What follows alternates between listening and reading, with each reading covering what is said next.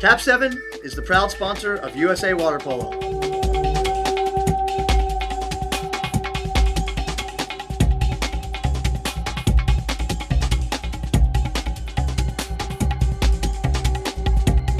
KAP7 is the best ball in the world.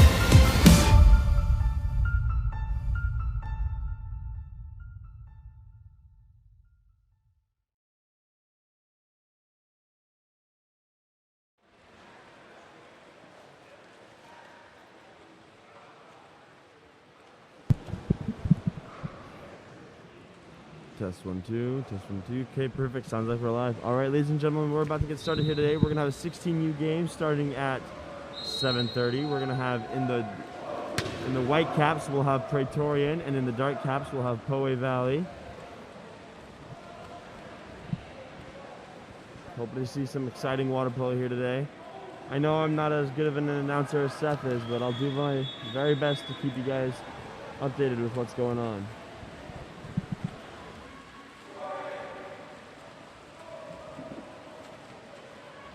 Alright, teams are lining up.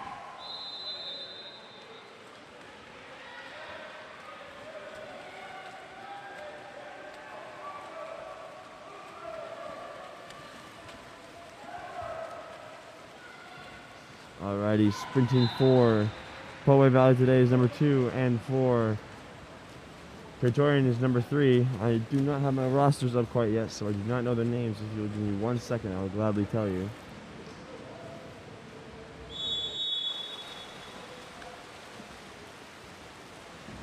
Refs blow the whistle, and Praetorian wins that sprint right now. Number 8 moving towards the cage, goes over to number 2, Jackson Hoover. Over to number 4, Jonathan Starr. Jonathan Starr to number 8. That's going to be Jensen Trainer. Turnover is called. Number 10 Dark with the ball right now. That's Ben McCallhay. Tries to pass it into number 7. Jack Falsing. However, he's crashed on by the goalie and Jackson Hoover. And Praetorian takes that ball. Goes over to Jesse Ellis over there on the 4-point side. Into the inside water. 2. Jackson Hoover goes to the step out and throw the ball. Goalie takes that right away from him. It's going to be Charles Struess in the goal for Poe Valley. Ooh, inside water to number 7 Dark. That's going to be Nathaniel. No, not Nathaniel. Jack Falsing. Ordinary foul called. Ben McCallhay takes that ball. Goes over to number 4 Dark. Nicholas Greasy. 2 meter. Flag number 5 Dark. That's going to be Luke Hansen will be taking this 2 meter for us today. Pops it. Inside water once again. And in an attempt to crash on number 2 Dark, James Struess. There is a 5 meter call. Looks like number 7, Jack Falsing, is going to be taking it for us today. Could be a chance to get the first goal of the game right now. There's the windup and the shot. Beautiful. To the left corner of the cage. That was goal. Number 7, Dark, Jack Falsing.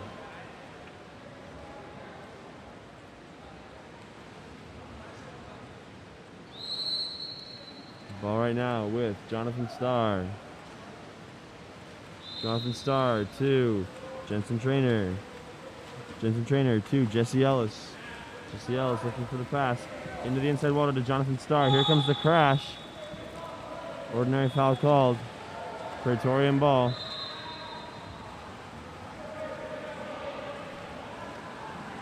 There. Oh! Wow. Great awareness there from Nathaniel Banami. Pass was supposed to go to number 8, Jensen Trainer. almost stolen by the Poway Valley defender, but he knocks it right in front of Nathaniel Benami, and he just takes that ball and puts it in. Great awareness there. All right, right now we've got the ball at Ben McCaughey. Sorry. He's moving, looking for the pass. Goes to number 2, my apologies, number 7, Jack Falsing.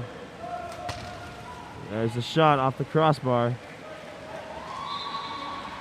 Jensen Trainer driving down in front of his defense. Keeps going. There's the crash over to Jesse Ellis. Jesse faking back into the set. Quick pop out there. Over to Jonathan Starr on that side. Back into the set to Jensen Trainer. Jensen trying to draw the ordinary.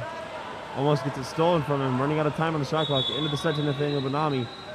There is a turnover, and it is now Poway Valley ball. Right now, number 5 Dark with the ball. Luke Hansen over to Jack Falsing. Goes into the set to number 10, Ben McCaughey. Jack Falsing moving in. Steps up shot. Nice block there from Praetorian's goalie. Number 4 Dark with the ball right now. That's going to be Nicholas Griesi. There's a ball under. And it's now Praetorian ball. Long pass over to Jesse Ellis on the 4-5 side. Jesse Ellis walking it in. Into the set to Nathaniel Benami. Quick shot there above the goalie's head. Nice shot there from Nathaniel Benami and great pass from Jesse Ellis. Puts us at Praetorian 2, Poway Valley 1.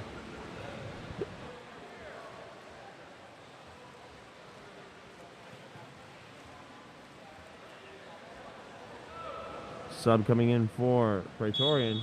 We've got number 10, Ryan Scott, coming in for us. All right, Ben McCaughey with the ball right now. Contra foul, turnover.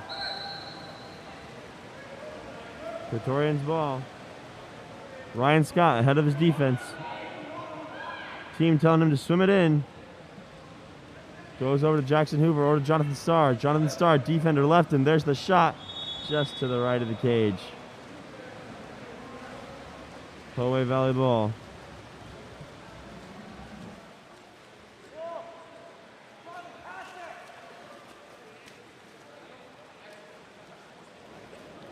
Ball right now with number 2 Dark, James Struess. Ordinary foul. Pass goes to Jack Falsing. Fighting. He gets that. Looking for a pass. Out to Ben McCaughey. He's moving it in. Goes for the shot. Stuffed. Turnover. Praetorian ball once again. Praetorian's goalie. Alexander Halleck. No, sorry. Alexander Person looking for the pass. Goes over to Jensen Trainer. Jensen Trainer also looking for the pass. Long out to Ryan Scott. Ryan Scott at his own at the half. Over to Jonathan Starr. Back to Jackson Hoover. Jackson Hoover moving it in. Gets up.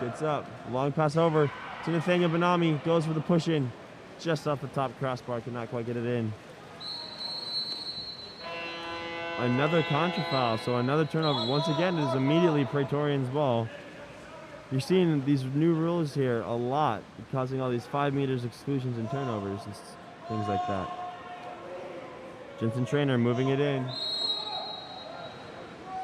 Goes into Nathaniel Benami a little bit too far to the left, and it's taken by the, was number 8 Dark, taken by Tyler Hedblad. Ball right now at James Struess. Looking for the pass. Goes to number 5, Luke Hansen. Back to Tyler Hedblad. Turnover. Praetorian ball.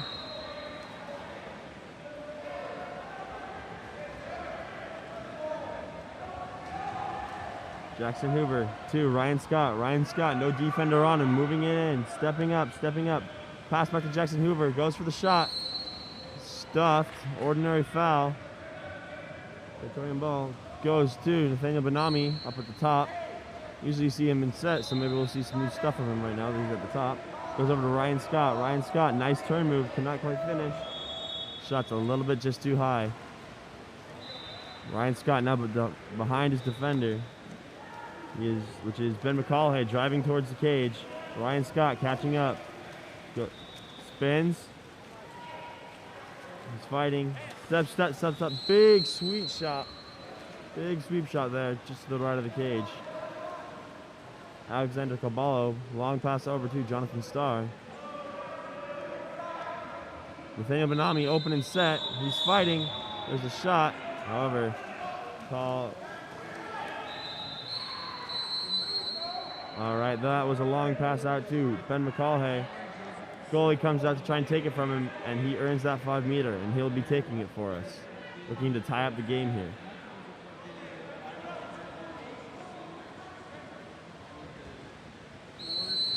There's the whistle, there's the shot.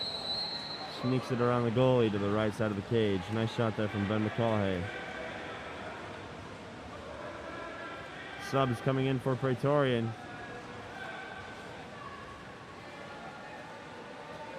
Taking out everybody but Jonathan Starr.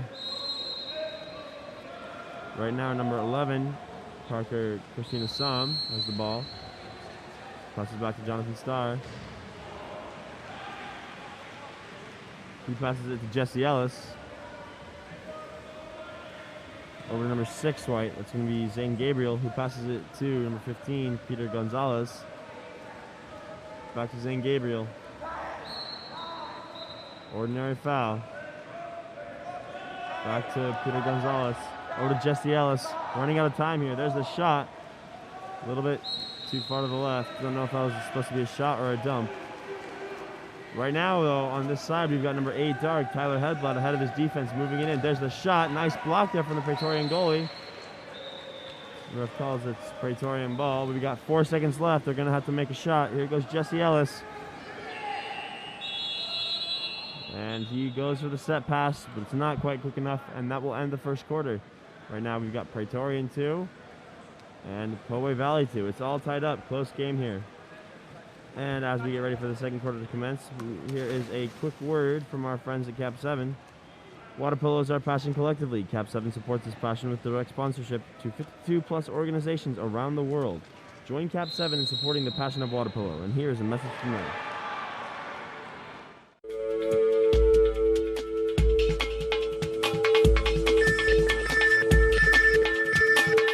KAP7 is the proud sponsor of USA Water Polo.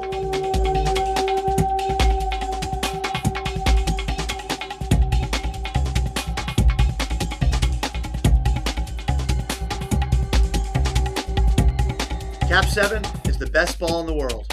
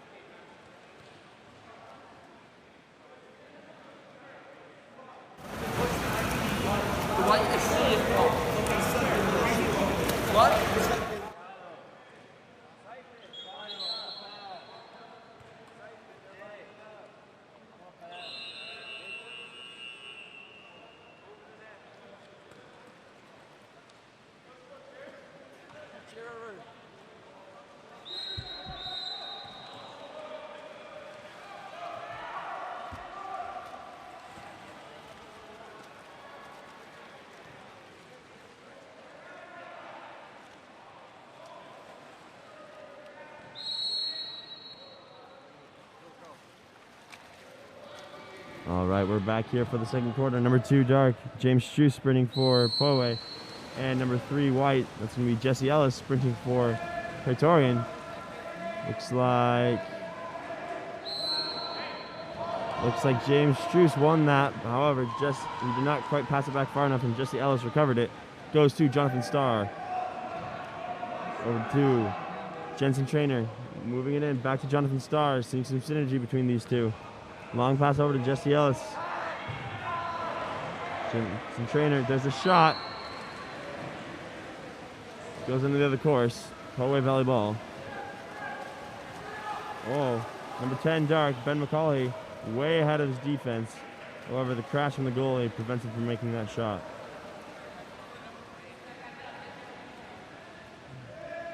Seeing the ball go to the 4-5 side here a lot for Pretoria, and Jensen Trainer with the ball right now. And as I say that, they put it over the 1-2 to Aiden Carballo. Into Jesse Ellis. No one's coming up to him. He's walking it in. There's the shot. Bounces off the crossbar. Recovered by Nathaniel Benami. He goes for the shot. Stuffed from the behind by number 9, Dark William Byer. Goes over to number 10, Ben McCauley. Into the set, too. Number 6, Dark. That's going to be Jason Talkstein. Praetorian ball. Aiden Carballo moving it in to Jackson Hoover. Jackson Hoover steps up, puts it in the set to Nathaniel Benami. Sweep shot, nice stuff there by Charles Struess, the goalie. Ben McCauley once again driving down ahead of his defense. Jesse Ellis on his back, gets excluded. Poway Valley with a 6-on-5 opportunity. Moving it around.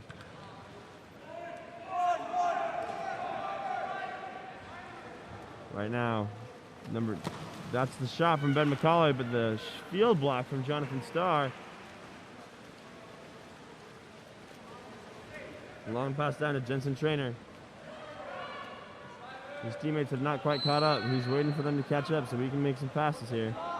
Pops it. It's the new rule. You have to put the ball in play. Ryan Scott moving it in. Running out of time on the clock. Goes for the shot. Immediately stopped by James Struess. Beautiful block there. Number 6, Dark. That's Jason Talkstein moving down. Goes for the spin move. Good defense there from Ryan Scott. Looking for a pass. Gets the turn. However, there's a contra foul. And it's a turnover. Praetorian ball.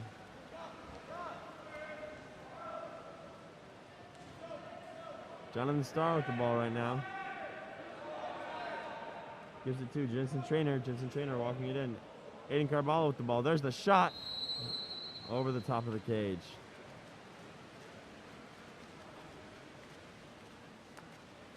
That's James Struess ahead of Jonathan Starr. Ryan Scott coming to help. He steps up anyways. Keeps moving forwards. He's not going to stop. He's continuing to fight. Goes to pop it over the goalie. Bounces it off the crossbar. However, Ben McCauley is there to push it in when it lands in the water. Nice movement there from Poway Valley. Putting him up by 1 with about half the time remaining in the second quarter.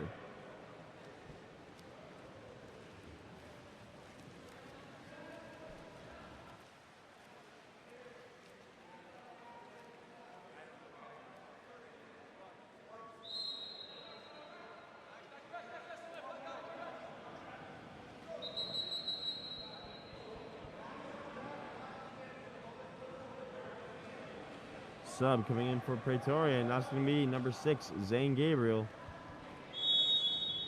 Ball goes to him. Immediately passes to Jesse Ellis. Jesse Ellis to Jackson Hoover, looking for a pass. Can't quite tell who that is over there. He's moving backwards, backs to Jackson Hoover. There's the ordinary foul. Gives it to Zane Gabriel, moving it in. He shoots, blocked. That's going to be a 2-meter.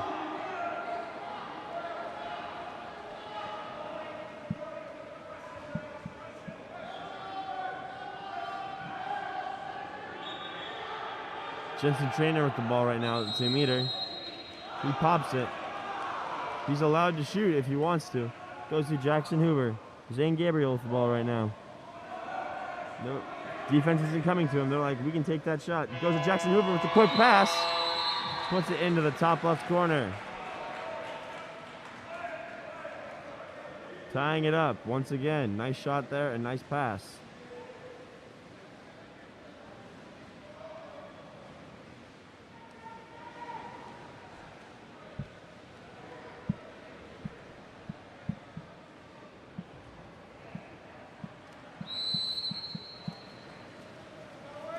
Number 6 Dark right now, Jackson Talkstein with the ball. Good press here from Nathaniel Benami. Goes to draw the ordinary. Unsuccessful. Ball goes into Ben McCullough. He's fighting in the center. There's the shot. Goalie came a little bit too far out. Throws it over his head. Nice shot there from Ben McCullough. I think this game is starting to speed up.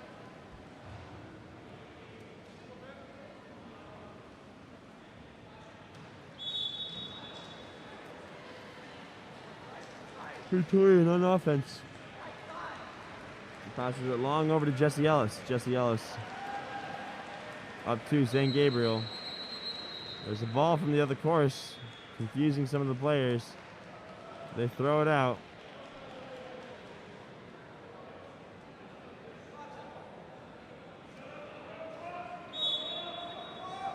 Play resumes. St. Gabriel still got the ball. Some driving there from Praetorian, putting Peter Gonzalez into the set. Contra foul. Poway Valley on offense. Ben McCullough once again ahead of his defense. You're seeing him sprint all the time here. Goes for the lob into the corner of the cage. Nice shot from Ben McCullough.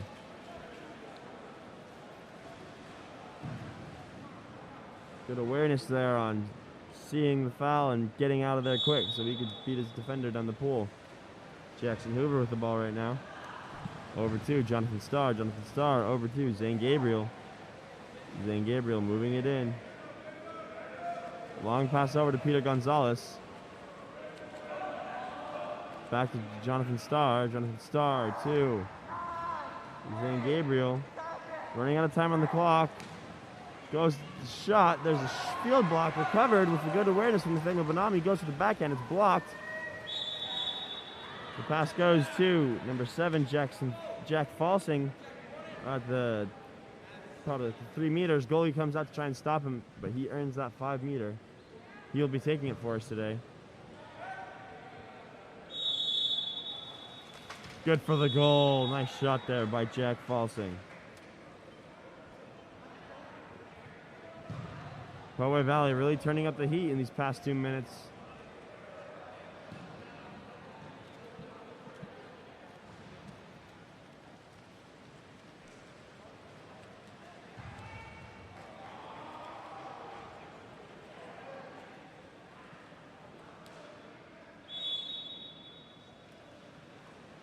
Ball right now is with number 4, Jonathan Starr, over to Jensen Trainer.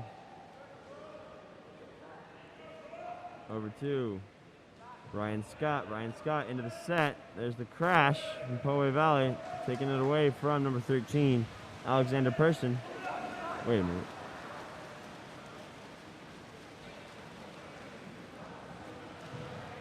I apologize for the confusion. There's just a 13 in the goal and a 13 in the field. I'll figure that out. Ben McCullough going for the backhand, continues to fight, cannot get it. Ryan Scott shutting him down. Turnover. Alexander Person swimming with the ball.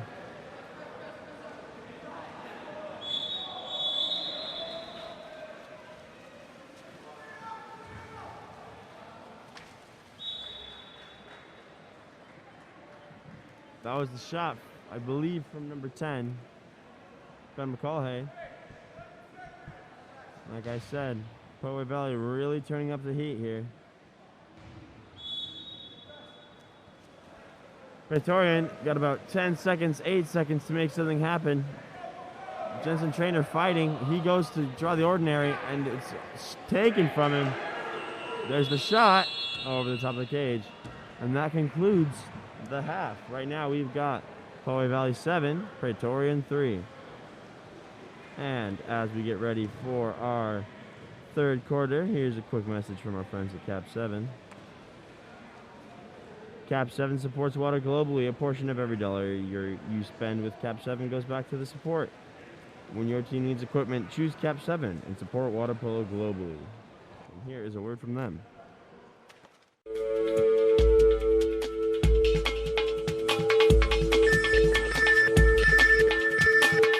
KAP7 is the proud sponsor of USA Water Polo.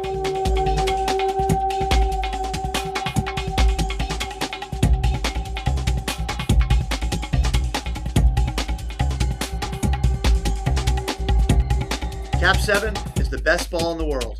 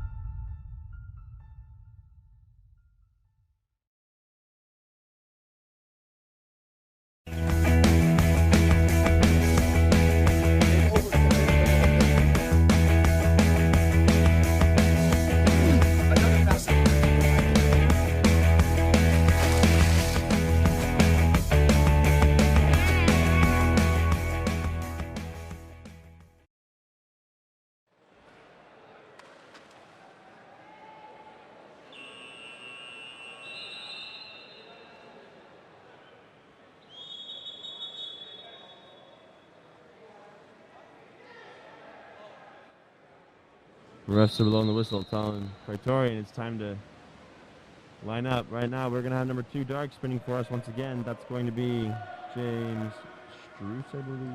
Let me double check that. James Struess for Poway Valley. For Praetorian, we're going to have Jesse Ellis sprinting for us once again.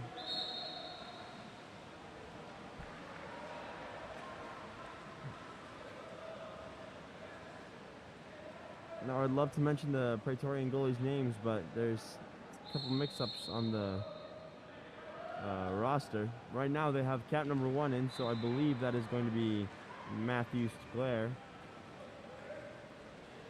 in goal for Praetorian.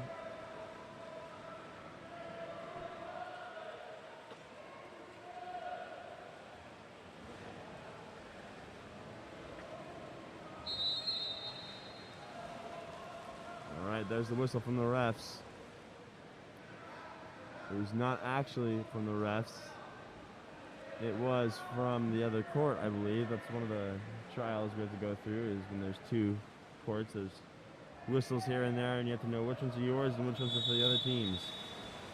All right, now there's the real one. The ball is dropped. Poway Valley wins it once again. Ball goes to Ben McCulhay. He's driving all the way. No one's going to stop him. Goes in set to Jack Falsing. He's fighting. There's a big sweep, but a stop from Peter Gonzalez.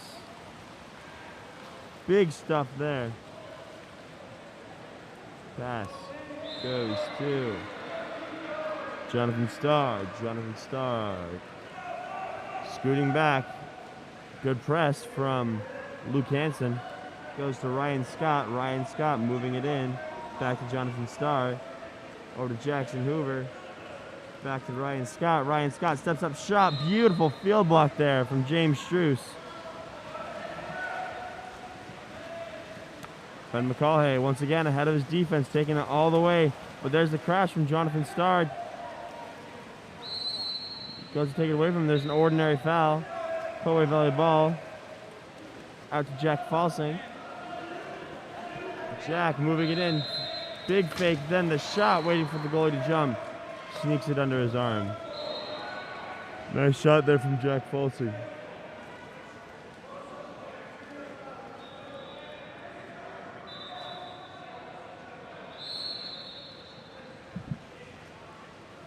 Praetorian on offense. Jonathan Starr over to Jesse Ellis. Seeing a lot of passes between those two today. Ryan Scott with the ball now. Moving it in. No one's coming to him. Go to Jonathan Starr. Same deal. Jackson Hoover fighting. There's a crash, though, from Luke Hansen with great defense from Tyler Hedblad. There's a turnover. Over to James Struess. Who puts it into Ben McCulhay on the 1-2 side. Into Jack Falsing. That goal does not count because there was a turnover called before it was shot.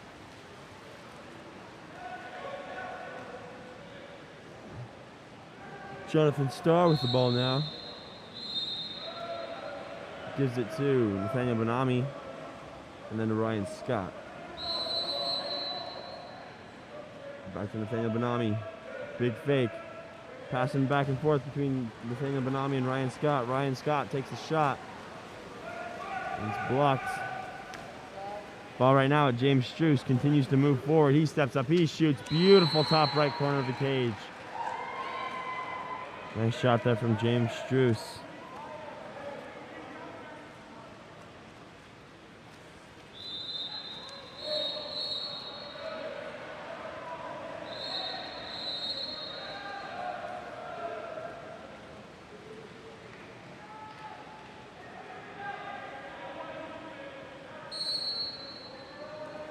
Ball right now at Jonathan Starr. Jonathan Starr. Long pass over to Jesse Ellis, just like I've been saying. Into the set. Fights for it. Not giving anything. Ben McCauley takes it away from him.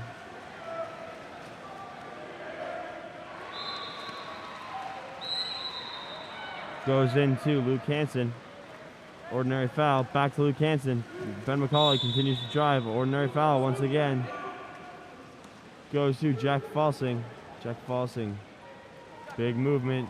Running out of time on the clock. He's got about 10 seconds. Here's the drive from Tyler Hedblad. There's the shot. Blocked by the Praetorian. By Matthew Steclair. That's an exclusion on Jack Falsing. And a timeout is called by Praetorian.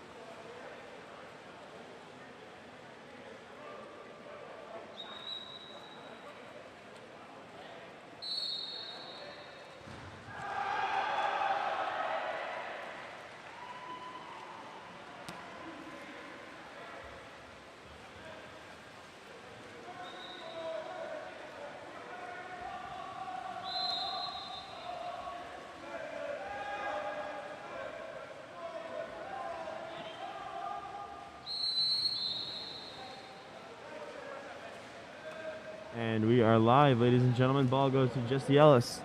Praetorian with a 6-on-5 opportunity here, looking to put in some more points. Almost goes out of bounds. It does go out of bounds. They call that. Just lost that 6-on-5 opportunity. Right now, ball goes to Jack Falsing over on the 4-5 side. He's just going to walk it in. Contra foul. Praetorian ball.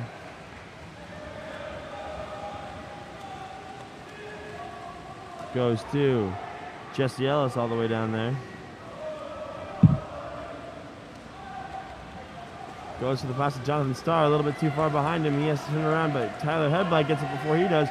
Tyler Hedblad's taking it all the way. He steps up. He lobs it over the goalie's head.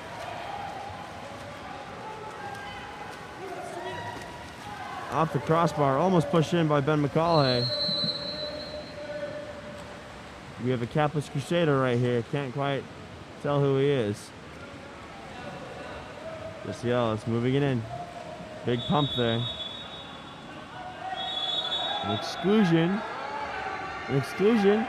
on number 5 goes to. Oh my goodness, great play there from the goalie.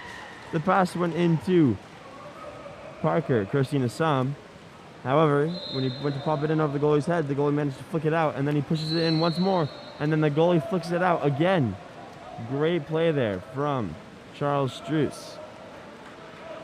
Number 3 dark with the ball right now. Ryan Trust gives it to Jack Falsing. Shot right into the left corner of the cage.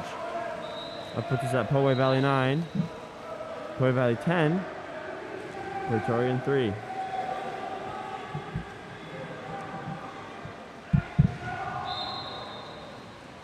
Subs coming in for Praetorian.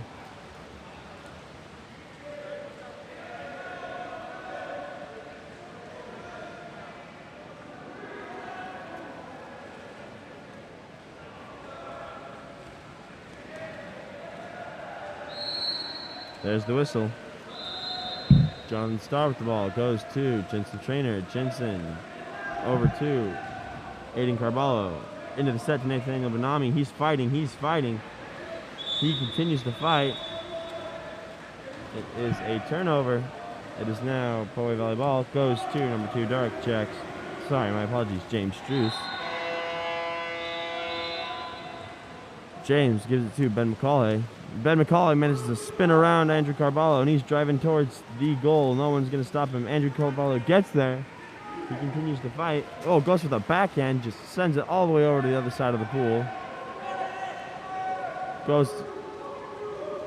A set was attempted. However, it was blocked by Jensen Trainer. Right now, Ryan Scott with the ball.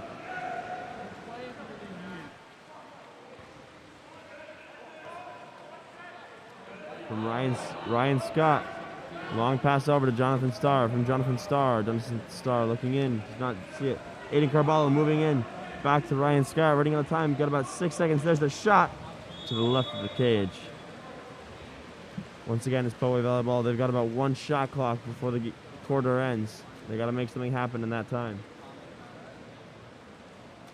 Ball right now is with Ben McCauley. He's fighting. Jensen Trainer coming in to help. Ordinary foul. Passes it out to James Struess. James Struess fighting. 4 seconds. There's the shot. Too far to the right side of the cage. Ball from the other course pops in. And that is the end of the quarter.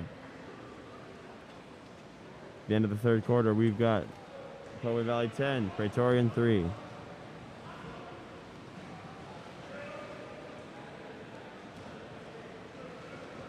KAP7 is the official ball of water polo. Visit KAP7.com for all of your water polo needs. Here's a message from them.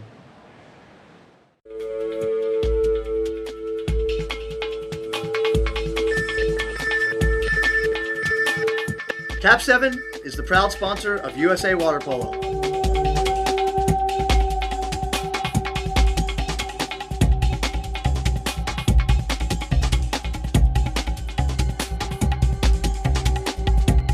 KAP7 is the best ball in the world.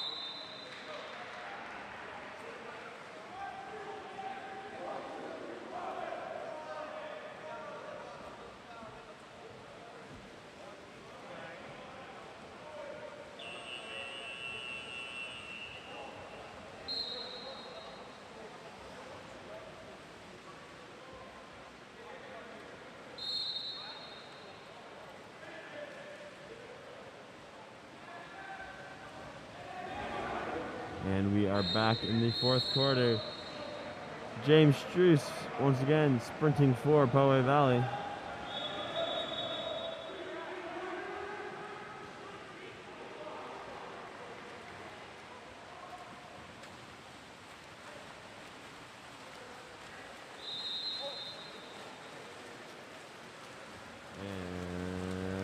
And sprinting for Praetorian is Zane Gabriel. And there's the whistle. James Struess wins once again. Ball right now at number 4 dark. Get back to my rosters real quick. Nicholas Greasy, who passes it in to Jack Falsing, who fights, but there's a crash from Ryan Scott. Praetorian ball. Long pass out to Zane Gabriel. Zane passes it to Jensen Trainer. He steps up after the foul and shoots, skips it over the cage. Gives it to James Struess down there ahead of all of his defenders. There's the quick pass over to number 6 dark. That was a great shot by Jason Tockstein with a good pass from James Struess.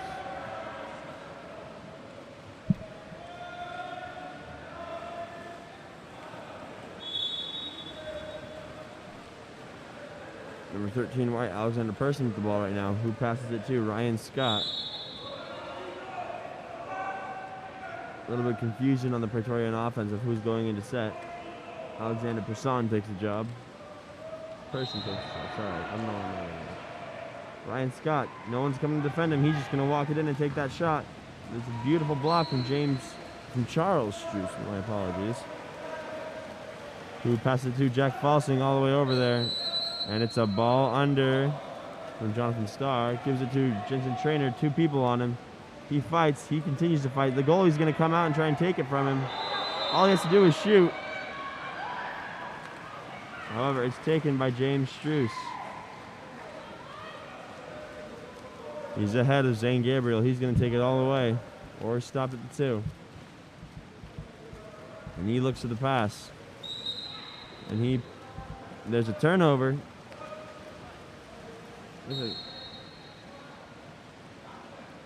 Right now, ball is at Ryan Scott.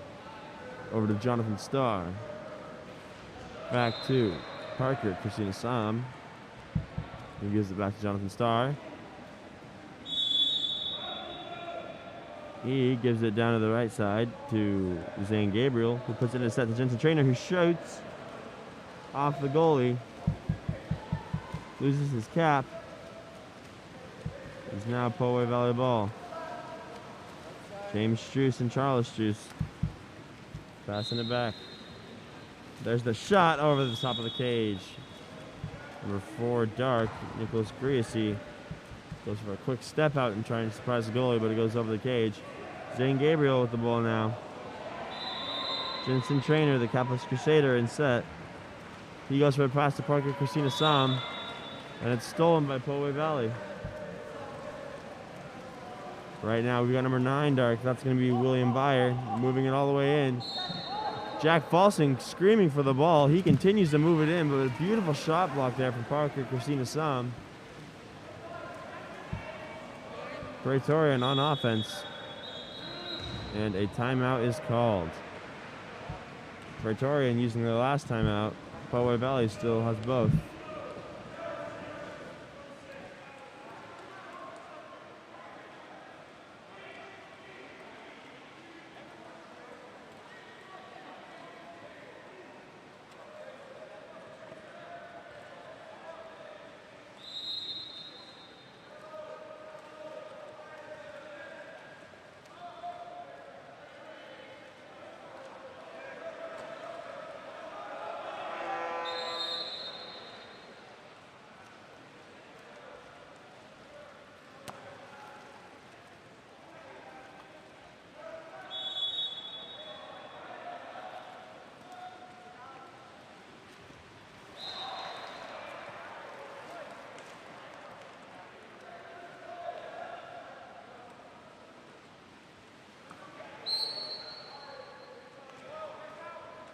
And we are live, ladies and gentlemen. Ball right now with Zane Gabriel.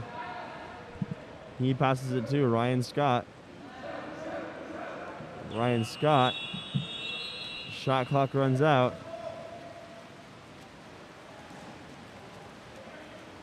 Nicholas Greasy with the ball. Passes to Jack Falsing. He's going to move it all the way in. Big fakes and a big skip shot to the top right corner.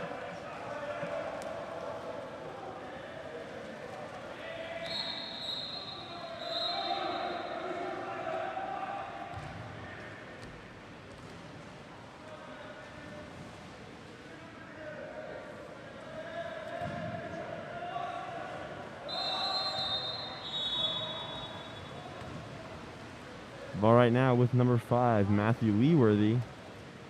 He gives it to Zane Gabriel. Zane Gabriel, no one really releasing for the pass. Gives it to Ryan Scott up at the top. 10 seconds left. He's just going to shoot it. No one's going to move around for him.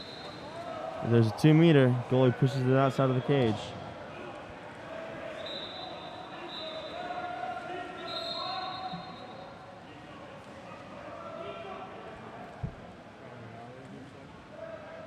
And he pops it. He can shoot if he wants. Instead, he passes it to Aiden Carballo.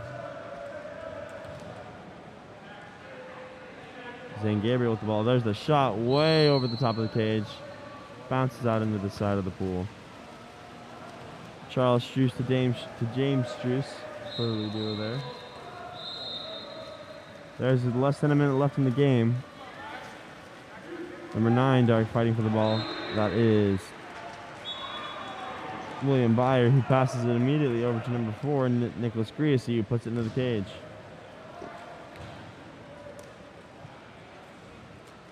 "30 seconds left. Appears that they're letting the clock run. They're not stopping it. They just barely stopped it. 20 seconds left. They're just going to keep playing. They give it to Jesse Ellis on that side. And then to Zane Gabriel. 10 seconds left. Praetorian wanting to put in one more. Jackson Hooper with the ball. 6, 5, 4, 3, 2, 1. He shoots. And it is smacked down by Charles Struess. And that is the game, ladies and gentlemen, with Poway Valley 13. Praetorian 3. Poway Valley really ran away in those last couple quarters. Next up, we're going to have another game. But before that, here's a message from our friends at KAP7. KAP7 is a proud sponsor of the Eggbeater series of water polo. We need to recognize how important it is for athletes to have the opportunity to compete. Visit KAP7.com. And here is a message from them.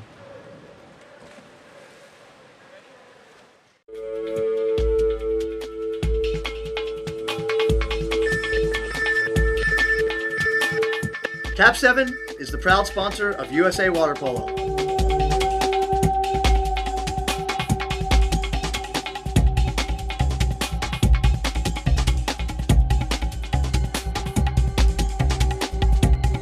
KAP7 is the best ball in the world.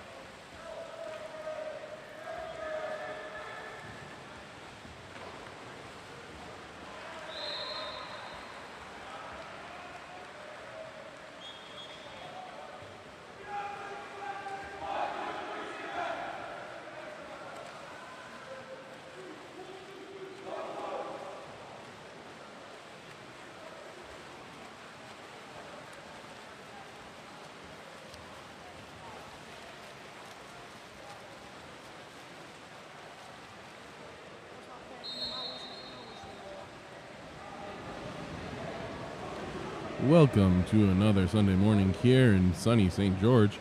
We are here for the 7th place game of our KAP7 Eggbeater Showcase. This game featuring Carlsbad Water Polo in the white cap, coached by Chad Saley, Vincent Giacolone, and James Hamilton. In the dark caps, we have North Irvine, coached by Nestor Nunez and Jake Snyder. The ball is dropped and looks like it'll be number 5, Gabe Benson, winning the swim off. To passing the ball over to number 9, Ryan Lundy. Lundy controlling the ball, passes it over to number 10, Ian Landis, and down the line back to Gabe Benson. Ian Landis receiving the ball once again, trying to create something for Carlsbad. Ryan Lundy now with the ball. Takes a foul at his own side of half. Back to Ryan Lundy. A little mishandle there, 5 seconds left on the shot clock. Ryan Lundy gets up, shoots, and that is field blocked by number 8, Reed Wilson for North Irvine, setting North Irvine onto offense. Ball is passed up to number 4, Wiley Haga. Wiley surveying, passes it down the line, overpass, way over. Hunter Kincaid is all over that one and steals the ball back for Carlsbad. Carlsbad passes it up to the 1-2 side, number 3, Cade Ronan. Looking, surveying, pumping, putting it into number 2, center Caleb Hogle. Hogle draws the ordinary foul. He's going to have to bring that ball outside of 2 meters before that pass can be made. There we go. Ball is popped. He is live but not able to shoot. Swings it over to the far side. Number 10 controlling, Ian Landis. Another ordinary foul. He gets up. No pop though, so the ball will turn over. North Irvine ball. Number 13, Hunter Van Meter controlling. Passes the ball up to number 11, Matthew Prasarsnik. He takes the shot, skips wide right, and Hunter Kincaid takes over. Carlsbad passing the ball down the line. Number 6, Phoenix Schultz. Phoenix looking, surveying, trying to get some space there to make a pass. He is able to pass it into number 3, Cade Ronan. Cade trying to turn. Ordinary foul given. Back up to Phoenix. Phoenix pumping. He passes it back down the line to Cade Ronan. Cade looking at the far side of the pool. He has a streaky number 10, Ian Landis. Ian Landis takes the shots, but that is blocked by Hunter Van Meter, able to keep the ball in bounds, sending North Irvine onto offense. Ball moves down the line. Matthew Wood controlling for North Irvine. That's number 9. Able to put it into center, number 5. Brian Barnuevo had a great game yesterday. Able to turn for inside water, and as he's pumping, the ball slips out. He is able to regain the rebound and push that ball in past Hunter Kincaid. Hunter Kincaid wondering, where is the defense? Asking for some help. He can't do everything. That brings our score 1-0. North Irvine ahead of Carlsbad. 4:01 remaining in the first quarter. Whistle blows. Ball is passed back to Hunter Kincaid. I think that was intended for Ryan Lundy, but Hunter is proud to take it either way. Number 7, Jason Howard controlling. Jason looking around, trying to find another option. Able to put it into the lefty, number 5. Gabe Benson kicks it out to number 9, Ryan Lundy. He wants a shot. Instead, sets the ball. Number 2, Caleb Hogle, actually charged with the contra foul, sending North Irvine onto offense. Cole Kraft ahead of the pack, able to take the shot. Hunter Kincaid all over that one. Carlsbad with the ball. Up to number 5, lefty Gabe Benson. Ordinary foul given. Over to Ryan Lundy. Ryan pumping. Takes a shot over the right side of the cage. North Irvine on offense. Hunter Van Meter controlling the ball. It seems like Hunter is a popular name for our goalies today. Passes it up to 11, Matthew Prasarsnik. Down the line to Cole Kraft. Cole Kraft turning, trying to get inside. Ordinary foul drawn. Back over to Matthew Prasarsnik. Matthew sliding, putting that ball into center, number 9. Matthew Wood, who is swamped by 3 defenders. And Carlsbad able to regain control of the ball. Ball passed up to number 7, Jason Howard. Jason trying to put it into lefty Gabe Benson. He gets it in. Gabe Benson trying to turn, but that is just swallowed up there by number 5, Brian Barnuevo. No chance at a turn there. Ball is passed up to number 14, Cole Kraft, on the 4-5 side of the pool. Cole Kraft back up to number 4, Wiley Haga. Wiley Haga takes the ordinary outside of 6 meters. Crosses the ball over to the 1-2 side. Number 9, Matthew Wood controlling. Ball swings over to the other side. That's Wiley Haga with the ball. There's an ejection. Number 5, Gabe Benson is told to go talk to coach for 20 seconds. Sending North Irvine into their first 6 on 5 of the day. Passes it down the line. Number 8, Reed Wilson. Reed Wilson kicks it up to Wiley Haga. Wiley over to Cole Kraft. Able to paint the upper left corner of the cage, giving North Irvine a 2-0 lead with 2:06 remaining in the first quarter.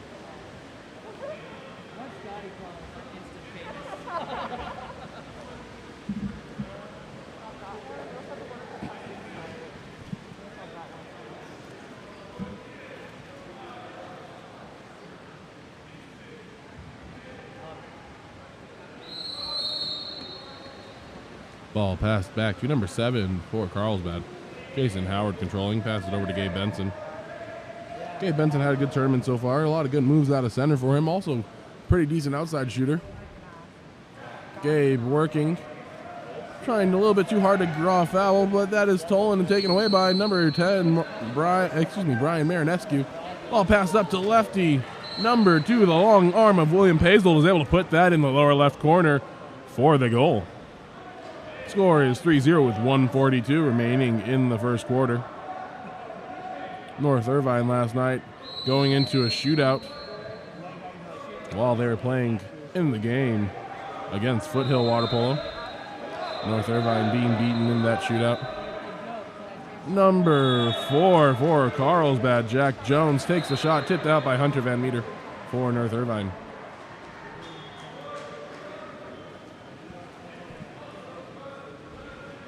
We are live. Number 10, Ian Landis controlling the ball. Pass all the way up to number 7, Jason Howard. Jason trying to find number 3, Cade Rowan, who draws the ordinary foul. Pops that ball and takes the shot. I've mentioned this several times this weekend, but the rule is that when the foul is drawn for someone on an ordinary foul, as that shot drops off the post by Cole Kraft, controlled by Carlsbad. When there is an ordinary foul given, whether that ball is inside or outside of 6 meters, the ball must be put in play without undue delay. Without undue delay is considered within 2 or 3 seconds, but that is up to referee discretion. Putting in play, there are a couple different ways that can happen. The most common way for it to happen is to pop the ball, meaning there must be separation between your hand, the ball, and the water. If you do not pop the ball, then the other 2 ways to put the ball into play are to shoot the ball or to pass the ball. However, if you are going to pop the ball, that means the defense is able to come right back to you and press. So if you pop the ball and then try to take a shot, defense is going to be able to put their hand up. You can just shoot that instead of having to pop the ball first and then taking the shot. Now, if you do want to pump, we are going to see that pop, which is an advantage that promotes offense here. But a lot of times, athletes are still learning how to play this rule. Number 2, William Paisel, able to put it into number 11, Matthew Prasarnsuk. Prasarnsuk passes back up to number 7, Cooper Calderon. As a driving Brian Barnuevo. Brian Barnuevo giving the ordinary foul, trying to kick it out to number 10, Brian Marinescu, who has the ball taken away from number 6 for Carlsbad. Phoenix Schultz charged with a 5-meter penalty foul. Another one of the rule changes now. Ball does not have to be out of the player's hands in order for a 5-meter to be drawn. Cole Kraft taking this one, skipping it into the right side of the cage for the goal. 12 seconds remaining in the first. Before this rule change, athletes would have to be able to drop the ball in order to draw a 5-meter. That is not the case anymore. All you have to do is have an advantage and be in a position ready to score a likely goal. And the 5-meter can be given whether the ball is in or out of the athlete's hand. 5 seconds left. Number 10, Ian Land, is trying to create a shot, shooting opportunity. Passed over, but that ball is swallowed up by Hunter Van Meter, and that will end the first quarter. Here we are at the end of the first, 4-0 to score. North Irvine ahead of Carlsbad. KAP7 is a proud sponsor of the Eggbeater series of water polo. We recognize how important it is for athletes to have the opportunity to compete. Visit KAP7.com.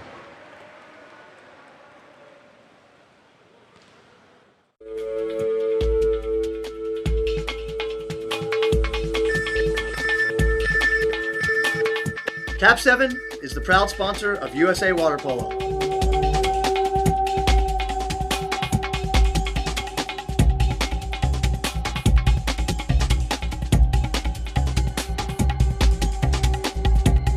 KAP7 is the best ball in the world.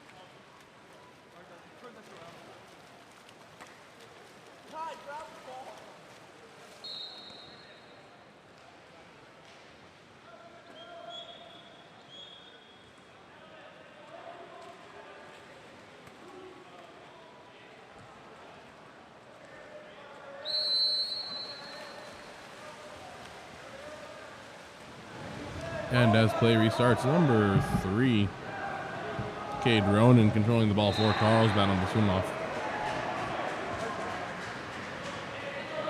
Number 9, Ryan Lundy with the ball now, able to put it out to a rolling Caleb Hogel.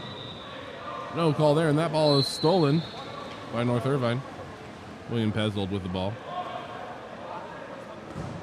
Passing it up to number 3, Sean Hernandez. Able to kick it up to number 10, Brian Marinescu. William Pezzold back with the ball, passing it over to number 14, Cole Kraft. Ball moves into center, number 7, Cooper Calderon, trying the hook shot.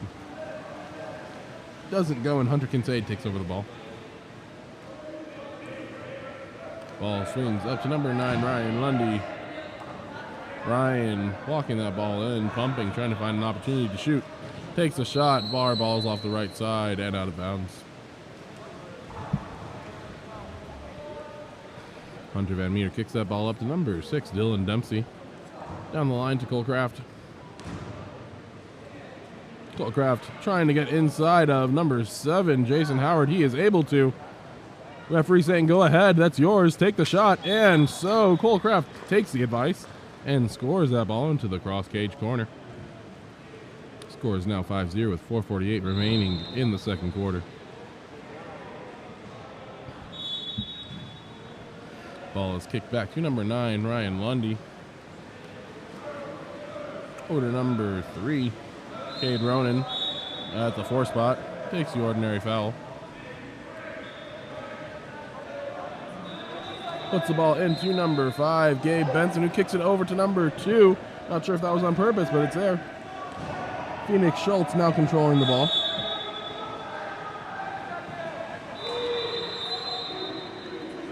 Ball kicks up to Ryan Lundy, who takes a shot, batted away by number 13, Hunter Van Meter for North Irvine.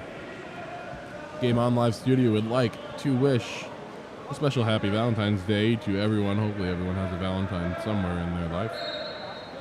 Number 7, Cooper Calderon controlling the ball.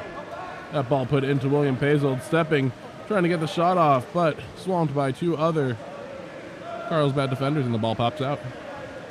Kicked up to number 9, Ryan Lundy. Ryan looking, has someone in the middle. Number 5, lefty Gabe Benson gets the ball and goes for the shot, but number 13, Hunter Van Meter, able to get a mitt on it, tipping the ball out of bounds. It will be a corner throw for Carlsbad. Gabe Benson still with great positioning. And we have a driver. That pass is a little bit too strong, though. Controlled by North Irvine. Hunter Van Meter with the ball.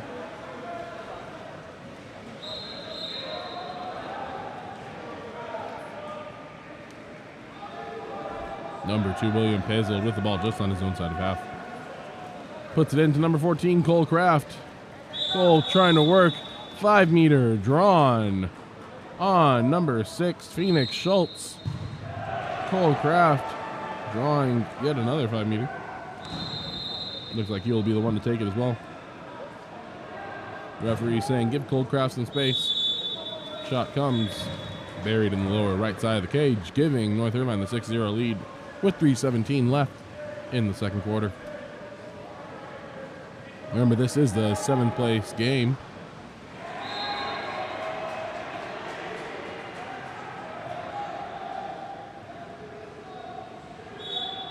Ball is passed back to number 9, Ryan Lundy. Ryan bringing that ball up, swinging it over to number 3, Cade Ronan on the 4-5 side of the pool. Normally he's on the 1-2 side, but working the 4-5 side, trying to give a little bit of change to this offense. Sometimes that works out super well. Ordinary foul given to him. Ball put into center, number 5, Gabe Benson. Kicks it out to number 10, Ian Landis, who shoots, and the ball is tipped out by goalie Hunter Van Meter. Hunter Van Meter having a great game so far, keeping that ball out of the net for North Irvine. I won't say that S word that is banned in water polo, but as of right now, 0 goes allowed. Number 10, Ian Landis, puts it into number 5, Gabe Benson. Ordinary foul. Gabe looking around, passes it back out. Looks like that's number 11, Goodwin Gerdeman, down the line. Still trying to look for their center. Up back to Goodwin. Ordinary foul. into Gabe Benson, but that ball play is broken up by number 5, Brian Barnuevo. Hunter Van Meter controlling the ball. Passes it up to number 11, Matthew Prasarnsuk. Great pass over to the far side, number 8, Reed Wilson. Trying to maintain his inside wire, but that ball drifts past the goal line and turned over to Carlsbad. Number 1, Hunter Kincaid controlling. Pass up to number 11, Goodwin Gardeman. Goodwin looking around. Passed up to number 9, Ryan Lundy. Ryan Lundy dishes down to the other side. Number 3, Cade Ronan. Cade Ronan has a driver. Too many people in center now, though. Nothing happening there. Tries to put it into the back door, but that play is broken up by Reed Wilson and controlled by Hunter Van Meter.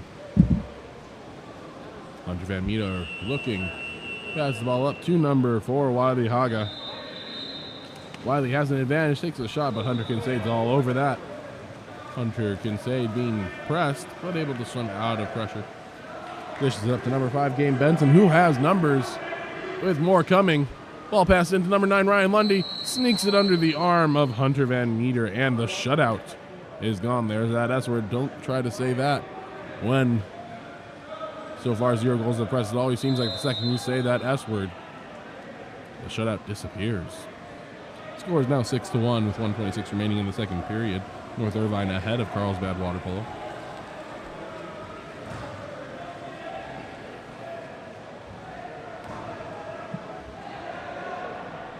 Couple subs coming in for Carlsbad. Ball is passed back to number 8, Reed Wilson. Reed. Hook pass over to number 5, Brian Barnuevo. Barnuevo surveying, puts it into center. Number 9, Matthew Wood. Matthew Wood getting on his legs and shooting just a little bit too far out. We need to work for better position there if we want that shot to be a decent one. Usually centers try to play around 2 meters. If that shot is taken from 6 meters, you might as well just take an outside shot. Great hands-up defense there by number 5, Brian Barnuevo. Kicks it up to number 7, Jason Howard. And we have an ejection. Looks like that's going to be number 8, Reed Wilson, ejected from center. Number 4, Jack Jones, drawing that ejection. And that ball is scored by number 7, Jason Howard. Jason saying, I don't need a Valentine, I can score by myself. And putting that ball in the back of the cage.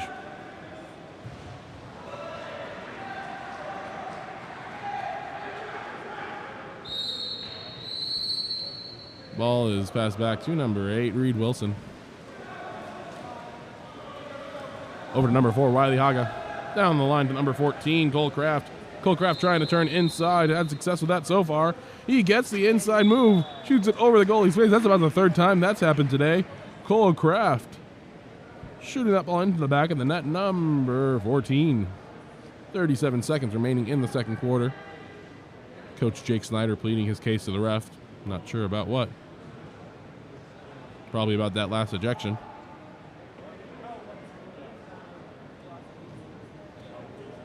Referees conferring.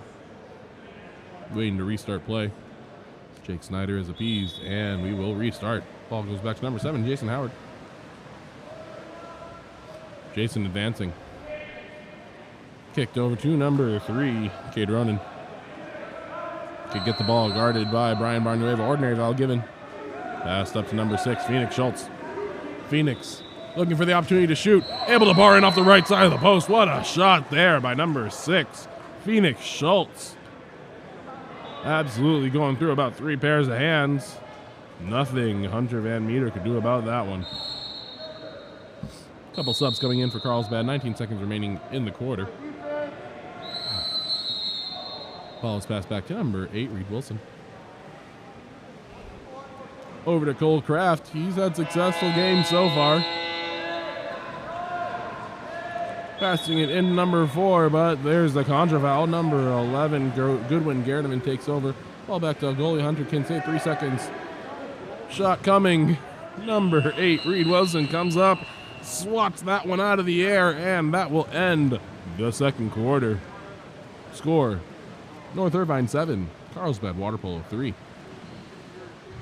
KAP7 is the official ball of water polo. Visit KAP7.com for all your water polo needs.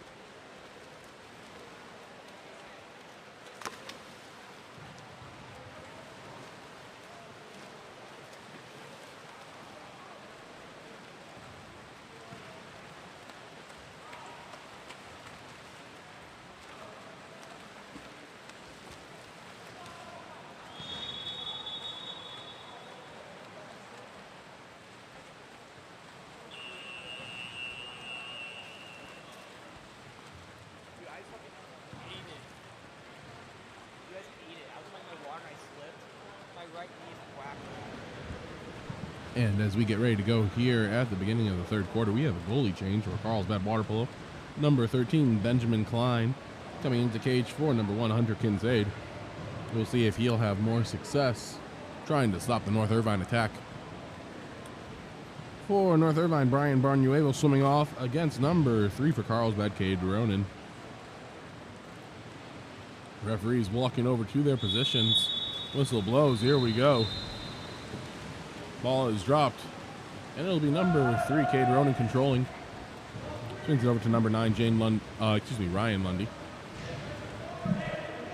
Ryan drawing the ordinary on his side of half, passes the ball over to number 7, Jason Howard. Ball over to number 3, Cade Ronan. As a reminder, this is the 7th place game of the 16U division here in sunny St. George for the KAP7 Eggbeater Showcase. Very excited to have all of our viewers tuning in here to our live stream. Number 14, Cole Kraft, receives the ball on the post-up, backhands it from about 5 meters away from the cage. Able to skip the ball into the right corner. Nice shot there by Cole Kraft. Not an easy one to do.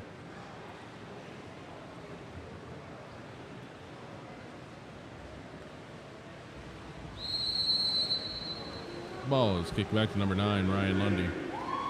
Over to Cade Ronan. Cade being guarded by Brian Barnuevo. And Brian Barnuevo able to draw the contra-foul. Kicks it over to the far side. That's Wiley Haga. Wiley Haga with the ball. Looking to finish, and he does. Shooting it into the left side of the cage is number 4, Wiley Haga.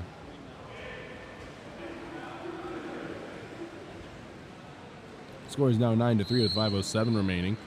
North Irvine coming out to the hot start. Ball is kicked over to, looks like that's number 7. Jason Howard crosses it to Cade Ronan. Post up coming in for the lefty, Gabe Benson. Gabe Benson doesn't like that. Takes a couple strokes towards center cage. Now reposts up, ball comes in. Being checked by Brian Barnuevo. And number 11, Matthew Prasarnsuk, grabs the ball, sits on top of it. Referee says, that's the ball under right. And so the ball turns back over to Carlsbad. Shot is taken by Cade Ronan, goes over the left side of the cage. Also had a goalie change for North Irvine. Garrett Tang is now in the cage for them. Number 8, Reed Wilson controlling down the line to Cole Kraft. Into number 5, out to number 4. Wiley Haga takes the backhand, blocked and controlled by Benjamin Klein. Up to number 3, Cade Ronan. Been saying his name a lot. Doing a lot of the controlling the ball for Carlsbad. Tries to kick it over to number 2, Caleb Hogle. Caleb Hogle forgets to take his hand out of the water, despite the rest of his body coming out. And receives the ball, passes it up to number 7. Jason Howard with the big fake, and painting the upper right corner of the cage is number 7, Jason Howard. Jason with a beautiful shot to bring Carlsbad Water Polo within 5. Score is 9-4 with 3:56 remaining in the third.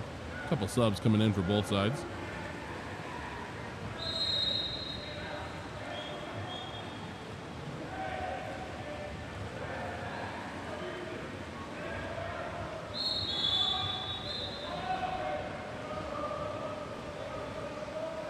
We are live.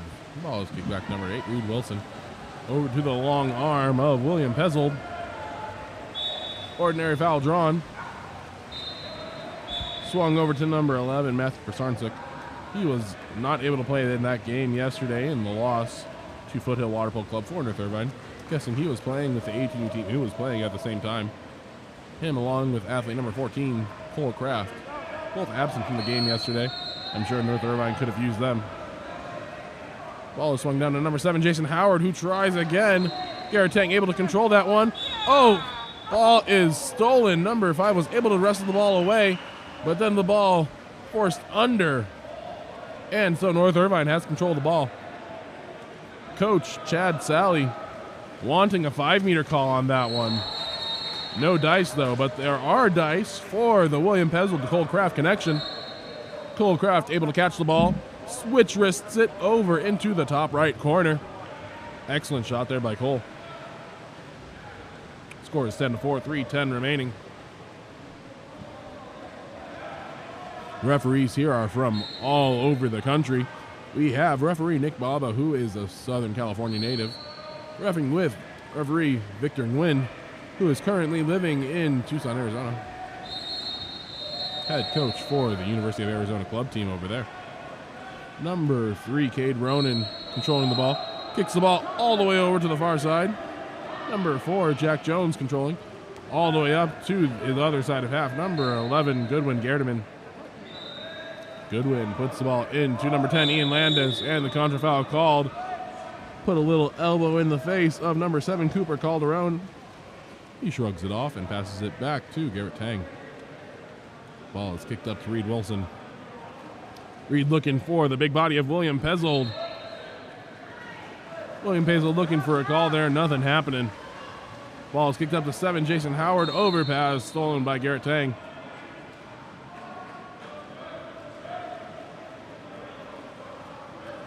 Garrett Tang with the ball. Up to William Pezzold. William Pezzold trying to turn. Kicks the ball over to the far side. Number 10, Brian Marinescu controlling. Kicked up to number 6, Dylan Dempsey. Dylan looking around, seeing what's available. That ball swung away by number 10, Ian Landis, and he is off to the races. All by himself. Defenders come over. He tries to shoot through the goalie and Reed Wilson, but goalie gets a hand on it and tips the ball out. It'll be a corner throw for Carlsbad Water Polo. 1:47 remaining in the third quarter. Ball is popped. He is live and able to shoot if he wants. Looks like that's number 7, Jason Howard. Kicks the ball up to number 11, Goodwin Gerdeman. Down the line to Cade Ronan. Cade Ronan looking, putting it into center. The lefty tries to use his right hand. Excuse me, that's not the lefty. That's number 10, Ian Landis. So his right hand is his dominant hand. Nothing out of the ordinary there. Number 10, Ian Landis, number 8, Reed Wilson puts the ball into number 7, Cooper Calderon, who tries a shot. There's actually a 5-meter. As mentioned earlier, the ball does not need to be out of the hand in order for the 5-meter to be called. Number 7, Cooper Calderon, drawing that on number 5, Gabe Benson. I'm not sure I particularly like that call. He was still able to get the shot off, and normally, if the shot is able to get off, that implies what is called the advantage rule, which means that because the player has the advantage, there's no need for the referee to make a call. In this case, though, referee Nick Baba thought the advantage was taken away, and so the 5-meter was called. William Pezzold taking the 5-meter. He has a nasty shot into the top right corner of the cage. That sidearm of his really throws goalies off. That brings our score to 11-4. North Irvine leading Carlsbad.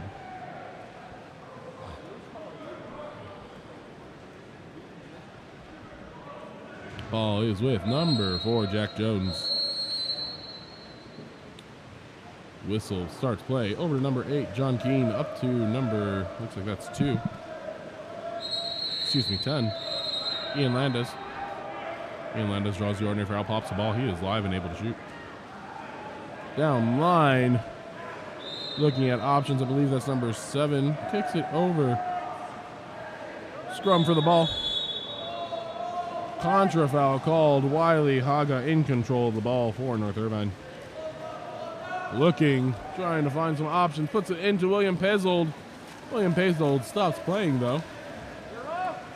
Kind of wanted to put his butt in the face of number 10, Ian Landis. Not sure if he appreciated that, but it is Valentine's Day. Ball tried to be entered, put in the middle of no man's land. Ordinary foul given. And number 10 doesn't hear the whistle, or rather misinterprets it. And Brian Marinescu is going to go have a conversation with coach. Swings over to number 11, Goodwin Gerdeman. Goodwin to number 8, John Keane. Up to number 10, Ian Landis. Ian Landis mishandles the ball. Ball tracks away for a little bit. Pump and moves the ball to Jason Howard. Jason slides center cage. Big pump. And then throws it over the cage. 6 seconds remaining in the third period. Ball is passed and passed back. Garrett Tang will take the last shot. Handled by Benjamin Klein.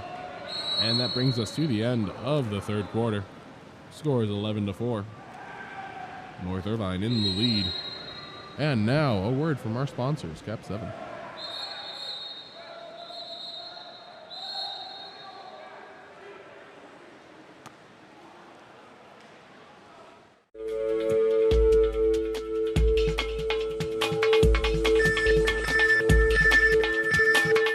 KAP7 is the proud sponsor of USA Water Polo.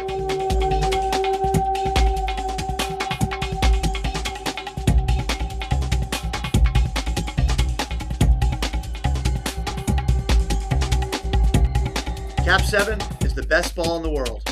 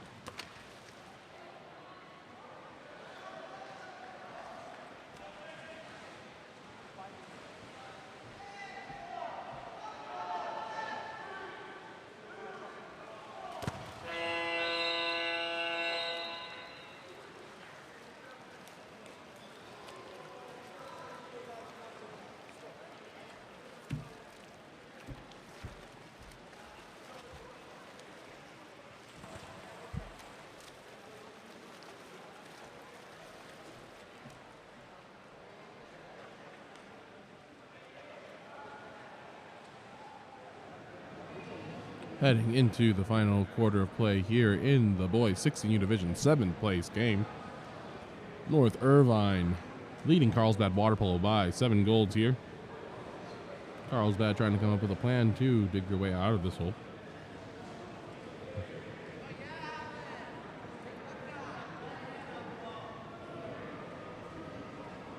Referee instructing number 5, Gabe Benson, that one hand needs to be on the wall when swimming off.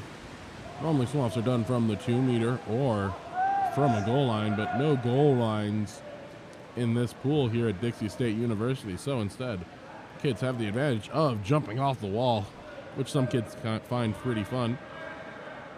I know when number 10, Brian Marineski from North Irvine swims off, he puts both hands on the wall and launches himself almost completely out of the water as that shot is taken by number 9, Ryan Lundy, controlled by Garrett Tang. Number 4, Wiley Haga has the ball. Passes it down the line to William Pazel, the long arm of the lefty. Passes it back up to number 4, Wiley Haga.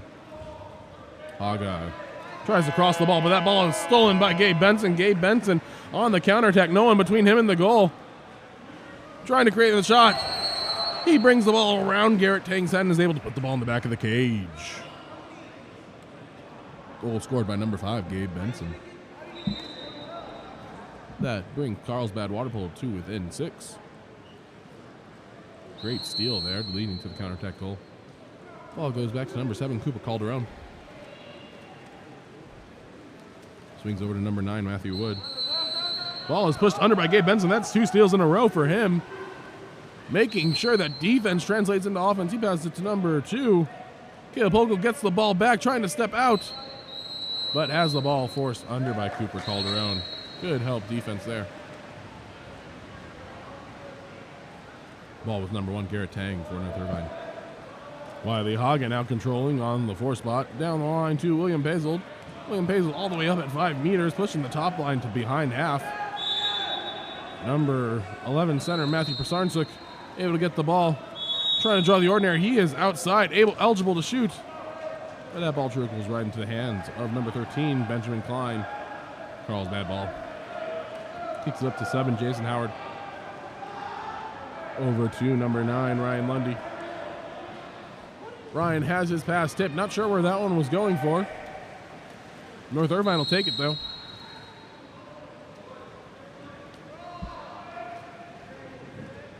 Parent to my left screams, "What were you doing?" I was wondering the same thing. Number 10, Brian Marinescu, has the ball. Has a driver, tries to pass it in over the head of number 2, Caleb Hogan. Vogel, excuse me. Ball is stolen by number 13, Benjamin Klein. Carlsbad Water Polo on the attack. Kicks up the line to number 9, Ryan Lundy. Ryan surveying, turning, trying to find someone to pass the ball to. Kicks the ball down the line and into center. Ooh, the stiff arm to the face is called on number 2, Caleb Vogel. Ball went out of bounds anyway, so it doesn't really matter. Ball is kicked over to number 2, William Pazel down the line. He has the center if he wants him. Tries to make the center entry pass. Must have had the pass tipped out. Number 2, Caleb Vogel, passes it back to goalie, who passes it back up to Jason Howard. Ball tried to cross over to Gabe Benson. Ordinary foul given. Pops the ball and makes the pass. Number 10, Ian Landis, back down to Gabe Benson, the lefty. Shovels it in to number 9, Ryan Lundy, who is able to draw the 5-meter foul. That 5-meter will be given to Matthew Wood, number 9, on North Irvine. Looks like it will be number 7, Jason Howard, taking the shot. Goalie Garrett Tang in the net. It is not up to the task of stopping Jason Howard's shot, which goes into the right side of the cage. That narrows the lead to 5 now. Score is North Irvine 11, Carlsbad 6. 3:03 remaining in the fourth period. Carlsbad Water Polo on a nice little run here.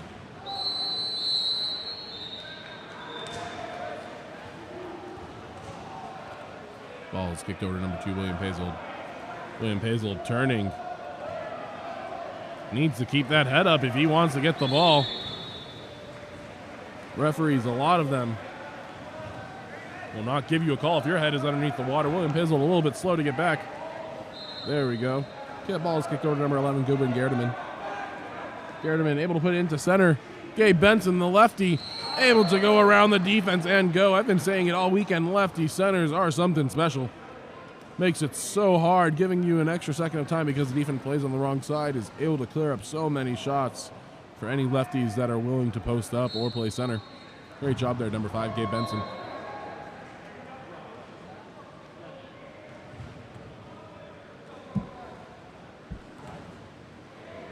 Brings our score to 7-11. 4-goal difference now. Ball is kicked back to number 8, Reed Wilson, as subs come in for North Irvine. Over to number 14, Cole Kraft. Ordinary foul given. And number 7, Jason Howard, who pushed the ball away, is charged with interfering with the free throw, and he will go to the sin bin. But that pass is stolen by number 3, Cade Ronan, controlled by Benjamin Klein. Benjamin Klein surveying, looking at what's available. Puts it over to number 12, Eric Gay. Eric bringing the ball up. Puts the ball into center. Number 10, Ian Landis, takes the backhand and easily handled by Garrett Tang.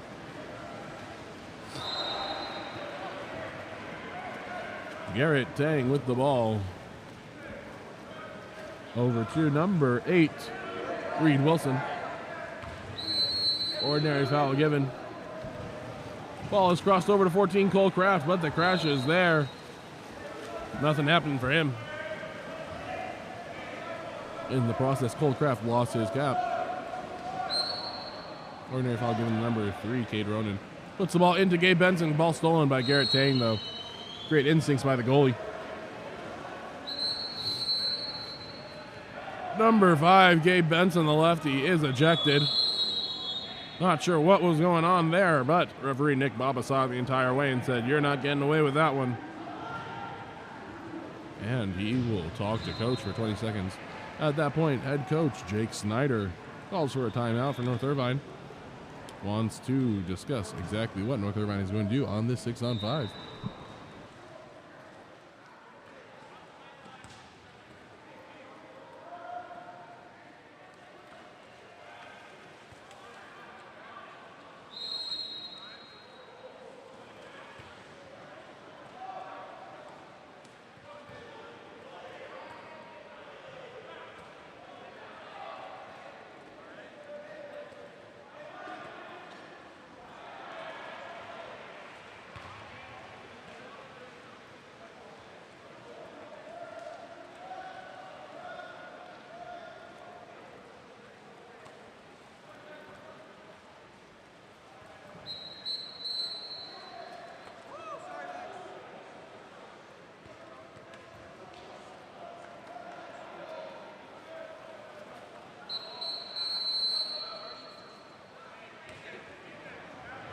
Referees whistle North Irvine out of the timeout. We'll see what Coach Jake Snyder has planned for his North Irvine squad.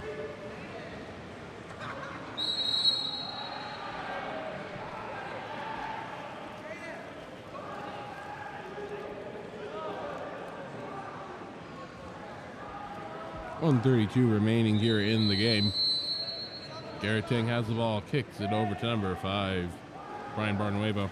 Down to number 8, Reed Wilson. Ball moves up to number 14, Cole Kraft. Now to number 6, Dylan Dempsey. Over to Barnuevo. Reed takes the shot. Scores it right around number 13, Benjamin Klein. That will split the difference to 5 goals. Carlsbad Water Polo 7, North Irvine 12.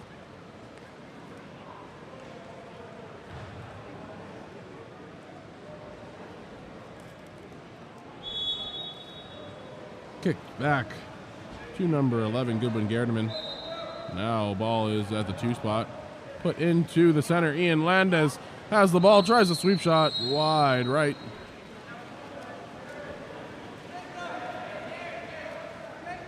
Garrett Tang with the ball, 59 seconds remaining. Up to Cole Kraft. He has a driver in number 5, Brian Barnuevo. Good hands up defense by number 3, Cade Ronan, but the hands up allow Brian Barnuevo to finish into the left side of the net, bringing the difference back to 6 goals. 50 seconds remaining in the 4th quarter. Whistle blows. Kick back to Goodwin.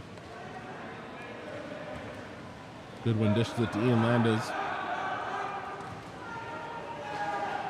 Pass attempt is made, but Brian Barnuevo knocks that out of the air. Garrett Tang with the ball.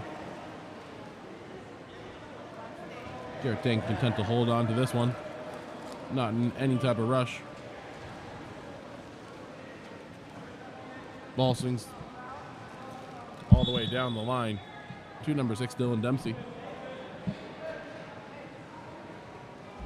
Back up to 14, Cole Kraft. 5 seconds remaining on the shot clock.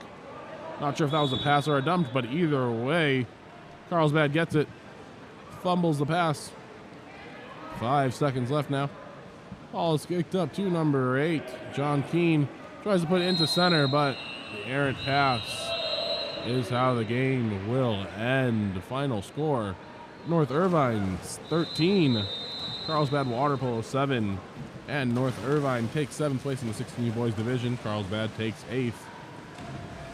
Great job to both teams. Water polo is our passion collectively.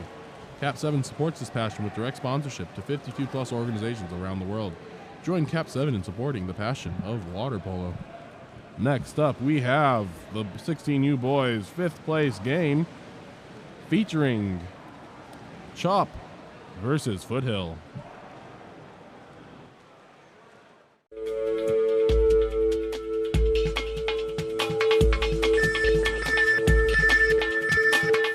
KAP7 is the proud sponsor of USA Water Polo.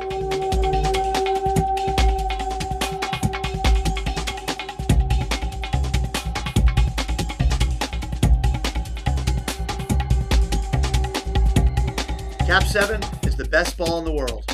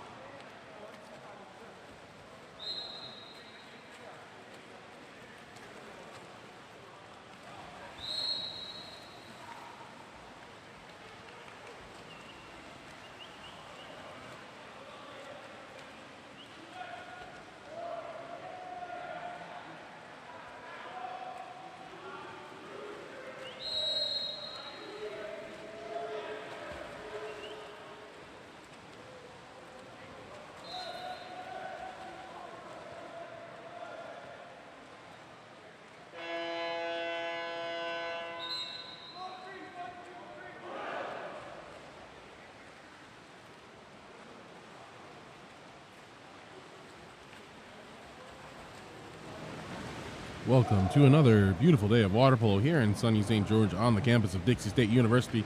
It is Championship Sunday, and everyone is competing for their final placings in the KAP7 Eggbeater Showcase. Today's game, we have Chop versus Foothill for the 5th place in the 16U boys division of the tournament. Chop water polo, coached by Mark Kuhn, Alexander Caraway, Greg Salvinsky, and Michael Sattler. Foothill, coached by Patrick Beamer and Alex Law. Last night, Foothill water polo won in a shootout to advance to this 5th place game. Exciting opportunity for them. Chop water polo controls the ball as the ball is passed in to number 2, Ben Hecht. He shoots and the ball is tapped out by Aaron Alvarado. Aaron Alvarado having a massive game. Probably the biggest reason why Foothill was able to win in the overtime shootout last night against North Irvine. And we have an ejection, number 13 for Foothill, Talmadge Cobb. Excuse me, that is actually number 5, George Roby Unkovic. The big man getting called for holding on the drive. Ball passes over to number 8, Isaac Dembski, who skips it wide left of the cage. And Foothill water polo takes over. One of the most dangerous parts about Chop's game is the number of lefties they have in the pool. At any one time, they have at least 3 lefties. I think they have about 5 or 6 lefties total on the roster. Ball is swung over and entered into number 5, George Roby Unkovic, but that ball is stolen. Number 1, Isaac Aguilera, who is also, that's number 13, Connor McAvilly. For Chop, makes the errant pass, stolen by number 9, Alan Castillo.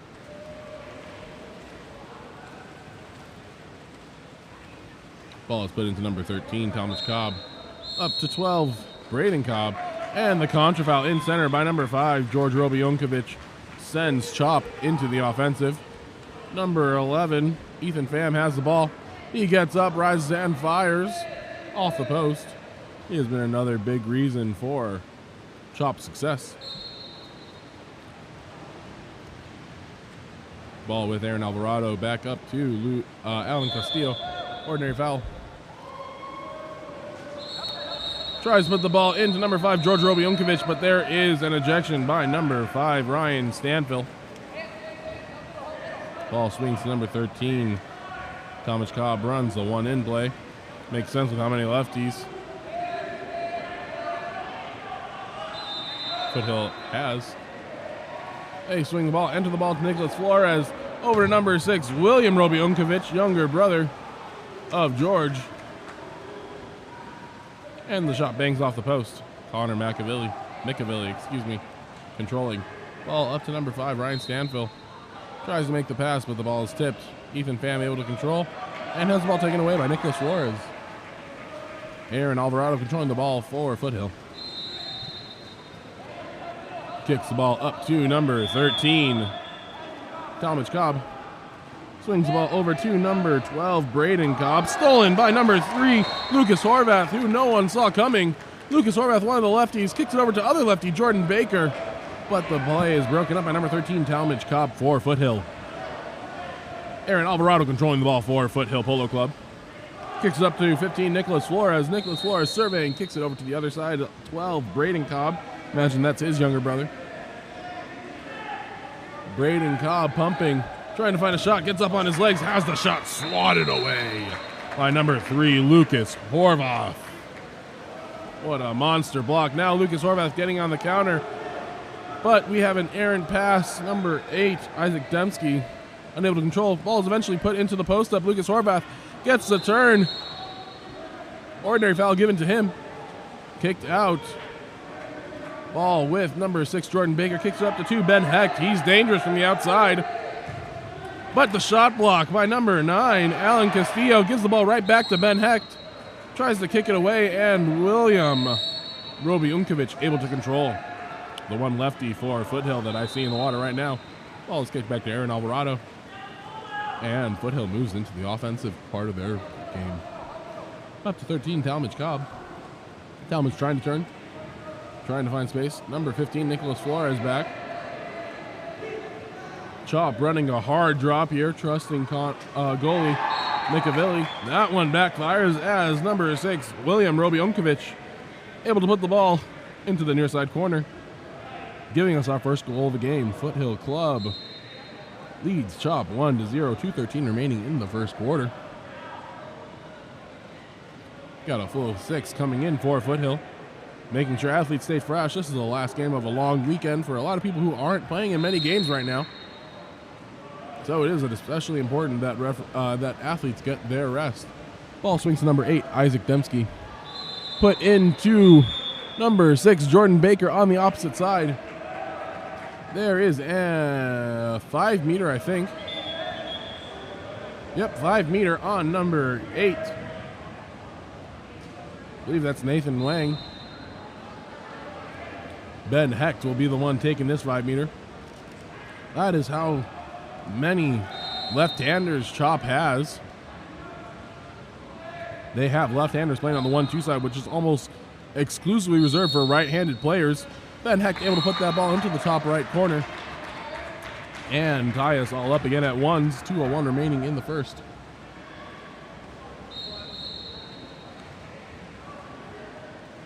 Generally speaking, the 1-2 side, which is, if you're looking at the screen, if you're looking towards the goal, the left side of the screen, is reserved for right-handers just because it's easier for them to shoot from that angle. The 4-5 side, which is on the right side when looking at the goal, is reserved, called the 4-5 side, excuse me, is normally reserved for lefties. Most teams don't have enough lefties to fill up that side, though, so right-handers will often play over there as a second 5 meter is called. Number 3, Lucas Horvath drawing that one on number 2, Max DeStasso. Ben Hecht will take a second 5 meter. Ben Hecht rises, fires into the same side of the cage. This one skips into the goal, putting Chop up 2-1. Ball is kicked back to number 4, Brady Copperhead. Copperhead has the ball, advancing. Over to number 11, Antonio Ramirez, who swings it over to number 2, Max DeStasso. Puts it into a posted up number 3, Jorge Duarte. Ordinary foul given. His cap comes off in the process. Number 2, Max DeStasso takes the shot. Hits the arm of number 8, Isaac Dembski. But number 13, goalie Connor Mikavelli, able to keep the ball out of the cage. Ball moved up to number 2, Ben Hecht. Into lefty Lucas Horvath, who flips it over the goalie for the third goal of the game for Chop. Not only does Chop Water Polo have a plethora of lefties, but their lefties are all incredibly skilled, making this game incredibly difficult for Foothill. 1:09 remaining in the first quarter.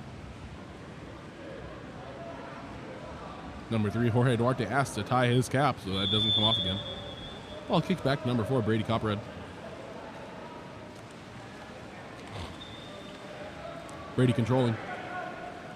Puts it into center, number 7, Jaden Watts. Thought he heard a whistle. That was from the other course. Tries the pop shot. Goes off goalie number 13, Connor Mikavelli. And it heads out of bounds. Number 14, Ethan Villanueva, will be taking the corner throw. He pops the ball. New rules this season. He is live after popping the ball on a 2 meter. He can shoot this if he wants. He chooses to. But goalie number 13, Connor Mikavelli, able to get his hands on that one as well. This time, ball goes to the opposite corner. Number 2, Max DeSasso kicks it up to number 3, Jorge Duarte. Trying to draw the foul, kicks it over to 4, Brady Copperwood. Brady attacking, swings it over to Ethan Villanueva. He will try a second time. This time, able to put the ball in the back of the cage. Skipping the ball, going off the top post. Sometimes that shot is called the worm, as it skips, hits the top post, and then bars down.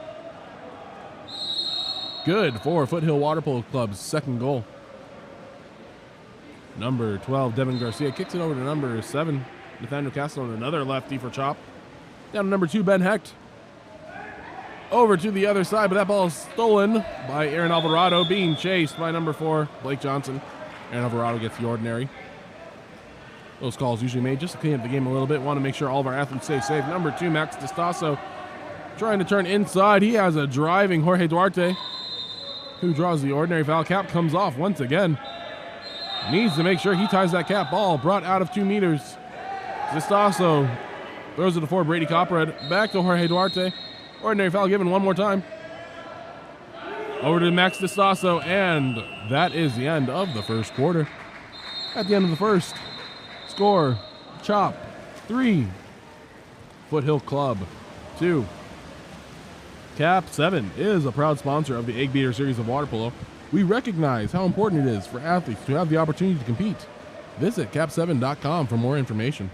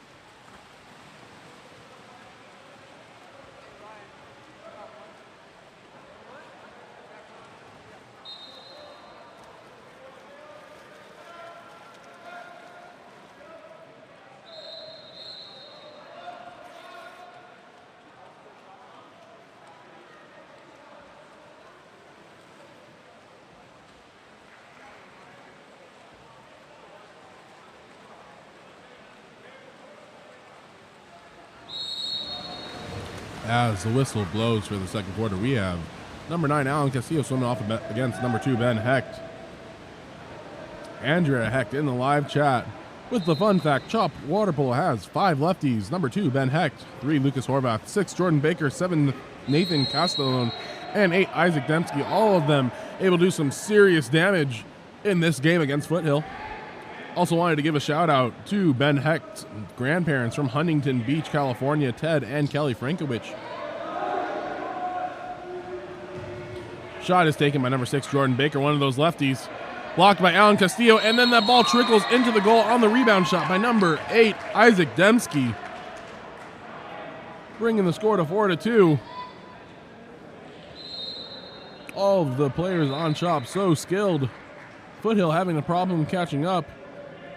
Coach Patrick Beamer for Foothill asking for something, anything, from the referees to make this game a little bit more even. Ball swings to number 13, Talmadge Cobb. Down the line to number 10, who I don't have a name for. trying to draw the ordinary foul. Nothing happening. He has the number 13, Talmadge Cobb, posted up on the 3-post. Talmadge Cobb trying to turn. Nothing happening, and that ball is forced under by number 8, Isaac Dembski. Sorry, that was actually number 6, Jordan Baker. Ball swings over. Number 2, Ben Heck, swings it to the far side. Ordinary foul given to Lucas Horvath. Isaac Dembski asks for the ball up high. That ball is shot blocked, though, by number 8, Nathan Wang. Nathan all over that one. Number 9, Alan Castillo controlling, swimming the ball up.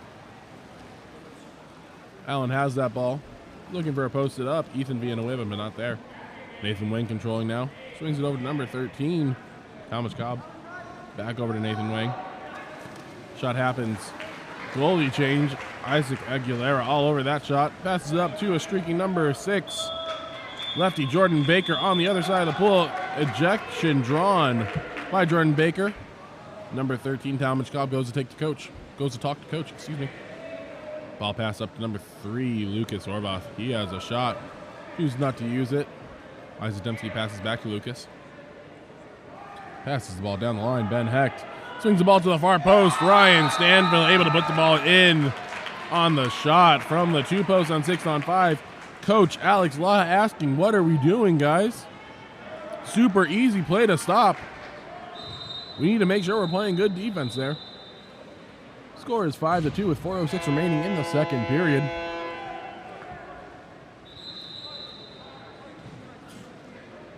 Everyone that is watching this live stream right now, there are 55 of you watching.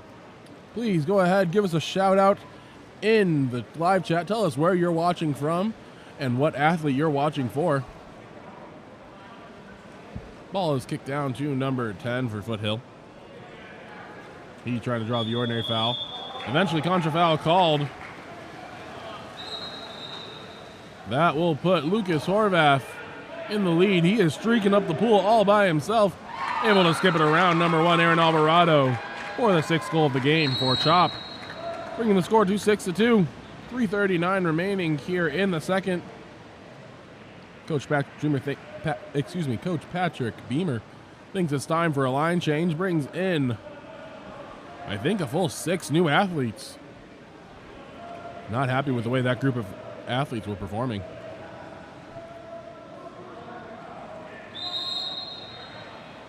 Number 4, Brady Copperhead with the ball. Whistle from the other course, ignore that. Ball goes in number 2, Max DeStasso. Controlling the ball on the 4 spot.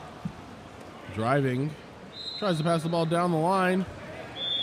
Ordinary foul given. Jorge Duarte just getting that ball out of sheer will. Looked like that was going to be a steal. Number 15, Nicholas Forrest calling for the ball on the opposite side. He is wide open. Ball goes to him. Finally, he's able to take the shot. Isaac Aguilera all over it, though. Racing to the ball. Able to steal it, pass it out to number 7, Nathaniel Castellone, who passes it back to Isaac Aguilera. Number 2, Ben Heck now with the ball. Swings it over to, looks like that's number 14, Nazareth, who swings it down the line. Number 6 now, Jordan Baker. There is an ejection for Dark. Brady Copperhead told to go to the thin bin for 20 seconds and think about what he's done. Number 6, Jordan Baker now with the ball, passes it to Ben Hecht. Ben Hecht back to Jordan Baker. Number 7, Nathaniel Castellone asking for the ball. Nope, Ben Hecht gets the ball. Nathaniel still waving for it. Jordan Baker now has it. Jordan bringing it up. Takes the shot over the cage. Foothill Polo Club controlling. 2:27 remaining here in the second quarter.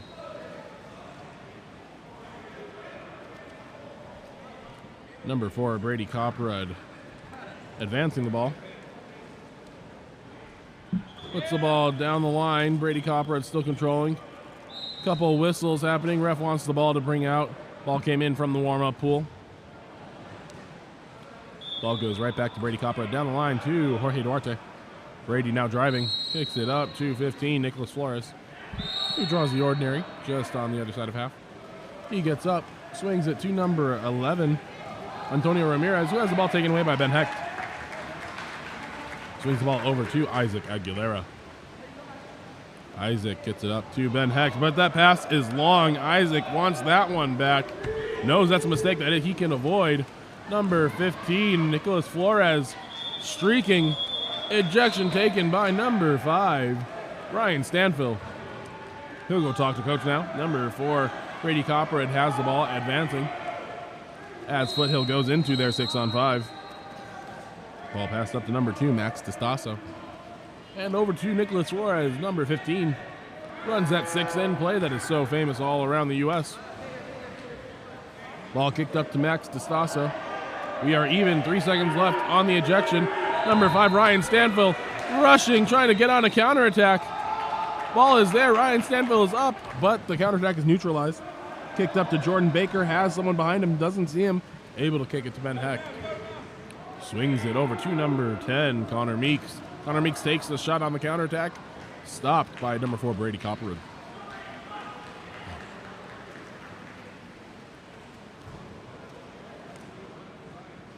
Number 15, Nicholas Flores controlling. Looking for number 7, Jaden Watts. And there is an ejection. Jaden Watts drawing the ejection on number 9. Number 9, Ryan Kittring. Number 4. Passes it over to number 11, Antonio Ramirez. Back to number 2, Max DeStasso. Swings it to number 3, Jorge Duarte. Kicks the ball up to number 4, Brady Copperhead. Mishandles the ball. Over to number 2, Max DeStasso. Rises up, fires. But Isaac Aguilera was expecting that one. All over the shot, gets 2 hands on it, and knocks it out of bounds. Number 11, Antonio Ramirez controlling as teams are back to even strength. Ball is into Jaden Watts, and another ejection on number 5. Ryan Stanfill puts Foothill Polo Club into their second 6-on-5 of this possession. 10 seconds left in the quarter. Swings over to number 11, Antonio Ramirez. 7 seconds. Max DeStasso looking over to number 4, Brady Copperhead, who shoots it wide right. And that will be the end of the second quarter. Going into halftime, score is Chop 6, Foothill Club 2. KAP7 is the official ball of water polo. Visit KAP7.com for all your water polo needs.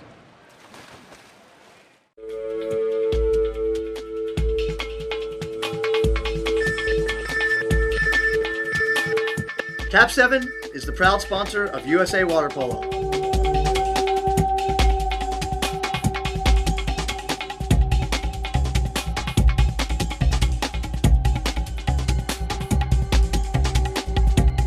KAP7 is the best ball in the world.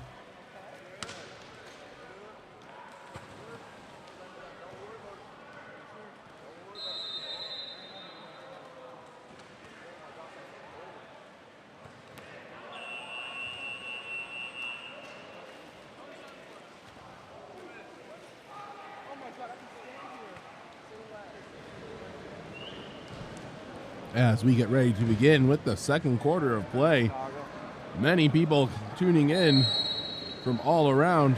Wanted to give a shout out to a couple. Cash Anderholt says shout out to the homie Ben Hecht. Ben Hecht having a great game so far. Aaron Brady wanted us to know another fun fact. This is a rival game between two Inland Empire clubs. He is rooting for Foothill. Lots of people watching for Blake Johnson, Connor Meeks, Ryan Keatring, having 2 or 3 fans out there watching for him. Everyone doing a great job. Appreciate all the love. Thank you for watching us. This is Game On Live Studio. If you'd like to support us, hit that subscribe button. You can also follow us on Facebook, Instagram, and Twitter at Game On Live Studio. Number 11, Ethan Pham with the ball, draws the ordinary foul. He is eligible to shoot. Rises up, fires, and paints the upper left corner. Number 11, Ethan Pham, able to put some more distance between Chop and Foothill Club. Great shot there by number 11. Foothill Club needs to answer if they want to stay in this game. Ball swings over to number 9, Alan Castillo. Over to 11, Antonio Ramirez down the line to number 13, Talmadge Cobb. Ordinary foul given. Ball is popped. He is live. Not eligible to shoot, though. He's trying to create something, but he's not eligible to shoot. Not sure why he's doing that. Turns inside. Turning this way and that way. Ordinary foul given again. Ball is put into number 15, Nicholas Flores, who kicks the ball out to 14, Ethan Villanueva. Over to number 9. For some reason, they got a shot clock. Ref noticed that and turns the ball over. Ben Hecht kicked it back to goalie, Connor Micavelli. Up to number 3, Lucas Horvath. Swings it down the line to number 8, Isaac Dembski, another one of the lefties for Chop. Isaac Dembski looking around, drawing the ordinary foul. Over to 3. To number 11, Ethan Pham already has 1 goal this quarter. Not able to get a second yet. Aaron Alvarado up to the task for that stop. Ball is passed. Aaron Alvarado passes it just a little bit too far. And that ball is stolen by number 13, Connor Micavelli. Ball passed down the line. Ben Hecht swings it to the other side. Number 4, Blake Johnson paints the post. And the ball recovered by number 9, Alan Castillo. Foothill has a counterattack. They go for it. Number 14 with the ball, Ethan Villanueva. Ordinary foul given to him. He has a driving number 13, Talmadge Cobb. Chooses not to go to him. 50-50 pass. Number 3, Lucas Horvath, able to speed over and grab that. Ethan Pham is now 1-on-none, ahead of everyone. No one between him and the goal. He holds onto the ball, says, referee, you know what? I don't need the 5-meter. I can finish this one myself. Ethan Pham able to score his 2nd goal of the quarter, putting 6 goals between Chop and Foothill Club. Chop really needs an answer here. Foothill really needs an answer here soon. Couple subs coming in for Chop. Let's see if Foothill can take advantage of this and use this opportunity to close some of that distance. Number 11, Antonio Ramirez controlling, swings it over to number 15, Nicholas Flores down the line to Alan Castillo. Alan Castillo, one of the better shooters on Foothill Club, has the ball at the 1 spot, swings it up to number 14, Ethan Villanueva. Over to 13, Talmadge Cobb has a posted up. Number 11, Antonio Ramirez, able to draw the ejection on number 9, Ryan Keatring. Great move there by number 11, Antonio Ramirez. Ethan Villanueva with the ball as Foothill starts their 6-on-5. Number 9, Alan Castillo passes it down the line to number 15, Nicholas Flores. Passes it back up to number 9, Alan Castillo. All the way over, but that pass is intercepted by number 10, Connor Meeks. Connor Meeks had 1 supporter in the live chat. Ball back over to number 9, Ryan Keatring. If I am mispronouncing that name, please let me know in the live chat. Ordinary foul given to number 6, Jordan Baker.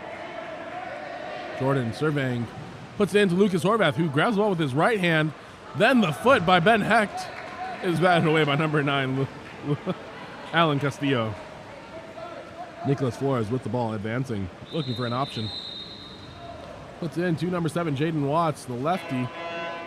Back out to Nicholas Flores, who was able to skip it into the near side corner. Connor Micavelli frustrated that that one was able to sneak its way in. That closes the gap to 5 goals, 2:35 remaining in the 3rd period.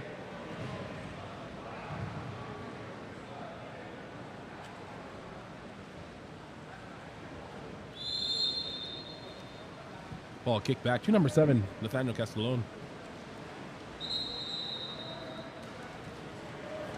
Lucas Horvath gets the ball in center, quick shot. No good there. Aaron Alvarado shuts that door. Number 9, Alan Castillo with the ball. Number 3 for Chop. Lucas Horvath will head to the sin bin. He's going to talk to his coach for 20 seconds. Coach says, get over here. Don't know what you're doing. But the ball is stolen by Ben Hecht, so nothing comes of that. Ben Hecht showing off the leg strength, able to pop out past his suit and grab that ball out of the air. Up to number 3, Lucas Horvath. Lucas Horvath passes it down the line to number 7, Nathaniel Castellone, trying to work against 2 defenders. One in the front, one in the back. Finally has the ball taken away. Number 11, Antonio Ramirez, will be credited with that steal. Aaron Alvarado with the ball.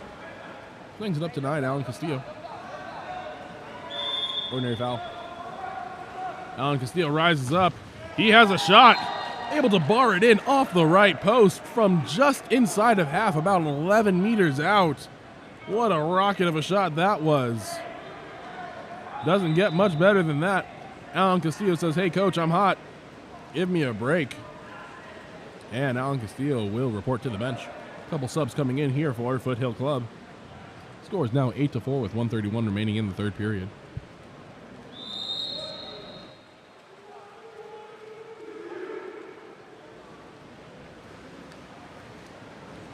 Ball into number 2, Max DeStasso. Swings over to the far side. That's number 12, Devin Garcia. Ball tried to put into center, but number 6, William Roby Unkovic, has other plans. Aaron Alvarado controlling the ball. Number 6, William Roby Unkovic with the ball. Ordinary foul. He pops the ball, swings it over to number 2, Max DeStasso. That ball is forced under by Ben Hecht. And he takes off on the counter, but that's going to be an offensive as Lucas Horvath swims right past the ball, failing to put that ball in play. Over to number 7. Jaden Walks able to push the ball into the goal.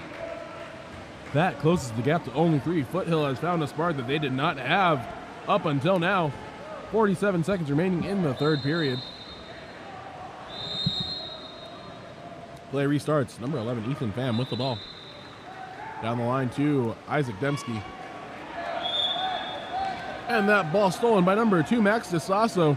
Foothill really has some momentum going their way. 35 seconds remaining in the quarter. Ball passed up to number 11, Antonio Ramirez. Antonio advancing. He's all the way up to 5 meters. Shoots the ball. Bounces off the post, off the goalie's back. Goalie loses the ball for a second. And number 6, William Roby Unkovic, able to come in and take advantage of that. Coach yelling at all 3 of the players that were around William, saying one of you needs to stop him from getting the ball. Coach Mark Kuhn not happy with that one. Foothill Polo Club within 2 goals, 23 seconds remaining in the third period. Ethan Pham with the ball. Passes over to number 12, Devin Garcia. Up to Ethan Pham again, over to Ben Hecht. Offensive foul by number 12. Passes it up to William Roby Unkovic, 7 seconds, takes a shot. Blocked by Connor Micavelli. He shoots. Rolls just over the cage. 0.35 seconds left. Aaron Alvarado will get the last shot. Hits our Game On Live studio camera pole, and that will end the third quarter. What a quarter for Foothill Club. Able to claw back into this game. 2-goal lead now for Chop Water Polo. Scores Chop 8, Foothill 6. Number 3, KAP7 supports water polo globally. A portion of every dollar you spend with KAP7 goes back to the sport. When your team needs equipment, choose KAP7 and support water polo globally.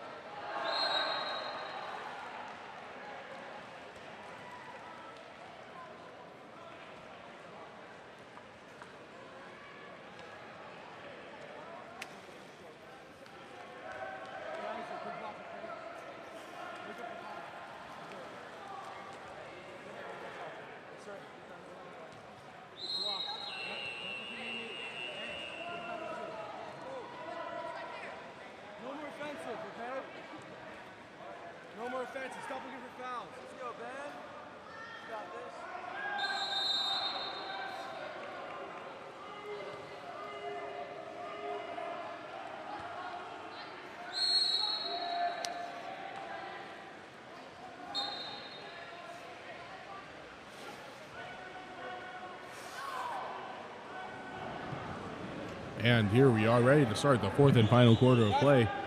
As we head into this fourth quarter, Chop leads Foothill Club by a score of 8-6. We would like to wish all of our viewers a happy Valentine's Day here with Game On Live Studio. If anyone would like to give a shout out to their special someone over the live stream, please just type that in the live chat. I would like to start by wishing my wife, Christine Paterai, a happy Valentine's Day. As we're talking, number 4, Blake Johnson, able to score that ball for Chop. Sneaking it under the arm of goalie Aaron Alvarado, extending the lead to 3 goals. 5:46 remaining now in the fourth period. Number 4, Brady Coprod with the ball. Swings it over to number 9, Alan Castillo. Allen puts it into number 2, Max Estasso, who has room. Able to put it in on the near side around Isaac Aguilera. Great shot there. Max Estasso laying out, side-arming the ball, and just willing it into the net. Brings our score 9-7. 2 goals in the first 30 seconds of the quarter. Ball goes to number 6, Jordan Baker, playing on the 1-2 side. Down the line to number 4, Blake Johnson. That ball is tipped away, but recovered by Jordan Baker. He has inside water now. Navigates around 2 defenders, but finally has the ball taken away by number 12, Braden Cobb. Braden and Talmadge Cobb both have a couple supporters in the chat. Number 9, Alan Castillo passes it down the line to number 2, Max D'Estasso. Swings the ball up to number 12, Braden Cobb. Puts that ball into number 7, who tries to tip the ball back out, but controlled by number 6, Jordan Baker for Chop. Puts the ball up to 3, Lucas Horvath. Able to put it into Isaac Dempsey, who steps, turns, and takes a shot, but has it blocked by number 1, Aaron Alvarado for Foothill. Ball kicked over to number 9, Alan Castillo. Alan Castillo swings it down the line, number 4, Brady Coprod, who shoots it just over the cage. Isaac Aguilera controlling for Chop. Up to number 2, Max D'Estasso. Swings it over to 6, Jordan Baker, who is called for the push-off. That will be Foothill ball. He has a streaking number 2, Max Estasso, but Isaac Aguilera able to come out and read that pass. Kicks up to Jordan Baker for attempt number 2. Jordan Baker stopped again by Aaron Alvarado. Kicked up to Alan Castillo. We know he's a shooter. We saw him rise up to his suit and fire a shot into the goal earlier this quarter. Number 2, Max Estasso tries to get the shot off, but swallowed up by Ethan Pham. Back to Isaac Aguilera. 3 minutes, 30 seconds remaining in the second period. Ball with Ben Hecht. Puts that ball into center. Number 3, Lucas Horvath, able to pull out the backhand to score, extending the lead once again to 3 goals. Chop Water Polo ahead of Foothill Polo Club by a score of 10-7. 3:23 remaining here in the fourth quarter. Couple subs coming in for Foothill. Lots of whistles coming from the other course. Number 11 with the ball, Antonio Ramirez. Over to 9, Alan Castillo. Antonio Ramirez with the ball. Kicks it down to number 15, Nicholas Flores. Antonio Ramirez driving. Trying to post up. Ball goes down to number 2, Max D'Estasso. D'Estasso pumping. Tries to fire in near side. Ball recovered by number 11, Antonio Ramirez, who goes off the crossbar. Controlled by number 1, Isaac Aguilera. Unfortunate turn of events there for Foothill. They would have really loved for one of those to go in. Isaac Aguilera passes the ball up to number 8, Isaac Dembski. Ordinary foul drawn by number 2, Ben Hecht. Ben pumping, surveying the field, tries a lob shot over the cage. Ball comes in from coach, and Aaron Alvarado controls. Swung down to number 9, over to number 2, Max D'Estasso.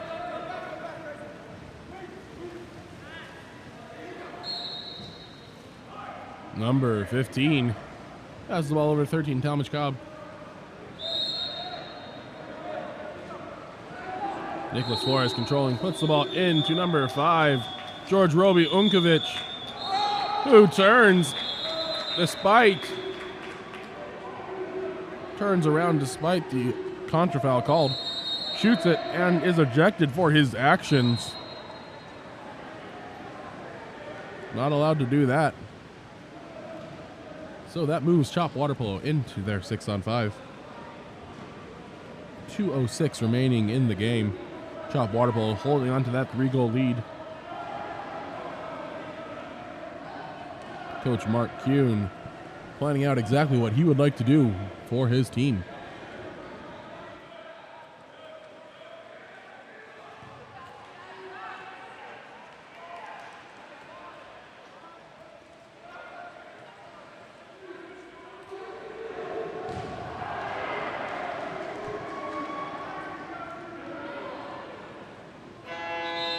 As we were saying earlier, shout out to Talmadge Cobb and Braden Cobb.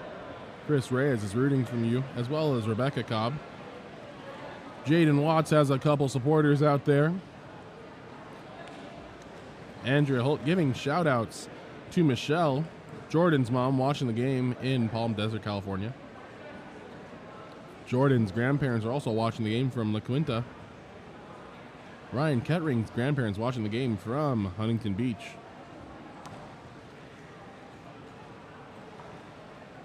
Thank you guys for keeping our chat busy. Makes our job a lot more fun to have interactions with all of you live streamers. So many people watching this game currently.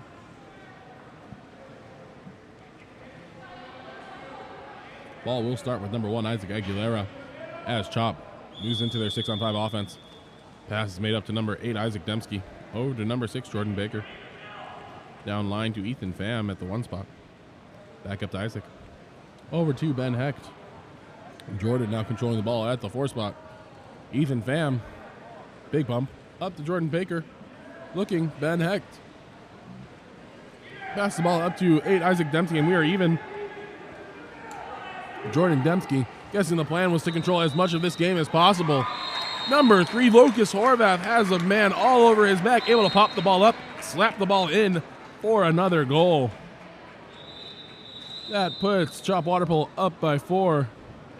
Great job there of Mark Kuhn, wanting to use as much of the shot clock as possible, then tries to put it into the post, either trying to get a goal or draw a 5-meter.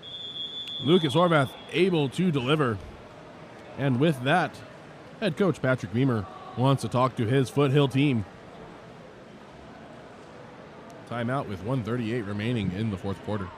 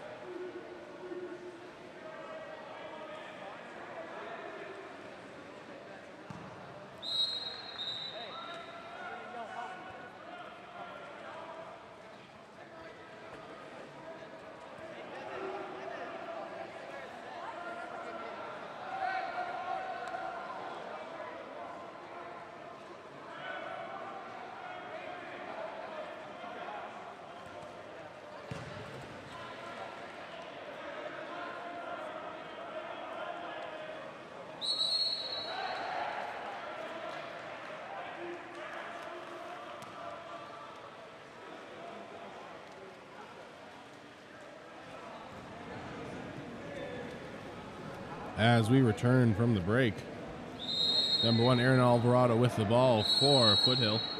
Whistle blows, pass up to number 9, Alan Castillo. Coach mad, that is not what he wanted.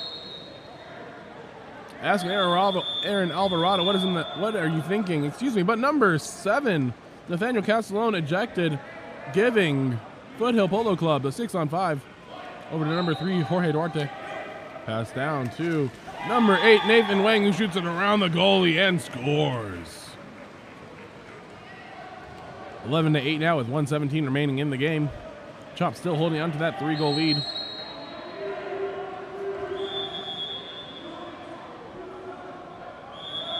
Whistle blows, ball back to number 7, Nathaniel Castellone. Turning inside, has that ball poked out, but the ordinary foul committed by number 14, Ethan Villanueva. Over to number 2, Ben Hecht. Ben trying to turn. Walk a little bit center cage. He is still alive. That ball bounces off the crossbar. Bars down, but not in. He has a streaking number 6, William Roby Unkovic. Isaac Aguilera sneaks out and steals that ball once again. Isaac Aguilera with a handful of steals there. 40 seconds remaining in the game. Ball is put up to number 12, Devin Garcia. His parents prodding him to shoot it from the stands.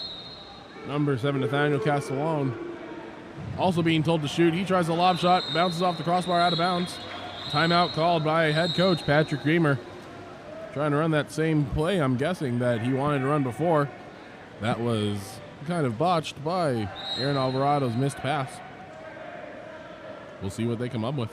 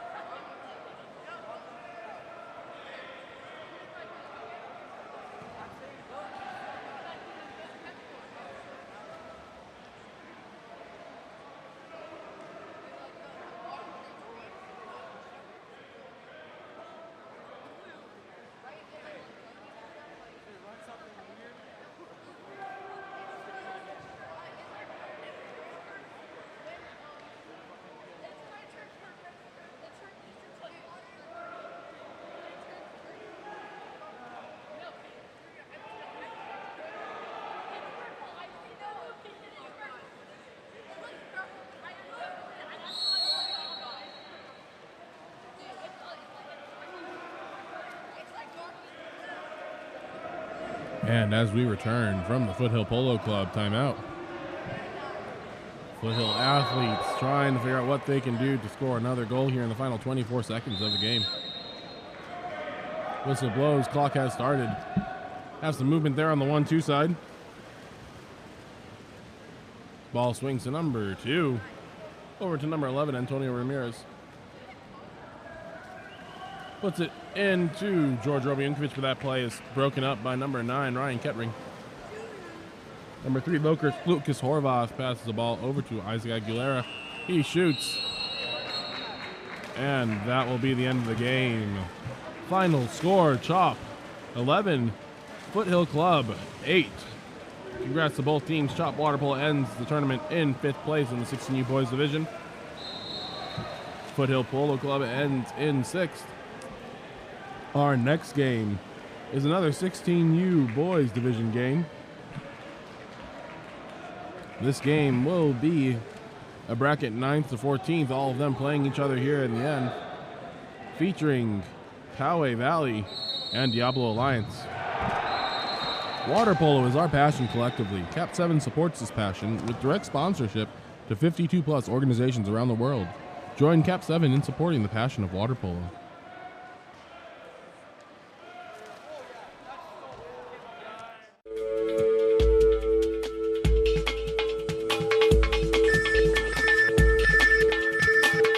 KAP7 is the proud sponsor of USA Water Polo.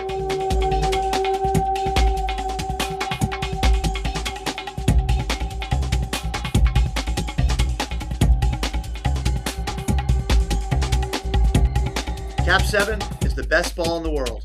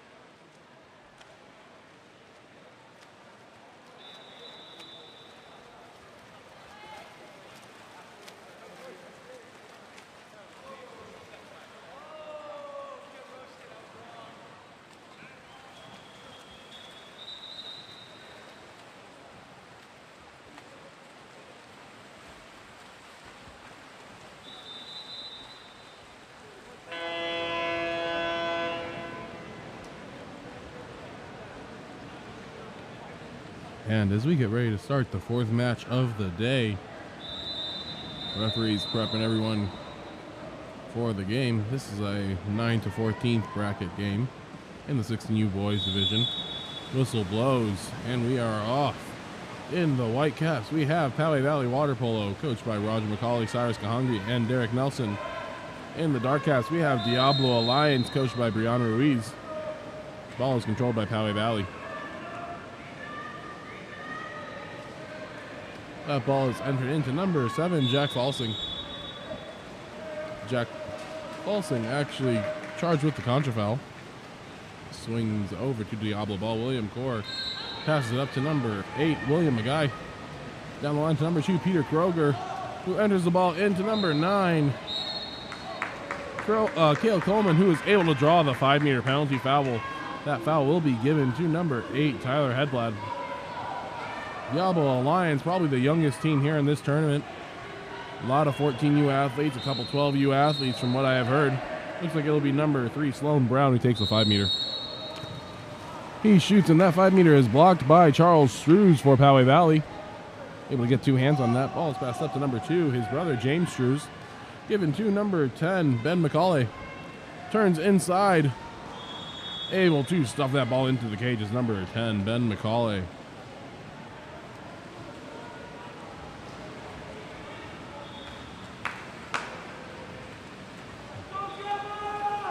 Here we are on Championship Sunday of the KAP7 Eggbeater Showcase.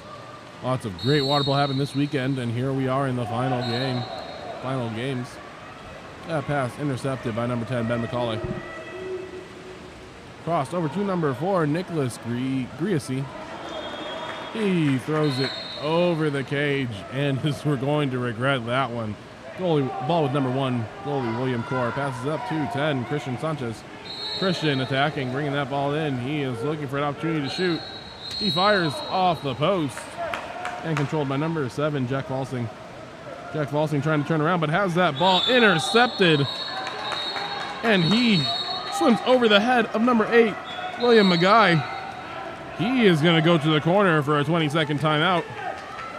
Usually not allowing you to sit on people's heads. Shot is taken, but number 5, Kyle Selinovich, recovers. Swings over to number 8, has the ball intercepted by Ben McCauley, though. Ben McCauley swimming, no one between him and the goal. He turns all the way around, 270, has the ball taken out, and he draws a 5-meter. One of the changes with this year, 5 meters can now be called when the ball is in hand. Ball does not have to be out of the athlete's hand in order for a 5-meter to be called.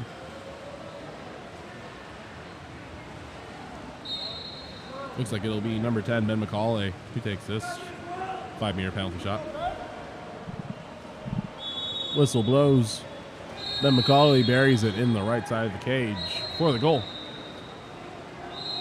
Brings our score to 2-0. Poway Valley in the lead, 4:14 remaining here in the first quarter. Ball passed back to number 3, Sloan Brown.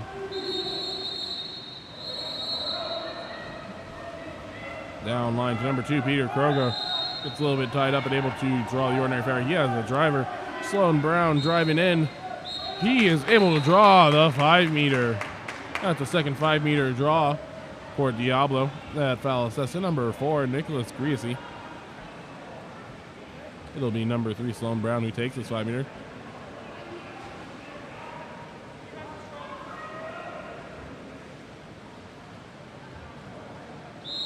Whistle blows, Sloan Brown gets up, and this time he bars it in off the crossbar, giving Diablo Alliance their first goal of the day. Scores 2-1 with 3:58 remaining in the first quarter. Whistle blows. Number 2, James Strews, holding on to the ball. Swings it over to 7, Jack Falsing. Jack Falsing turns, draws the ejection on number 6, Gabriel Skav.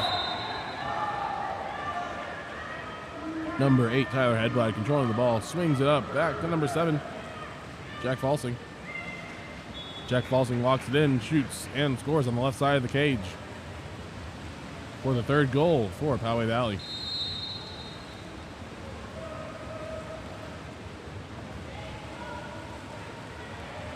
Size matchup, such an important part of water polo. if the team is severely undersized, makes the game much harder. That ball stolen, or almost stolen. It is stolen by number 10, Ben McCauley.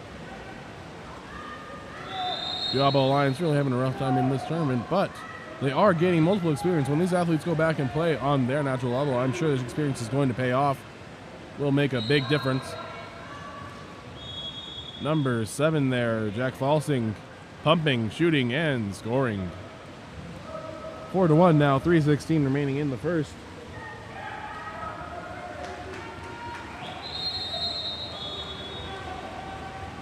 Ball is passed back to number 6, Gabriel Skov. Skov passes it up to number 5, Kyle Stalinovich, and the ball is poked away. Jack Falsing just all over the pool now. Another steal for him. He shoots over the shoulder of number 1, William Core, and scores what I believe is at least the third match of the game for him. Diablo Alliance ball again, scores 5-1. Skov with the ball. Down the line to number 7, Evan Liberatori. That ball stolen again by Jack Falsing. Jack Falsing off to the races, trying to control that ball, but that ball is pushed under by number 11, Griffin Marks. Ball passed down the line to Kyle Stalinovich. No foul there, hands are up. Number 8, Tyler Hedblad steals the ball back up to Jack Falsing. No remorse as he throws that ball almost through the goalie to score his 4th goal of the game.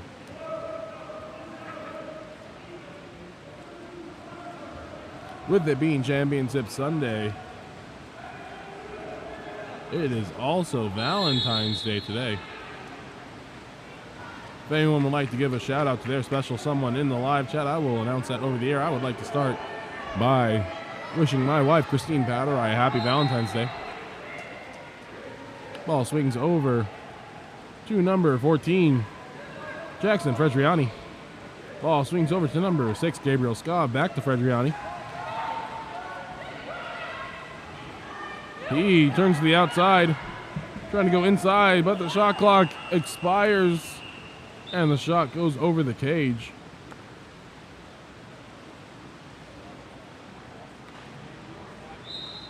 Ball is passed up to number 8, Tyler Hedblad. Over to number 7, Jack Falsing. 1:46 remaining here in the first quarter. Falsing takes the ordinary. Pops the ball. He is live and able to shoot if he wants. He is feeling it. Shoots it over the cage though. Ball trickles back in. Mike Core in the group chat saying that the Diablo team is a bunch of 13-year-olds. As I was saying earlier, this experience here playing up an entire age group when they are at the bottom of their age group now is going to pay dividends when they are able to play in the 14U division, as most of them should be. Definitely going to make a difference when they are able to play in games they are supposed to. 5-meter called. That 5-meter is on number 6, Gabriel Skov.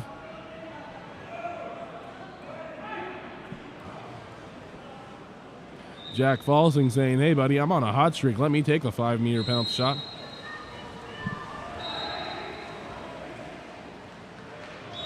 Whistle blows. Jack Falsing buries it in the left side of the cage. Score is 7-1, 1:15 remaining here in the first quarter. And we have a timeout by Coach Brianna Ruiz wanting to talk things over with her team.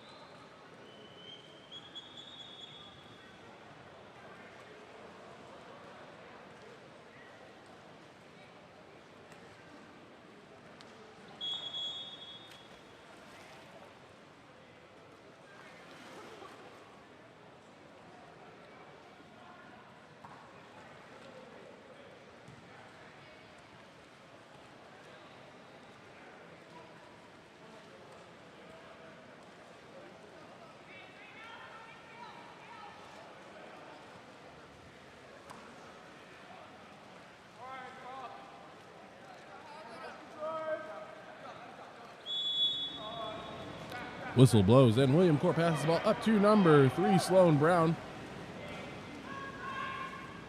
Over number 14, who puts it into center. That ball is taken away, though, by Charles Shrews and sends Poway Valley onto the attack. We have an ejection.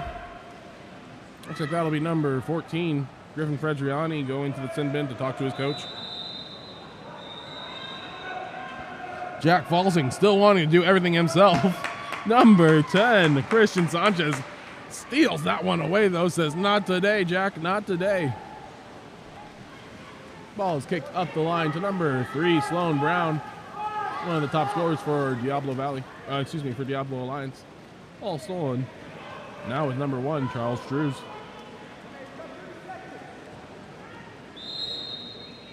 Ordinary foul. Number 5, Luke Hansen controlling, pass the ball down the line to number 10, Ben McCauley. Puts the ball in the center to number 8, Tyler Hedblad. Shoots, and it trickles just past the goal line, pushing the score to 8-1. 13 seconds remaining here in the first quarter. Poway Valley ahead of Diablo Alliance. Whistle blows, ball is back to Sloan Brown. Back to William Core,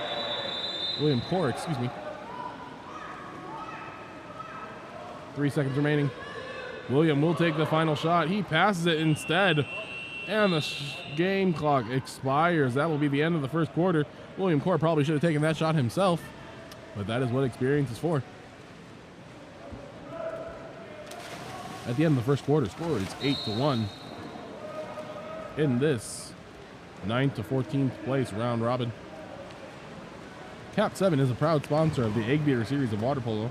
We recognize how important it is for athletes to have the opportunity to compete. Visit KAP7.com for more information.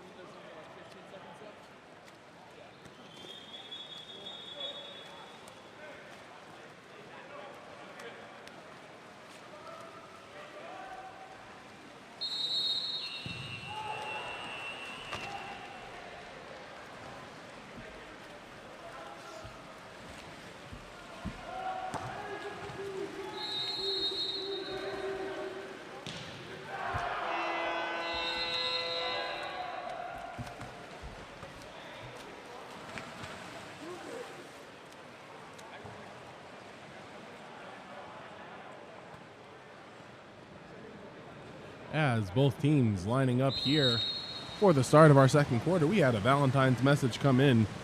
Poway Valley number 9, William Max Byer, would like to wish his mother, Nicole, a happy Valentine's Day.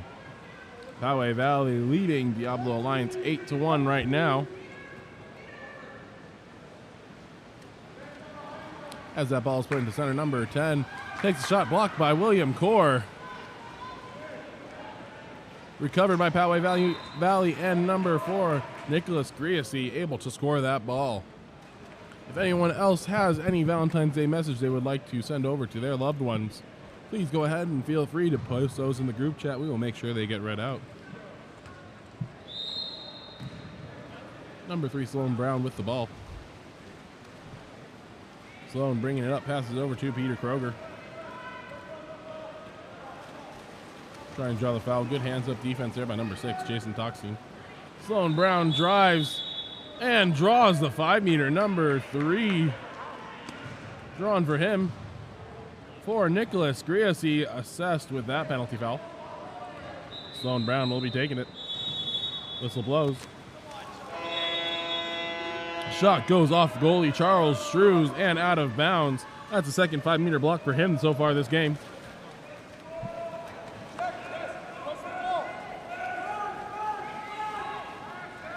Number 3, Sloan Brown will take the penalty. Will take the corner throw. Excuse me. Shot comes. Charles Strews is able to get a hand on it as it bounces off the crossbar, and it will be Poway Valley ball. Ball goes down the line for Poway Valley. Number 10. Ben McCauley draws the ordinary. Pops the ball. Put into center. Number 6, Jason Toxine shoots the ball over the cage. Diablo Alliance ball. Ball up to number 3, Sloan Brown. Looking for center, trying to find something there.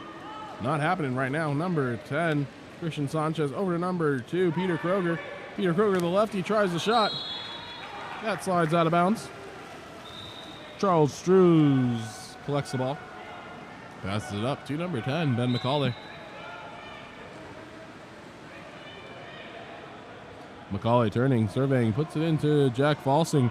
Having a hot game so far. Jack Falsing with the backhand to bring the score to 10-1.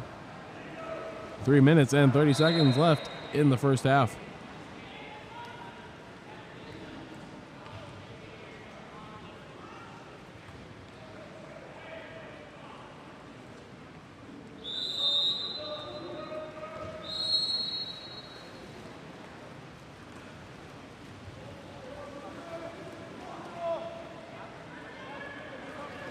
Ball with Diablo Alliance. Currently over on the 4 spot. Swings over to number 11, Griffin Marks. Griffin Marks tries to enter that ball, but it is taken away by number 3, Ryan Trust. Ryan Trust swimming the ball up. Over to number 4, Nicholas Griese. Excuse me, that's actually number 8, Tyler Hedblad.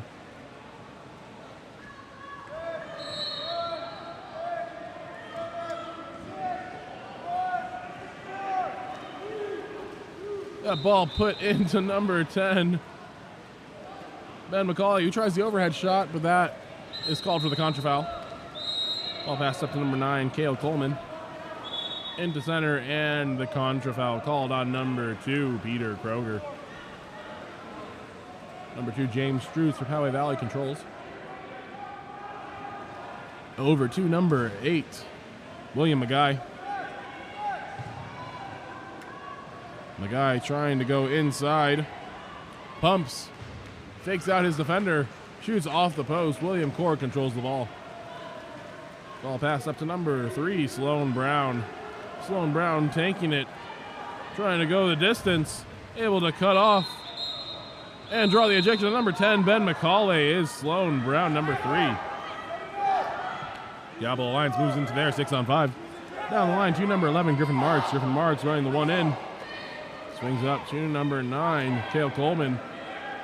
He takes that shot off the hand, excuse me, of, it looks like it was number 9, William Byer. Number 1, Charles Strews passes the ball up to number 2, James Strews, brother-to-brother connection there. Ball put into center. William Byer has the ball, loses the ball, gains it back, kicks it out to number 3, Ryan Trust. And the ball after the scrum is stolen by Griffin Marks. Griffin has the ball stolen from him by James Strews. Lots of back and forth action in that play there. Number 11, Griffin Marks attacking James Strews. Passes over to brother Charles Strews. Over to number 8. And now number 3, Ryan Trust. Ordinary foul. Sloan Brown got a little bit overexcited, needed to get out a little bit of energy, and so he's going to the corner. Give him a 20-second timeout to calm down a little bit. Number 3, Ryan Trust, big pump. Passes it over to number 8, Tyler Hedblad. Tyler swings it up to number 3, Ryan Trust, who shoots, but that ball is field blocked out of bounds. Goalie William Core with the ball. Passes it up to number 10, Christian Sanchez. Christian Sanchez trying to get inside. He does, and there is an ejection actually away from the ball. I think that's number 3, Ryan Trust, as the second quarter expires. Score is 10-1. Poway Valley ahead of Diablo Alliance. Before we head to the break, a short message from KAP7. KAP7 is the official ball of water polo. Visit KAP7.com for all your water polo needs.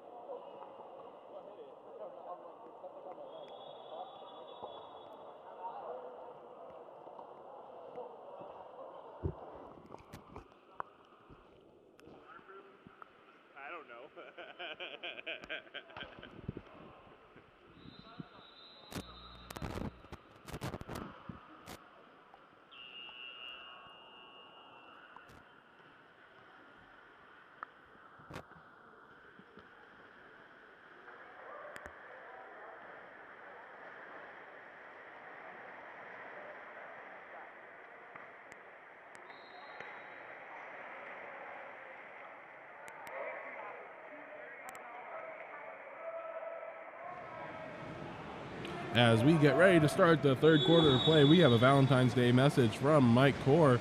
Would like to wish a happy Valentine's Day to Monica. Mike is watching from the Bay Area and would like to let Monica know that he is in love with her. Nice to see that on Valentine's Day here. Swim-off is controlled by Poway Valley.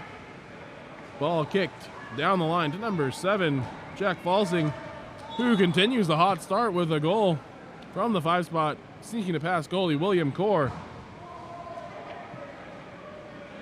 If anyone else has any Valentine's Day messages, please feel free to post those in the live chat. We'll make sure those get announced over the air. Ball swings back to number 14, Jackson Fredriani.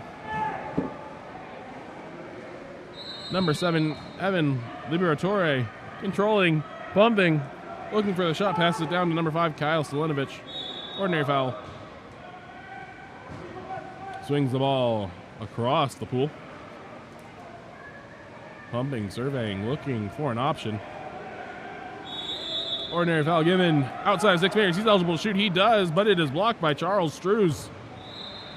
Charles Strews controls. Passes it up to number 8, Tyler Hedblad. Ordinary foul. Tyler controls the ball. Pumps. He is eligible to shoot if he wants. Ball passed into number 2, James Strews, who takes inside. Skips it around goalie William Core for the 12th goal of the game. 4 minutes, 25 seconds left in the first quarter. Excuse me, this is the third quarter, not the first quarter.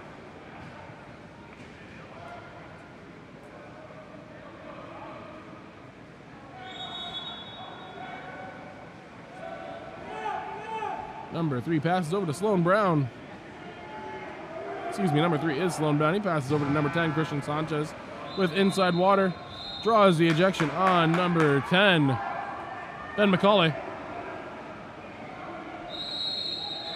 Errant pass is controlled by number 5, Luke Hansen. Luke Hansen still with the ball.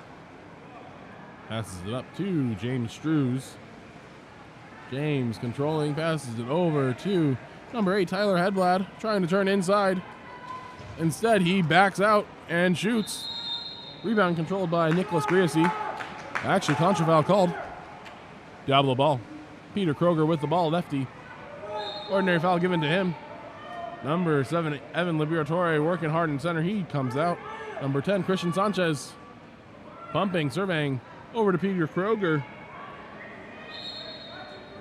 And an ejection. I think that was number 4, Nicholas Griese in center. Sloan Brown drawing that one. Number 6, Gabriel Skov with the ball. Swings it to the far side. Peter Kroger. Pumps, surveys, moves. Swings it over to the far side. Kyle Stalinovich. A little bit long. So that pass is moved up to Gabriel Skov. Gabriel Skov takes the shot, controlled by Charles Struz.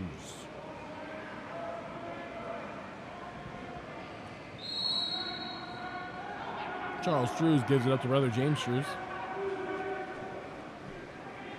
James Struz controlling, backing up, being pressured by Sloan Brown. Pass over to number 5, Luke Hansen. Luke Hansen turns to the outside. Nothing happening there. Number 8, Tyler Hedblad passes it out. And the goal is scored. Sliding pass, goalie William Core. That brings our score 13-1. 2 minutes remaining in the third period.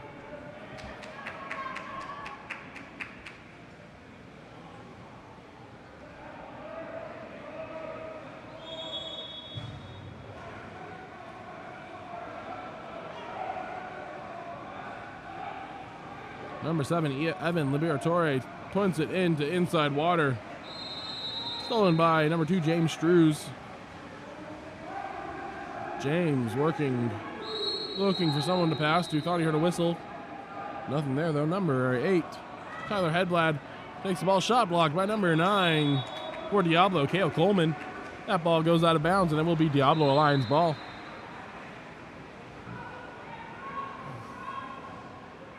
William Core passes it deep to Sloan Brown. Sloan trying to get inside. He does get inside.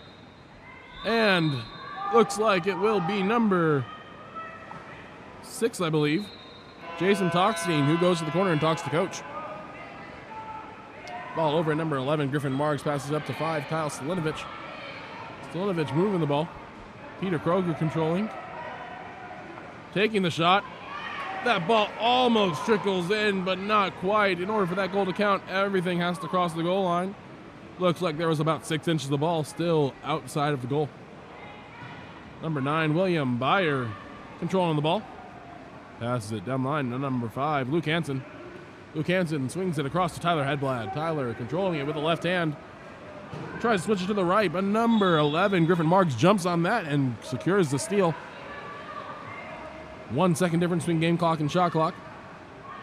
Ball swings over to number 5, Kyle Stalinovich. Down the line to, I believe that's Sloan Brown, excuse me. Sloan, ordinary foul. Up to number 5, Kyle Stalinovich. Kyle puts it into center, number 9, Cale Coleman trying to get the shot off. And he draws the ejection on number 2, James Struz. That'll be the quarter. If Diablo Alliance is able to win the swim-off, they will be man up at the start of next quarter. Score right now is 13-1. Poway Valley ahead of Diablo Alliance. Heading into quarter number 4. KAP7, who is a sponsor for this tournament, supports water polo globally. A portion of every dollar you spend with KAP7 goes back to the support. When your team needs equipment, choose KAP7 and support water polo globally.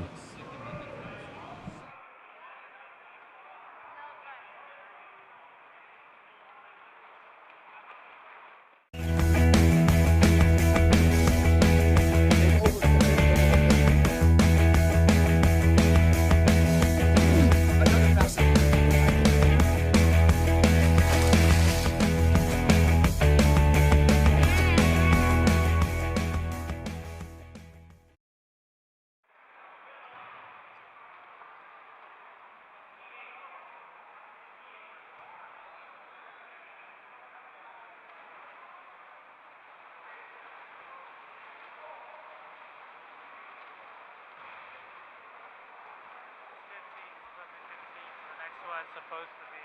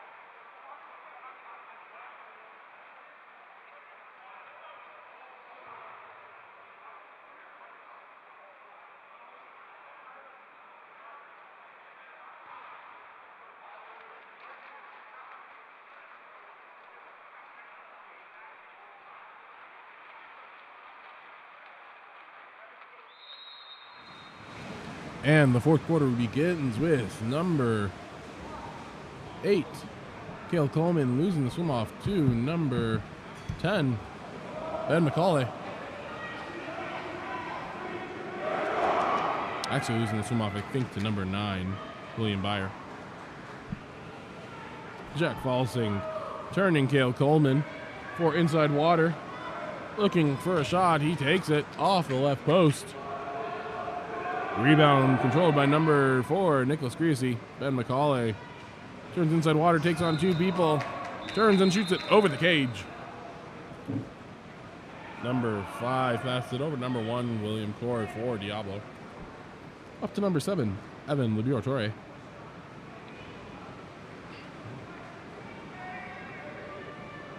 Liberatore surveying ball. Pass is stolen by number 10, Ben McCauley. Ben trying to get inside water, control the ball on the left hand, switches to the right, turns, trying to create a shot. That ball is shot with number 7, Evan Liberatore, hanging all off his right arm. Number 5, Kyle Stolinovich has inside water. Let's see if he can make something happen. He steps around, takes the shot, goes off the post, and number 13, Alexander Halleck, has the ball.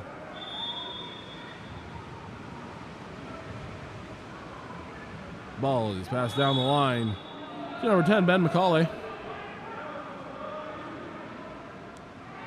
Swings it to the other side, number 7, Jack Falsing. It's called for the offensive foul, giving Diablo Alliance the ball. They have numbers. Ball is passed up to number 9, Cale Coleman. Had a counterattack opportunity there, but Diablo Alliance stopped swimming until right now when the ball is passed in to Sloan Brown and scored. Score is now 13-2. 3:50 left in the fourth quarter.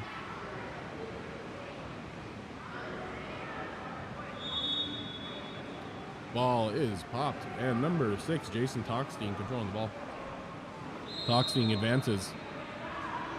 Number 7, Evan Laboratory, guarding him.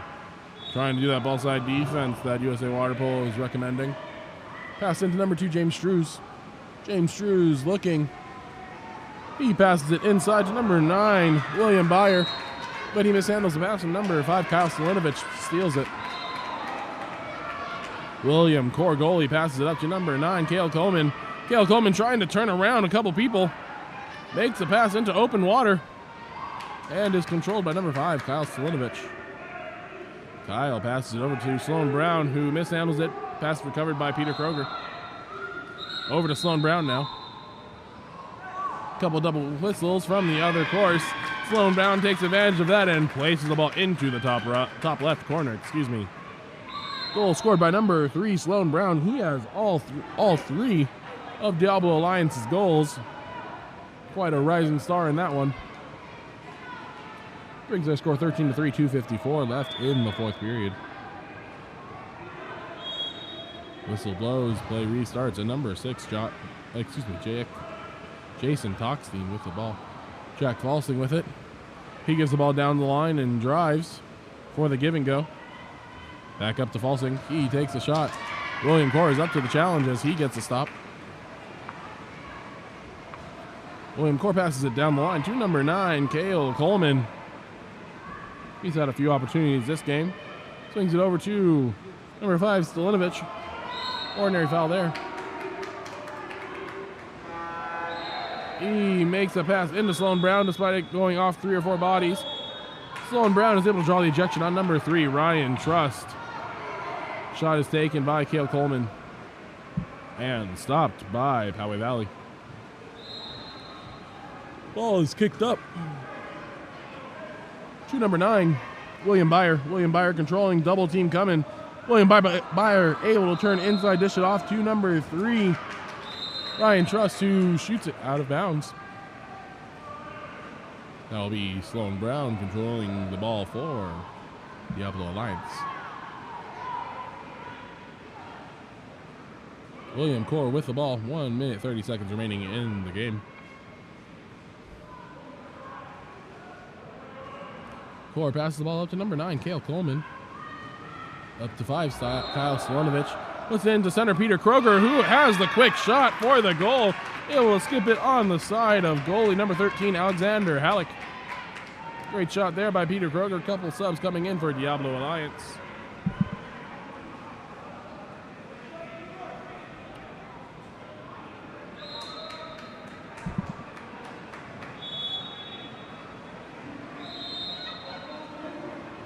Whistle blows. Number 6, Jason Toxstein controlling the ball.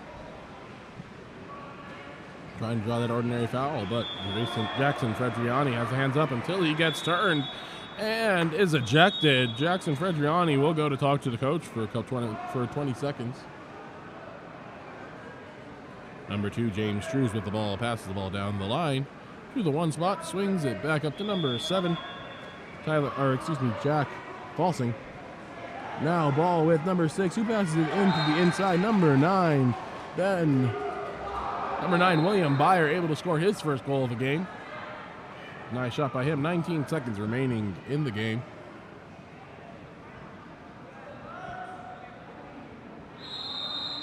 Whistle blows. Back to goalie William Core. William Core bringing the ball up. 10 seconds remaining. Sloan Brown driving, trying to give William Core some room. Coach Brown Ruiz telling him to go. Shot happens. Ball lands with Luke Hansen after the shot block by Ben McCauley, and that will be the end of the game. Final score, 14-4.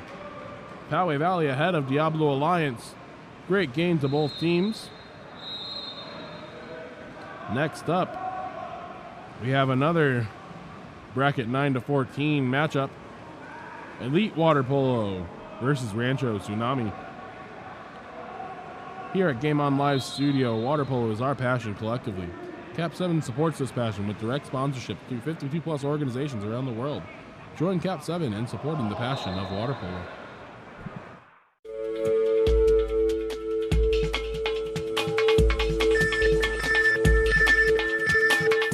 KAP7 is the proud sponsor of USA Water Polo.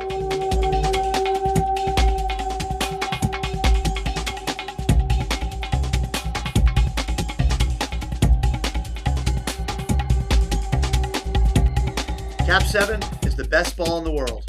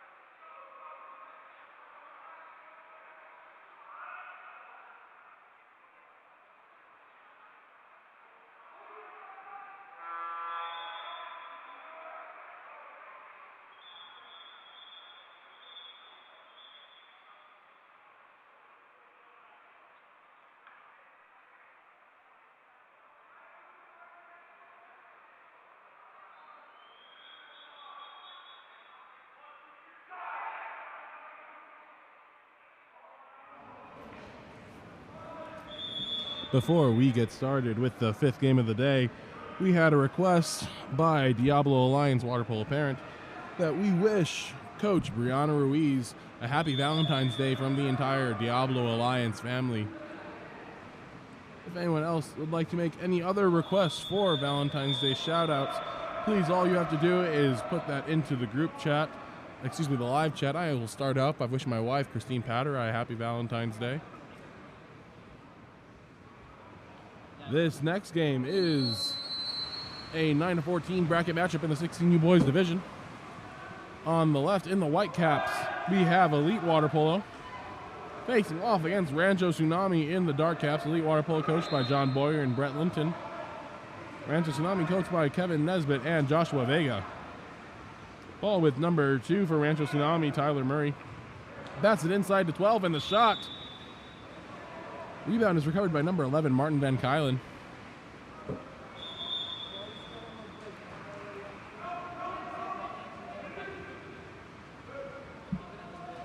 Ball comes in to number 7, Troy Havlicek, who has the ball forced under by number 2, Tyler Murray.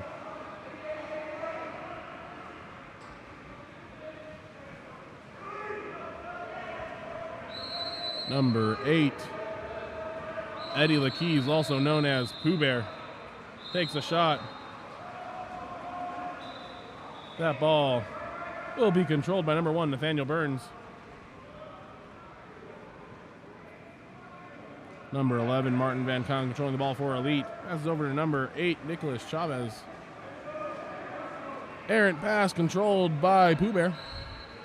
And back to goalie, Jake Kalamanis for Rancho Tsunami. Ball swings up to number 2, Tyler Murray. Tyler Murray puts it into the center. Don't know who that is, but it is not. Actually, it's number 3, David Quinn, able to get the backhand shot into the back goal despite having his head almost taken off by number 6, Troy Havlicek there. Ball with number 7, Jaden Rose for Elite Water Polo. Score is 1-0. Rancho Tsunami ahead of Elite. Martin Van Kylen controlling for Elite.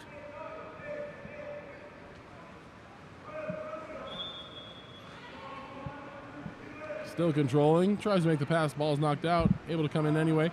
Number 7, Jaden Rose takes the backhand, goes off the hand of Jake Kalamanis into the cage. That goal scored by Jaden Rose. Ball is passed back to number 8, Eddie Lakeys. He passes the ball up to number 2, Tyler Murray on the 1-2 side of the pool. Into a posted up number 12, Cash La Rochelle. Ordinary foul given to him. Pass back out to Tyler Murray. Tyler on his legs, trying to work to create some space. Ordinary foul given. He is inside though. And the ball is turned over because he was inside and took the shot anyway. Ball passed up to number 8, Nicholas Chavez, who has the ball taken away from him by a swarm of 3 Rancho Tsunami players. Passed up to number 3, David Quinn. Controls the ball with the left hand. Switches to the right hand and draws the 5-meter while turning inside. That 5-meter will be given to number 9, Luke Rapeo. Drawn by number 3, David Quinn. Looks like David Quinn will not only draw it, but take the 5-meter as well. Try to score on goalie, Nathaniel Burns for Elite.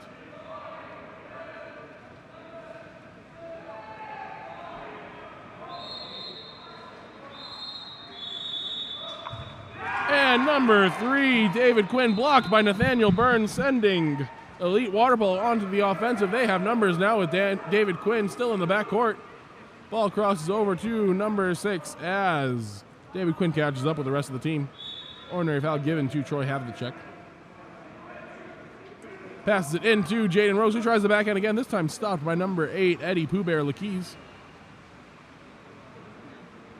Ball up to number 10, Nolan Sincamani.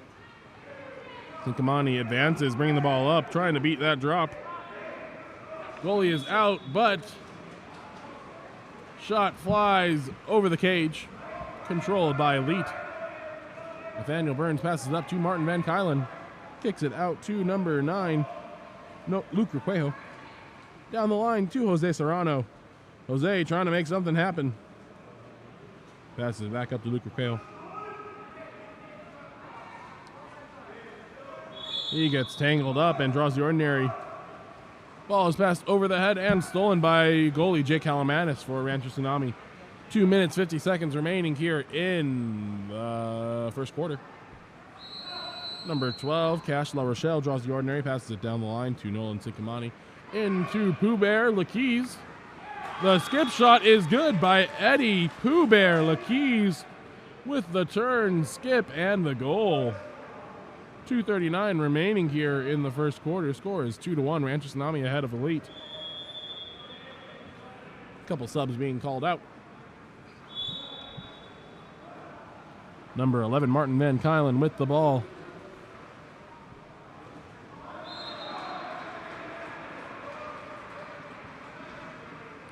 Martin Van Kylen outside turn to inside water. Passes it out to Luke Raquel. Luke Raquel has Martin Van Kylen posted up. We'll see if he can get it in. Jose Serrano tries to put it into Martin Van Kylen. Ball comes in, unable to get a handle on the ball. Rancho Tsunami takes over. Number 7 passes it all the way back to goalie Jake Kalamanis. Up to number 2, Tyler Murray. Crosses it to Trace Pascal. Puts it into center. Cash La Rochelle, who throws that ball into the back of the cage. A little bit of extra spice on that one. Score is 3-1, 1:57 remaining in the first. Ball is passed back to number 11, Martin Van Kylen. Martin Van Kylen doing it all for his team, trying to post up, defend center, and shoot from the outside. Unfortunately, on that pass, number 2, Tyler Murray, is able to step up and intercept it. He has the offensive called on him, though, drawn by Jose Serrano. Elite ball, crosses it over to the other side of the pool. Ball passed up to Noah Hansen. Back up to Luke Raquel. That ball shot blocked by Pooh Bear. And the outlet pass is intercepted by Nathaniel Burns for Elite Water Polo. That pass intended for Martin Van Kylen. Swatted out of the air. Eventually the shot taken by number, looks like that's 8, Nicholas Chavez, who skips it under the goalie's arms and scores the second goal for Elite Water Polo. Score is 3-2, minute and 8 seconds remaining in the quarter. Number 8, Eddie Lakeys, has the ball. Down to number 12, Cash La Rochelle, to a posted up Tyler Murray, who turns inside and is able to draw the 5-meter for Rancho Tsunami. Really nice turn there by number 2, Tyler Murray. Tyler Murray sets up to take the 5-meter shot as well. Let's see if Nathaniel Burns can come up with another stop. Whistle blows. He comes up with another stop. That's 2 5-meter blocks now for Nathaniel Burns. Doing it all by himself. He doesn't need any help. Number 9, Luke Raquel, has the ball. Trying to attack inside water here. He stops, pauses, surveys the area. Able to pass it up to number 3, David Quinn. David Quinn tries drawing the foul, but Cash La Rochelle has both hands up. Controls the ball, kicks it to himself, and delivers it to goalie Jake Kalamanis. Nice use of the foot there. Number 6 for Rancho Tsunami pumps the ball and is able to score that ball. I don't have a number for number 6. If you know who that is, please go ahead and post it in the live chat. We want to give credit where credit is due.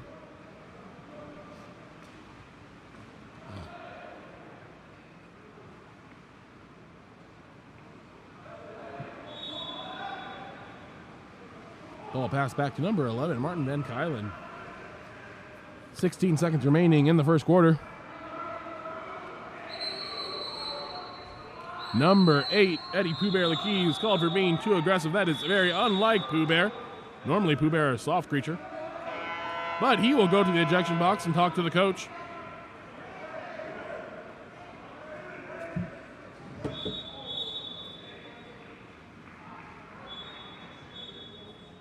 A little bit of confusion between the referees.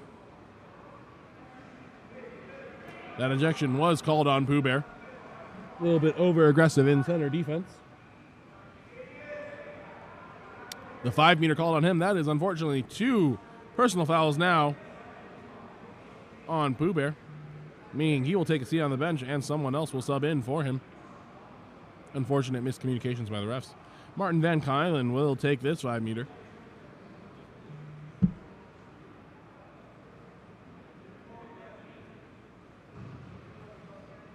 Coach Kevin Nesbitt is not happy about this one.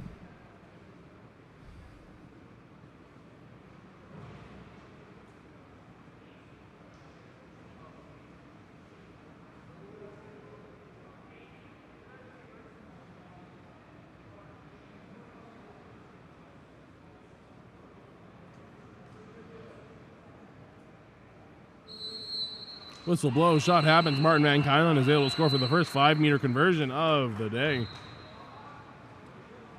That was considered a dead time penalty throw as the shot clock expired. Excuse me, game clock expired as the shot was taken. That's the end of the first quarter. Rancho Tsunami leading Elite Water Polo 4-3. Remember, KAP7 is a proud sponsor of the Eggbeater series of water polo. We recognize how important it is for athletes to have the opportunity to compete. Visit KAP7.com for more details.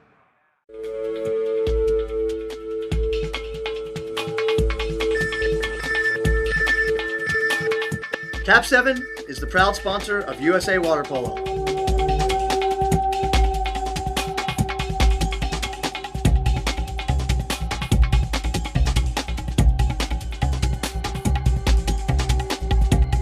KAP7 is the best ball in the world.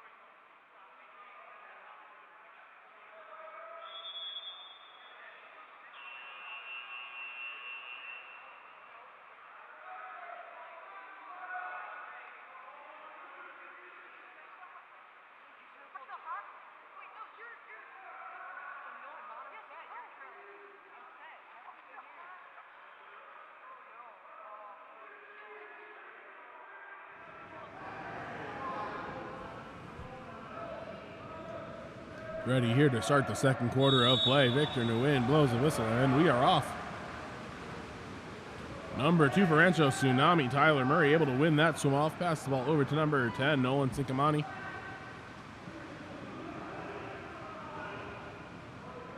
Looking around the pool, passes it up to 15.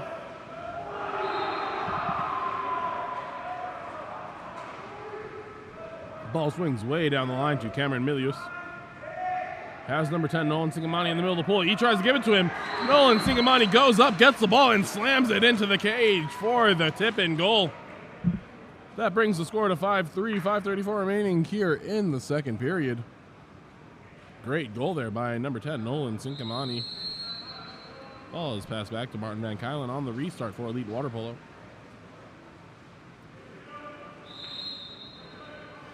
Van Kylen passes it over to number 9, Luke Requejo. That ball is stolen by Tyler Murray all over that ball. Has not popped the ball yet, though. Doesn't matter. He gets the pass off in time. Number 12, Cash La Rochelle, passes it back to Tyler Murray. Into the center, David Quinn, who loses his handle on the ball and gets the ball taken away. Ball now rests with number 1 on Elite, who passes the ball up to number 3, Jose Serrano. Excuse me, that's number 6, Troy Havlicek, who lobs the ball into the far corner for the goal. 5-4 now, 4:54 remaining in the game, in the second quarter, excuse me. Number 3, Jose Serrano, passes the ball back to number 10, Nolan Sinkamani. Number 2, Tyler Murray, has the ball. Ball is turned over, contra foul for the stiff arm. And Elite Water Polo across the ball up to number 6. He has the ball, but that ball is swamped. Whoa. Crazy exchange of water polo there. Ball stolen 2 or 3 times from each team. Finally results in a shot from number 7, Jaden Rose, who throws it over the cage. Number 12 now, Cash La Rochelle has the ball at the 1 spot. Cash La Rochelle passes it to the far side. David Quinn tips it, hits the post, and the ball rests with Nathaniel Burns. Nathaniel Burns passes it up to number 3, Jose Serrano. Swings it to number 9, Luke Requejo. Back to Serrano. He puts it inside. Number 11, Martin Van Callen trying to step. The ball ends up with number 10, Nolan Sincamani, and Rancho Tsunami takes over. Ball is put up to number 2, Tyler Murray. Tyler Murray puts it into Cash La Rochelle. Passes a little bit long, though. Stolen by Nathaniel Burns. Nathaniel Burns puts it up to number 11, Martin Van Kylen. Over to number 4, Chase Roberts. And into the center, Jaden Rose. Jaden Rose backhands right into the chest of Jake Kalamanis, who catches it and says thanks for the gift. Ball up to number 3, David Quinn. David Quinn holding on to the ball. Trying to draw the ordinary. Pass it over to Tyler Murray.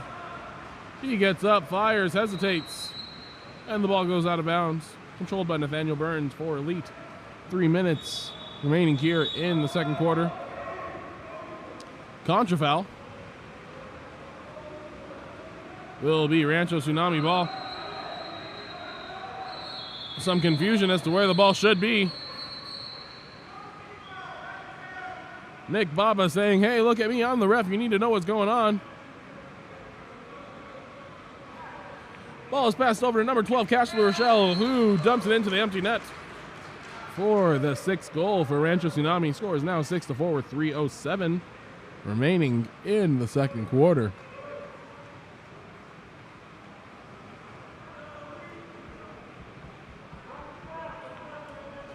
We are here in sunny St. George, Utah. Beautiful weather today, nice and sunny after a rainy day yesterday. Ball controlled by number 11, Martin Van Kylen. Number 3 tries to lunge for the ball. Martin Van Kylen retains control, passes it over to... no idea who that was. But the shot is stopped. Number 3, David Quinn has the ball, swimming away from the cage, draws the ordinary. He swings it to the far side. Number 2, Tyler Murray is good for the tip-in. Scores another goal. Number 7, Jaden Rose doesn't like that, saying, how did they do that?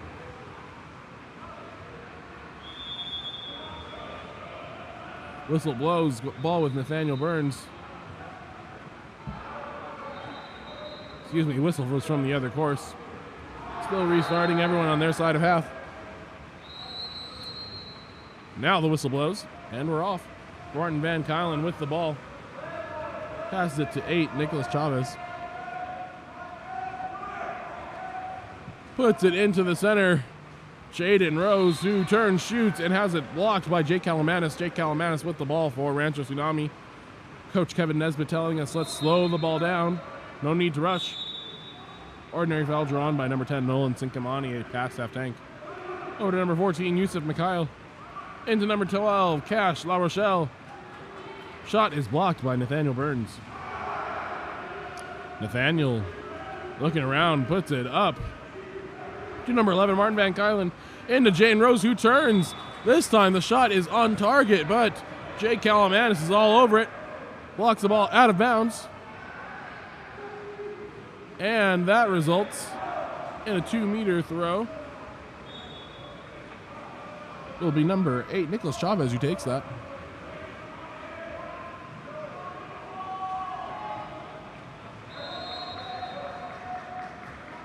Nicholas Chavez pops the ball. He is live. Can shoot if he wants. He's looking around, surveying. Passes it into the middle. Shot taken by number 9, Luke Requejo. Gathered by Jake Kalamanis. Number 2, Tyler Murray now controls the ball for Rancho Tsunami. Ball is down the line with number 12, Cash La Rochelle. Almost had a drive by Yusuf Mikhail. Thinks twice about it. Cash still has the ball. Offensive foul by number 10, Nolan Sinkimani. Ball with Elite. Score is 7-4 with 1:13 remaining here.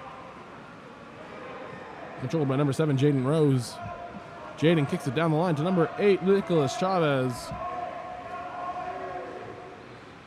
Ball comes into number 7, who is called for the contra foul. No goal, Rancho Tsunami ball.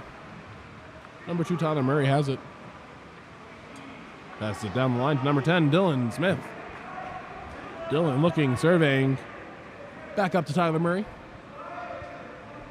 Over to number 12, Cash La Rochelle. Cash looking around. 7 seconds on the shot clock. Still looking, takes the shot over the cage. And it's Elite water polo ball.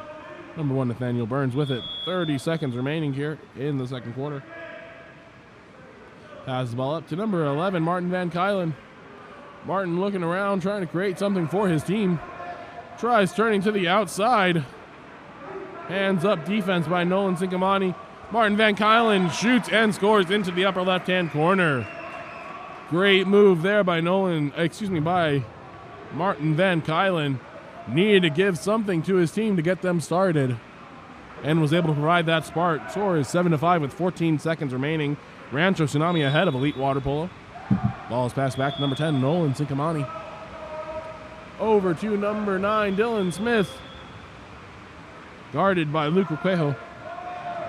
Loses control of the ball, and that is gained by Luke Requejo. He takes a shot over the cage, and that will end the second quarter of gameplay. Rancho Tsunami 7, Elite water polo 5. KAP7 is the official ball of water polo. Visit KAP7.com for all your water polo needs.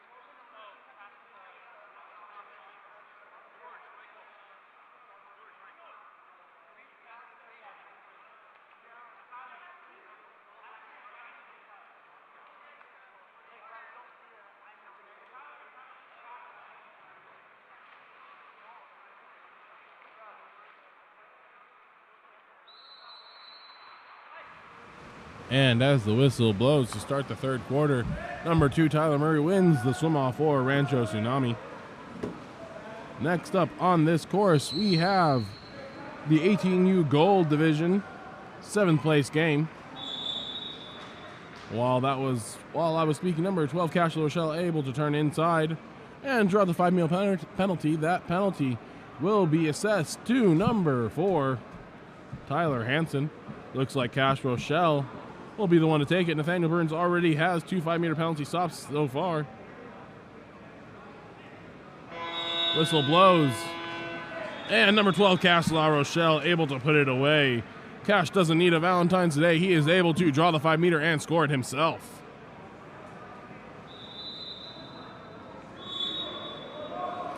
On the whistle, Nathaniel Burns, goalie for Elite Water Polo with the ball. Scores 8-5 with 5:40 remaining here in the first quarter. Passes the ball to number 8, Nicholas Chavez. Down line to number 3, Jose Serrano. Jose trying to turn, find something to do. And he is called for the headbutt against number 2, Tyler Murray, who now has the ball, passes it over to Jake, count the minus. Jake passes it up to number 7, Trace Pascal, into center, Cash La Rochelle. He just scored the 5-meter, and now he wants a backhand, which trickles into the cage. Cash La Rochelle with his second goal of the quarter so far in under 50 seconds. 5:13 remaining here in the third period. Score is 9-5 with Rancho Tsunami ahead of Elite Water Polo. Play starts up. Martin Van Kylen with the ball.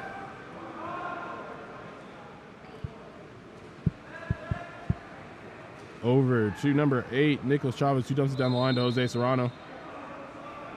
Kind of seems like deja vu because that happened the exact same thing on the last play. Ball is stolen and tipped away by number 3, David Quinn. Martin Van Kylen able to control.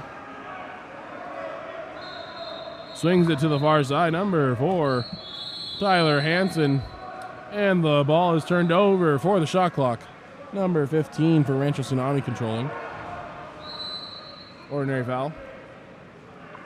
He puts it into center, number 3, David Quinn, who rolls out and is able to score that ball on the left side of the cage. Goal number 3, David Quinn.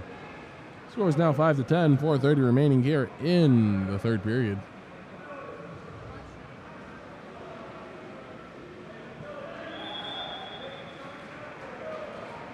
Ball will start with number 7, Jaden Rose, who passes it back to Martin Van Kylen. Martin brings the ball up. Advancing, looking for something to happen. Swings it over to number 9, Luke Corquejo. Back to Martin Van Kylen. He passes over to number 8, Nicholas Chavez. Eventually ball put into center, stolen by number 15. Number 13 here, Cameron Milius, passes it back to Tyler Murray too.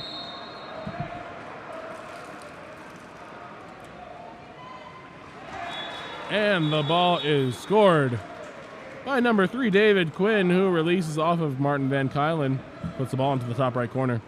Timeout called by Elite coach John Boyer. Wants to talk things over with his boys.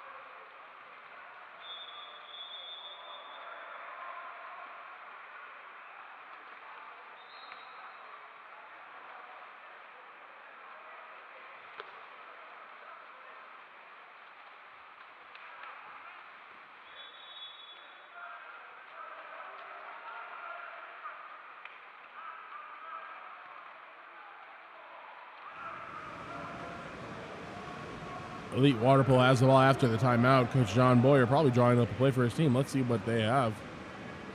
Nathaniel Burns with the ball. That's the ball up to 16. Excuse me, that's 11. Martin Van Kylen. Lots of movement here for Elite Water Polo. Number 8, Nicholas Chavez with the ball. Over to Martin Van Kylen. He's a shooter. Chooses to pass the ball over to number 8, Nicholas Chavez. Down the line to Jose Serrano. Eventually the contra foul called. Ball controlled by Jake Kalamanis. Passes the ball back up to number 6. Number 6 working, ordinary foul given.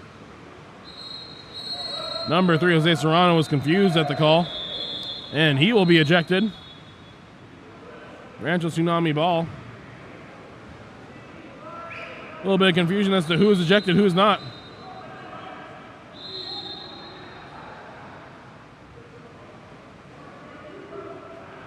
Ball is called out, wanting to make sure we are clear. Play restarts, ball in the hands of number 6 for Rancho Tsunami, over to number 7, Trace Pascal. Pascal pumping, walking, bringing that ball in, takes the shot and is able to score it himself after the ball goes off the hands of number 11, Martin Van Kylen. That brings the score to 12-5, 3:16 remaining here in the third period.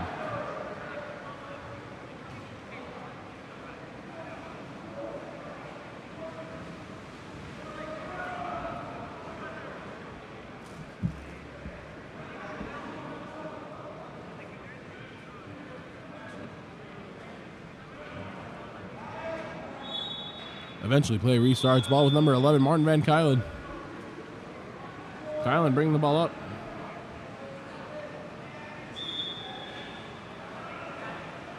Swings it over to the right side. Number 8, Nicholas Chavez holding onto the ball. Looking for something there. Not really very much. Ball swings to number 10, Noah Hansen, who takes a shot. Jake Kalamanis all over that one. Kalamanis surveying, looking for someone to pass to. Passes it up to number 15. Who passes it back to 7, Trace Pascal. Hits the far side. Number 3, David Quinn, tries to tip it over his head, but unable to put it on cage. Nathaniel Byrne controls for Elite. Passes it up to a number 6, Troy Havlicek. Havlicek pumping, shooting, missing. As the ball is with Jake Kalamanis, has the streaking David Quinn above the rest of the pack. He tries the push shot. Doesn't go. Nathaniel Burns with the ball, passes it over to Luke Requeo. Luke hesitant to swim, but he finally does. Goalie telling him to keep going. And he turns on the burners and starts going. Coach John Boyer saying, finally. Luke Requeo shoots, skips, and hits the crossbar. Number 11, Aiden Hernandez controlling for Rancho Tsunami. 1 minute, 50 seconds remaining here in the third period, up to number 15 for Rancho Tsunami. Over to number 7, Trace Pascal. Trace passes it down the line. Number 3, David Quinn. Called for the push-off. Ball will turn over to Elite. Nathaniel Burns holding on to it. Passes the ball over to number 3, Jose Serrano. Jose looking around, draws the ordinary foul. Passes up to number 8, Nicholas Chavez. And we have an ejection. 13, Dark. Cameron Milius is ejected, leaving Martin Van Kylen open in the middle, who pumps and scores into the lower left-hand corner. That is goal number 6 for Elite Water Polo, scored by number 11, Martin Van Kylen, after the ejection was drawn. Score is now 12-6, 1:19 remaining.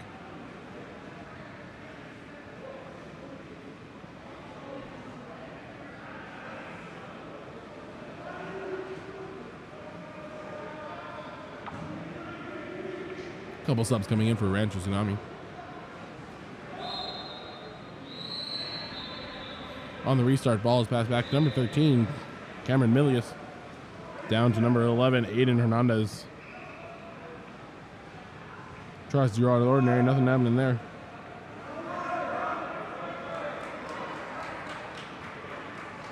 Stifling defense by number 3, Jose Serrano.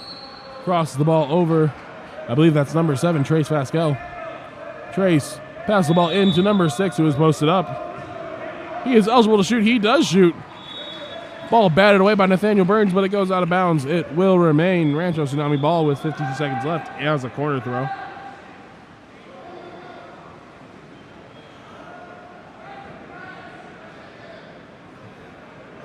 Number 6 for Rancho Tsunami taking that ball.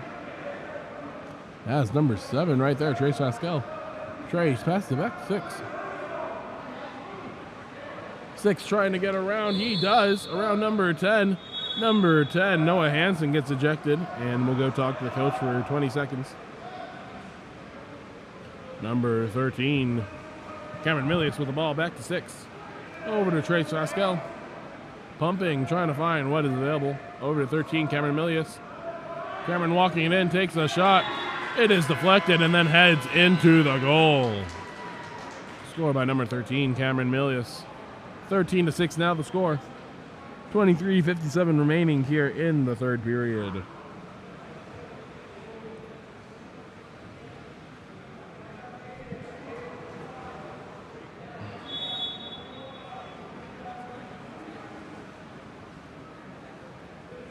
Number 11, Martin Van Kylen with the ball. Turns to the outside, trying to draw an ejection. Nothing happening there. Number 6 ends up with the ball, but that ball is pushed under. Controlled by number 6, Troy Havlicek. He pops the ball and wants a shot. Martin Van Kylen gets the rebound, able to skip it under the arm of Jake Calamanis and score the ball with 2 seconds remaining in the quarter.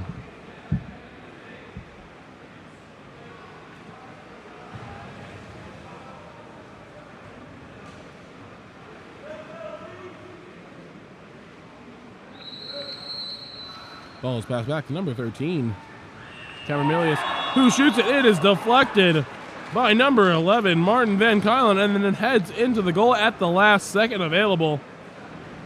That goal will count. Final score of the third quarter, 14 for Rancho Tsunami, 7 for Elite Water Polo. And now a short message from our sponsors, KAP7.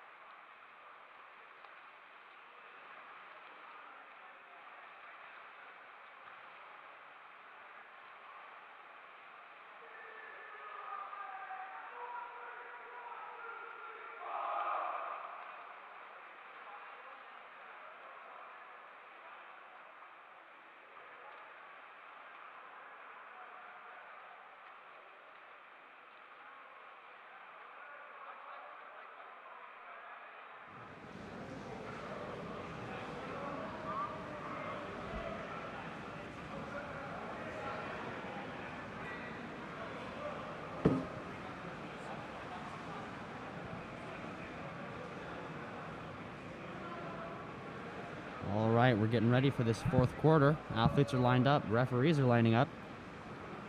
For the people in the chat asking what's next, what's to come with this, what's the schedule, if you go to goals.co, that's GOLS.co, you can find tournament schedules and rosters and all sorts of information there. Elite wins the sprint, that's 9. Passing it up to 11 white. Over to 8. Seth, the announcer who has announced most of this game, has stepped away for a moment. You're stuck with me. I'm Joseph Wardle. You can just get excited for when Seth gets back, because he makes water polo sound way more interesting than I will. Which is impressive, considering there's only so much interesting something can get, and water polo is very interesting. 10 gets that ball, steps up, steps out, makes a shot, isn't quite able to make it through 2 defenders and a goalie. Goalie makes a long pass to the center of Elite, but goalie manages to catch that. It's just a little long. Tsunamis has the ball stolen as well. These athletes get to swim back and forth, back and forth. That ball is at 8 from Elite.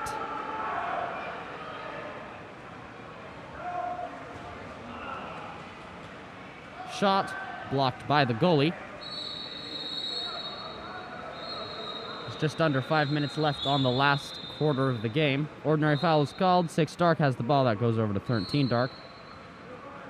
It's Cameron Milius. Looks to the far side, passes it over to number 9. That's Dylan Smith. Crash, that's Jose Serrano that crashes. Almost gets that steal. It is recovered by 11. That's Aiden Hernandez. He looks towards the middle, sees that open center player, passes it into center. That's Nolan Sinkonami. He is not quite able to pull through. Ends up handing it over to Elite.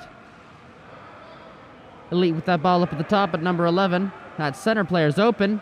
The defenders see that and crash all at once. Shot is made before the defense gets in, but it's not strong enough to make it into the cage.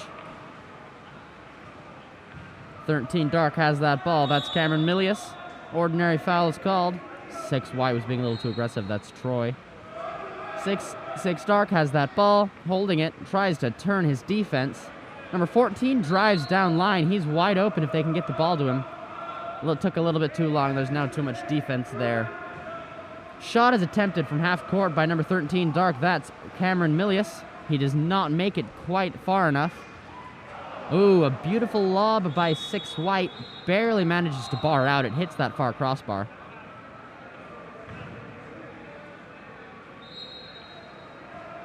Timeout is called. It's currently Tsunami's ball. We'll get back to you after these coaches have an opportunity to talk with their athletes.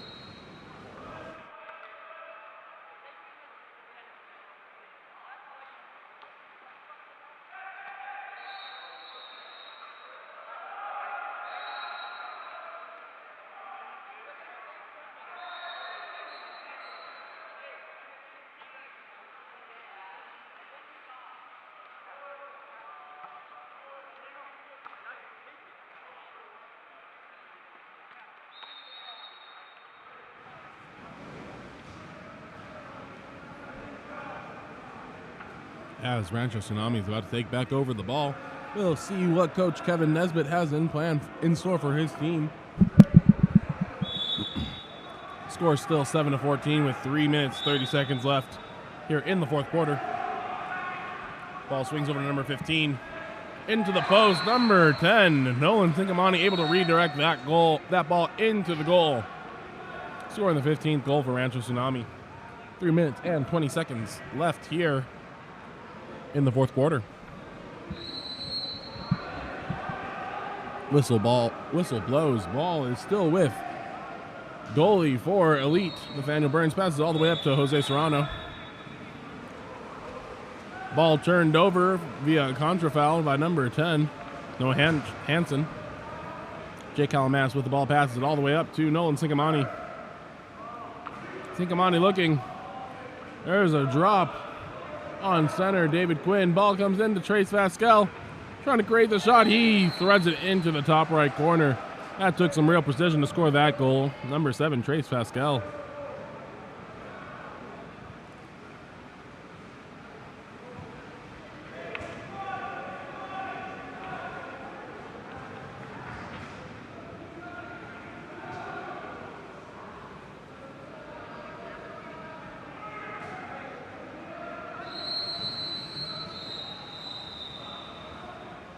Ball is passed back to number 9, Luke Cuejo. Up to number 8, Nicholas Chavez, who tries to put the ball into center, but it's an overpass stolen by number 1, Jake Calamanis. 2 minutes remaining here in the fourth quarter. Ball goes up to number 6. Number 6 pumping, looking, rising, and passing it off to number 9, Dylan Smith. Dylan trying to turn inside, guarded by number 8. Nicholas Chavez passes it over to number 14, Yusuf Mikhail. Mikhail puts it into a number 10, Nolan Sinkamani, who is posted up. Guarded well by number 11, number 10, Noah Hansen. Shoots the ball, and that is controlled by Nathaniel Burns. Nathaniel has the ball, looking around, trying to find someone to pass to. Ball goes to number 10, Noah Hansen. Noah passes the ball all the way to the far side. Number 3, Jose Serrano controlling. Puts that ball up to number 8, Nicholas Chavez. Has the ball poked away by number 9, Dylan Smith. Regains possession, though. He is sandwiched between 2 people, and number 4, Tyler Hansen, catches the ball with 2 hands. That will be a contra foul. 55 seconds remaining here in the fourth quarter. Nolan Sinkamani controlling the ball. Down the line to number 13, Cameron Milius. Into number 14, Yusuf Mikhail. The shot swallowed by Nathaniel Burns. Up to number 10, Noah Hansen, who tries a shot, poked out from behind. Tries a second time, poked out from behind a second time. And Jake Calamanis controls the ball. Up to number 6 for Rancho Tsunami. 23 seconds remaining. 3-second difference between game clock and shot clock. Goalie wanted to come out to create some offense. Number 10, Nolan Sinkamani, able to shoot the ball into the top left corner. This scored the 16th goal for Rancho Tsunami. 17th goal for Rancho Tsunami, excuse me. Score is now 17-7. Rancho Tsunami ahead of Elite Water Polo. 15 seconds remaining in the game. Ball is passed back to number 1, Nathaniel Burns. Nathaniel Burns' turn to go play offense. He throws it ahead of him. Almost stolen by Yusuf Mikhail. Pass the ball over to number 4, to number 9. Luca Cuejo shoots. Controlled by number 6 for Rancho Tsunami, and that is the game. Final score, Rancho Tsunami 17, Elite Water Polo 7.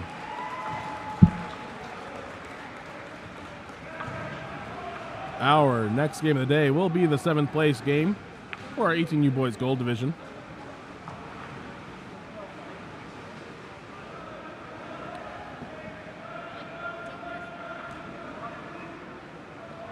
Water polo is our passion collectively. KAP7 supports this passion with direct sponsorship to 52 plus organizations around the world. Join KAP7 in supporting the passion of water polo.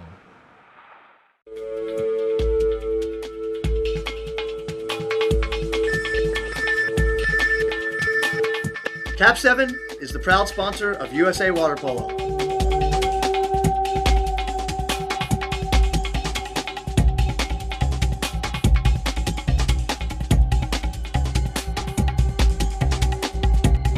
KAP7 is the best ball in the world.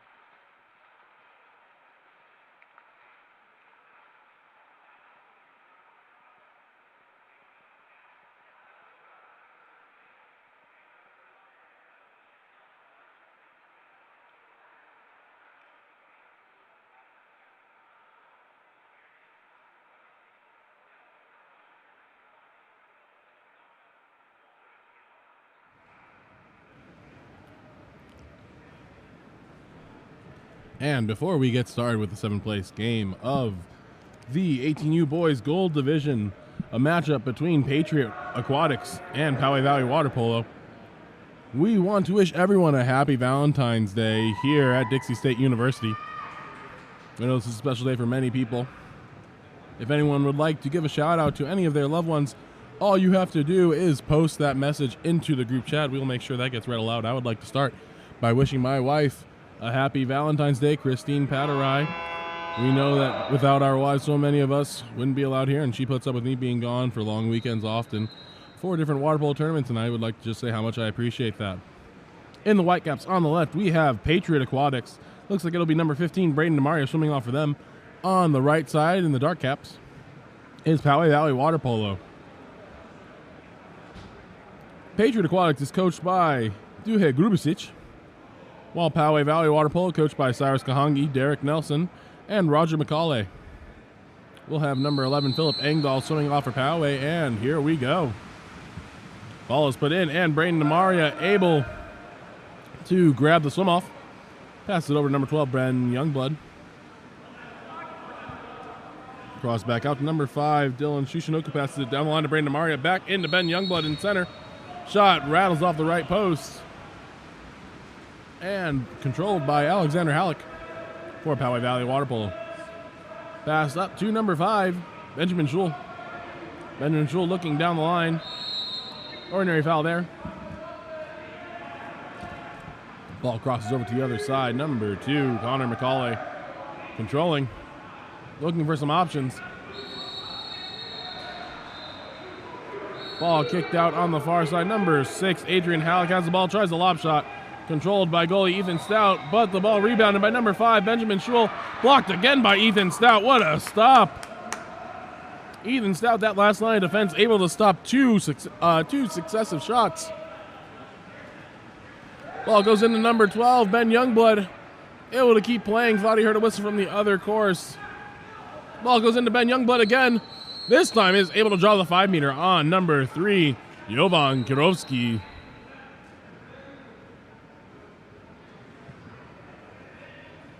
Looks like it'll be number 15 for Patriot Water Polo, Braden DeMaria, the lefty, taking this 5-meter shot. Number 1, Alexander Halleck, will try to stop it. Braden DeMaria has proved all weekend that he has an absolutely deadly shot. Referees have to switch positions so that the lefty can see the ref. Whistle blows. Ball rockets into the top left corner for the first goal of the game. Braden DeMaria, number 15, scores. 4:50 left here in the first quarter. Play starts. Ball is handed off back to Benjamin Schul. In center for Poway Valley today, we have number 3, Jovan Kirovsky. He is a very explosive player. Ball is put under, and Patriot Water Polo controls. Swings up to number 15, Braden DeMaria. Some drives for Patriot. Ball is put into number 4, Dylan Gambill, and then stolen. Poway Valley controls. Alexander Halleck with the ball. Up to the right side, number 6, Adrian Halleck, puts it down the line into center. Number 5, Benjamin Schul, trying to make something happen. And an ejection called on number 7, Declan Tompkins, for Patriot. That sends Poway Valley into their first 6-on-5 of the game. Over to number 11, Philip Engdahl, back to 6. Adrian Halleck down the line there. Looking for some options. Engdahl passes down the line to 12. Jack Falsing. Excuse me, that's 2, Connor McCauley. And we are even. Ball to the 6 spot, coming from behind, has the ball knocked out. And stolen by Patriot Water Polo. Great defensive stand there, not even allowing a shot. Contra foul called on, I believe, number 15, Braden DeMaria. A little bit too aggressive there on the gross and go move. That ball is live. Not eligible to shoot. Has to make a pass somewhere. Shot is blocked, even though it didn't count anyway. Ethan Stout controlling.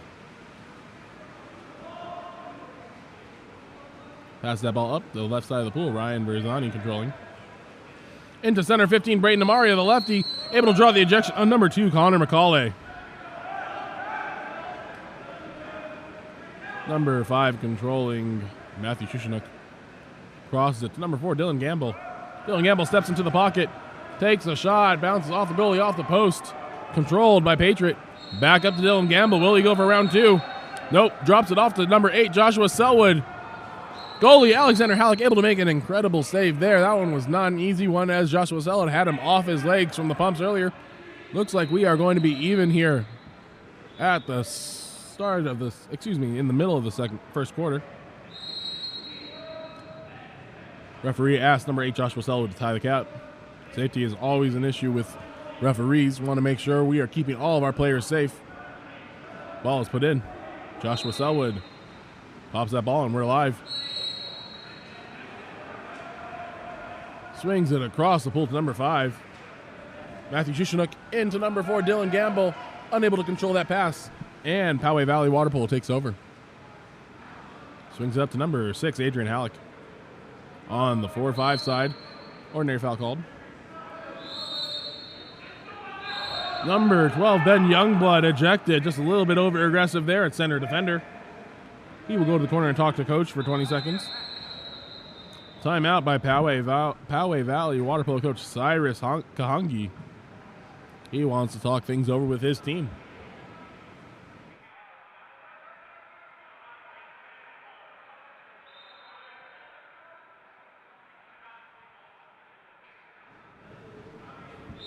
Here at Game On Live Studio, we want to support any athletes that has interest in playing water polo at the next level, namely the collegiate level. If any of these athletes are planning on being recruited by any colleges or if they have already committed, please let us know. We will be happy to announce that over the air. If athletes are looking for resources to get recruited, Game On Live Studio also offers highlight tapes that you can share with these college coaches. In order to reserve those, all you have to do is go to gols.co and click the events tab, click the tournament you're wanting highlights for, and then click the reserve highlight button. That will give you a great opportunity to buy a highlight and then show that to the college you are hoping to go to.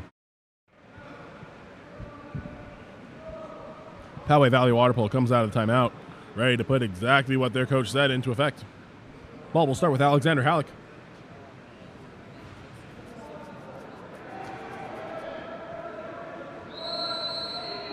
He plays number 4, Casey Schwetman. Pass the ball down the line, number 6. Back up to Schwetman.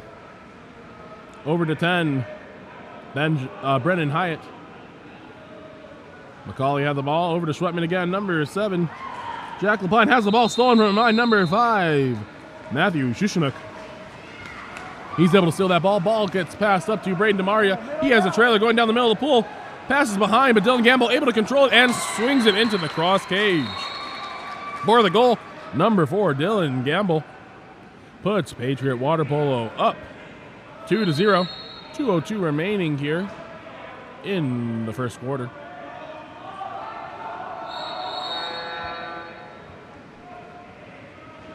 Couple subs coming in for Patriot. Ball is passed back to number 7, Jack Lapine. Lapine swings the ball over to number 10, Brennan Hyatt. Puts the ball into Korowski. Monster step out sweep shot, swings wide right. Ball bounces back in. Ethan Stout on his way to grab that. Pass the ball up to Ben Youngblood. Ben surveying, a lot of movement here for Patriot. Swings it over to number 16, Jackson Geiger. Ordinary foul.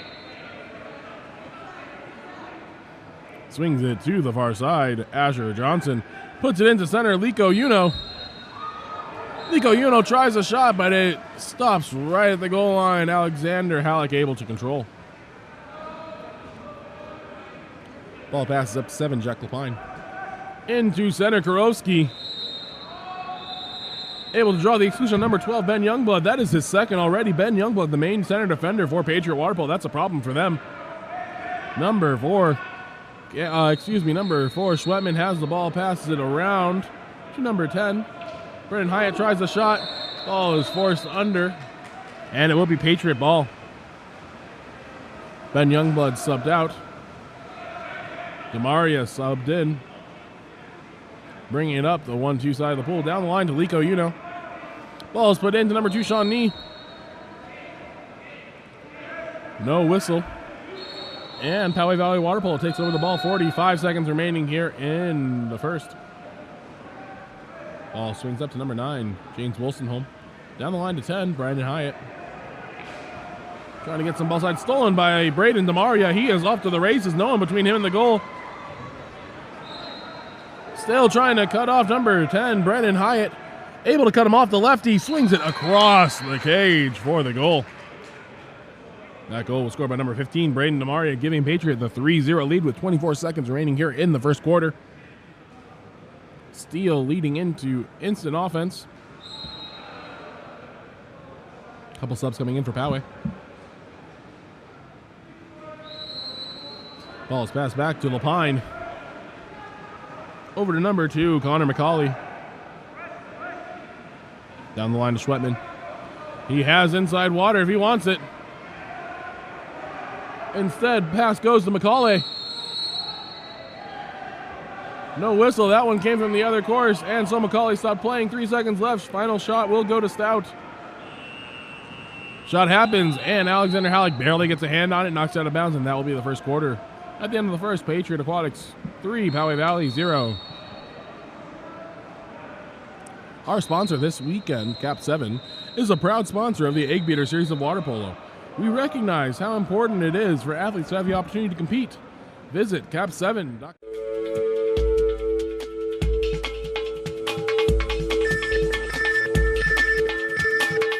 KAP7 is the proud sponsor of USA Water Polo.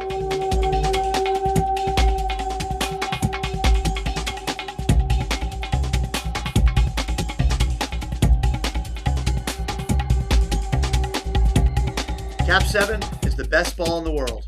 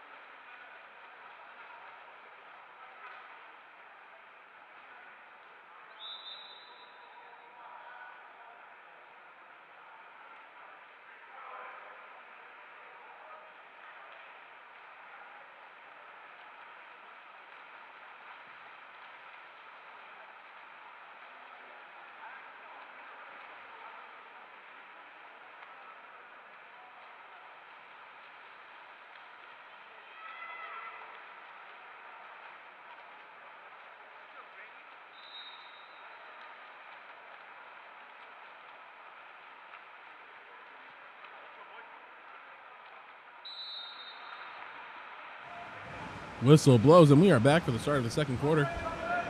Number 15, Braden DeMaria, able to win that one. Ball's with number 16, Jackson Geiger for now. Jackson pushing it up, stops. Trying to make something happen. Ball is passed over to Braden DeMaria. Cross over to Ryan Verzani. Swung over to number 10, Asher Johnson. Just 6 seconds remaining on the shot clock. Ball turned over. Poway Valley controlling. Number 7 now, Jack Lapine with the ball. Looking for options. Puts it into number 5, Benjamin Schul. Ball is stolen though, and Patriot Water Polo controls. Passes it up to number 6, Lico Uno. Lico observing. Has a driving number 2, Sean Nee. Instead rises and fires himself over the cage. Ball is put in to number 1, Alexander Halleck. Up to 11, Philip Engdahl. Down the line. Ordinary foul given. Philip Engdahl driving. Swung across the pool to number 2, Connor McCauley. Into Jovan Kurowski, able to use the backhand to get it to trickle past goalie Ethan Stout for the first goal for Poway Valley. Score is 3-1, 4:45 remaining here in the second period.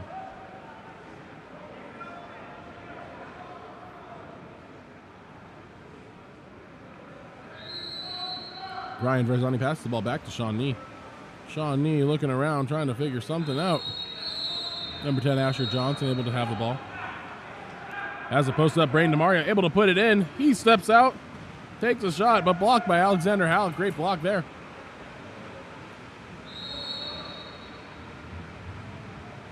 Passes it up to number 2, Ben McCauley.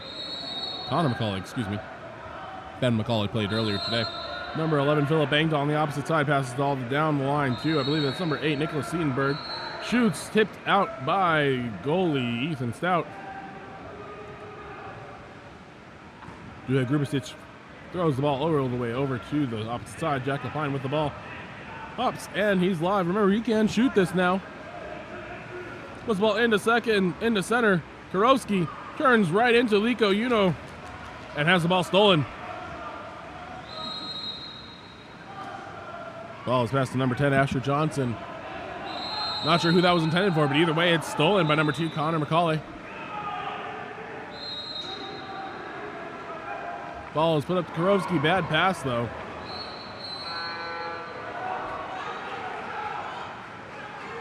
Number 6 with the ball, Adrian Halleck. Passes it up to number 2, Connor McCauley. Number 5 now has the ball, Benjamin Schul. He looks like he wants to shoot. He does. Ethan Stout able to get a mid on that.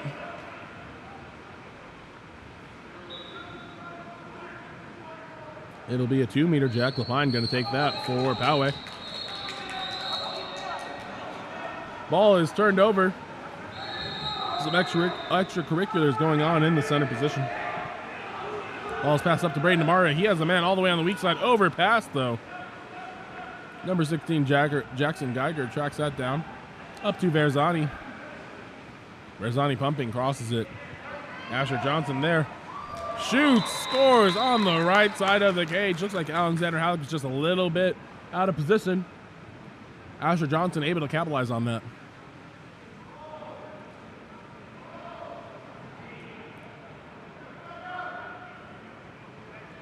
Ball now with number 3, Jovan Kurowski. Lots of subs coming in for Patriot Water Polo. Couple coming in for Poway Valley Water Polo as well.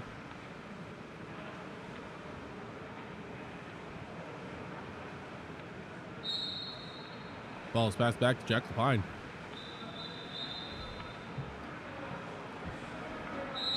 Ordinary foul. Passes over to number 8, Nicholas Seidenberg into Kurowski. Turns. Lob shot goes over the cage. Kurowski slow getting back. Ball comes in, but it is stolen by number 8, Nicholas Seidenberg. Sends Poway Valley onto the attack. They have numbers. Crosses it to Kurowski. Puts it back into Seidenberg. Shoots off the body of Ethan Stout and controlled by Patriot Water Polo.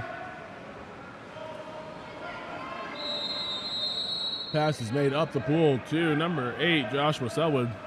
Pops the ball. He is live. Not eligible to shoot, though. Up to number 4, Gamble. Back down to Selwood. Selwood thinking about turning inside. Sides against it. Pass it back up to Gamble.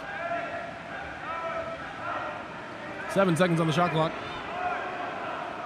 Ball goes and is dumped all the way across the pool. Alexander Halleck on his way to retrieve it. Ball goes up to number 6, Adrian Halleck. Ordinary foul.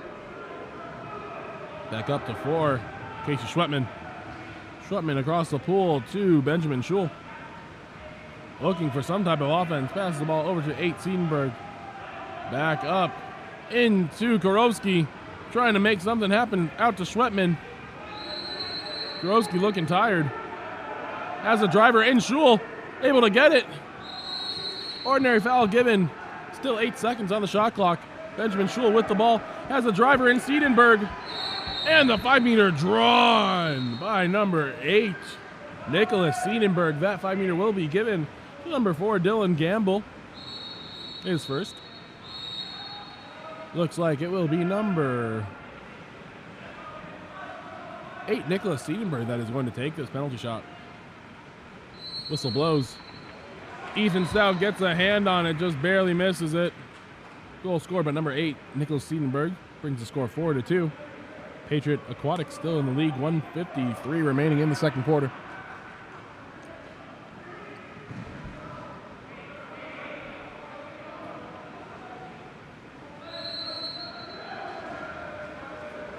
Play restarts. Joshua Selwood with the ball.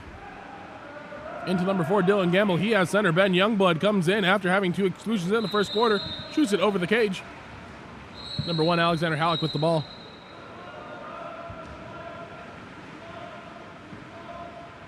Passes it down the line to the 1 spot. He has Kurowski if he wants him. He does. Ball is passed out to Jovan Kurowski.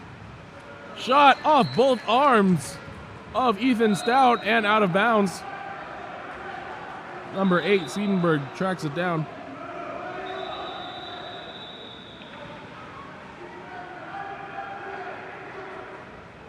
Nicholas Siedenberg pops the ball. He is live.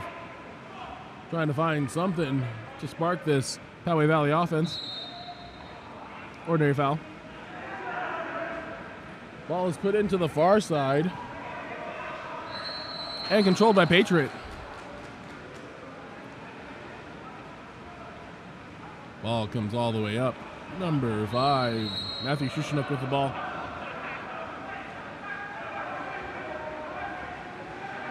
Stolen by number 5, Benjamin Schul. Poway Valley controls. They have numbers. It is a 4-on-1 offense. Crosses it over to number 4, Casey Schwetman, who was able to score on Ethan Stout and bring the game to within 1 for Poway Valley. Score is 4-3 now, 51 seconds remaining in the second quarter.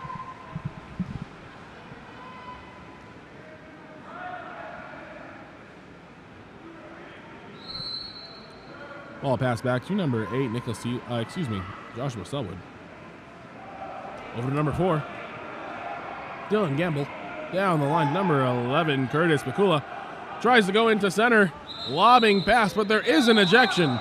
Number 5, Benjamin Schul will go to the box. Coach saying Benjamin Schul was getting elbowed. Didn't see that personally, but number 5, Matthew Shushnook has it. Pass it down the line. Back up to Shushnook.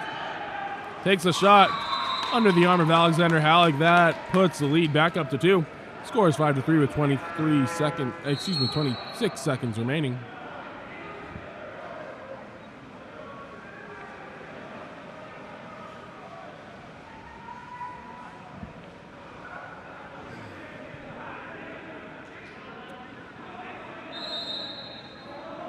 Jovan Kurowski goes into center, hands the ball off to Benjamin Schul. Him and Ben Youngblood all tangled up, draws the ordinary foul. Number 2, Connor McCauley with the ball. He is pumping, looking for a shooting opportunity. Takes a shot over the cage. Jovan Kurowski slow to get back again. Seems like fatigue may be setting in for him. Ben Youngblood passes it inside to number 4, Dylan Gamble, who sweeps it in and stretches the lead to 3. Score is 6-3, 5 seconds remaining on the clock.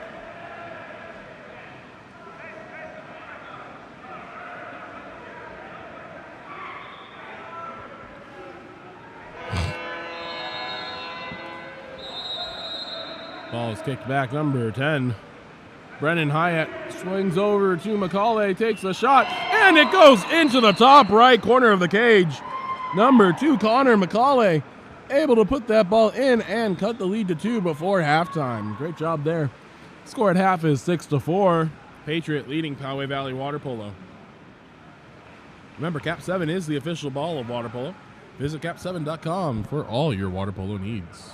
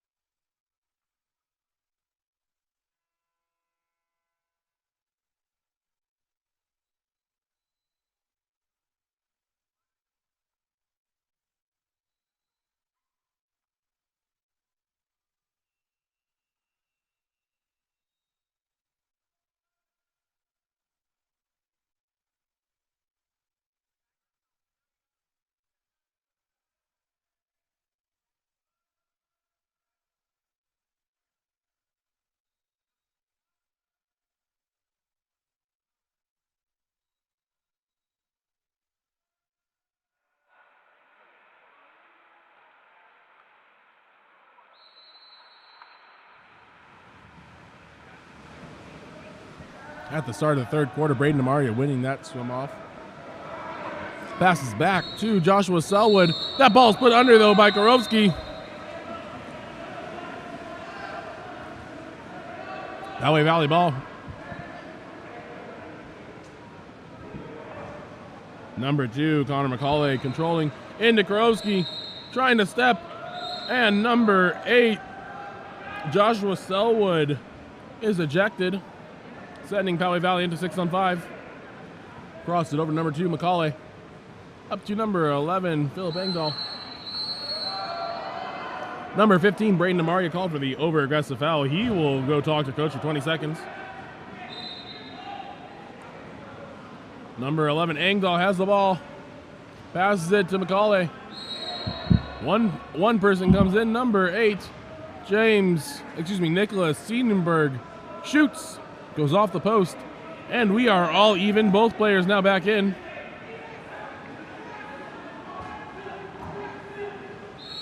Ordinary foul there. Number 8, Nicholas Siedenberg takes the shot. Doesn't go anywhere near the cage. Might have been shot blocked. Number 13, Jackson Parkin with the ball. Up to number 7, Declan Tompkins. Verzani now controlling. Looking for Ben Youngblood. Instead, he'll take the shot himself. Number 1, Alexander Halleck controls.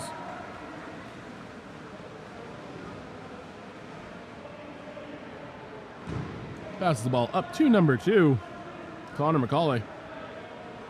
Back up to 11, Engdahl. Ordinary foul. Pass the ball over to 7, Jack Lapine.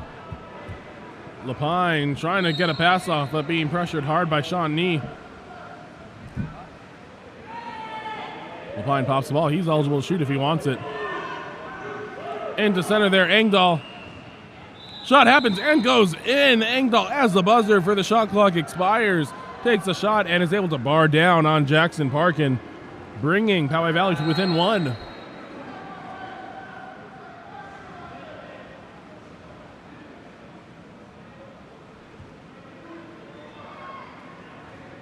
Couple subs happening for Poway Valley. 4:06 remaining here in the third period.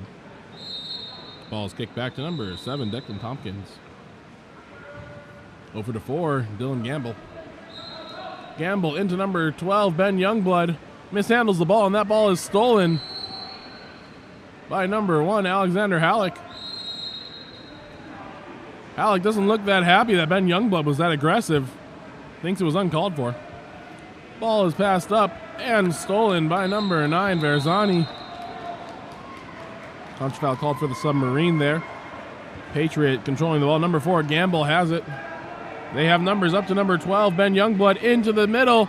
Off the head was the shot by number 2, Sean Nee. Alexander Halleck with the head block.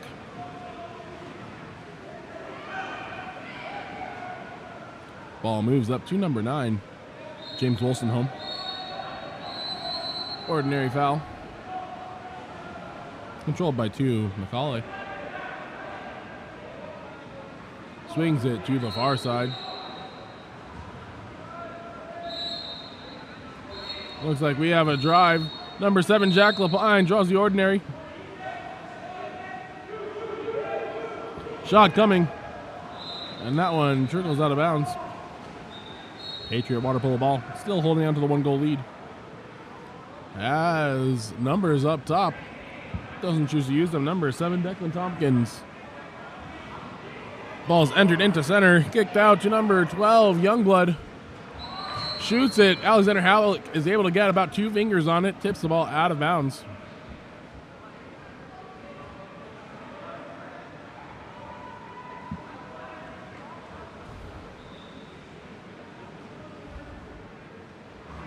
Will be a corner throw here for Patriot. Verzani taking it.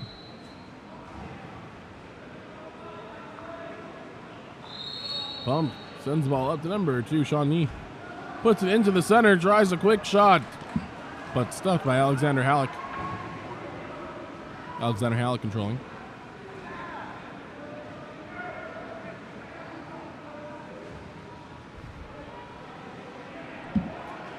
Pass is just a little bit too far. Verzani controls, and he has numbers up top. Number 4, Dylan Gamble. 1-on-none. No one between him and the goal.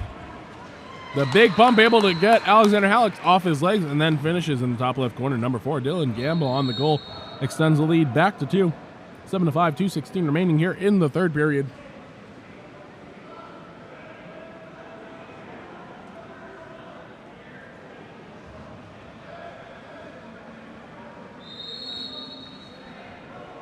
Subs coming in on both sides. Whistle did not blow yet. That was from the other course.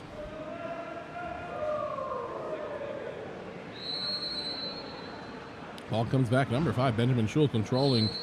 Ordinary foul. Pass up to 4. Casey Schwetman has the ball poked out. Regains control. Now has inside water. Thought he heard a whistle, but no whistle from this course. Ball goes back to number 13, Jackson Parkin. Up to number 4, Dylan Gamble. Gamble passes it into the middle. Number 7, Declan Tompkins brings it up.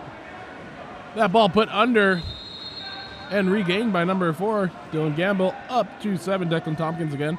Swings to the far side. Looks like Shushanuk. Verzani has the ball. Controlling it despite getting hit a couple times. Shoots it over the cage. Alexander Halleck with the ball. Passes it up to number 2, McCauley. He has numbers. Decides against attacking that advantage. Passes the ball up to Schwetman. Has does not have Krosky anymore. Schwetman passes the ball back down the line. Now he has Krosky. Krosky steps out. Takes a shot over the cage. Krosky looking pretty fatigued. Coach might want to give him a break. Number 16, Jackson Geiger with the ball. Ordinary foul there. High in the 2 spot is number 16, Jackson Geiger. Crosses it across. Number 7, Declan Tompkins with the ball. Swings the ball down the line. Number 5, Matthew Shushanuk puts the ball in to number 6, Leo Uno, who uses a sweep shot to put the ball in the back of the cage. Goal scored by number 6, Liko Uno. Brings the lead to 3:53 seconds remaining here in the third period. Subs coming in for Patriot.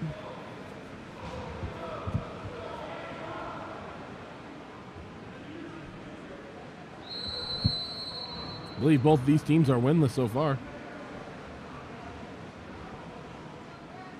Number 5 has the ball. That's Benjamin Schul. Crosses to number 10, Brennan Hyatt. Pick tries to come in. Kurowski draws the ejection on number 7, Declan Tompkins. Nice move there by Kurowski to protect that ball and draw the ejection. Ball kicked up to number 10, Brennan Hyatt. Over to number 5, Benjamin Schul. Crossed over. Back to Schul. Over to Schwetman. Up to number 10, Hyatt. Back down. Into the post. McCauley goes off the crossbar, though. He's gonna regret that one. 15, Braden DeMaria back in. The lefty able to swim it up to 6 meters. Kicks the ball out to 10, Asher Johnson. He takes a shot. Alexander Halleck gets his fingertips on it, but not enough to keep it in bounds. 5 seconds remaining in the clock. I think we can expect a shot either here right now. Number 16, Jackson Geiger pops the ball. 3, 2, crosses it into the shot. Shot blocked and hits the post to bar out. Score here at the end of the third period is 8-5 Patriot Aquatics above Poway Valley Water Polo. We'll see what happens in the fourth quarter. And now a message from our sponsor.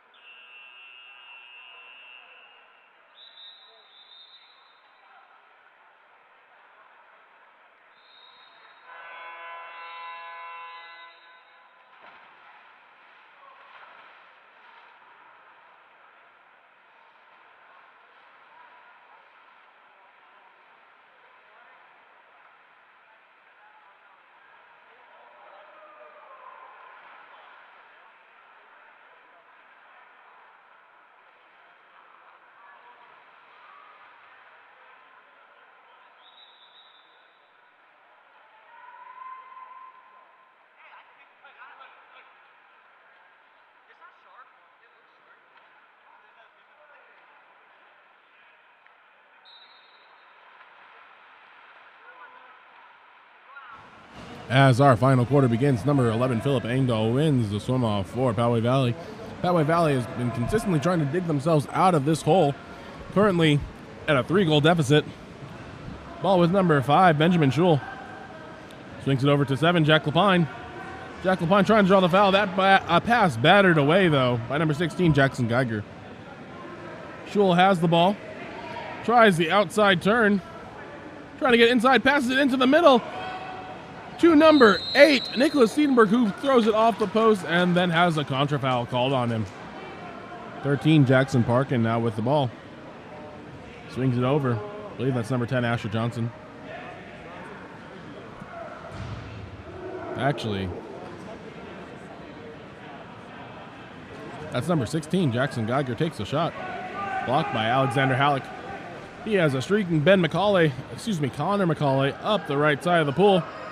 He comes up, passes it out to number 5, Benjamin Schul. Shot happens, blocked by Jackson Parkin, though. 5 minutes remaining in the game. Patriot water polo on the attack. Lico Yuno has the ball, looking for someone near the middle of the pool.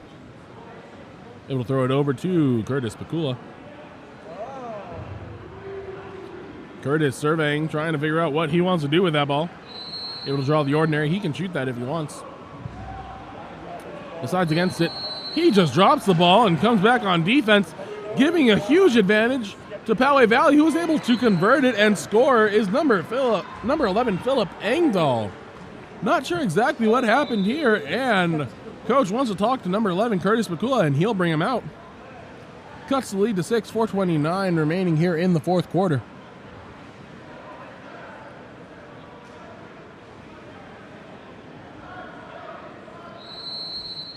Number 15 passes it back to number 6, Lico Yuno.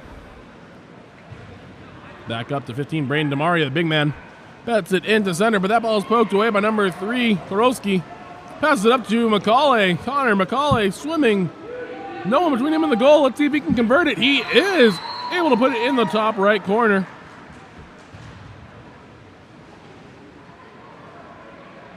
Score is now 8-7.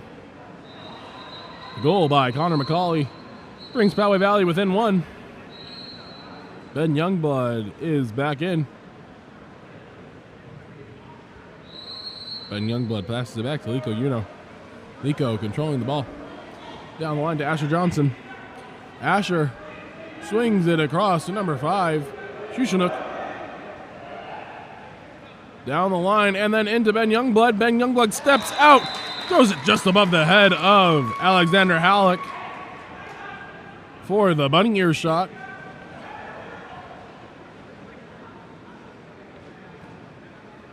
Puts the lead to 2. 9-7 now with 3:57 remaining. Ball goes back to number 3, Korowski. Number 2, Connor McCauley has the ball. Ordinary foul there.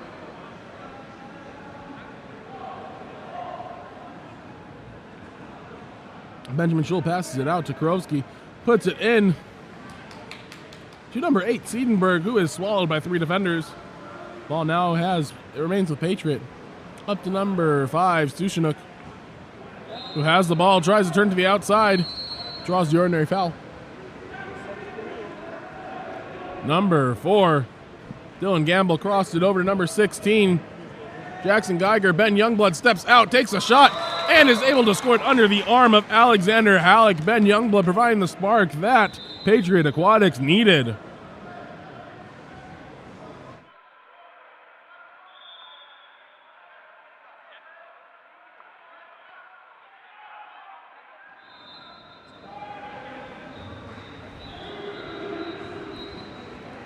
Looks like we have a timeout by Poway Valley Water Polo. Coach Cyrus Kahangri wants to put together a game plan to get them back in this game. We'll see what they're able to do with 3 minutes and 20 seconds left.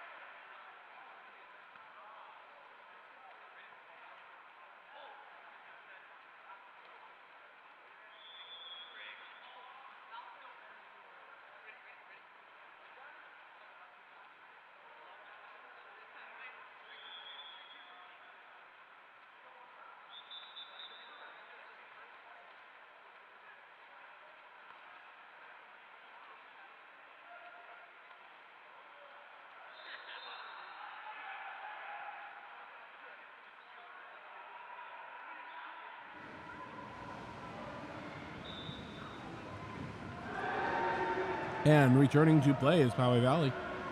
Ball will start in the hands of goalie Alexander Halleck. Pops the ball, puts it to Connor McCauley. Ordinary foul. Pass the ball up to 11, Philip Engdahl. Looking for Kurowski in the middle here. Crosses the ball all the way over, number 7, Jack Lapine. Has a trailer. But goalie Jackson Parkin able to come up with that steal, foiling the plans of Poway Valley. Sean Nee now has the ball. Tries to put it into center. Number 12, Ben Youngblood scores the goal on the near side. Stretching the lead to 4. 2:50 remaining here in the fourth quarter. Things seem to be getting out of hand for Poway Valley. Again, as mentioned earlier, both teams without a win here in this tournament so far. One of these teams will go home winless.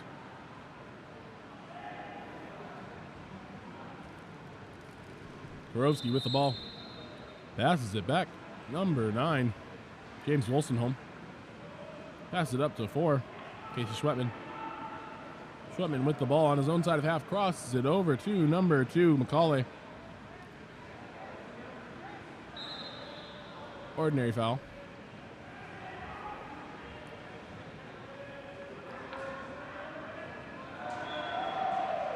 McCauley brings the ball up. Pass into Kurowski is tipped, but recovered. Kurowski, the backhand. Swings wide left of the cage. Passes the ball up to number 6, Liko Uno. Liko crosses the ball, but Casey Schwetman comes on up, grabs that out of the air, and gives it to goalie Alexander Halleck. 2 minutes, 7 seconds remaining here in the fourth. Ball up to 2, McCauley. Ordinary foul. Poway Valley has to score on just about every possession if they want to get back into it. The backhand sails wide left. Might not be enough time now. Ben Youngblood rattles the post.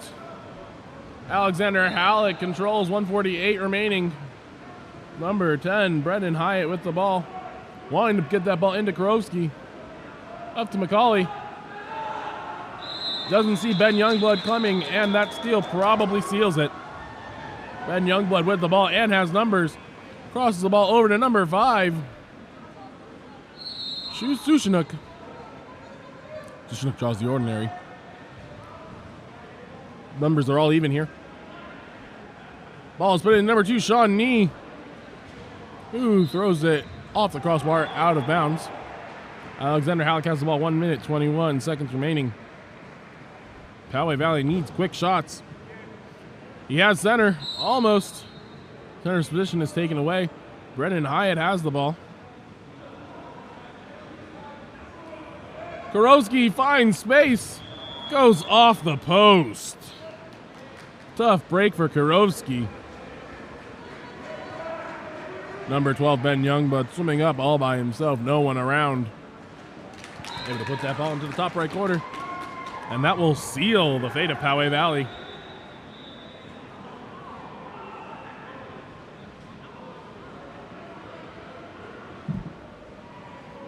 Poway Valley coach falls for the ball. 55 seconds remaining here in the fourth quarter. Couple subs coming in. Kurowski passes the ball back. Schwetman has it.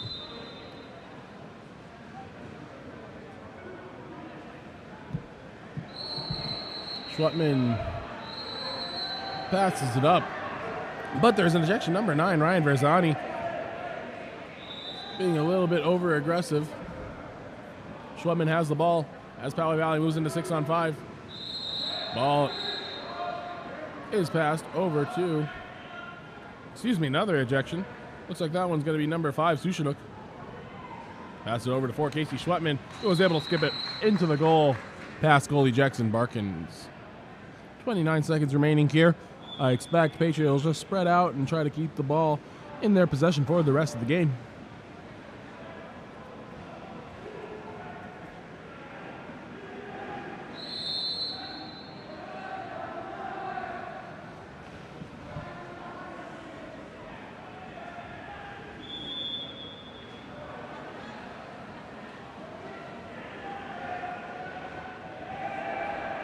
Eventually, ball goes down to the 1 spot.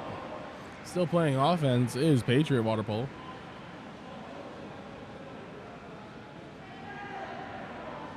Swings the ball over to the far side. Ben Youngblood has the ball stolen from him, but there is only a second remaining and time expires. And that is the end of our 7th place game. Patriot Aquatics able to secure 7th place. Poway Valley finishes in 8th. Final score is 12-8. Patriots in front. Our next game, scheduled for 1 o'clock, is between Power Aquatics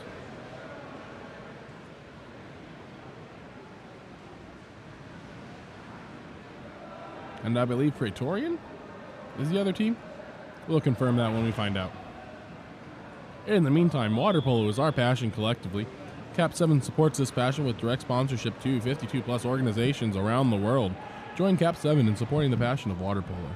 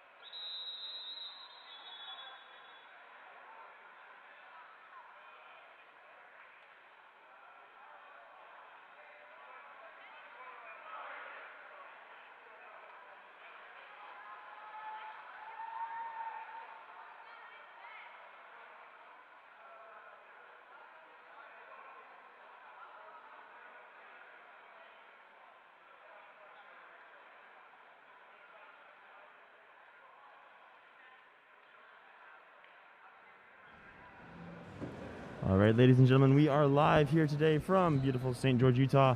Right now, we've got Power versus Rancho Tsunami. And it looks like number 3, Dark, is going to win that sprint. Give me 1 sec to figure out the rosters. Do you want to try to throw it in yourself?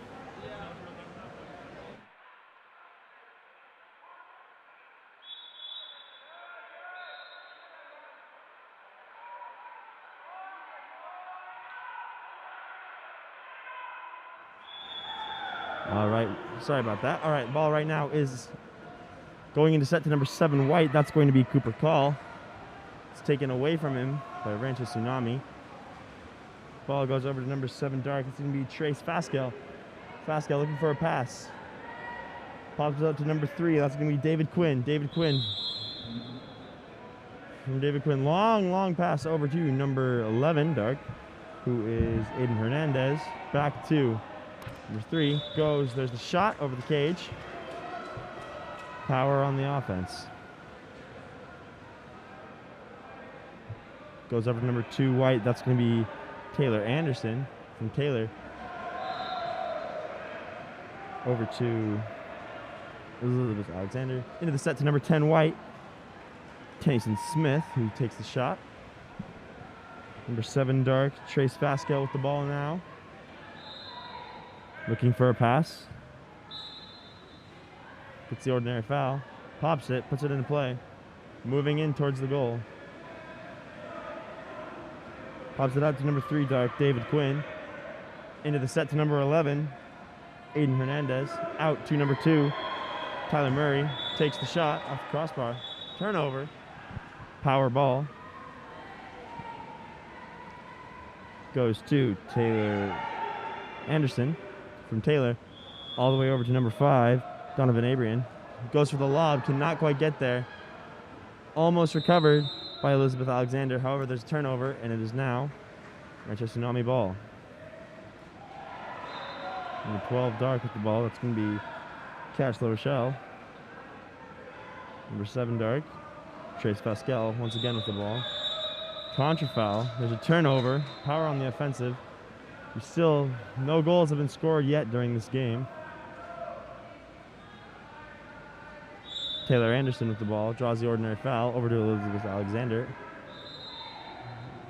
Goes for the lob, blocked by the goalie. Beautiful block there from Jake Kalamanis. Pass goes over to Tyler Murray.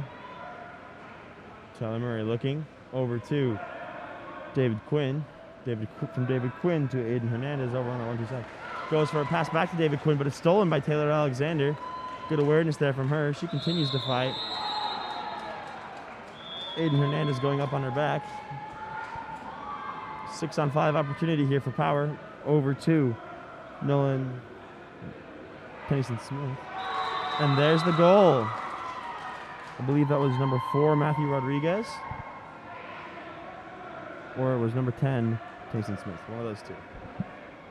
And I'm sorry that commentary's a little bit slow right now, getting used to the names. It should speed up soon enough. And I know I'm not as good as Seth, but I'll do my best. He's on a break right now. He's been announcing for a long time today. And that's the first goal of the game, putting Power up by 1.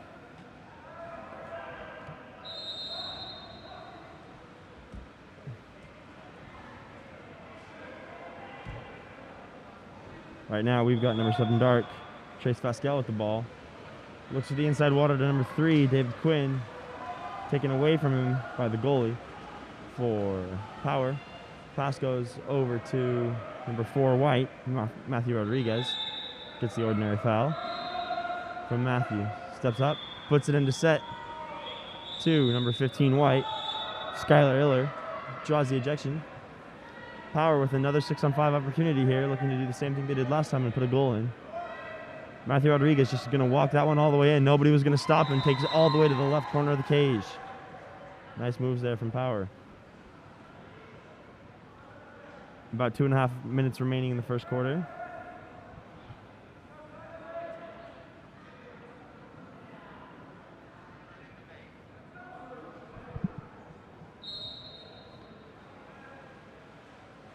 Right now we've got Tyler Murray with the ball. Passes it over to Cash LaRochelle. almost taken by Elizabeth Alexander.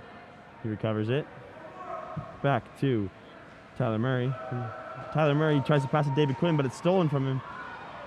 And then it's recovered once again by him. Goes to the weak side. He's moving in. And a 5-meter is called. That was number 7 Dark drawing the 5-meter Trace Pascal. And it looks like he will be taking it for us today.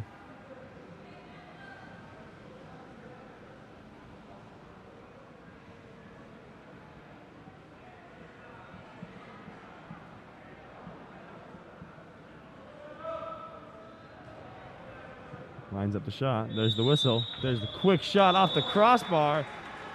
Almost snagged by the goalie.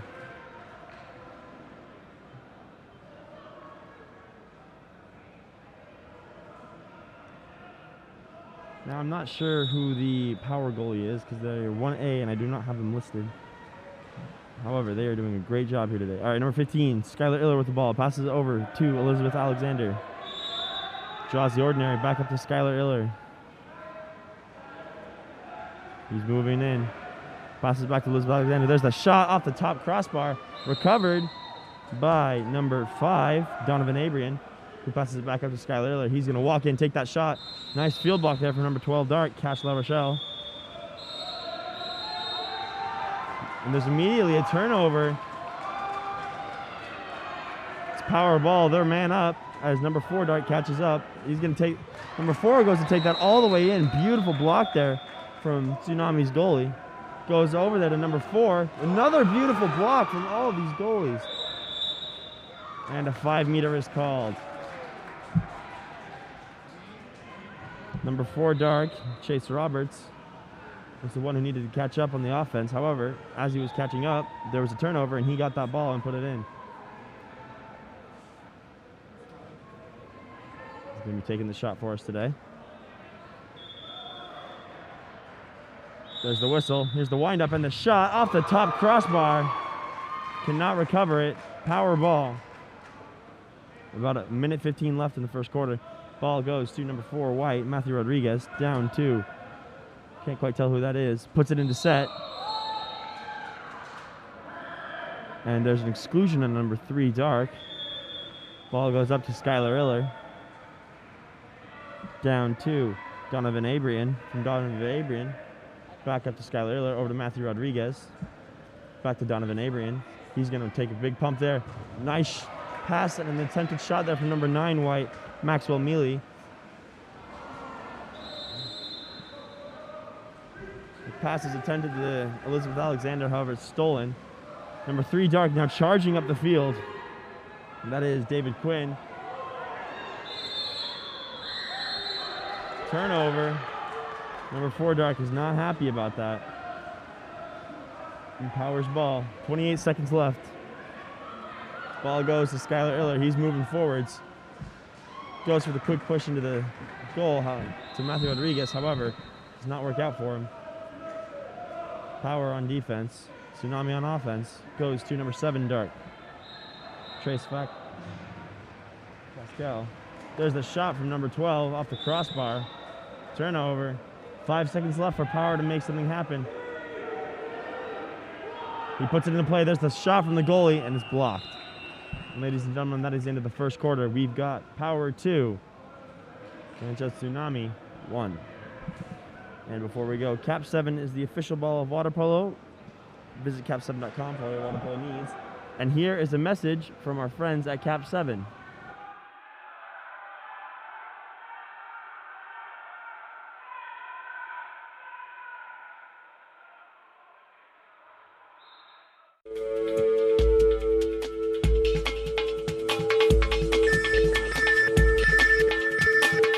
KAP7 is the proud sponsor of USA Water Polo.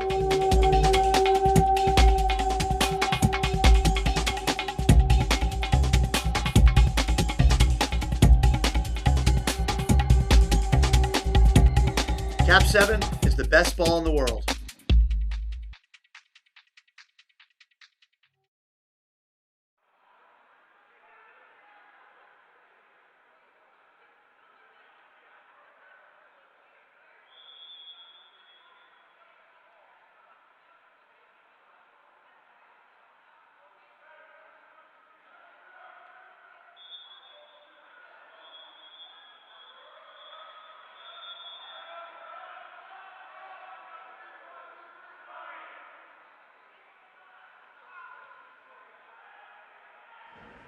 To the person in chat, I am so sorry. I was using the completely wrong roster. I am so immensely sorry. That is completely my bad. I feel awful. Thank you for letting me know. I'll be sure to be looking at the right one here now.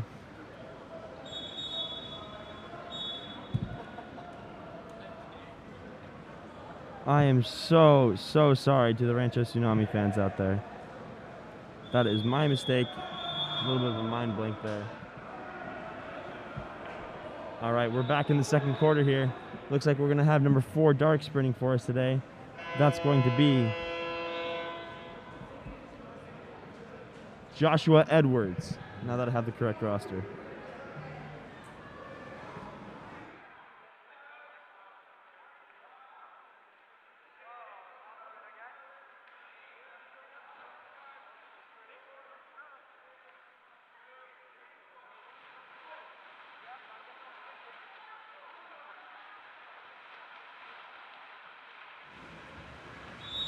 All right, there's the whistle from the ref, and they're off.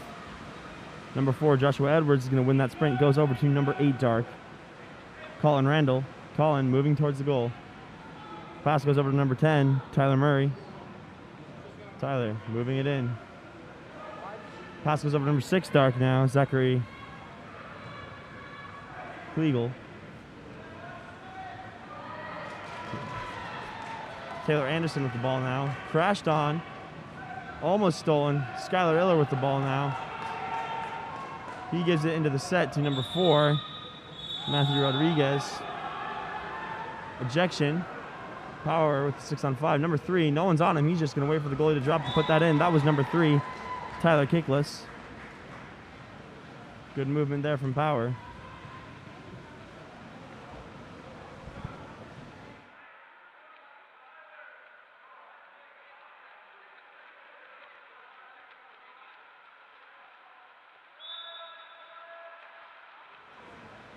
All right. Right now, we've got number 8, Dark with the ball. That's going to be Colin Randall. Colin looking for the pass. Number 7 is open and set. However, it's taken from him by number 12, White, Nicholas Roy. Goalie ball. Passes it long over to Skylar Iller. Looks for the set. He's not quite there. Goes over to Taylor Anderson. From Taylor, back up to Skylar Iller. Pass it to number 3, Tyler Kickless.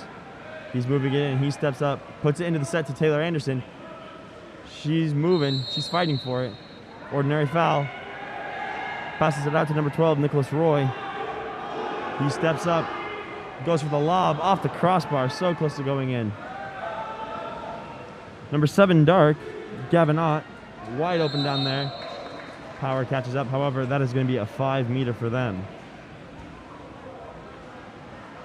Gavin Ott now with the ball.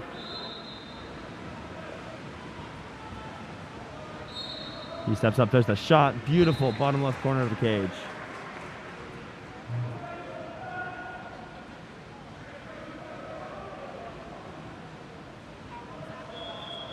Is now power ball.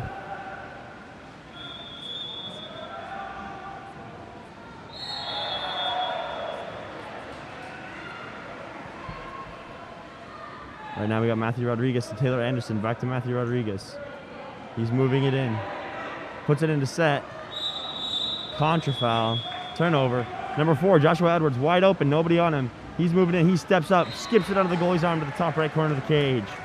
Nice movement there from Joshua Edwards.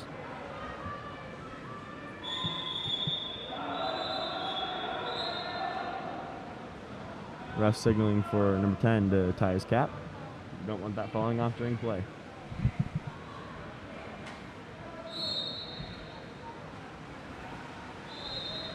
Matthew Rodriguez now with the ball. He's moving forwards. He's looking. He steps up after the ordinary foul and rockets one off the top of the cage. It is now Rancho Tsunami ball. Joshua Edwards once again open down there.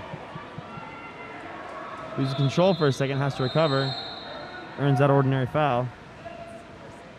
Sends the pass over to Gavin Ott. Gavin passing it out to number 10, Tyler Murray. From Tyler Murray, passes it back to Joshua Edwards. Long pass over to number 8, Colin Randall. 7 seconds left on the shot clock. He's got to make something happen here. Goes to Gavin Ott. He's got 2 seconds. He steps up. He shoots. Goes for the lob off the crossbar. It is now turnover. Rancho Tsunami. Power ball. Goes to Tyler Kickless, who shoots right off the bat. Field block.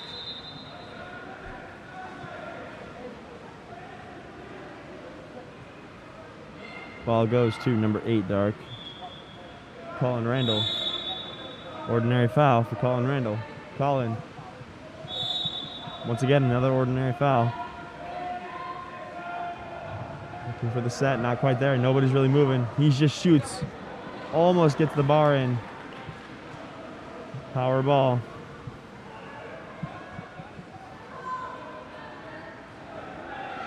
Skylar Iller with the ball now. He's moving it in. Big fakes here.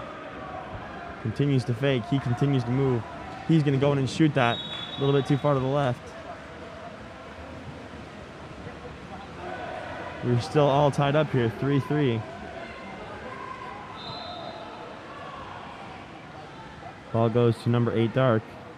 That is Colin Randall. Colin Randall now with the ball to Gavin Ott. Into the set to Joshua Edwards. Joshua steps out. There's the shot. Beautiful. Top corner of the cage from Joshua Edwards there. With a nice set from Gavin Ott.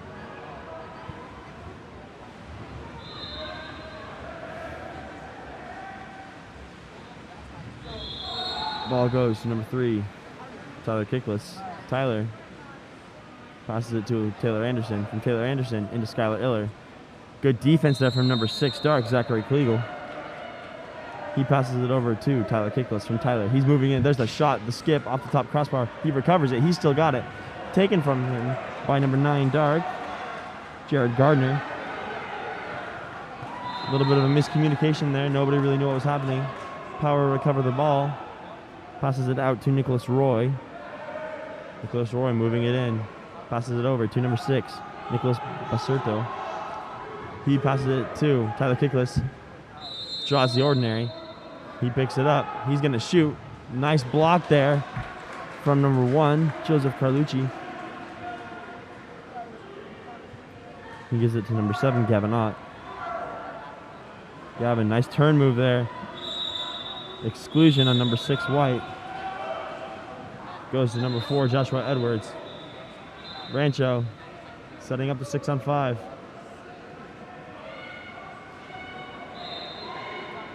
He gives it back to Gavin Ott. Over to Joshua Edwards. He's moving it in. A little bit of a high pass. It's going to be a race for the ball. And Tsunami takes it. Power takes it. My apologies. There's an exclusion on number 7, Gavin Ott. Matthew Rodriguez. Nobody on him. Waits for the goalie to fall. Puts it in the cage. Tying it back up here. 4-4. We got about a minute left in the second quarter.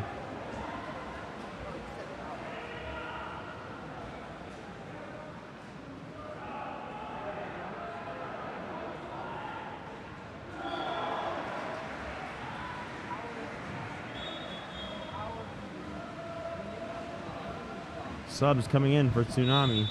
That's number 12, Dark. Logan Berzins.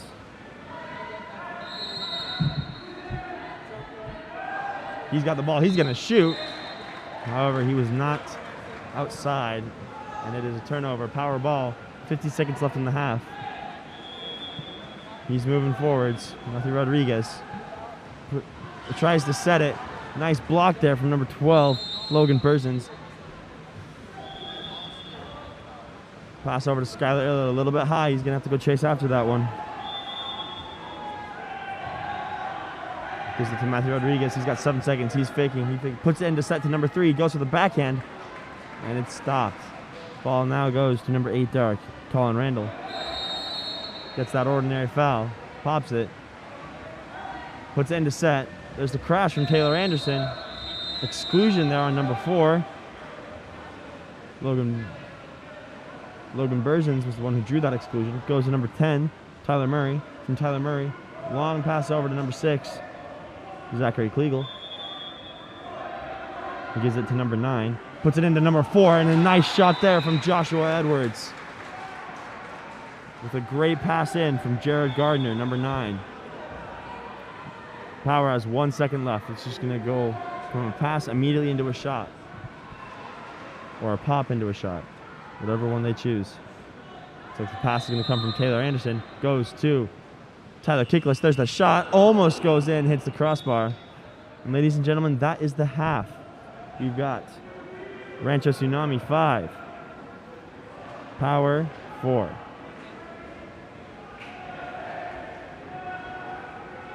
Quick word from KAP7. KAP7 supports water polo globally. A portion of every dollar you spend with KAP7 goes back to the support. When your team needs equipment, choose KAP7 and support water polo globally. And here is a message from our friends at KAP7.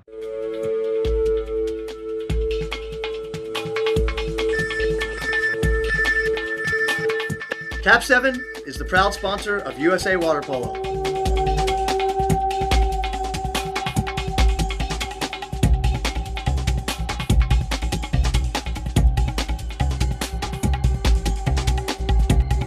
KAP7 is the best ball in the world.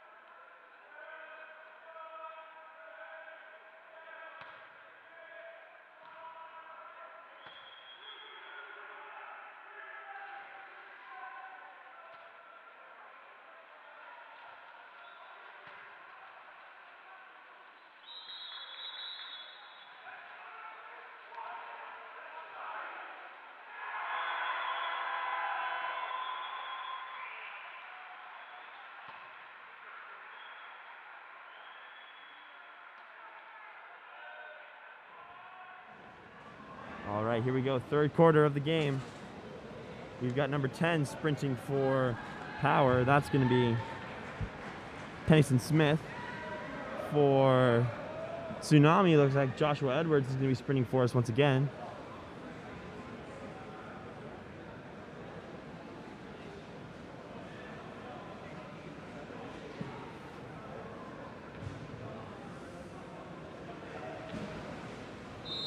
And there's the whistle, and they're off. It's going to be a close one. Power comes out and wins it. Ordinary foul. We've got Taylor Anderson with the ball right now. Goes into the set, goes for the backhand. There's an exclusion on number 10.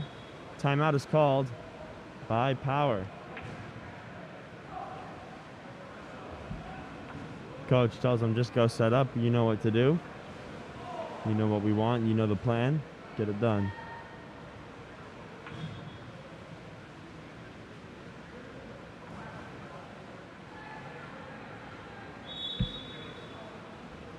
Matthew Rodriguez with the ball now. Passes it down to number 10, Tennyson Smith. Tennyson up to Matthew. Matthew moving it in. Over to Tyler Kickless. He's going to fake. Over to Tennyson Smith. Long pass over to Taylor Anderson. She goes to go get it. They've got about 9 seconds left on the clock. They're even. Here it comes. Tyler Kickless is going to move in. He's getting up big. There's the shot off the hands of number 6 Stark, Zachary Kliegel. Rancho on offense. Joshua Edwards is down there. He steps up and shoots right away. Hits the bar and bounces out. Recovered by Tennyson Smith. Hands it to the goalie. Goes to Tyler Kickless.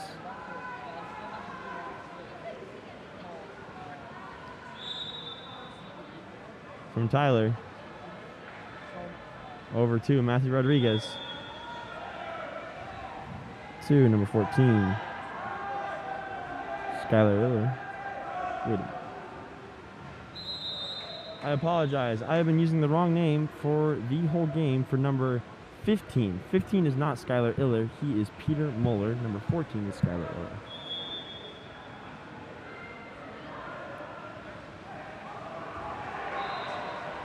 Number 10 dark now. Tyler Murray walking it in. He gives it to number 11, who rockets it off the crossbar. That was Chase Roberts.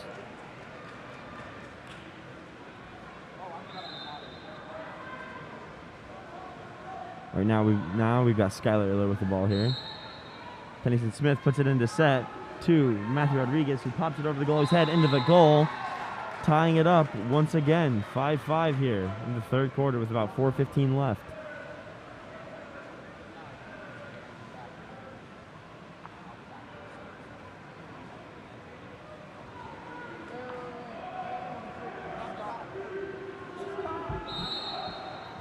There's the whistle. Right now, we've got Ethan Behe with the ball. He gives it to Joshua Edwards. Joshua passes it into the set. Here's the crash. Passes it back out to Ethan Behe. He steps up. He shoots over the top of the cage. Tennyson Smith down there. No defense on him. He gets the ball. Defense now caught up. Comes from behind him, inducing a 5-meter.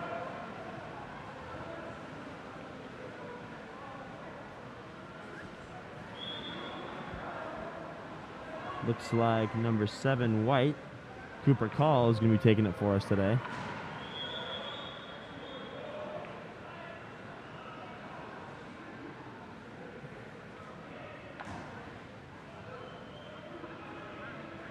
Ref's telling the goalie to back up a little bit.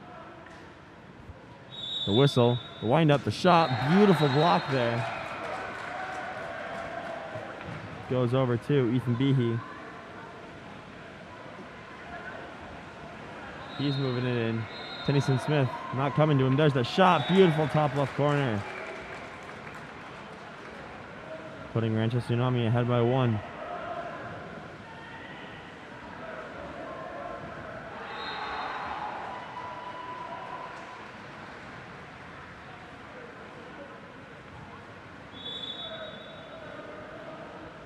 Matthew Rodriguez now with the ball, moving it forward. Gives it to Elizabeth Alexander, who gives it to Donovan Abrian, who's looking for the pass. Tries to give it to Cooper Call. Passes a little short, taken by Rancho Tsunami. Goes to Joshua Edwards. The goalie's coming out after him. There's an exclusion on number 10. Ball's now at number 11. That is Chase Roberts, who gives it back to Joshua Edwards. Long pass over to Zachary Kliegel. Gives it to Chase Roberts. And it is a turnover. It's power ball. Matthew Rodriguez and Cooper Call both driving down. Matthew Rodriguez is all the way there. He shoots right above the goalie's head. Nice play there from Power. They're tying it back up. Saying, do not run away with us. We are not done yet.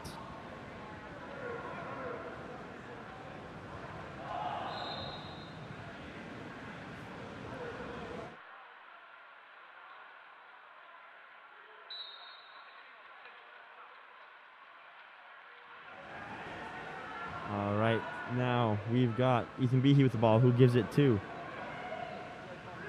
Riley Bagley. Riley over to Zachary Kliegel. Here's the shot. Skies it over the top of the cage. Bonks somebody in the stands. He gives it to Donovan Abrian. Puts it into the set. Puts it in the set again. There's an exclusion. Power ball. Back up to Donovan Abrian. Over to Cooper Call. Cooper Call moving it in. He's a lefty. He's got that nice angle there. Gives it to Tennyson Smith. Good pressure there from Joshua Edwards. He gives it to Donovan Abrian. Back to Tennyson Smith. He moves it in. It goes for the lob. Beautiful lob there. Goalie cannot quite get the fingers on it. Bringing Power up by 1 here. 2 minutes left in the quarter.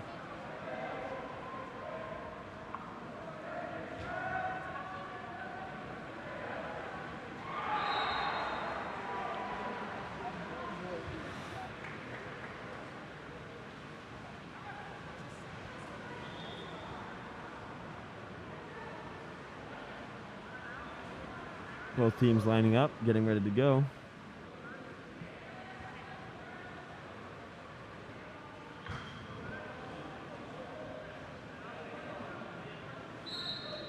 There's the whistle. Ball right now with number 3, Riley Bagley.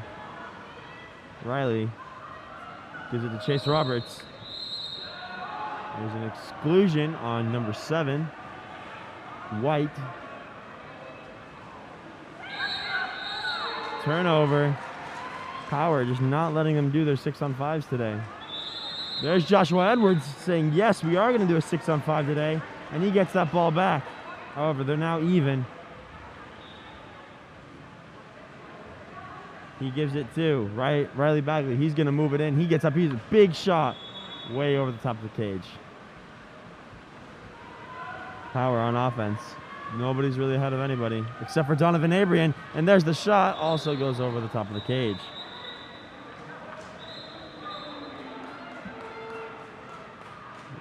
Two-meter call from the refs.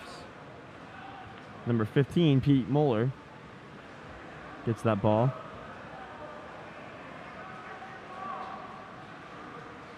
He moves in. He looks for the set. Not there. Tennyson Smith now with the ball. Walking. Over to Donovan Abrian. Donovan Abrian into the set to Elizabeth Alexander. She steps out. Once again, another lob over the goalie's hands. Nice shot there from Elizabeth Alexander.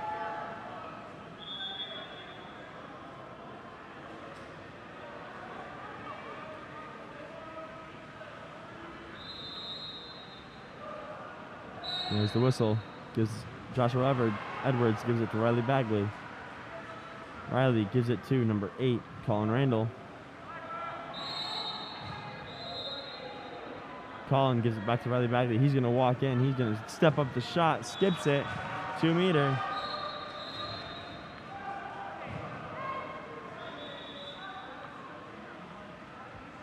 Chase Roberts goes and gets that ball. Swims on over to the 2-meter line. They've got about a minute and 15 seconds left in the quarter. A little bit more than that. Puts it into the set. Set was not ready. And there's the crash. Power goes onto the offense.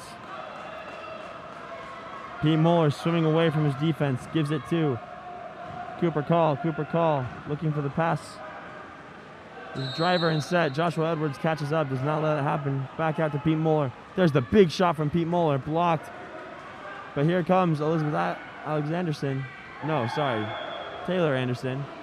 Almost gets there. Chase Roberts. 2. Colin Randall. Over to Logan Berzins. Colin Randall fighting for the ball in the middle. Gets excluded after the turnover. Power with 6-5, and there is the timeout call with 35 seconds left in the quarter.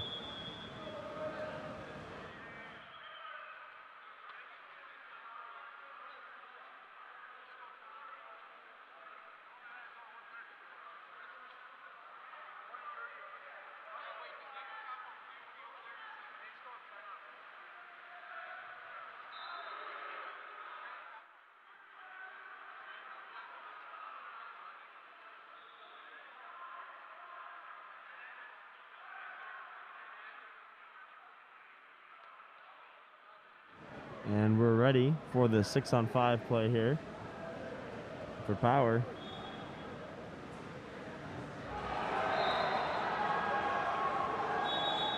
Ooh, it's a close game over there on course 1. But we're focused here on course 2. Cooper Call with the ball here now. Gives it to Tennyson Smith. Tennyson Smith in the middle, no one on him. Skips it to the bottom corner of the cage. Power really starting to run away here from this back and forth game, bringing it to a 3-away game.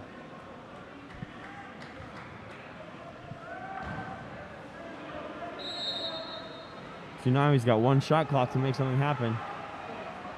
They give it to number 12, Logan Berzins. Logan passes it long over to number 8, Colin Randall. He's getting up. He wants to shoot. He goes for the lob off the corner of the crossbar. Does not quite sneak in. 8 seconds left. Their goalie's going to go forward. He continues to go. 3 seconds.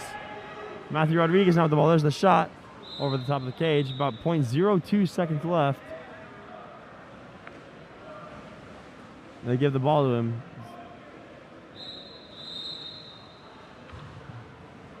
And they're going to call that quarter. And at the end of the third, we have Power 9, Tsunami 6. And before we get started for the fourth quarter, here's a quick message from our friends at KAP7.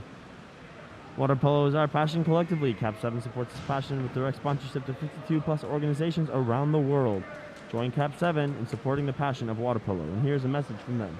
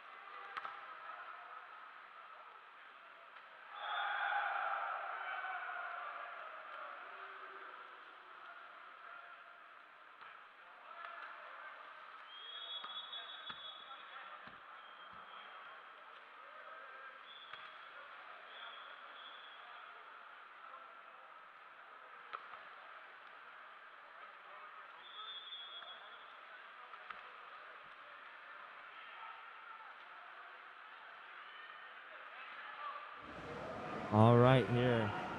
Teams are lining up. Number 7 is going to be sprinting for power. That is Cooper Call, I believe.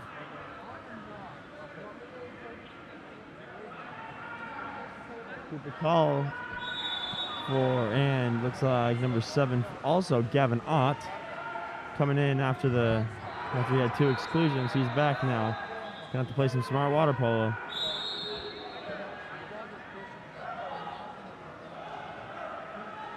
Right now, Tyler Kickless swimming towards the goal. No one's stopping him yet. Stopped by Joshua Edwards. Cooper Call passes it to Tyler Kickless. He's not paying attention. He gives it up. Joshua Edwards takes that, gives it to Gavin Ott. He goes for the turn move. He recovers. Goalie comes out after it. He goes for the lob over the top of the cage. A little bit too high. Good first 30 seconds of the game. The quarter, my apologies. Number 9, White with the ball right now, Maxwell Mealy. He's moving forward. He gives it to number 11, Nicholas Valoria. He's still holding on. Nice turn move there from Maxwell Mealy. However, there's a contra foul. Ball goes under. Number 2, no one on him. Matthew Mealy not paying attention. He's moving in.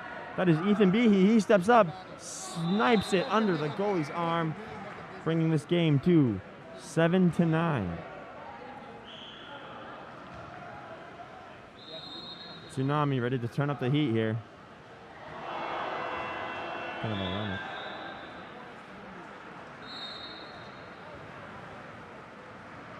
Tyler Kickless with the ball now. Passes it over to Matthew Rodriguez. Good press here from number 12, Logan Berzins. He gives it back to Tyler Kickless. Contra foul. Goes to Joshua Edwards. The goalie comes out, but Joshua Edwards is ready for that and smacks it into the cage, bringing this game within 1 of a tie. It's only been 1 minute and 10 seconds. Still plenty of time for something to go down. Tsunami saying, don't count us out yet. They're coming back hard. Goes to number 3, Tyler Kickless.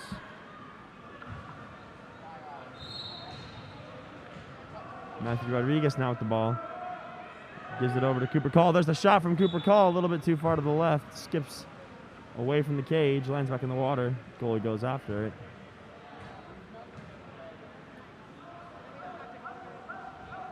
Looking for a pass. There it goes to Ethan Behe.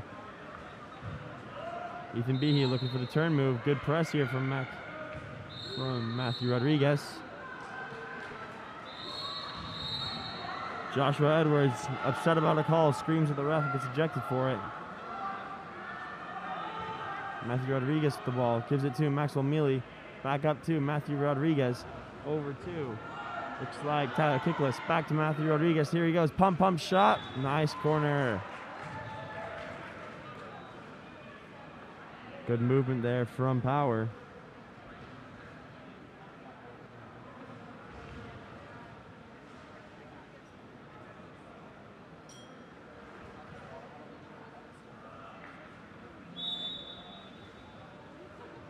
Number 10 with the ball now. That is Tyler Murray. He passes it over to number 3, Dark. That is Riley Bagley. He steps up. He does a big fake. Goes for the turn. Cannot quite get it. He gets it back, though, and he shoots. Crossbar out. So close to going in. As they also him away. Cooper Call has gotten away from his defense. He's there. Long pass over. Attempted to go to number 11, Nicholas Valoria. Nicholas moving it in. He gets up. He gives it to Maxwell Mealy. There's an exclusion there on number 2. Matthew Rodriguez now with the ball. He moves in. Big fake. Over to Cooper Call. The lefty goes for the shot there, trying to sneak it past the goalie. And he gets it again. Couldn't quite tell what happened there, but it looked like there was a block from his teammates, from the opposing team, that bonked it into the goal. Power now up by 3, I believe. 11-8.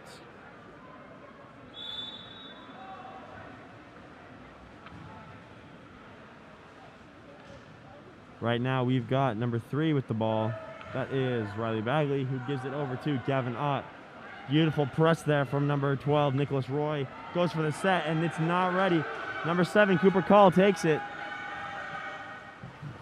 Long pass down to Nicholas Valoria. He gives it into the set. Nope, set's not open. He gives it to Matthew Rodriguez. Matthew outside the 6. He can shoot, and he's going to do that. He gets up, goes for the shot.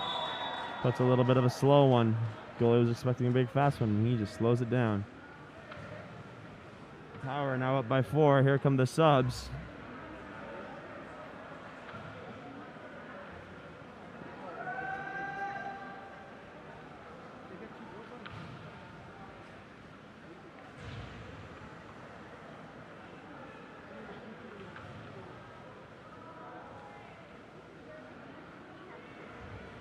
They're lining up. They're ready to go. Joshua Edwards back to number 11. Chase Roberts to Gavin Ott. Gavin fighting for this position. He goes for the turn, almost loses it, passes it out to number 5, Jacob Johnson. Jacob, long pass over to number 6, Zachary Kliegel. Zachary gets up, he's moving in, he steps up, he shoots. Nice block there. Powers goalie. Donovan Abrian down there. He's open. Number 14, Skylar Iller to Donovan Abrian. Donovan Abrian looking for a pass. Good press there. He is getting pressed to the lane line. Ordinary foul. Skylar Iller with the ball now. Passes it to Matthew Rodriguez. Draws the ordinary. He's going to do it again. He steps up. Passes it into set. There's a turnover. It is now Rancho Tsunami ball. Goes over to number 11, Chase Roberts.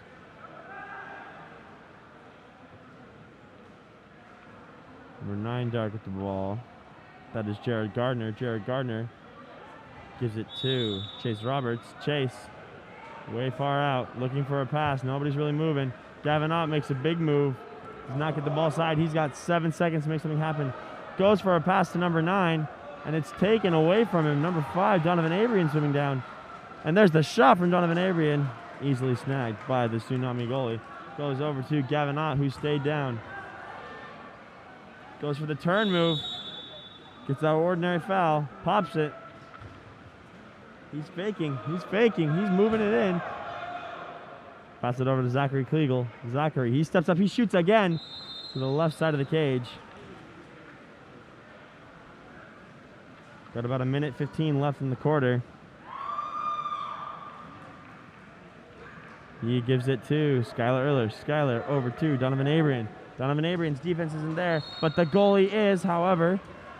Nope, never mind, I was wrong. Gives it to Gavin Ott. Joshua Edwards, strong drive down the middle. Good movement here from Joshua Edwards. Exclusion on number 14. Tsunami with a 6-on-5 opportunity. 54 seconds. Long pass over to Zachary Kliegel. Gives it up top to Chase Roberts. Chase Roberts back to Gavin Ott.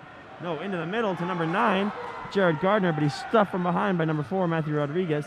40 seconds left in the game.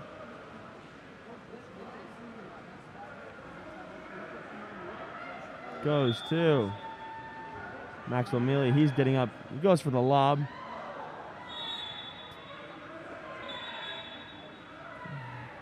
tipped away by the goalie. That's going to be 2-meter. They've got less than a shot clock in the game. 27.51 seconds remain.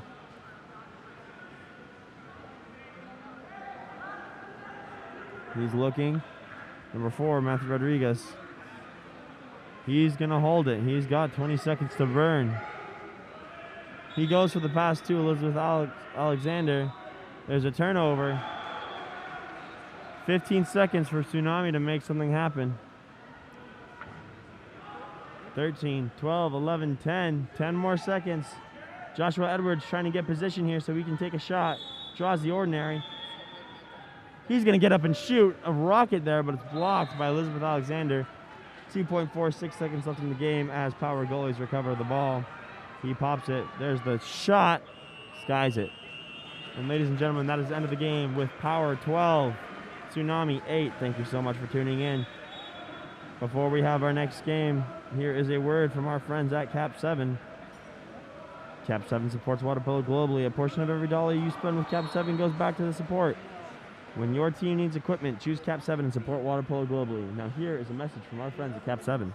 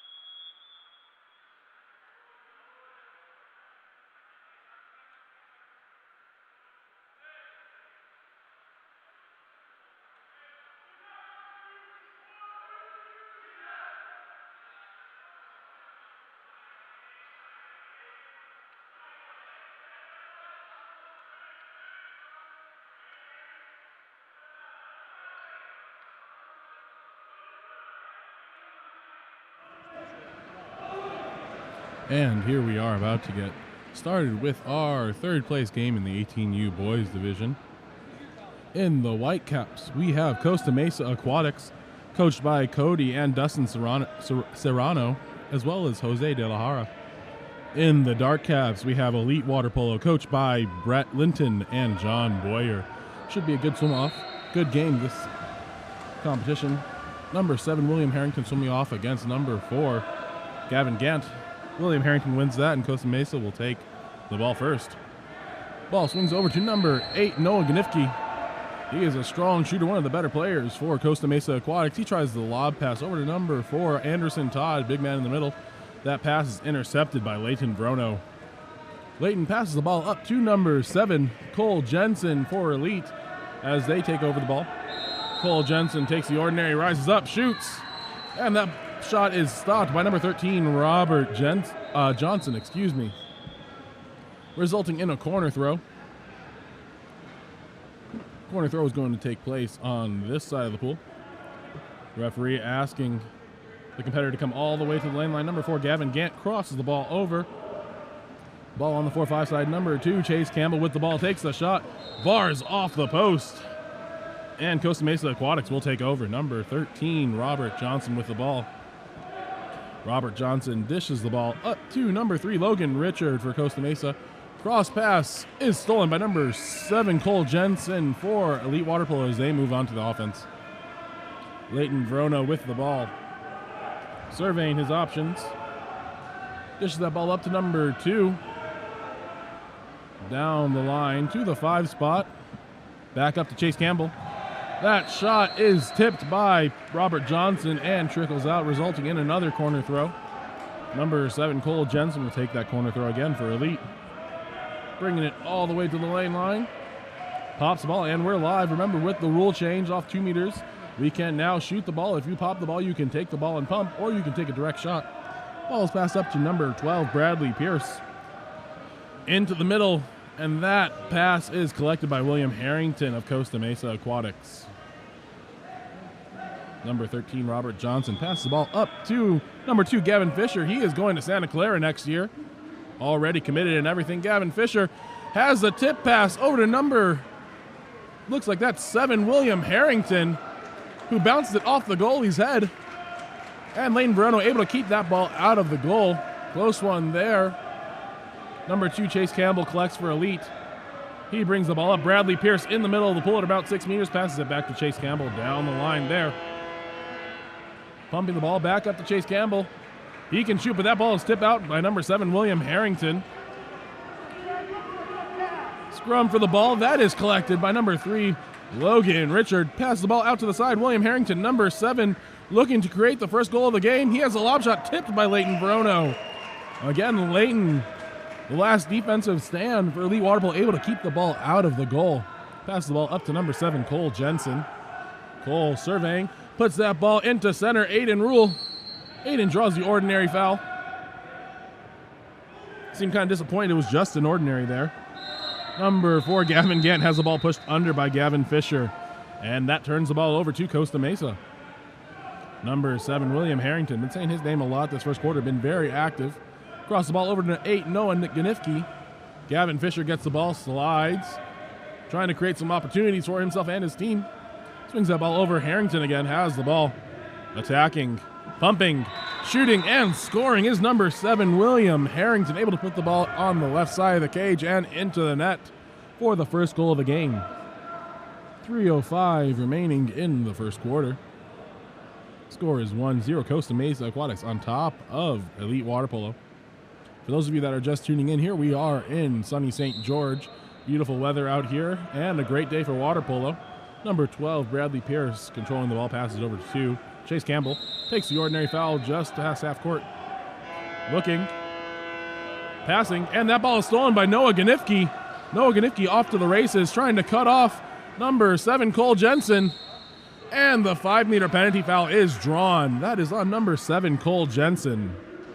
Noah Ganifke, very smart to cut off Cole there, get in between him and the goal. 5-meter penalty fouls are given when there's a likely goal that is taken away by the defense, taking away the advantage of the offense. Looks like it'll be number 5, Jude Solis, taking this 5-meter penalty shot. The whistle, the shot, the goal. Number 5, Jude Solis, able to put that ball in the top left corner to give Costa Mesa Aquatics a 2-goal lead. 2:45 remaining here in the first quarter. Ball is passed back to number 12, Bradley Pierce for Elite. Over to Cole Jensen, number 7. Back over to Bradley Pierce. Into center, Aiden Rule, the backhand. Goes into the chest of Robert Johnson, and he is able to collect that.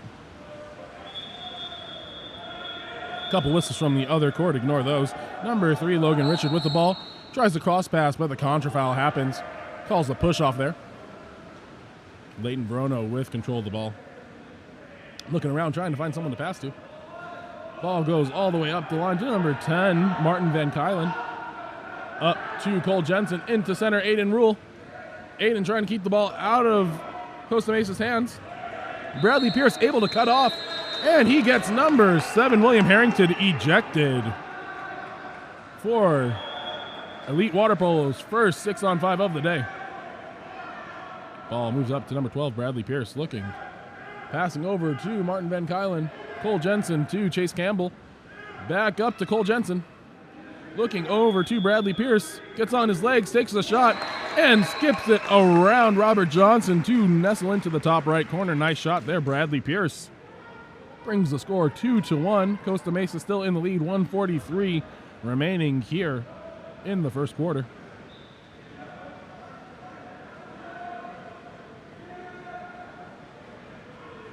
Couple substitutions happening. And as play restarts, ball shoots back to number 14, Xander Luckett. Xander passes it over to Jude Solis, who swings it to Gavin Fisher, Santa Clara commit. Gavin Fisher looking, surveying, passed it over, a lot of motion there. Jude Solis able to put it into the big man, but he is swamped by 3 defenders, and the ball turns over. Cole Jensen able to grab that ball. Leighton Verono with it. Martin Van Kylen, who was under 16, played in the 16U game earlier for Elite. Controlling, passes it up to Aiden Rule, who normally plays in center. Xander Luckett able to blindside him and grab that steal. Xander with the ball. Still, there we go, puts the ball in play. Again, one of the new rules for this year. After an ordinary foul, or actually any type of foul, you must put the ball in play, whether that be by passing, shooting, or popping the ball. As I'm talking, number 4, Anderson Todd, able to score that one. And he calls for a sud, saying, I did my work, get me out of here. Anderson Todd, a Brown commit, planning on going to Brown next year. The big man in the middle also always helps to have a lefty center. So deadly as it causes center defenders just to take a second longer to adjust to you being left-handed. Nick Baba saying, I have not blown the whistle yet. Come back and line up, guys. Still trying to get everyone on Elite back to their side of the pool. 56 seconds remaining. Don't worry, I've done that. Ball kicks back to number 10, Martin Van Kylen. Martin looking around, trying to find someone to pass to. Over to number 7, Cole Jensen, guarded by William Harrington. Nice hands-up defense from him. Down the line to Chase Campbell, into Aiden Rule, the center. He steps out and takes the short wrist shot. That bars off the crossbar. Costa Mesa controls the ball. Has a shrieking Gavin Fisher on the other side. Gavin Fisher controls it with his offhand all the way over to number 7. What an impressive pass from Gavin Fisher, normally left-handed, but able to switch it to his right hand there and deliver the perfect pass over to William Harrington to give Costa Mesa the 4-1 lead. 30 seconds left in the quarter. Aiden Rule controlling the ball. Passes it back to Martin Van Kylen. Strong press here by Armando Valenzuela. Ball comes up to Cole Jensen and swings back over to Martin. Martin trying to balance out the pool. Swings down the line to number 9, Mitchell Masters. Puts into center. Number 3, Aiden Rule, unable to control that though. 7 seconds left, and it is Costa Mesa ball. Number 3, Logan Richard, looks like he will take the last shot. Fires, skips wide right. 0.66 seconds remaining.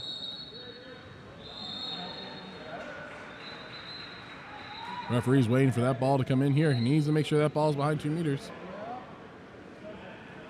Leighton Verono grabs the ball. Goes behind 2 meters. He'll have time for a shot if he wants it. Doesn't want the shot. That's fine. And that will bring us to our first quarter break. At the end of the first, Costa Mesa Aquatics 4, Elite Water Polo 1. This weekend is sponsored by KAP7. KAP7 is a proud sponsor of the Eggbeater series of water polo. We recognize how important it is for athletes to have the opportunity to compete. Visit KAP7.com for more information.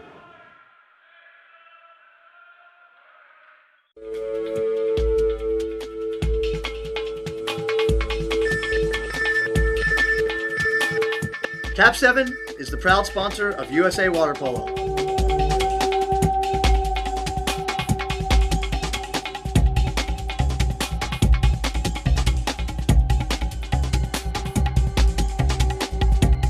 KAP7 is the best ball in the world.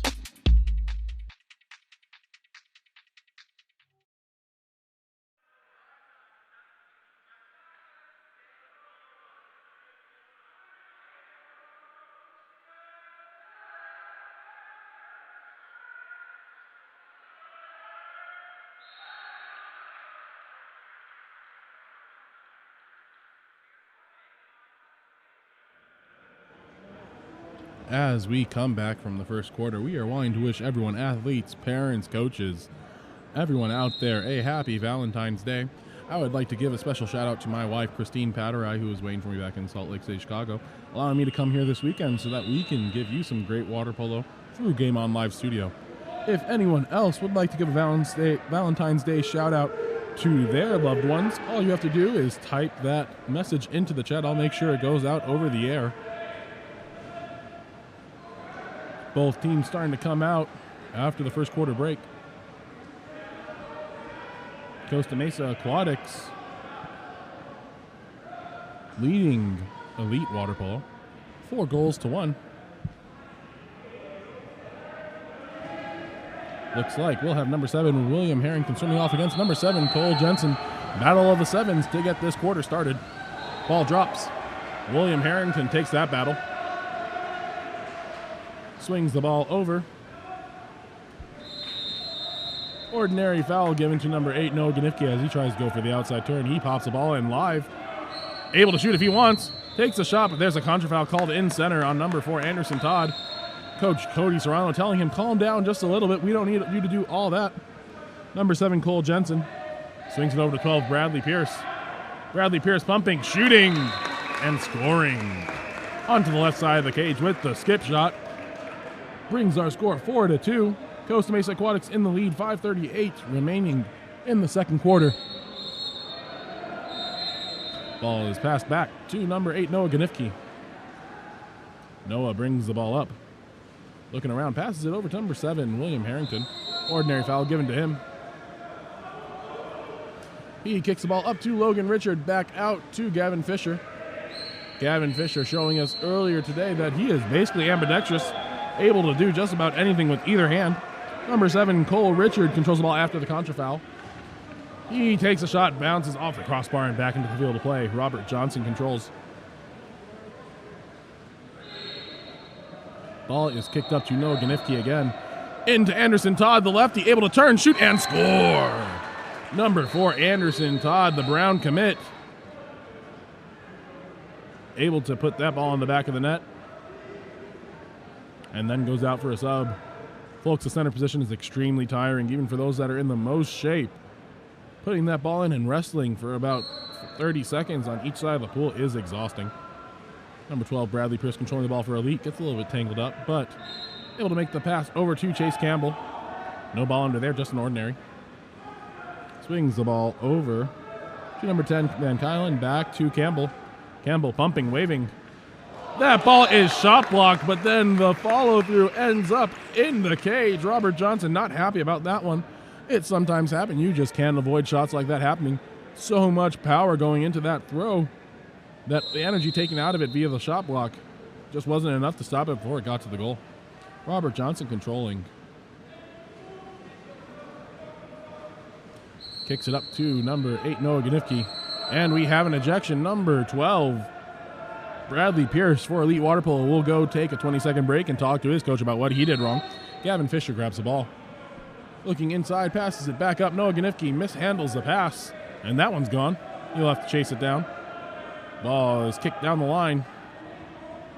Costa Mesa Water Polo on their 6-on-5. Kicks up to William Harrington. William Harrington slides in, attacks over to Gavin Fisher, who was able to bar down off the crossbar and in. Very nice shot there by Gavin Fisher. That's why he's ready to play at the next level. That brings the score 6-3. Costa Mesa Aquatics in the lead. 4:13 remaining here in the second quarter. A couple subs coming in for both sides.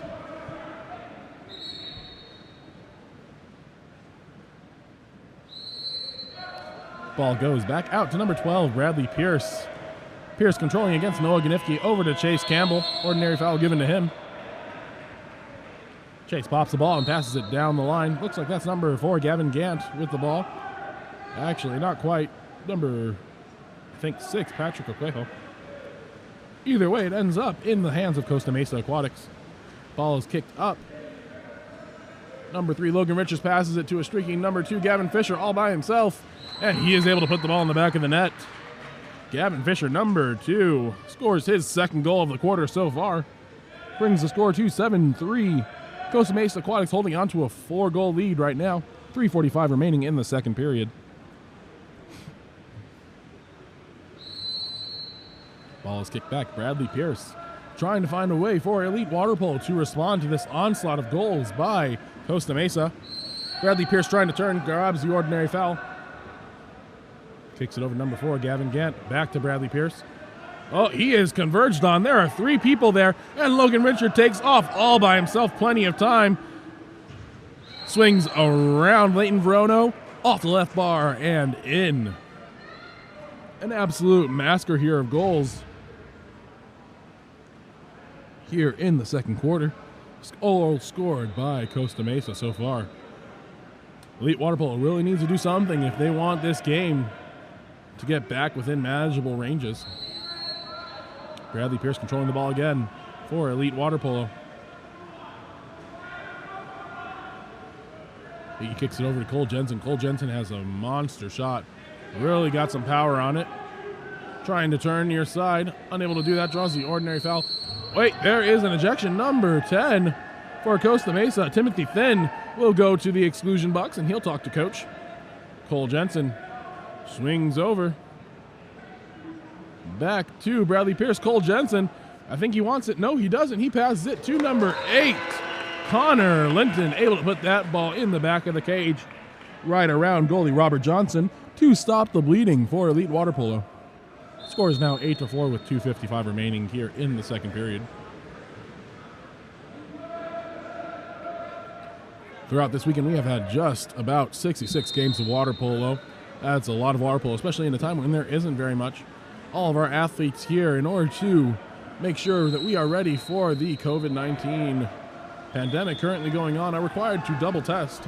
All athletes have to take a test in their home state before coming here. Once they have that negative test result, they are allowed to come here, and they take a rapid response test on the first day of the tournament. That way we are ensuring everyone's safety.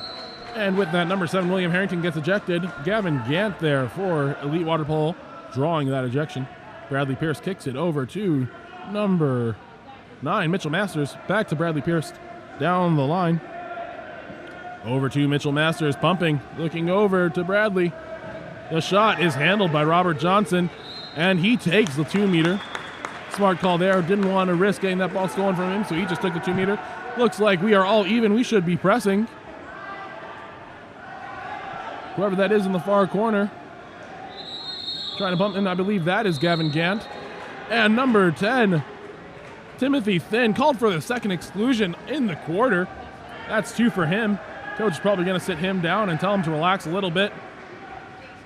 Number 12, Bradley Pierce, pumping, shooting, scoring. Puts it on the right corner. Goalie Robert Johnson not able to do much about that one. That goal was scored by number 12, Bradley Pierce, brings the final score right now to 8-5. Costa Mesa up on top, 1:57 remaining in the second quarter.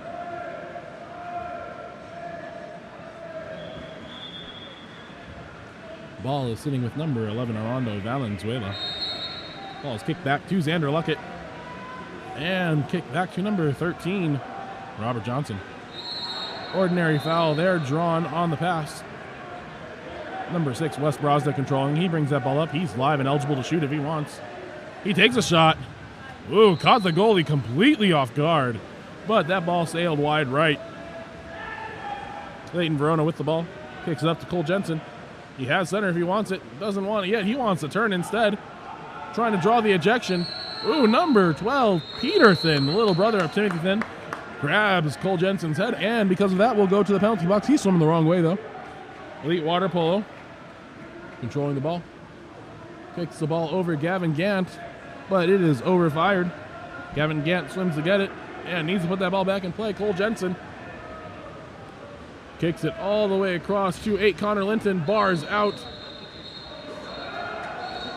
And that ball is controlled by number 15, Benjamin Levi. 13, Robert Johnson controlling. Ball is kicked onto the far side. Logan Richard with the ball. Puts into center number 11, Valenzuela. That ball is kicked out. Number 5, Jude Solis trying to get rid of it, not able to do it in time and before the ball is knocked out of his hands. And Leighton Verona controlling, 3-goal difference here as we come to the end of the second quarter. 40 seconds remaining. Cole Jensen down the line to Gavin Gant, trying to create some room to take the shot. He takes a shot, but Robert Johnson able to make the stop there. Robert Johnson passes up to Jude Solis. 25 seconds. Back to Robert Johnson. Coach Cody Serrano wanting to relax for a little bit. Pass comes into number 3, Logan Richard. Rebound is Costa Mesa Aquatics after the ball bounces off of Leighton Verona's body. Sander Luckett with the ball, 10 seconds remaining. Sander wants to take this last shot for Costa Mesa. Taking his time. Rises up, fires, and that ball is tipped into the cage. Number 12, Bradley Pierce, wanted to get the shot block. Instead ended up redirecting the ball around Leighton Verona, and that one slides in just before the halftime buzzer. At halftime, score is 9-5. Costa Mesa holding on to a 4-goal lead. KAP7 is the official ball of water polo. Visit KAP7.com for all your water polo needs.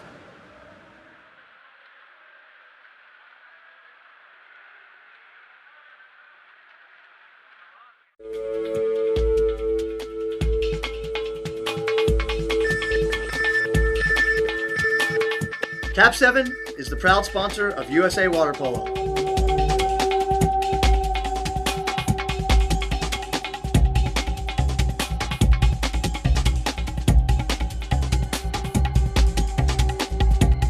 KAP7 is the best ball in the world.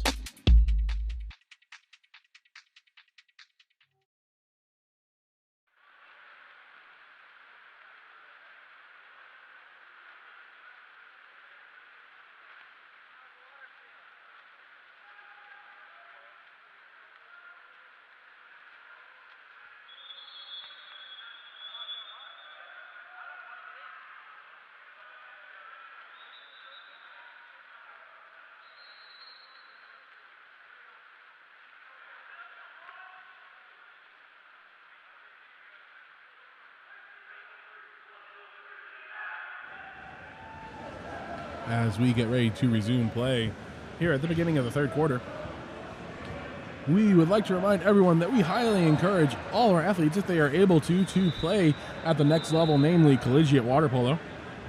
We already have 3 people in this game who are committed to play at the college level. Number 2, Gavin Fisher, playing at Santa Clara. Number 4, Anderson Todd, playing at Brown. And number 1 in the water now, Griffin Beth, playing at Concordia University Irvine. If there are any others that I missed out there currently playing in the game that are planning on playing in college, please let us know and we will make sure to give them credit where credit is due. For those of you that are still in the recruitment process, Game On Live Studio offers highlight tapes that you can send over to your college coaches while getting recruited. Just go to gols.co and find the tournament you played in, request the highlight, and it will come to you in a matter of weeks. Meanwhile, as play is getting started, ball is with number 4, Gavin Gant. Swings over to number 12, Bradley Pierce. Into the center, number 8 shoots the ball over the cage. That's Connor Linton for Elite Water Polo.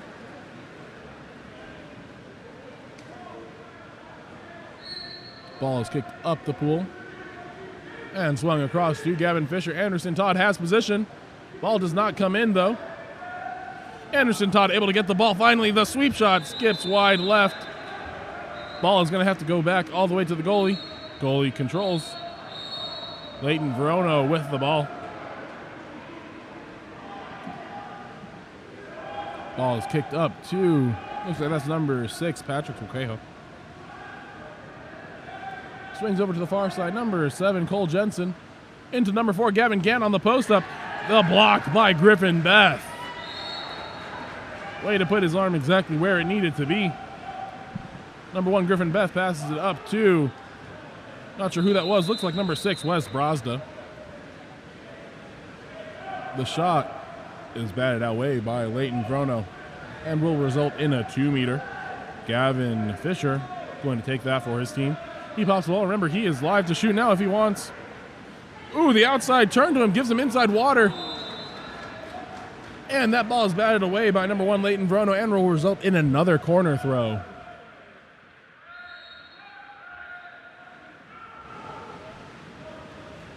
This time it will be number 3, Logan Richard with the ball. He brings that ball in. Wes Todd has space. He has time.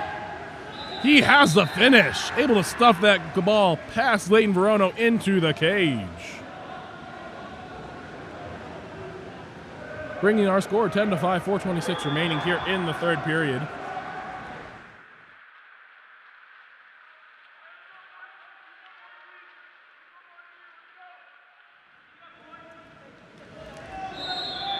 Number 3, Aiden Rule passes it to 12, Bradley Pierce. Bradley taking strokes towards his strong side.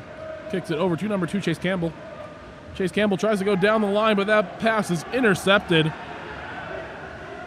Not sure by who, but Gavin Fisher is up on the far side. Gavin Fisher pumping and drawing the 5-meter by Gavin Gant.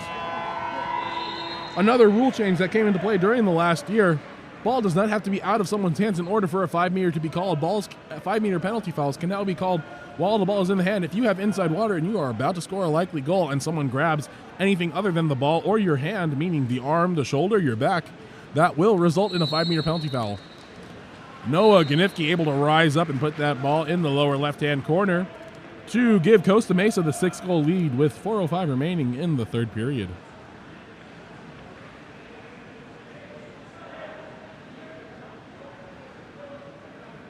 All of these new rule changes came into play about a year ago, maybe a little bit over. Referees and players still getting used to them. Chase Campbell with the ball, passes it over to 12, Bradley Pierce. The shot skips over the cage. Number 1, Griffin Beth controlling.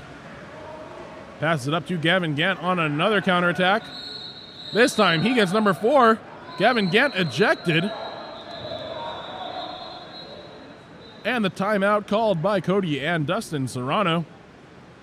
They want to talk it over with Costa Mesa Aquatics exactly what their plan is to score their 6-on-5. Let's see what they come up with after this timeout.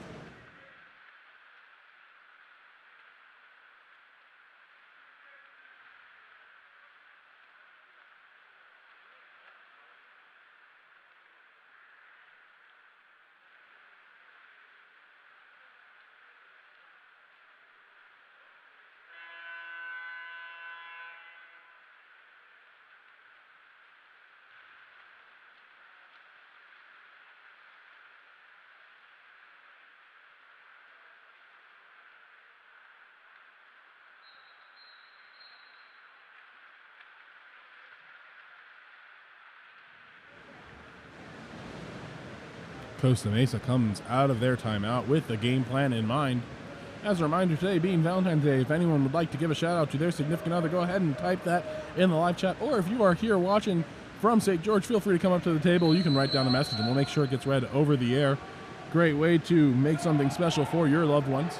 Number 2, Gavin Fisher rotates the opposite way of a 6-in than normal. But number 6 maybe? Is able to read that play perfectly. That's number 10. Mitchell Van Kylen, 16-year-old. He passed the ball up to Aiden Rule. Aiden Rule throws it off Griffin Beth's side, and that rolls out of bounds, resulting in a corner throw for Elite Water Polo. Aiden Rule still working in center, trying to make sure he holds position on number 2. Number 2 ejected during the dead time. He will go to the corner and talk with his coach. Foul drawn by number 2, Chase Campbell. They move into their 6-on-5, pass the ball down to Cole Jensen. Waving. About 4 or 5 different pumps. Shot and blocked by Griffin Beth. Ordinary foul drawn by number 4, Anderson Todd. And Costa Mesa controls. Over to number 6, Wes Brazda. Ball crossed over to number 5, Jude Solis. Ordinary foul there. Kicks the ball up to number 14, Xander Luckett takes the shot. Goalie Leighton Verono is ready for that one as he gets 2 hands up. Ball is kicked to number 7, Cole Jensen, pumping. Tries the off-speed shot, doesn't even reach the cage though. Meanwhile, number 5, Craig Anderson tries to blitz the goalie. Nothing working there. Number 7, William Harrington swimming up the pool. He is all by himself thanks to that blitz by number 5, Craig Anderson. He pumping. Blocked by Leighton Verono, which sends Elite Water Polo onto the attack. Ball is kicked up to number 12, Bradley Pierce. He wants to attack that. Ball is kicked down the line to Cole Jensen. Cole trying to do his thing. Not happening. He shoots though. Is able to beat Griffin Beth to the near side. Griffin Beth able to get a hand on it, but not enough off that ball. Cole Jensen just too much power, and it bounces into the cage. That cuts the lead down to 5. Costa Mesa 11, Elite 6. Costa Mesa in control of this game, 2:10 remaining here in the third quarter. Let's see if that goal is able to give Elite Water Polo the spark they need. Ball is kicked back to number 14, Xander Luckett. Xander advances the ball. Kicks it over to, looks like that's number 11, Valenzuela Armando. Xander Luckett with the ball. Over the head of number 5, Craig Anderson. Into the hands of William Harrington, and that will result in a 5-meter penalty foul. Craig Anderson unhappy with that. Not sure if he's unhappy with himself or the referees, but key point is he's unhappy.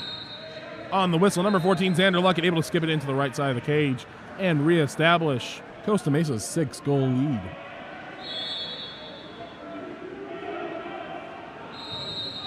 Ball is kicked back to Chase Campbell. Chase has the ball, running away from pressure. Looking for someone to pass to. No one there. Finally, ball makes its way up to number 5, Craig Anderson. Craig takes the foul. Looking to pass over to 12, Bradley Pierce. He draws the ordinary foul. He's at half tank. Pops the ball. He's live. Over to Cole Jensen. Aiden Rule called for the contra foul. And that sends Costa Mesa onto the attack. Ball is sent down the line to number 3, Logan Richard. Ordinary foul.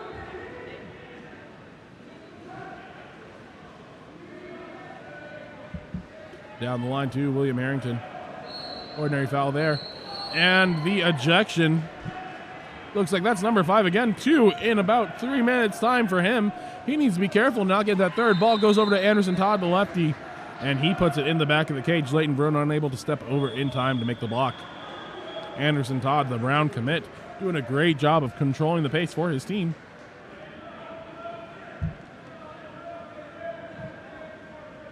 One minute and 16 seconds remaining here in the third quarter. Score is now 13-6. Costa Mesa in the lead. Chase Campbell with the ball for Elite Water Polo. Over to, I believe that's Gavin Gant, number 4. Kicks the ball down the line. A little bit of a pull there, so he gets the ordinary foul. Ball gets kicked up to Cole Jensen. Cole puts it into Bradley Pierce. Takes a shot. The shot goes off the goalie's hand. Bars in. And then scores. Reducing the lead back to 6 goals. 53 seconds remaining here in the third quarter.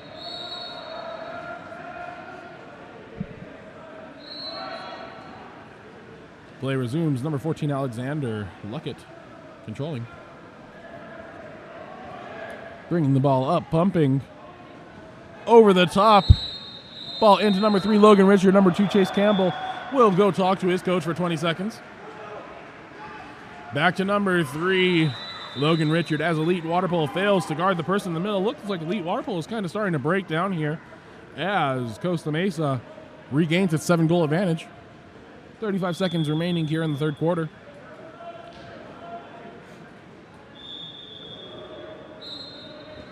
Whistle blows. Chase Campbell to control the ball for Elite Water Polo. Down the line there to Bradley Pierce. Keep playing, the ref says. Bradley Pierce puts it into Aiden Rule. The backhand bounces off the left post. Aiden Rule with a good look there.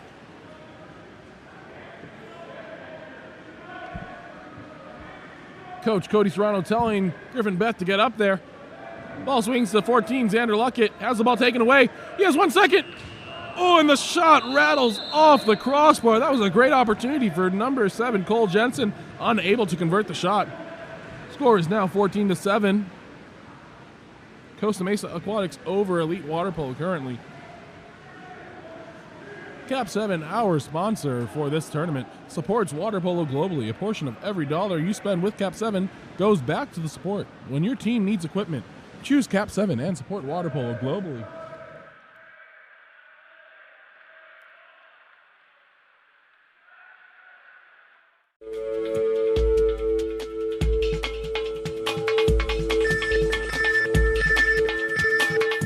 KAP7 is the proud sponsor of USA Water Polo.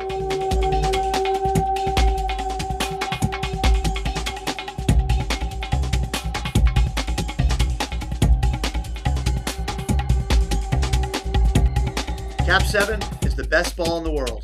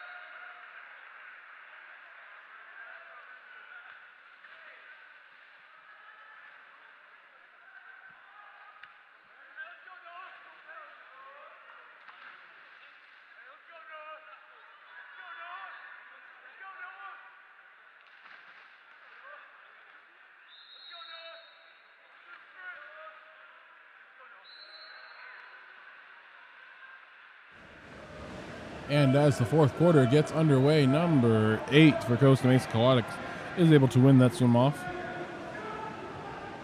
Number 2, Gavin Fisher with the ball right now. Number 8, Noah Ganifke posts up, takes the ball inside, and able to draw the 5-meter on number 4, Gavin Gant. I believe that is his 3rd personal foul. We'll see if the table tells us the same and sends him out of the game. Noah Ganifke, one of the better players for Costa Mesa Aquatics, really able to have his way with just about anyone in the pool here.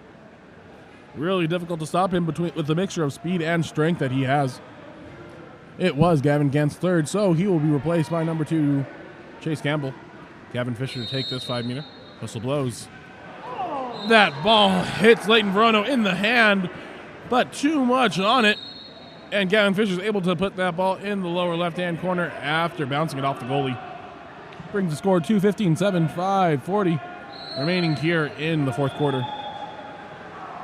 Number 12, Bradley Pierce with the ball. Kicks it over to number 9, Mitchell Masters. Ordinary foul. Passes the ball back to Bradley Pierce. He takes the shot. Griffin Beth says, "Thank you very much, sir. I was looking for a Valentine's Day present." And he gets it off to number 3, Logan. That ball, wow, what a move is number 2. Gavin Fisher, ball lands, able to tip it up with his right hand, catch it in his left, and put it above the head of Leighton Verono for the goal. 16-7 now, 9-goal lead for Costa Mesa. Ball gets passed back. Number 12, Bradley Pierce with it. Able to get the turn all the way to the inside, passes it to Mitchell Masters, who was kind of stuck, able to tip the ball out to number 5. But the hand is hit as number 5 tries to make the pass.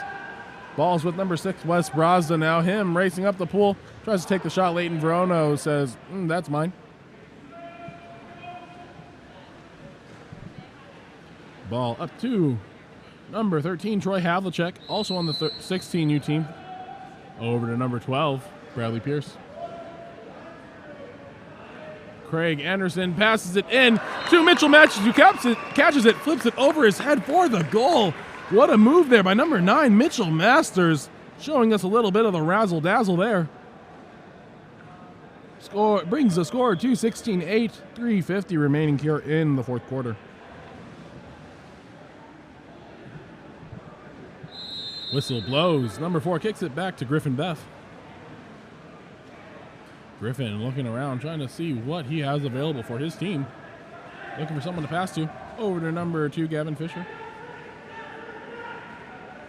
Kicks it all the way across the pool to Xander.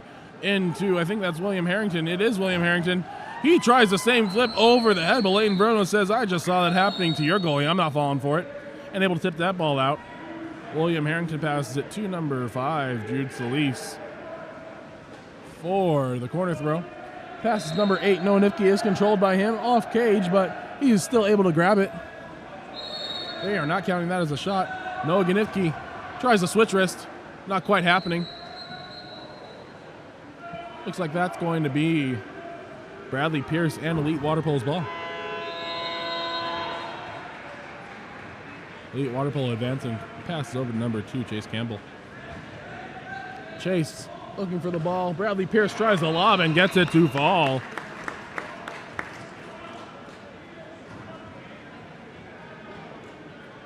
Surprised myself with that rhyme. I promise it was not on purpose. Number 4, Anderson Todd, controlling the ball. Passes it back to Xander Luckett. 2 minutes, 40 seconds remaining now. Number 7, William Harrington. Looking, has Anderson Todd in the middle, but he wants the foul. He's live, able to shoot.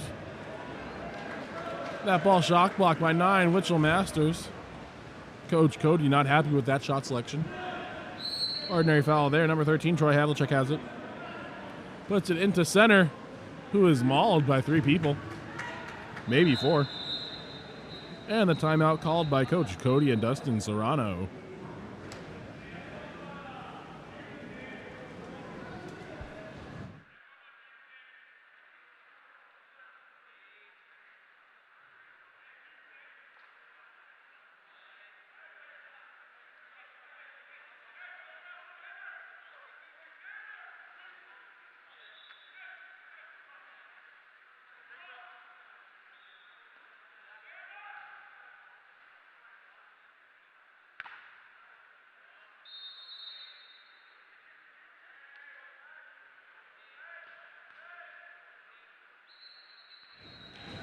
As Costa Mesa restarts with the ball. Number 12, Bradley Pierce sent to the ejection box. Seems kind of reluctant. Meanwhile, while that's happening, Timothy Finn able to put a ball into the right side of the cage. Extending the lead to 17-9. 2 minutes remaining here in the fourth quarter.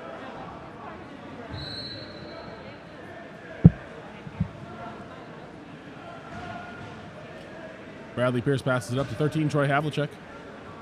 Takes a hand to the face and waves it off. Let's see what number that is with the pretty backhand. Unable to see that number. Looks like it might be number 8, Connor Linton. Kind of hard to see, though. The black and blue mixture isn't extremely visible. Ball's passed back to Xander Luckett.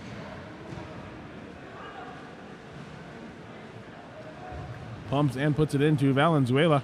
Valenzuela kicks it out with the left hand. Number 10, Timothy Finn grabs the ball. Ordinary foul there.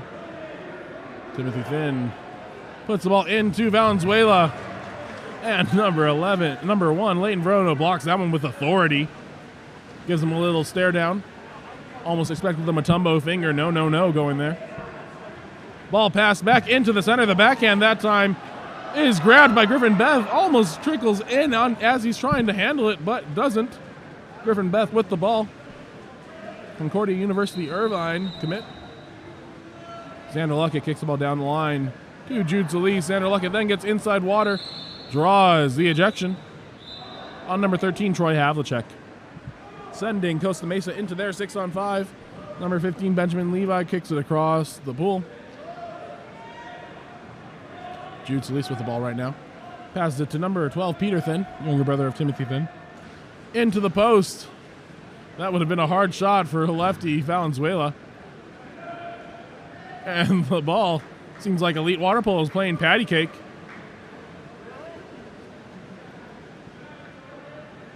Number 12, Bradley Pierce with the ball.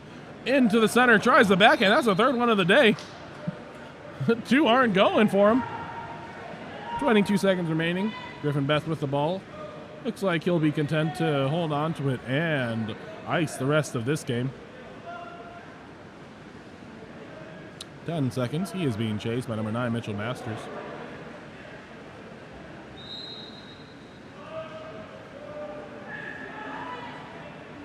And that will be the game. Final score of this game. Costa Mesa Aquatic 17, Elite Water Polo 10. That means that Costa Mesa takes 3rd place in the 18U Boys Gold Division of the tournament. Elite Water Polo takes 4th. Our next game coming up is the championship game of the 18U Boys Gold Division. And in that game, we have the Redland Renegades team facing off against Praetorian for 1st place. Stay tuned for that one. Water polo is our passion collectively. KAP7 supports this passion with direct sponsorship.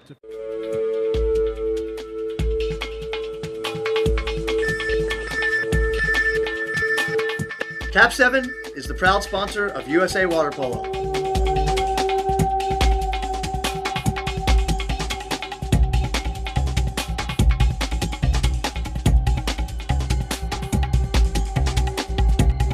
KAP7 is the best ball in the world.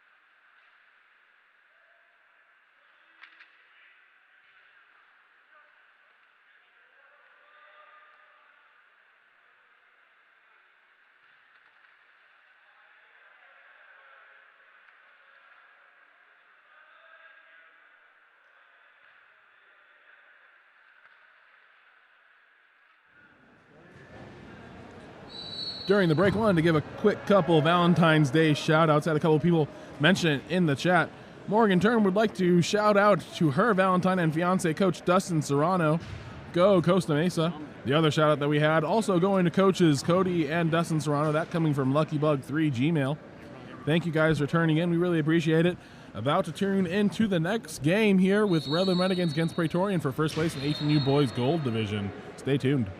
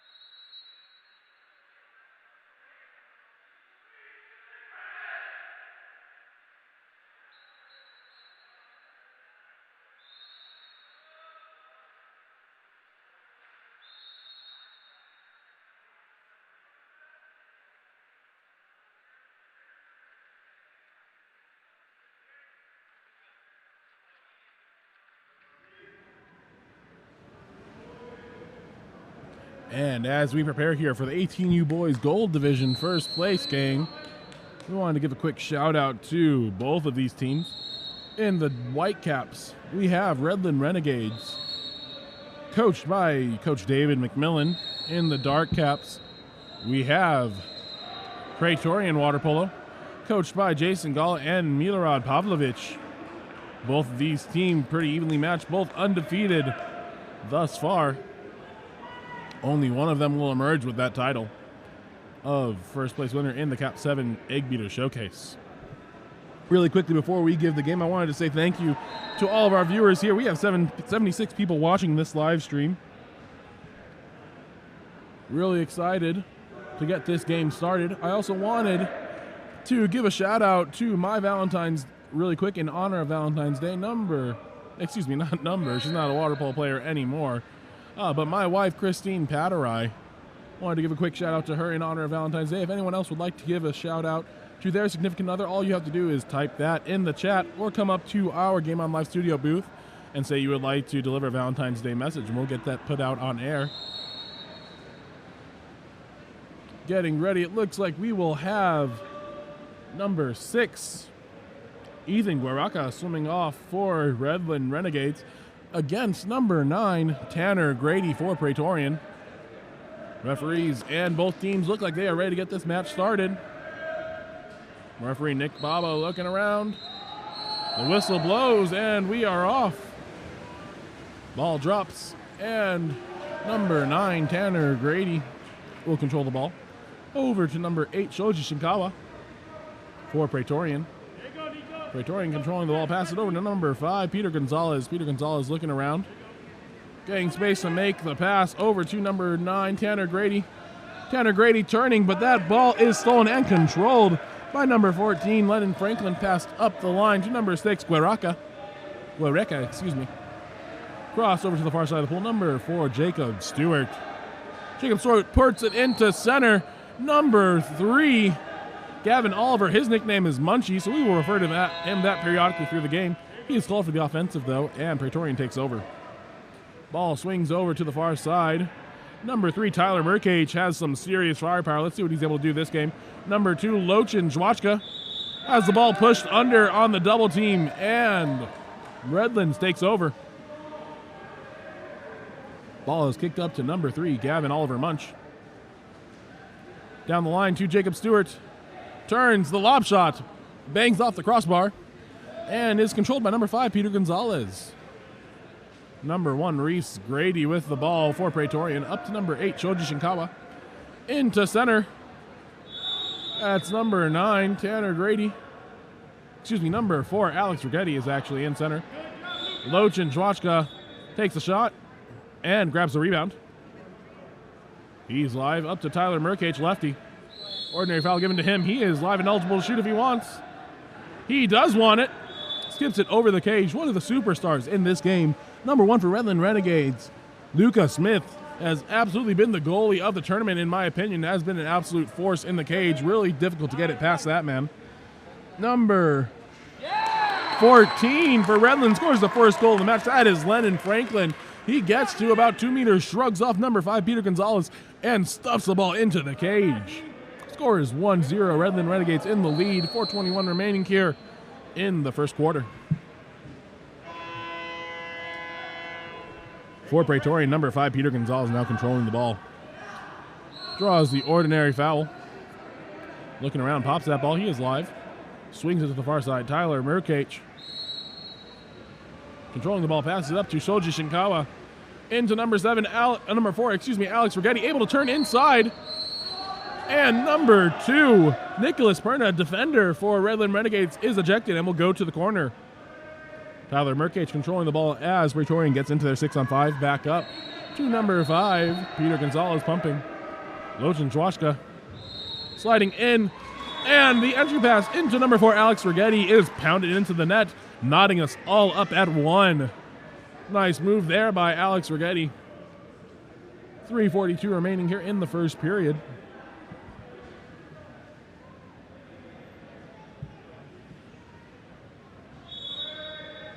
Ball is kicked back to number 2, Nicholas Perna.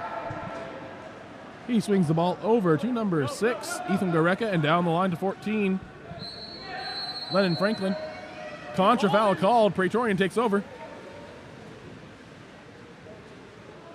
Praetorian swimming the ball up. Crosses the ball over to Tyler Mercage. As we said, he has a dangerous shot. The lob shot, showing us a little bit of the finesse, is number 3, Tyler Mercage. Able to put that ball on the far side. That's about one of the only ways you're going to beat goalie Luca Smith. Getting him on his legs and then throwing it up and over him to land softly in the cage. 2-1 now, Praetorian in the lead. Number 2, Nicholas Perna, has the ball. Over to Munchie. Down line to Jacob Stewart. Ordinary foul given to him. Crosses the ball over to the big man in the middle, number 5, Luke Franklin.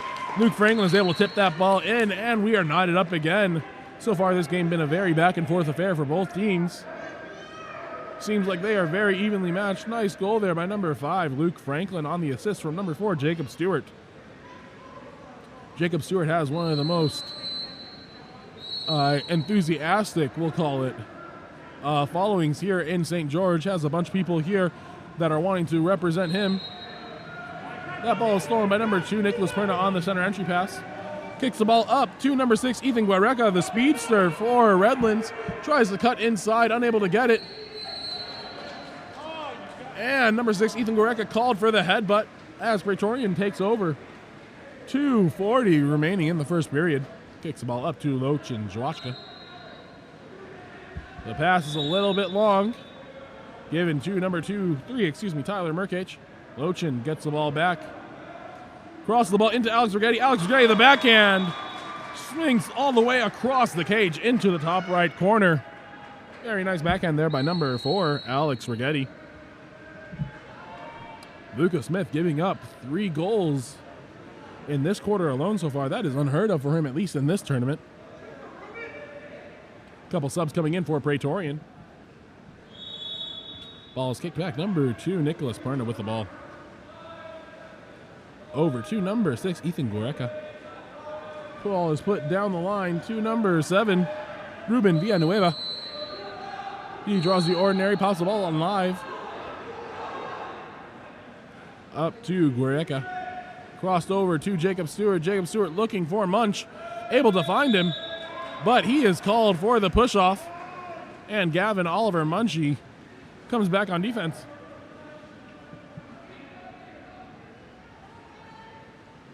We have a drive there by number 8, Shoji Shinkawa.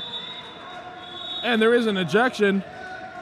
Looks like that's going to be number 9, Elijah Grande, on that exclusion, putting Praetorian into their 6-on-5.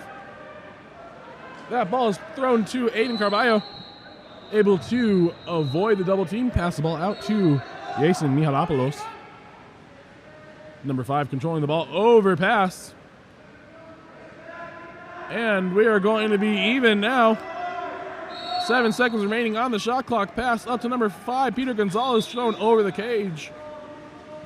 Ball remains with Lucas Smith. Ball is passed up the line to Ethan Guareca. Jacob Stewart wide open in the middle of the cage, able to skip it into the top left corner. Again, pulling us even, Jacob Stewart. Bringing the score to 3-3. 1:20 remaining here in the first quarter. Got some subs going on for Redlands.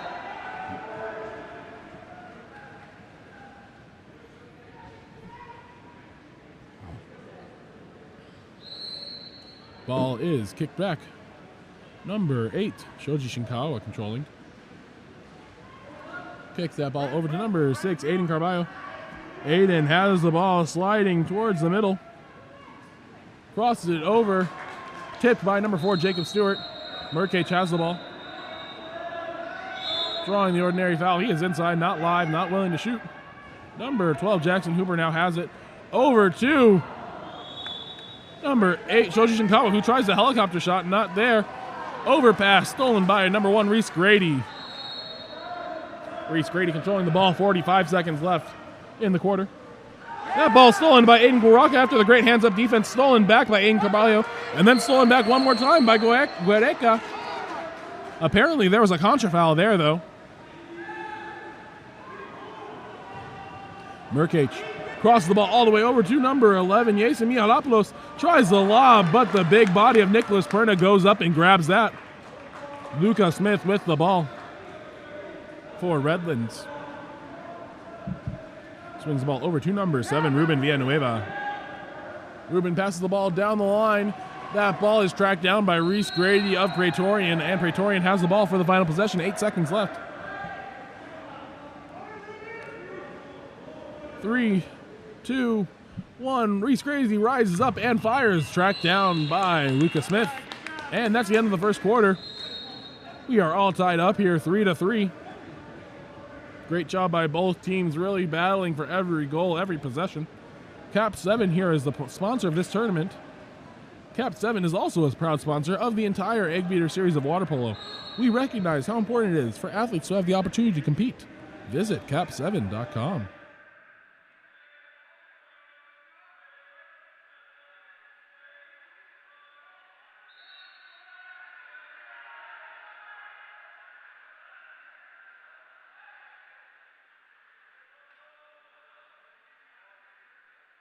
KAP7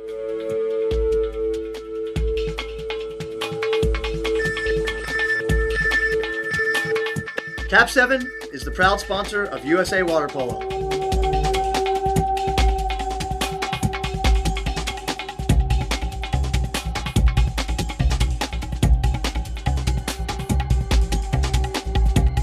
KAP7 is the best ball in the world.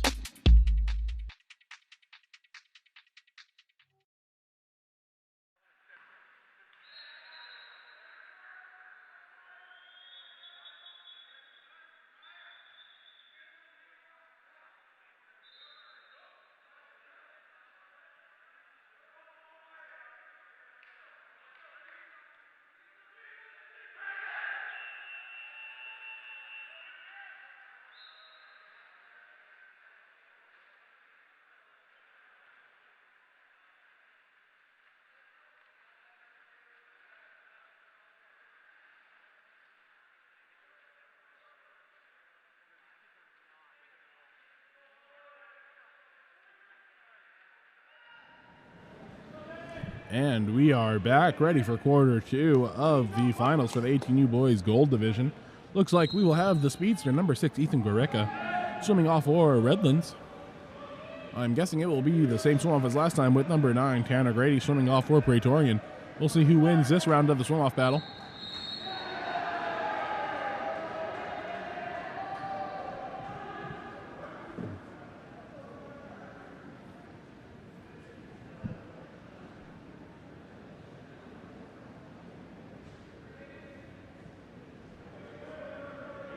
Referees arranging all the players.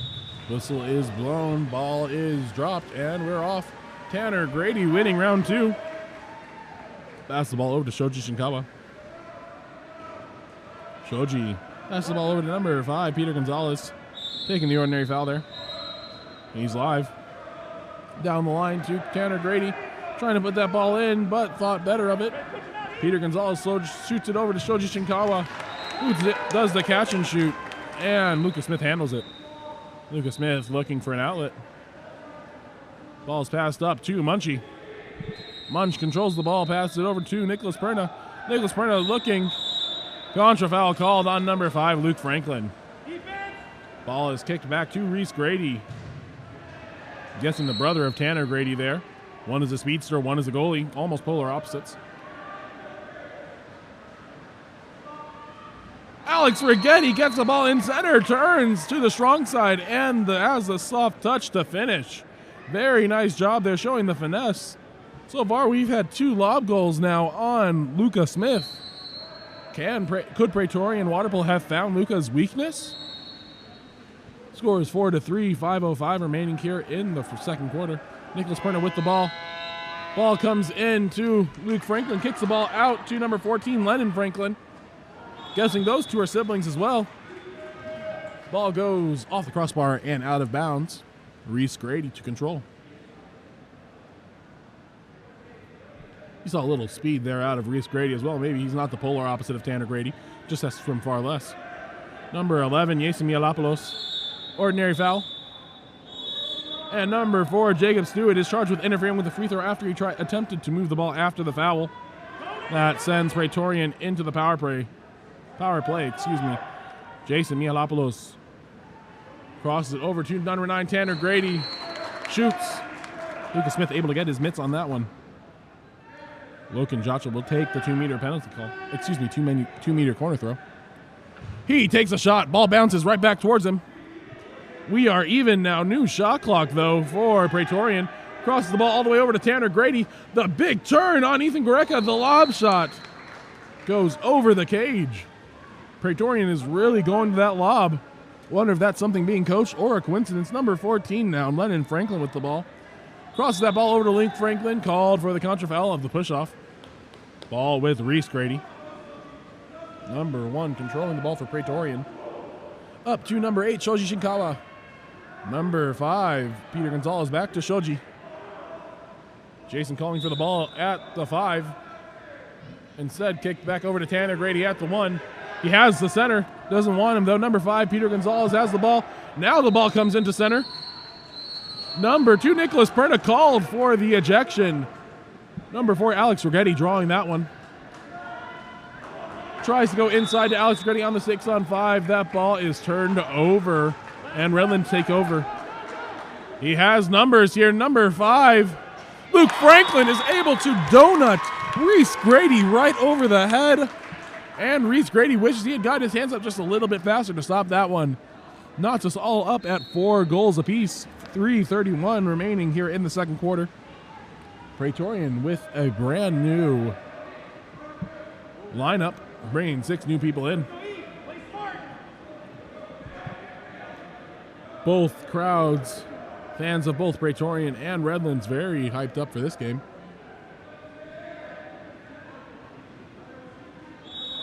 Ball is passed back to number 12, Jackson Hoover. Jackson kicks it to number 6, Aiden Carballo. Carballo sliding towards the middle. He has the weak side, and there's an ejection. Number 3, Gavin Munch Oliver. Tyler Murkage, the one drawing that. Tyler Murkage grabs the ball after the overpass. Thinks about giving it to Benami. Thinks better. Number 7, Parker Crosser. Crosina Sam. Pass it to number 15, Zane Gabriel, who shoots it. Handled easily by Luca Smith. Lots of ejections for Redland Renegades. They've got to figure some way to stay out of that penalty box. Coach isn't that popular. He doesn't want to talk to that many people. Number 3, Gavin Munch Oliver, passes the ball into Luke Franklin. Able to draw the ejection is number 12. Number 12 getting ejected, Jackson Hoover. Luke Franklin on that draw. Ball over to number 11. Nathan Rydell swings it to Lennon Franklin. Moved into a 3-3. Number 6, Ethan Guareca paints the upper left corner of the goal and gives Redland Renegades the lead. Score is now 5-4 with 2:36 remaining here in the second quarter.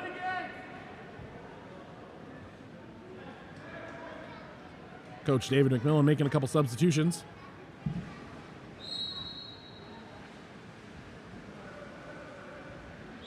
Whistle blows and we are off.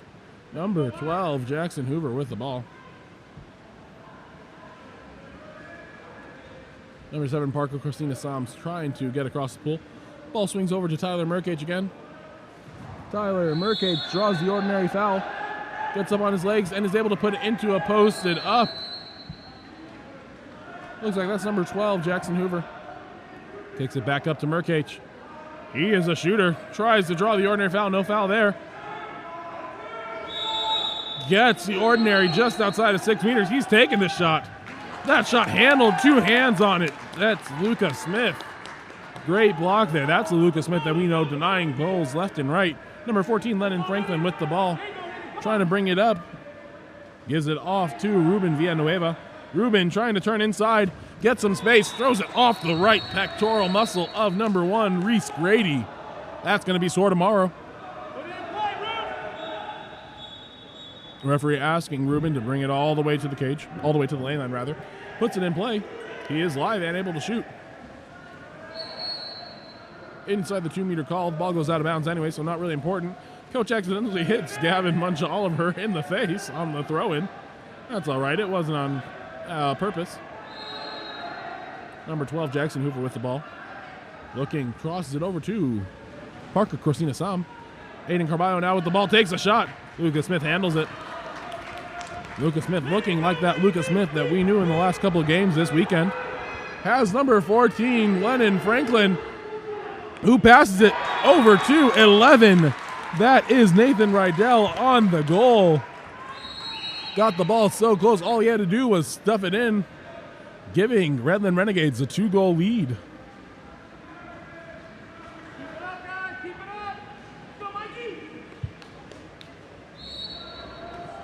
Couple substitutions for Praetorian, 1:19 remaining here in the second.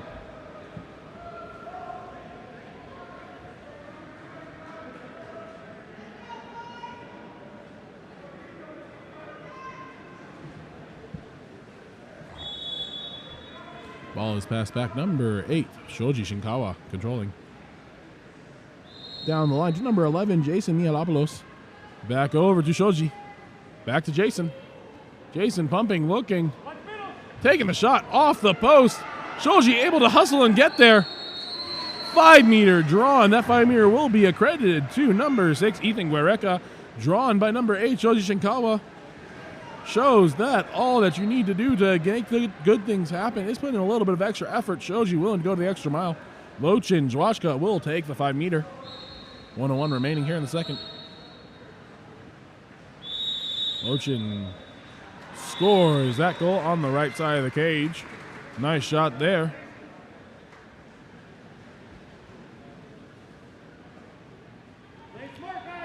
Brings Praetorian within 1, 6-5 with 59 seconds remaining here in the second quarter. Number 6, Ethan Guerreca with the ball. Kicks it over to number 3, Gavin Munch-Oliver. Ordinary foul. He pops that ball. Goes over to number 9, Elijah Grande, called for the push-off. Ball goes into Praetorian hands. Tyler Murkage now with the ball. Shoji Shinkawa calling for the ball. Tyler Murkage has other plans, passes it to Lochin Jwashka into the center. Number 4, Alex Triggetti is smothered by number 6, Ethan Guerreca, the speedster. Number 4 now has the ball. That's Jacob Stewart for Redland Renegades. Pops the ball, kicks it back up to Munch. Munch bringing the ball up. And he scores it from distance. Gavin Oliver has some munchings, and he's ready to eat as he cashes in on the top left corner. Great shot there by Gavin Oliver.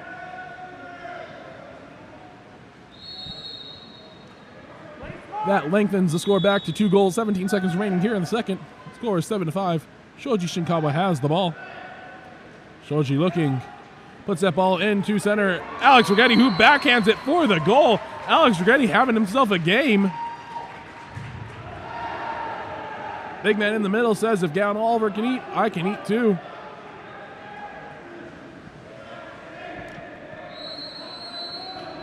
Ball is kicked back to goalie Lucas Smith. 5 seconds remaining. They are going to save this for the last shot. Rises up, fires through 3 pairs of hands. Not through the hands of Reese Grady, though. And that will end the second quarter. Heading into halftime, score is 7-6. Redland Renegades out in front of Praetorian Water Polo. Got some great water polo ahead of us. KAP7 is the official ball of water polo. Visit KAP7.com for all your water polo needs.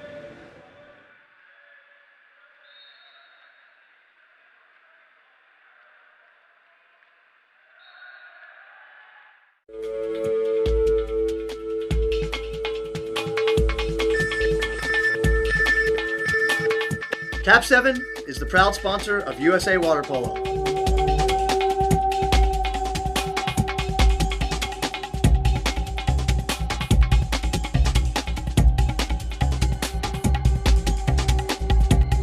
KAP7 is the best ball in the world.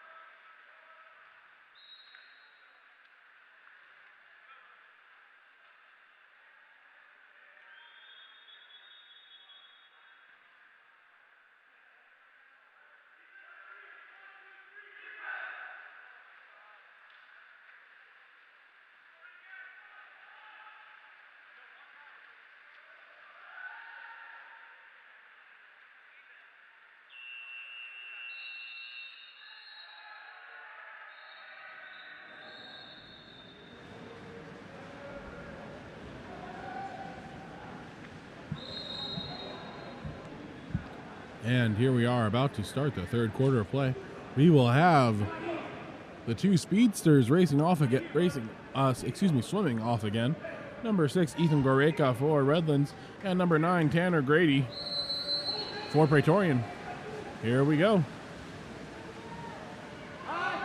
Number 14, Lennon Franklin passes the ball up to number 2, Nicholas Perna. Perna swings over to number 3, Gavin Munch-Oliver. Munchie passes the ball in to number 4, Stewart. Kicks the ball out. Tyler Murkage there, great hands-up defense. Back into Murkage. Still great hands-up defense. Ball kicked over to number 6, Waireka, who passes it over to Perna. 3 seconds remaining on the shot clock. That shot controlled by number 13, Matthew St. Clair for Praetorian. Goalie change here at the half for them. Ball swings over to 8, Shoji Shinkawa. Number 9 shoots and is handled by Lucas Smith.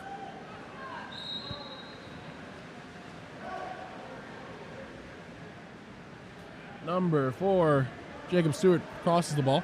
Number 2, Nicholas Perna now. Into driver. That's number 14, Lennon Franklin. Is able to sneak it under the arm of Matthew St. Clair for the goal, restoring that 2-goal advantage for Redlands. 4:56 remaining in the third. Score is now 8-6.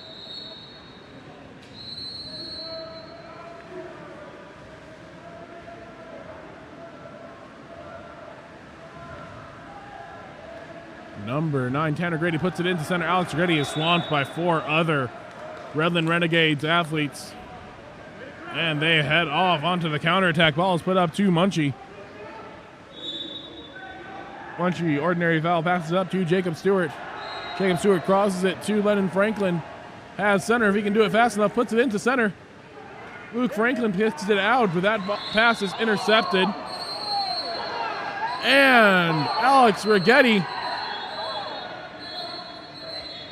Whole lot of whistles happening. Alex Rigetti was fouled originally on the follow-through. He came back, his hand ended up slapping, I think it was number 6, Guareca, in the neck. And because of that, that ball is turned over, and Alex Rigetti has to take a trip to the corner. Timeout has been called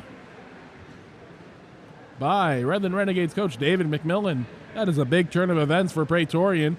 Coach Jason Gall not happy about it, not happy at all, telling the referee that that was not the right call. He was getting drowned. What did you expect him to do? We'll see what both coaches come up here during the 6-on-5.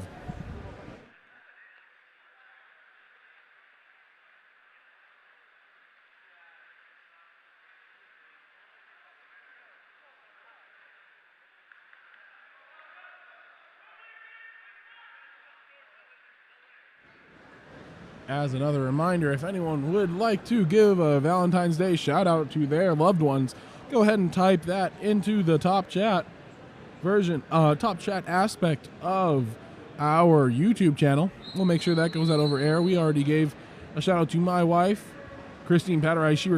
She requested that I put out there that she was number 14 in her playing days. Still currently competing in Masters divisions and with other teams around the world. Renegades here going on to the offensive. Ball starts with number 1, Luca Smith. Luca passes the ball up to number 14, Lennon Franklin. Crosses that ball over to Jacob Stewart. Jacob Stewart takes a shot. That is blocked, though, by number 5, Peter Gonzalez. And it goes out of bounds, giving Matthew St. Clair the ball. There is an ejection. Number 4, Jacob Stewart, headed to the sin bin. Things getting a little bit chippy here.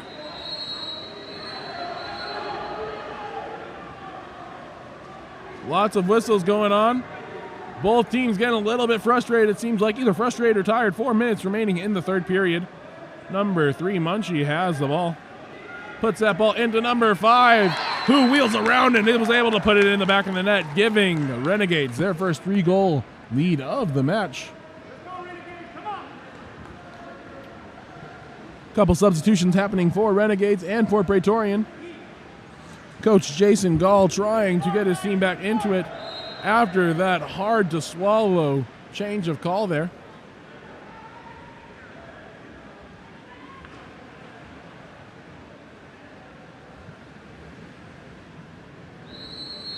Ball is passed back to number 8, Shoji Shinkawa. Shoji advancing, pumping, Crossed it over to Tanner Grady, the speedster. Ordinary foul given. Back to Shoji. Shoji back to Tanner. Tanner rises, fires over the cage, and it will be Redlands' ball. Luca Smith controlling for Redlands. Kicks the ball up to number 3, Munchie Oliver. Munchie trying to turn. Hands up defense. Great job by number 2, Lochin Jwachka.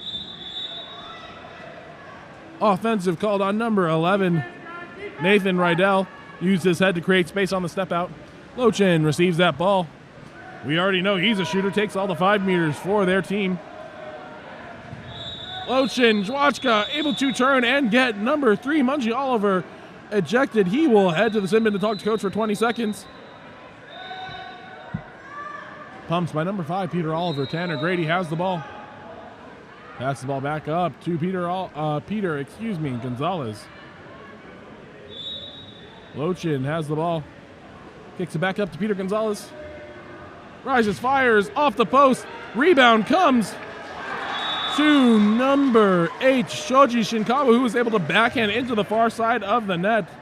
Redland Renegades seemed like they took off just a little bit too early, and that gave Shoji the opportunity to put the ball in the cage. That narrows the gap between the two teams to 2 goals, 9-7 now with 2:57 remaining here in the third period. Ball is kicked back to number 6, Guerreca. Guerreca advances the ball. Kicks the ball over there to number 11, Nathan Rydell. Great defense by Tyler Murkich, 2 hands both up, showing he's not fouling. Ball comes into number 4, Jacob Stewart, who is able to shoot the ball around number 13, Matthew St. Clair, for the goal. It's exactly what his team needed to change that momentum around. Jacob Stewart also coming to the side of the ball, side of the pool that he does not usually play in. Normally a 1-2 side athlete, right now playing on the 4-5 side. Couple subs coming in for Praetorian. 10-7 with 2:40 remaining. Shoji Shinkawa now has the ball. Shoji Shinkawa has done a great job of lighting a spark under the Praetorian team. Kicks it over to number 11, Jason Mihalopoulos. Back to Shoji. There's a drive happening. Tyler Murkich looking for the ball. Not quite there. Now he gets it. Has the ball. Still no foul. Number 8, Shoji. Crosses the ball over to number 12, Jackson Hoover. Ordinary foul given. He's not live, though. Ball is turned over, either because Jackson Hoover didn't pop it or because shot clock was supposed to be expired. Either way, Redlands' ball. Passes the ball up to number 7, Ruben Villanueva. Ruben has the ball, trying to work inside. He has Jacob Stewart posted up, chooses to go to the other side. Number 6, Guerreca shot is tipped by number 3, Murkich. He gets the ball back. He's outside. He's live. He can shoot. That ball goes off Shoji's hand, Shoji's head, and then lands in the hands of Matthew St. Clair. Got ourselves a really good game here. Lots of high-level water polo. Shoji Shinkawa has the ball. Lots of flopping around by Tyler Murkich over near half tank. Meanwhile, that whistle came from the other side. Confused everyone a little bit. Redland Renegades ends up with the ball. Number 7, Ruben Villanueva trying to work inside again. Not happening. Swings that ball up to Guerreca. Guerreca with the ball. Passes it over to Jacob Stewart. Jacob with the ball, being pressured by number 11, Jason Mihalopoulos, and there is an offensive. Sending Praetorian onto the attack. 1 minute remaining here in the third.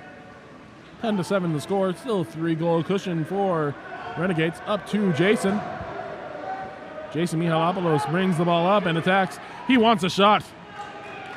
And Luca Smith wants the block. After that, Jason Mihalopoulos gets tangled up with number 4, Jacob Stewart. Referee Victor Nguyen says, Jason, you know what? You look like you need a break. Go to the corner for 20 seconds while you think about what you did. And after that, David McMillan calls the timeout for Redland Renegades to set up their 6-on-5.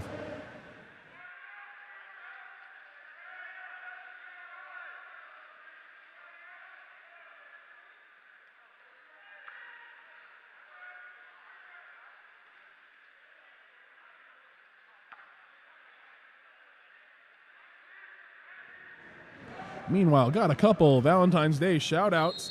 Shout out to Alex Rigetti from Seattle. That's coming from Carol Cabral. Taylor Franklin wants to say Valentine's shout out to Luke Franklin, number 5 for Redlands, from his number 1 fan. Sounds like Luke Franklin has got someone special in there. And lastly, Jackie Rydell says Happy Valentine's Day, Nathan and Lori Rydell. On the restart, number 14, Lennon Franklin with the ball. Passes to number 4, Jacob Stewart. Back over to 14, back to Jacob. Pumps.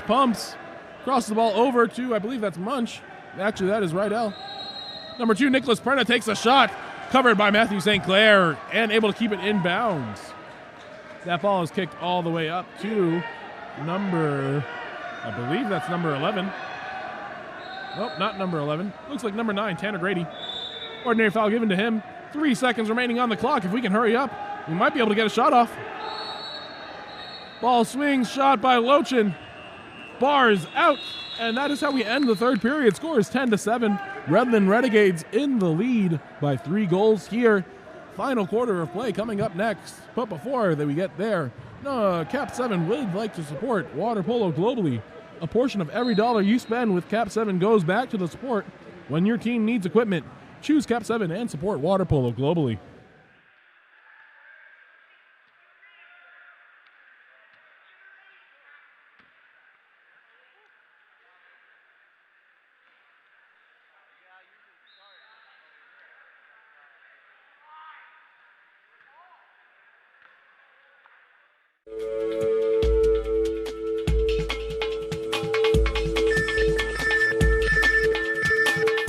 KAP7 is the proud sponsor of USA Water Polo.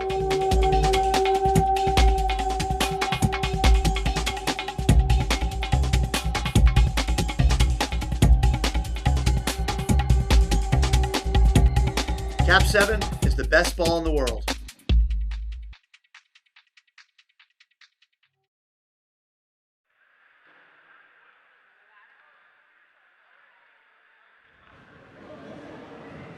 Before we come back here for the fourth quarter, there was actually one Valentine's Day shout out that I missed. Kathy Hubner would like to say Happy Valentine's Day to Eric. And while we're talking, we have one more come in. Haley Nosenchuk would like to say Happy Valentine's Day to Milo. A lot of people feeling the love out there. That is what Valentine's Day is for. Thank you guys for participating. If anyone would like to give any more shout outs, please feel free to put that in the live chat. Both teams getting ready for the fourth quarter of play. Redland Renegades leading by 3 goals. Praetorian Water Polo trying to come up with a plan to get themselves back into this game and give themselves a chance to win it. There. Looks like they are putting number 1 Reese Grady back into cage. Matthew St. Clair will go to the bench.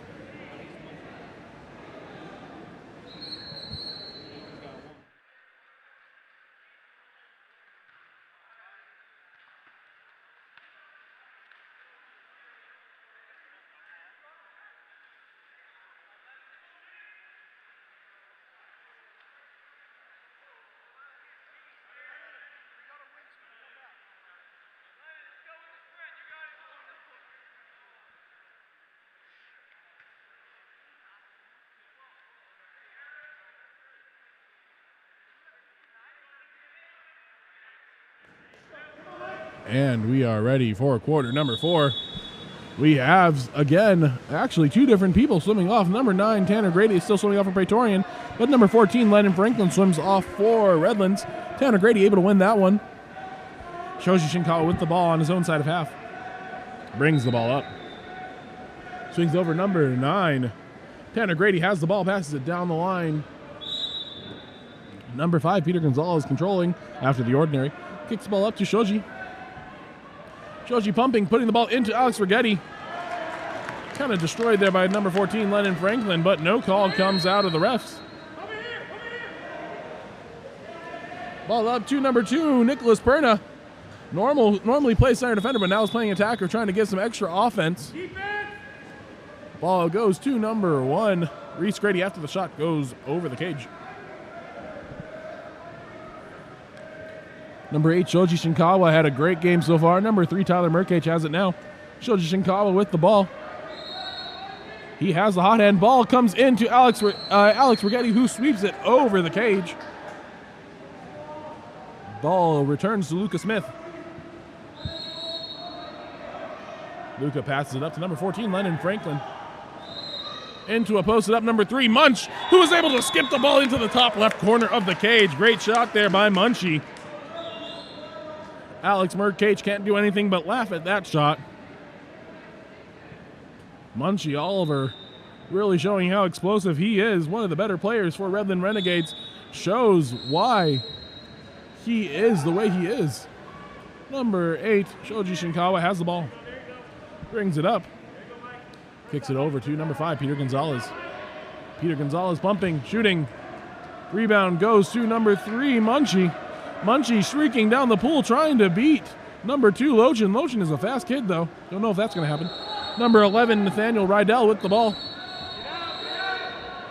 Gets the ball over to Lennon Franklin.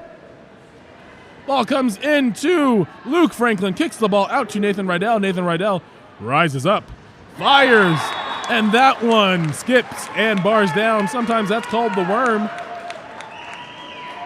And that worm finds its way into the cage. And a timeout called by Coach Jason Gall and Milorad Pavlovich. They want to talk things over. All of a sudden, Redland Renegades explodes into a 5-goal lead with 4:17 remaining here in the 4th period.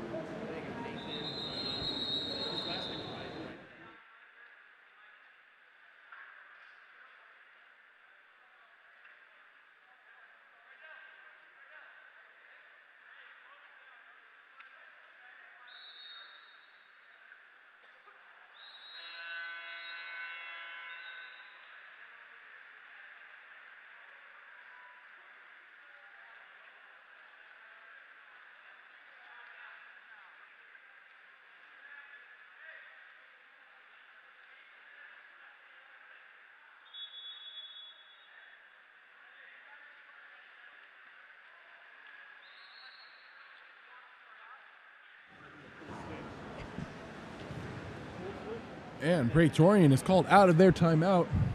Coach Jason Gall and Milorad Pavlovich trying to design up a play to give the quick 1-goal burst to Praetorian, hoping to start some momentum.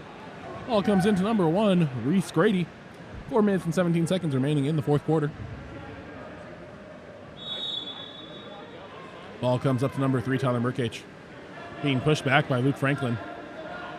Into number 2, Lochin Zwachka, trying to turn.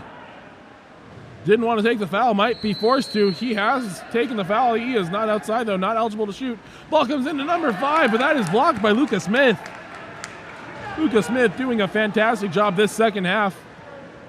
Pass the ball up to number 2, Nicholas Perna, playing attacker now on the 4-5 side. Kicks the ball into number 11, Nathan Rydell. Ordinary foul given to him. Rydell grabs the ball. Looking at his options, passes the ball all the way across the pool. And it's a race for the ball. Looks like Tyler Murkage wins that race. He has some decent speed of his own up there. Lochin Zwachka receives the ball. Trying to turn.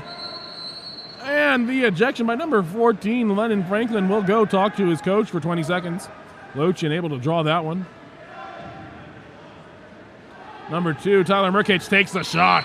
There's that shot that I was talking about in the first quarter, able to skip and bar the ball down into the top right corner. Great shot there by Tyler Murkage. That brings Praetorian Waterpool to within 4. It is a tall order to ask them to come back. 4 goals in 3 minutes and 25 seconds is a lot, but with that being said, it is not impossible. Subs coming in for Redlands.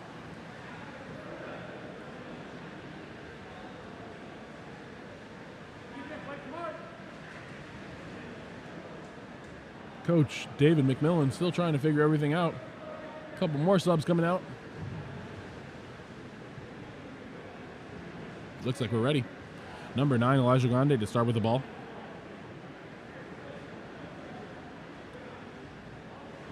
Whistle blows and he passes it back to Ethan Guareca.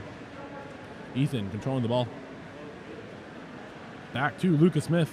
They are content to play the waiting game, really trying to use up as much of the clock as possible.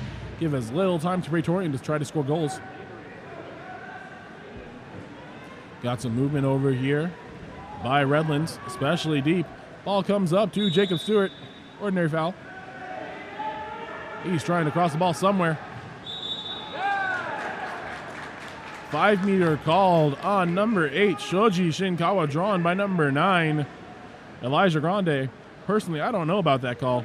Seems like that one came a little bit early, but Victor Nguyen is a professional referee, and so we will trust his judgment. Jacob Stewart to take the penalty shot. Reese Grady has to be under that crossbar. Whistle blows. Jacob Stewart able to skip the ball into the upper left corner.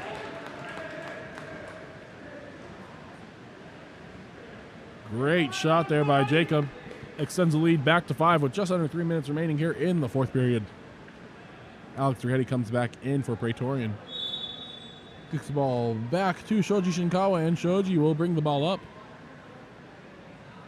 He crosses over to number 11, Yasin Mialopoulos. Back over to Merkach, to Lochin Zwachka. He has the driver, number 8, Shoji. Shoji has the ball knocked out of his hands, though, by number 15. Not sure who that is.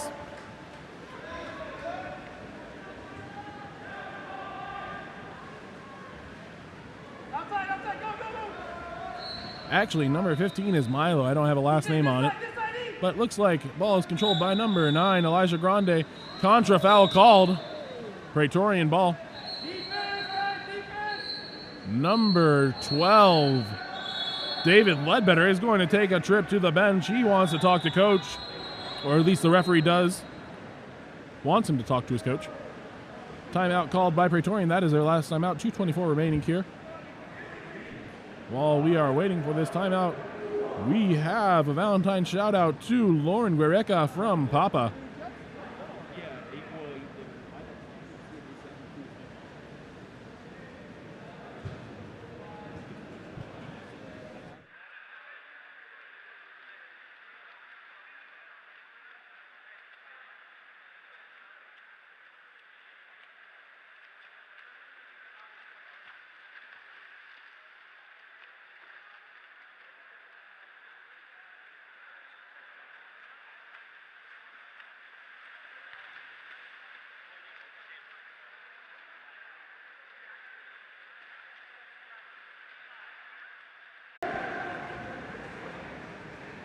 Looks like Redland Renegades is content to spread out and try to waste as much time off this clock as possible.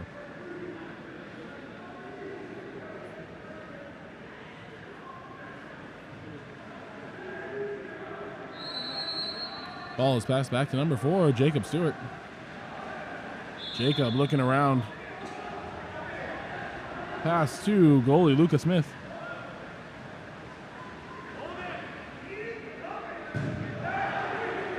Back over to Jacob Stewart. 45 seconds remaining. Up to number 14. Ball dumped into the corner. Praetorian takes over.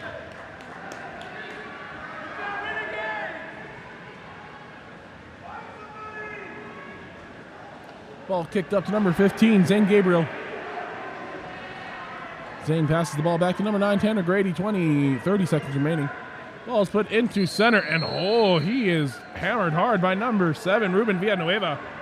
Ball kicked out to Aiden Carballo, up to number 12, Jackson Hoover. Crossed over to Zane Gabriel. Zane kicks it back up. Peter Velasquez back to Jackson Hoover. He steps up. Aiden Carballo has the ball. Passes the ball over to Zane Gabriel. Peter Gonzalez, not Velasquez. Peter Gonzalez takes the shot, bars off the right post. 5 seconds left. Praetorian ball for some unknown contra foul. That player is mauled from behind. That's Parker Corsina Sam. Passes the ball up to Aiden Carballo. 3, 2, 1. Ordinary foul. Enough time for one last shot.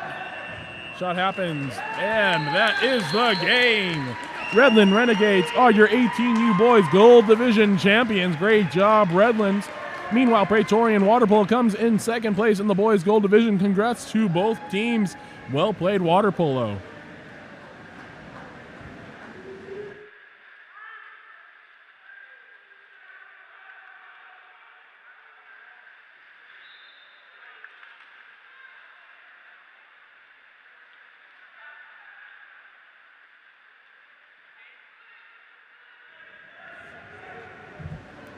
Great job this weekend, man. Thank you. Appreciate it. My wife and all my family.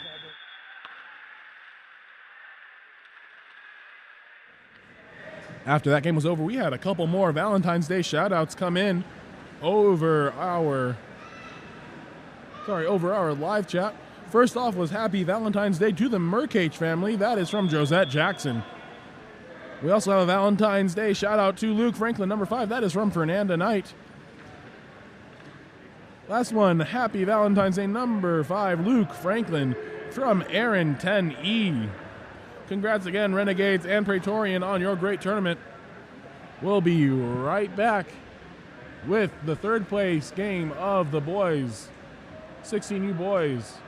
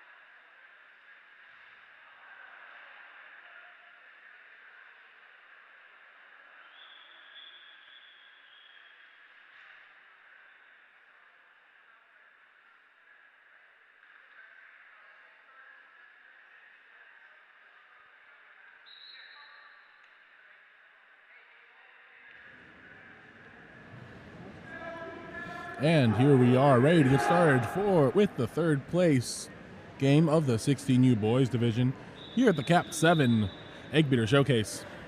This is the second to last game on this course.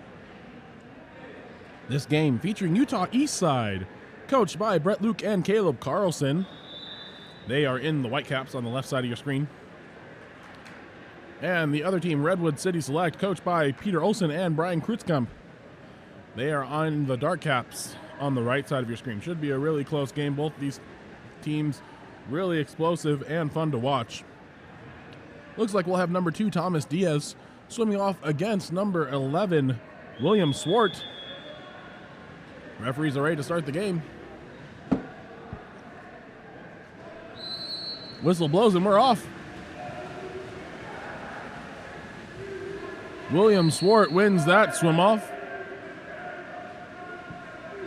Ball crossed over to number 17, Luke Bachler. Draws the ordinary foul. Crosses it over to number 5, Tyler Hogan. Ordinary foul there just outside of 6 meters. He's going to want to take that shot. Shot bounces over the crossbar. Utah Eastside ball.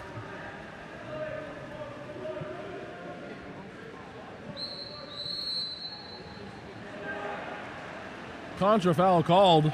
Looks like we had a submarine somewhere. Number 14, Jacob Sodatse, controlling the ball. He pops that ball, passes it down the line to William Swart, and attacks. Jacob Sodatse with the ball. Number 5 skips the ball. It bounces off the left post. And looks like Redwood City Select will get that ball back.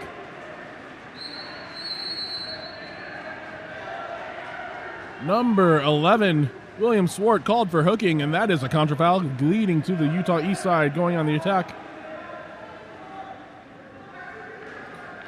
Number 8, Paulo Hernandez has the ball. Crosses it over to number 4, William Cook. Back over to 11, Caden Carlson down line to Thomas Diaz. Thomas Diaz has a driver in number 8, but he passes him up for number 4, William Cook, who shoots it, and it goes over the cage. Goalie Jake Taylor passes the ball up the line to number 2, Ryan West. Excuse me, that's number 6, Luke Karincic.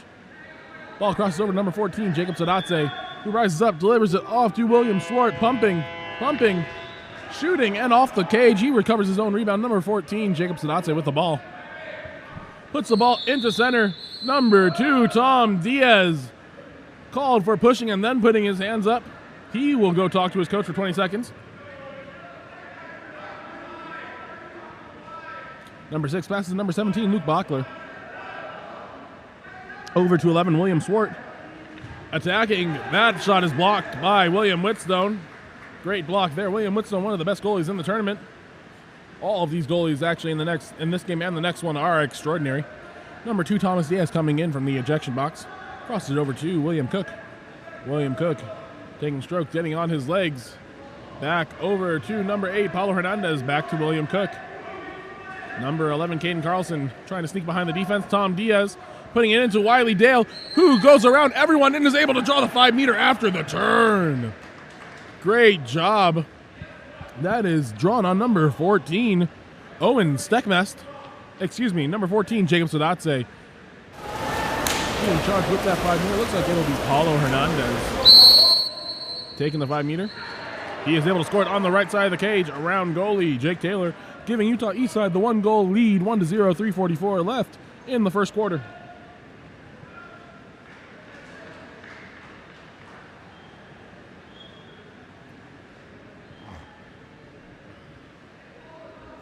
Number 5 starting with the ball, Tyler Hogan.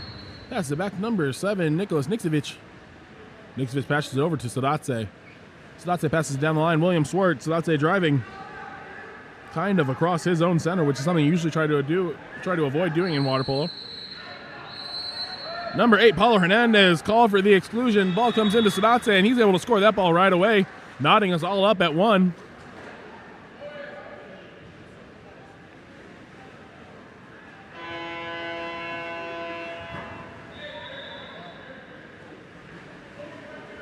Number 4, William Cook, choosing to go into center next. He passes the ball back to the big man, number 10, Wiley Dale. Wiley Dale advancing. Looking around delivers it to number 11, Caden Carlson, a little bit too high, and goalie Jake Taylor has the ball. Passes it up to number 17, passes a little bit far to Luke Bachler, and he takes the ball out of bounds. Will be Utah Eastside ball. William Whitstone with the ball. Passes it up to 8. Polo Hernandez. Swings it across the line to Thomas Diaz, who is coming up by himself. Ball is put under.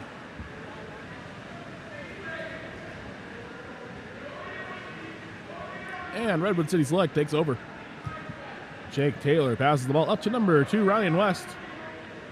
Ryan West puts the ball in. Wiley Dale reaches around and is able to just grab that without any trouble at all. That's what having that big figure will help you do. Paulo Hernandez with the ball.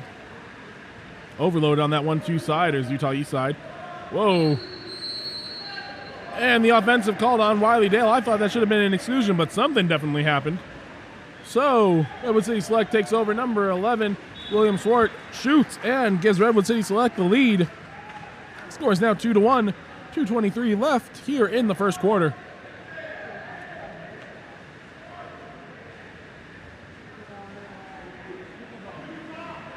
Couple substitutions being made on both sides.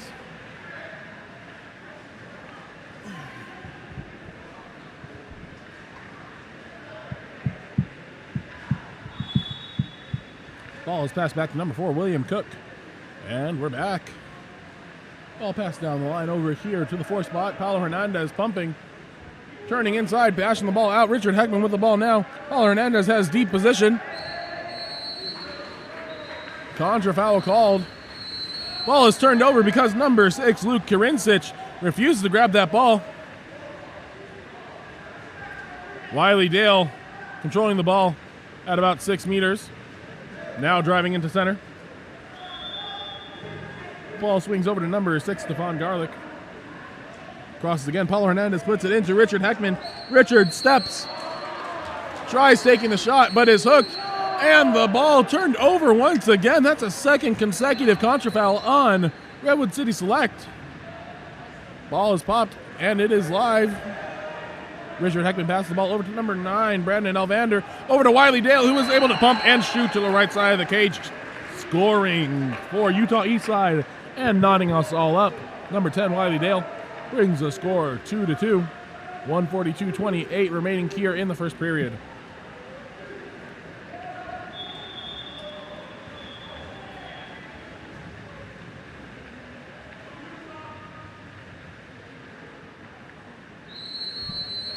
Ball is put back to number 14, Jacob Sadatse. Down the line to 17, Luke Bachler. Ordinary foul there. Bachler passes the ball up to Sadatse. Back to Bachler. Puts the ball into center. Offensive foul called for hooking. A lot of those calls here now.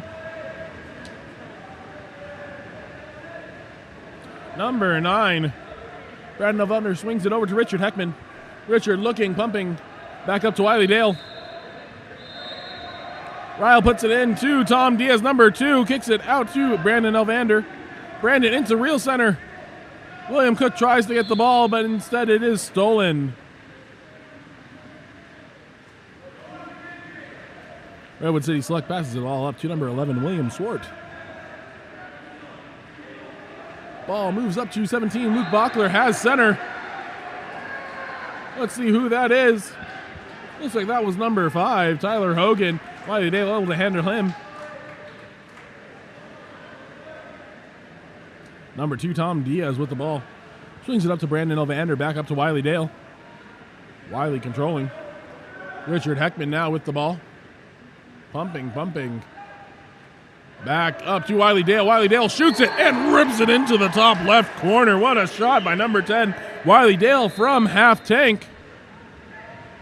Beautiful shot there. Puts Utah East side up 3-2 with 23 seconds left here in the first quarter. Coach Peter Olsen trying to hype up his Redwood City Select squad.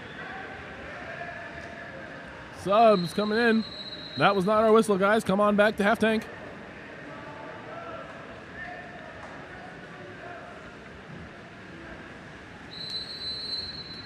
Number 11, William Swart with the ball. William Swart looking, surveying. Over to Luke Bachler. Jacob Sadatse is posted up. Luke Bachler gets the ball. Puts it into Sadatse. Number 9, Brandon Elvander is ejected. Luke Bachler with the ball right now. The shot by Jacob Sadatse gets past goalie William Whitstone and knocks us all up. 2.31 seconds remaining here in the first quarter.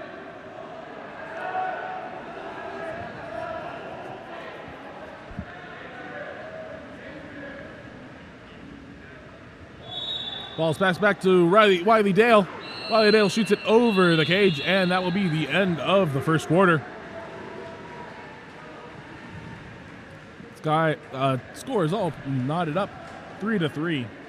Remember, our sponsor for this weekend is KAP7, who is a proud KAP7 is a proud sponsor of the Eggbeater series of water polo. We recognize how important it is for athletes to have the opportunity to compete. Visit KAP7.com.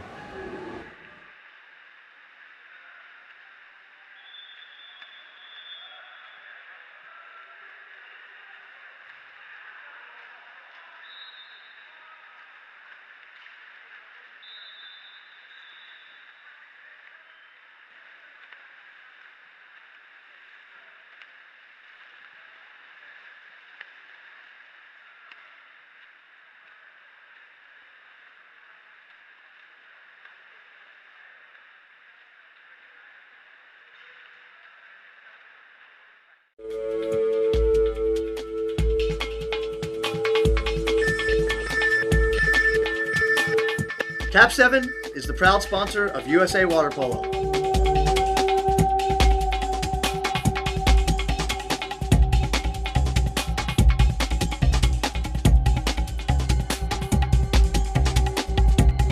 KAP7 is the best ball in the world.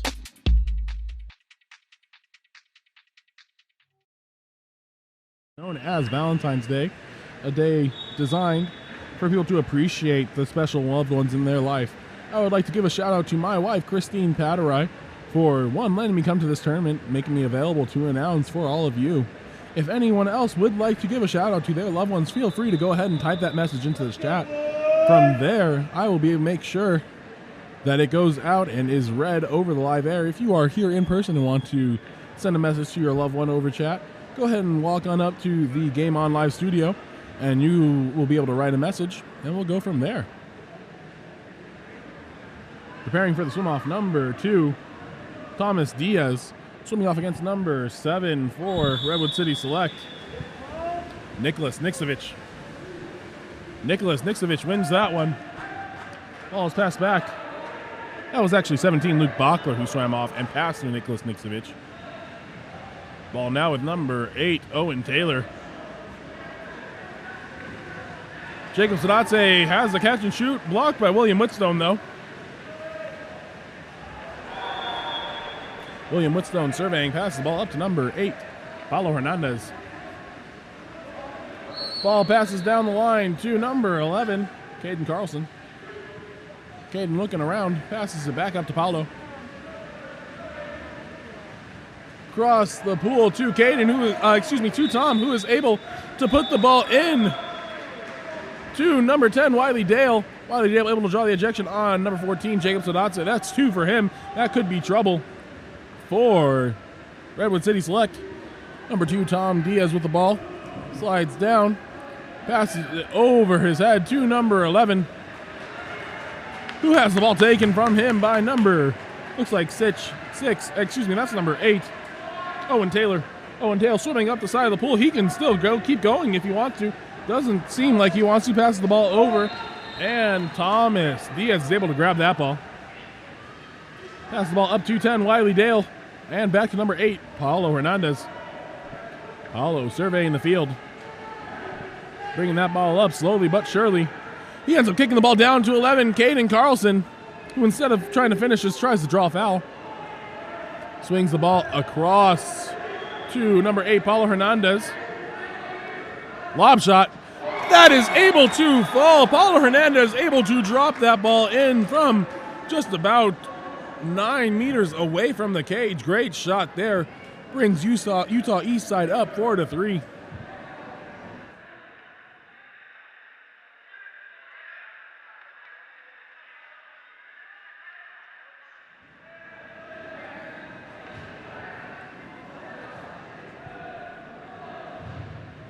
4:21 remaining here in the second period.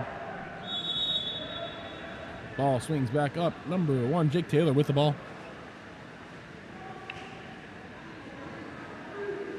Swings that ball over to number 4, Pierce Gertner, the lefty for Redwood City Select.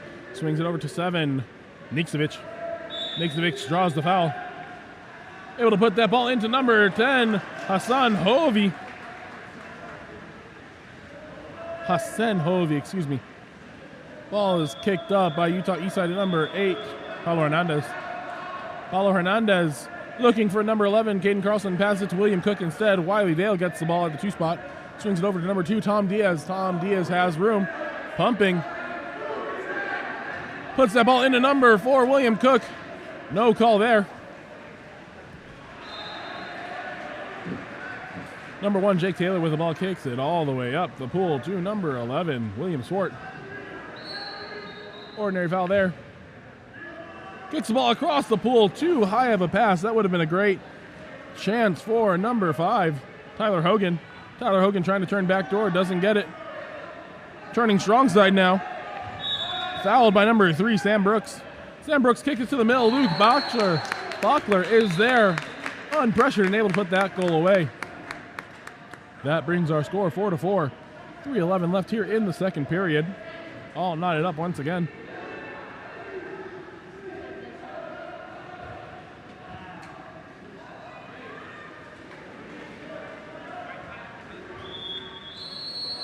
Jay Sean passes it back to for William Cook.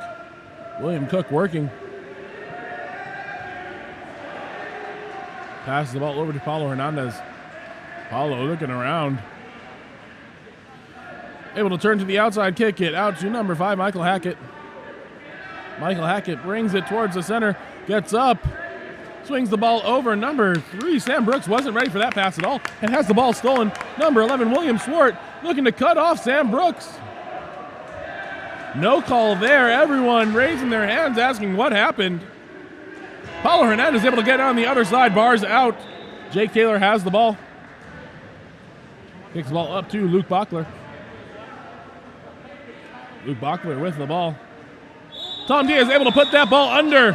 Pops the ball, kicks it up to Paulo Hernandez. Paulo Hernandez by himself, no one between him and the cage. Lobs it over number 1, Jake Taylor, to give Utah Eastside the lead once again. 2:17 remaining here in the second period.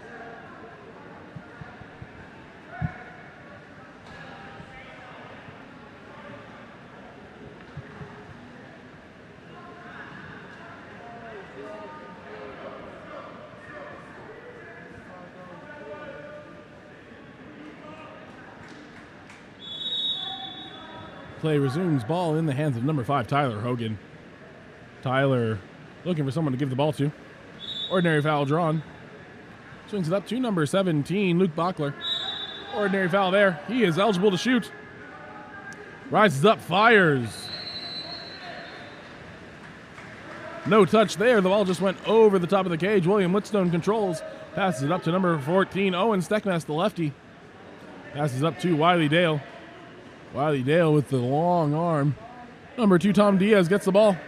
Passes it back up to Wiley Dale. He's dangerous from the outside. A lot of power on that shot. A little bit too much, if you ask me. Goes over the cage. Number 1, Jake Taylor with the ball now for Redwood City Select. And we have an ejection. Number 2, Tom Diaz. That is his second. Number 14, Owen Steckness, also gets ejected. A lot of people wanting to talk to their coach at this point. Maybe they're looking for some life advice. Number 17, Luke Bachler. Swings it over to number 7, Nicholas Niksevic. Up to number 4, Pierce Gertner. Over to 11, William Swart. William Swart shooting. Trickles on the edge of the cage. Doesn't go in. Able to recover it. And puts the ball into number 5, Tyler Hogan, who smacks the ball into the cage for the equalizer. 1:21 remaining here in the second. Score is knotted up at 5-5.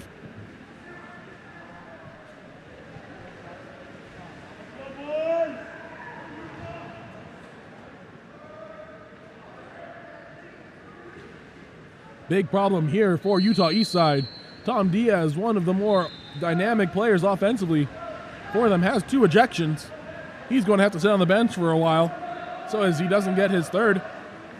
Ball swings over to the other side. Number 9, Brandon Elvander swings it to William Cook. William pumping over to number 6, Stephon Garlick. Stephon Garlick observing, trying to figure out what he wants to do. Eventually shoots, swings just wide. Jake Taylor to control the ball. Ball kicks up to number 11, William Swartz. William Swartz pumps off the goalie's head, off the bar, and then into the hands of William Whitstone. 40 seconds remaining here in the second quarter. Kicks the ball up to looks like that's number 9, Brandon Elvander. Ordinary foul there. He is eligible to shoot if he wants. Doesn't want to shoot though. Pops the ball. Swings it over to number 4. William Cook has it. William Cook rises. Kicks to Wiley Dale. Wiley Dale looking for the foul, but 2 hands up by number 5, Tyler Logan. Ends up the ball being put under by Asen Hovey, excuse me. William Swart over there by himself. 2 players there. Ordinary foul is called. 12 seconds remaining. Ball kicked up to Luke Bachler. Now 7 seconds remaining. Over to number 7, Niksevich. Niksevich, Wiley Dale smacks Niksevich across the face, gets ejected. Ball is shot and shot back. 2 blocks in a row. And that results in the quarter ending. Score right now is 5-5.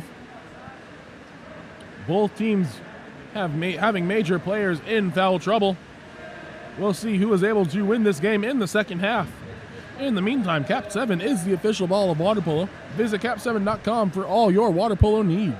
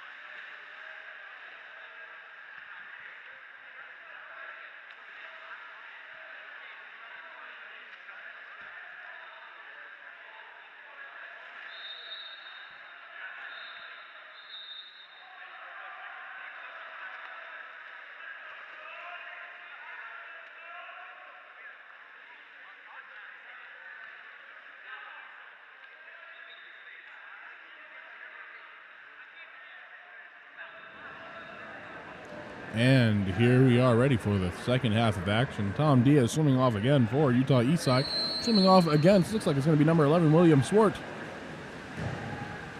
William Swart wins this swim off.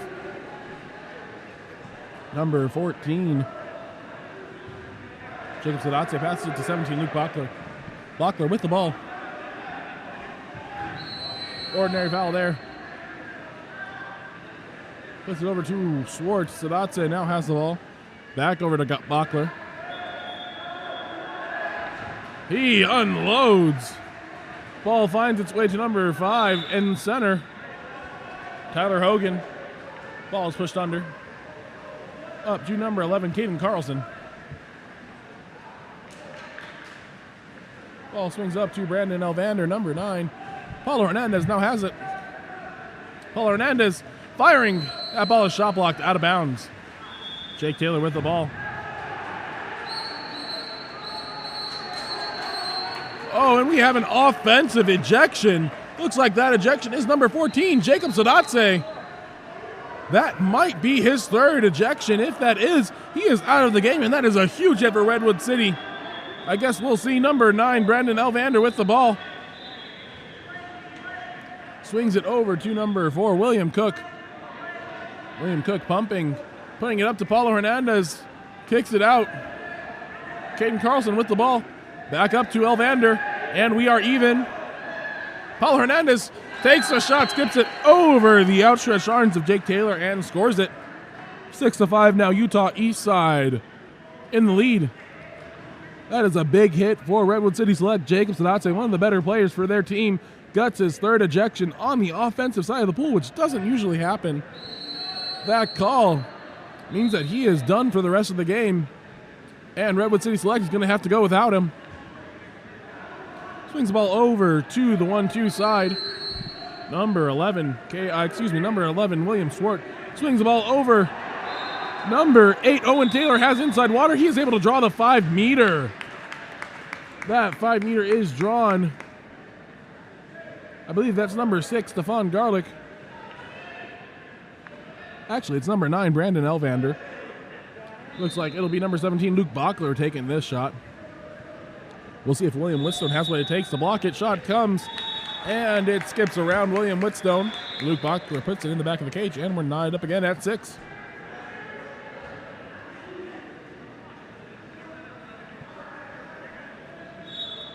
Number 4, William Cook with the ball. Passes it over to Tom Diaz on the 4-5 side. Who swings it to William Cook. Brandon Elvander now with the ball. Pumping. Trying to put the ball into Wiley Dale. Wiley Dale turns around everyone. And the 5-meter is drawn by Wiley Dale. That's the second time he's gotten all the way around 3 droppers. Gotten the turn and earned the 5-meter from there. Wiley Dale providing the spark to Utah Eastside that they so desperately need. Looks like number 8, Paulo Hernandez, will be the one taking the shot.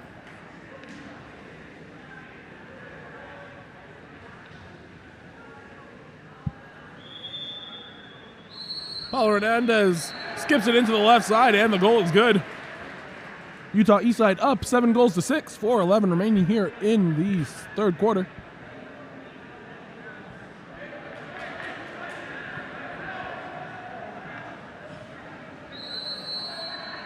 Ball is passed back to number 7, Nicholas Niksevic. Niksevic looking around, trying to figure out what he wants to do. Ball over to number 11, William Swart, Some movement on the 4-5 side. William Swart passes the ball down the line to number 5, Tyler Hogan. Tyler Hogan takes the ordinary.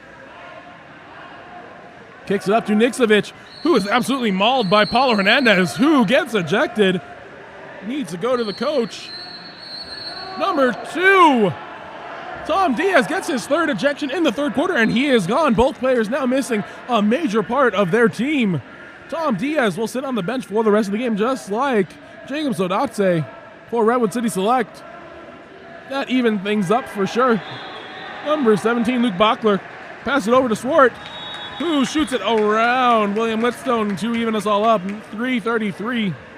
That is the second time this game that Skyline has had multiple people getting ejected. Coach Brett Luke saying, what is up with that? Why do we keep getting multiple people ejected? That is something that's going to need to be fixed immediately if they want to stay in this game. Score is 7-7, 3:30 remaining on the clock. Swings that ball over to Brandon Elvander, puts it into center. Just a little bit too far for Wiley Dale to make a move. Number 1, Jake Taylor. Pass the ball down the line over to Luke Bachler. Luke Bachler turns. Able to get inside. Swinging around, multiple people dancing. Tries the donut for William Whitstone, but William Whitstone just eats that up, says not today. I'm not hungry, no thanks. Number 17, Luke Bachler with the ball. He will take the corner throw. Passes the ball up to William Swart. Back to Luke Bachler. Offensive called. Puts Utah Eastside on the move. Ball up to Wiley Dale. Ball pass to number 4, William Cook. Ordinary foul. He can shoot that if he wants. Pass the ball up to Polo Hernandez. He has Wiley Dale backing in, able to put it in. Wiley Dale, around 3 defenders, rises up and puts it in the right side of the cage. Peter Olson saying, what do we have to do to stop Wiley Dale? Honestly, Coach, I'm not sure. Score is Utah Eastside 8. Redwood City Select 7. Great game we have going on here. 2:35 remaining in the third quarter.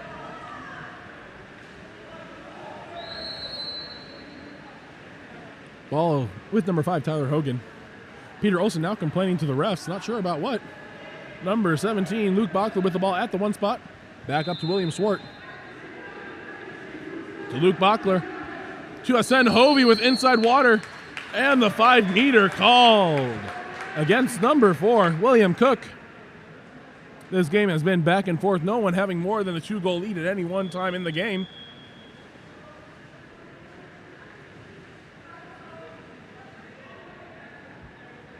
William Swart will take the shot, and he buries it onto the left side of the cage. That evens us all up at 8 apiece. 2:18 remaining here in the third quarter.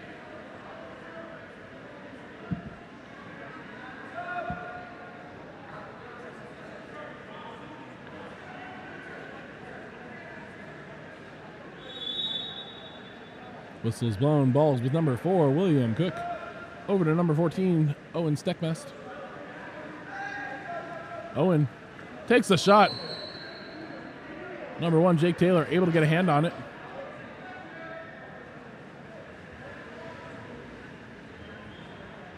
Looks like it will be number 5, Michael Hackett, taking the corner throw, passes back up to William Cook. William Cook advancing. Bringing that ball in. Looks like he's ready for the shot. He rises up. Shot blocked. Ball goes to Owen Steckmest, who takes a shot and able to dig it into the right corner. Owen Steckmest able to put that rebound into the back of the cage. 1:55 remaining here as Utah Eastside holds on to a 1-goal lead.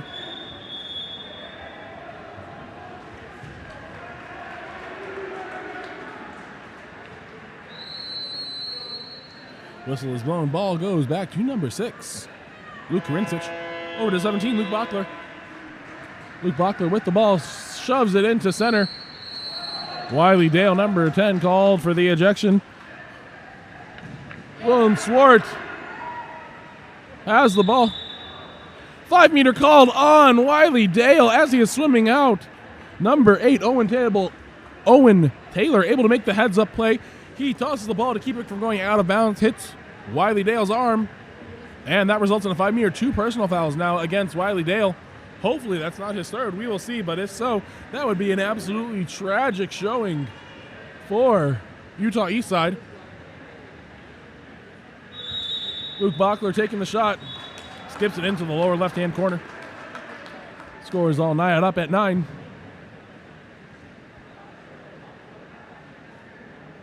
Ejections happening all over the place. Ejection called by head coach for Utah Eastside, Brett Luke. He wants to talk things over with his team, maybe devise a plan on how to pull away from this Redwood City Select team.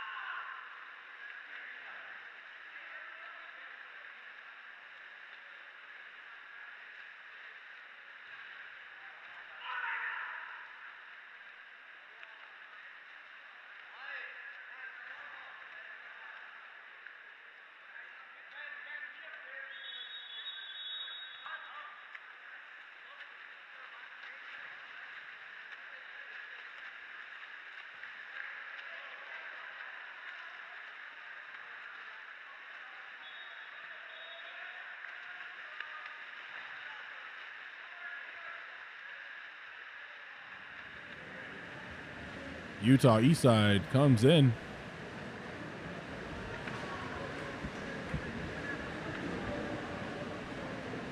Ball will start with number 1, William Whitstone.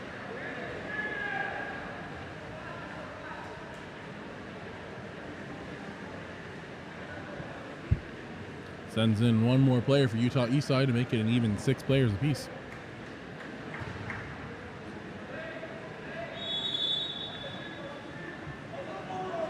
William passes the ball up to number 9. Little 21 action on the 1-2 side. Ball goes down to Paulo Hernandez, trying to spin away from the double team, not able to. Number 5, Tyler Hogan comes away with that steal. Peter Olson telling his team to slow down, and there's an ejection. Number 14, Owen Steckmest will head to the ejection box. Number 5, Tyler Hogan.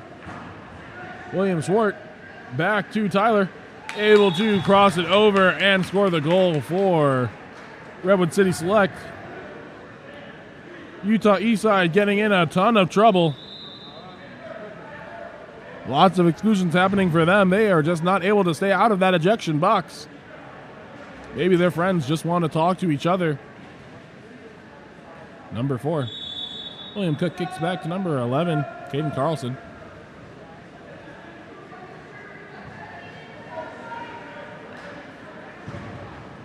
Brett Luke making his case known.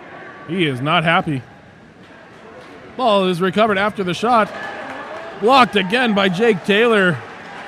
Great defensive stand there for Redwood City Select. Number 11, William Swart with the ball. Pass numbers, pass it to number 5, Tyler Hogan. Swatted away by Paulo Hernandez. William Swart with the ball. Kicks it up to number 7, Nicholas Nixovich. Nixovich looking, crosses over to Luke Bachler. Bachler pumping. Sliding, kicks it down the line to number 2, who is behind the defense. Bachler with the ball again. No foul yet. Number 6, Luke Karincic. Shoots and is field blocked. Number 8, Paulo Hernandez almost has the ball stolen from him, and that will be the end of the third quarter. Score is 10-9. Redwood City Select ahead of Utah East Side. Utah East Side in some serious foul trouble. Right now, though, we would like to give you a message from KAP7. KAP7 supports water polo globally. A portion of every dollar you spend with KAP7 goes back to the support. When your team needs equipment, choose KAP7 and support water polo globally.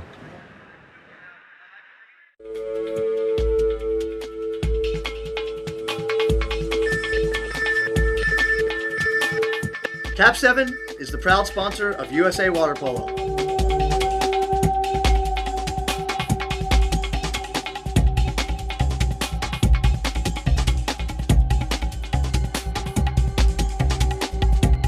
KAP7 is the best ball in the world.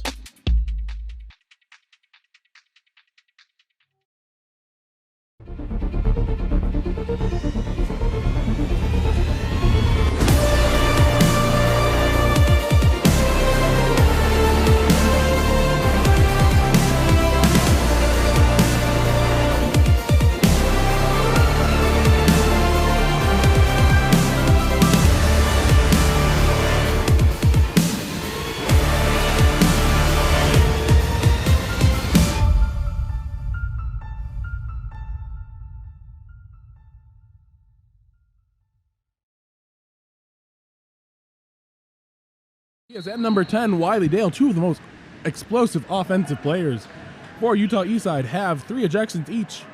They will be done with the rest of the game. Coach Luke right now for Utah Eastside expressing his unhappiness to referee Nick Baba. Not much you can do at this point, though. We will have number 11, Caden Carlson, swimming off for Utah Eastside. On the other side, it looks like we will have number 17, Luke Bachler, swimming off.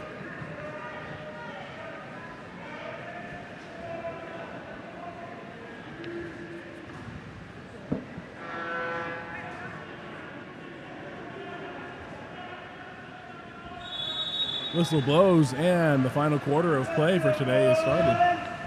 Luke Bachler able to win that swim off, passes it back to 7. Nicholas Niksevic. Back to Bachler. Bachler swings it over to number 3, John Platschke.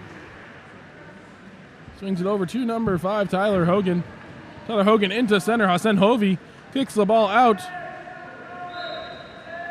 Across the pool to Niksevic.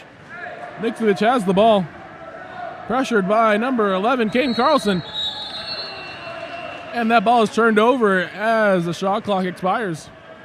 Ball down the line to Sam Brooks. Pass is just a little bit long. Number 17, Luke Bachler, wins that sprint. Jake Taylor with the ball. 10-9, Redwood City Select in the lead. Pass the ball all the way down the line. And actually goes out of bounds, so it is Utah Eastside ball.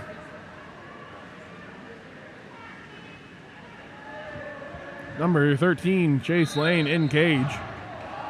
Ball goes down the line. Number 3, Sam Brooks passes it up to number 4, William Cook. William Cook brings it up. Takes a shot, but is swatted away by Jake Taylor. Jake Taylor controlling the ball for Redwood City Select. Passes the ball up to 17, Luke Bachler. Into center, that ball is stolen by Caden Carlson, who is fouled and has the ordinary.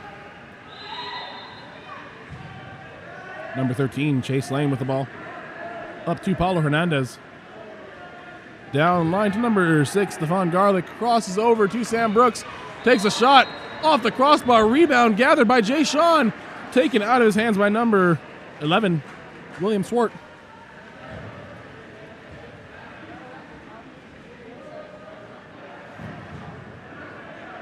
William Swart with the ball just on the offensive side of half tank. Coach Peter Olson trying to get his team going. Luke Bachler with the ball now. Puts it into Hassan Hovey, who turns, but Chase Lane is able to make that stop. What a clutch stop night. Number 13, Chase Lane. 8, Paulo Hernandez swimming the ball up. He is trying the hidden ball trick. Ball between his legs. Ball goes down the line to Brandon Elvander. Brandon Elvander pumping, tries the half lob. Jake Taylor says not today and kicks that ball out. Brandon Elvander will take the corner throw.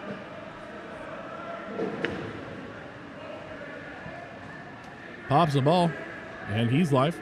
He can shoot the ball if he wants to. Doesn't want to, though. Passes it out to William Cook. Kicks it over to number 11, Caden Carlson. Caden Carlson with the hezzy, able to score on the near side of the cage. Knocks us up at 10-10 apiece. Great job there. That hesitation pump by number 11, Caden Carlson, absolutely froze goalie Jake Taylor and was able to get it behind him. Number 12, Forrest comes in. Number 7, Richard Heckman comes in. Got a couple people switching around. Whistle blows. Ball is passed back to number 5, Tyler Hogan. Tyler being guarded by Forrest. Howells Ennis. Kicked over to number 7, Niksevic. Nicholas Niksevic has Luke Bachler. Puts it into Bachler. Bachler tries to do anything he can. Ends up getting over to the inside. And the 5-meter is called. That 5-meter will be on number 3, Samuel Brooks. Looks like it'll be number 11, William Swart, taking that. Call came a little bit late. William Swart, here's the whistle. Shoots it to the left side and scores it. 11-10, 3:10 remaining here in the game. This here is your third place game for the 16U boys division. Forrest kicks it back to number 11, Caden Carlson. Caden takes strokes to the ball side, trying to advance. Ball swings to number 3. He has Richard Heckman posted up, doesn't like it though. Swings over to Paulo, into Brander, but Brandon Elvander isn't able to recognize that he has the ball. Jake Taylor swipes it away to safety.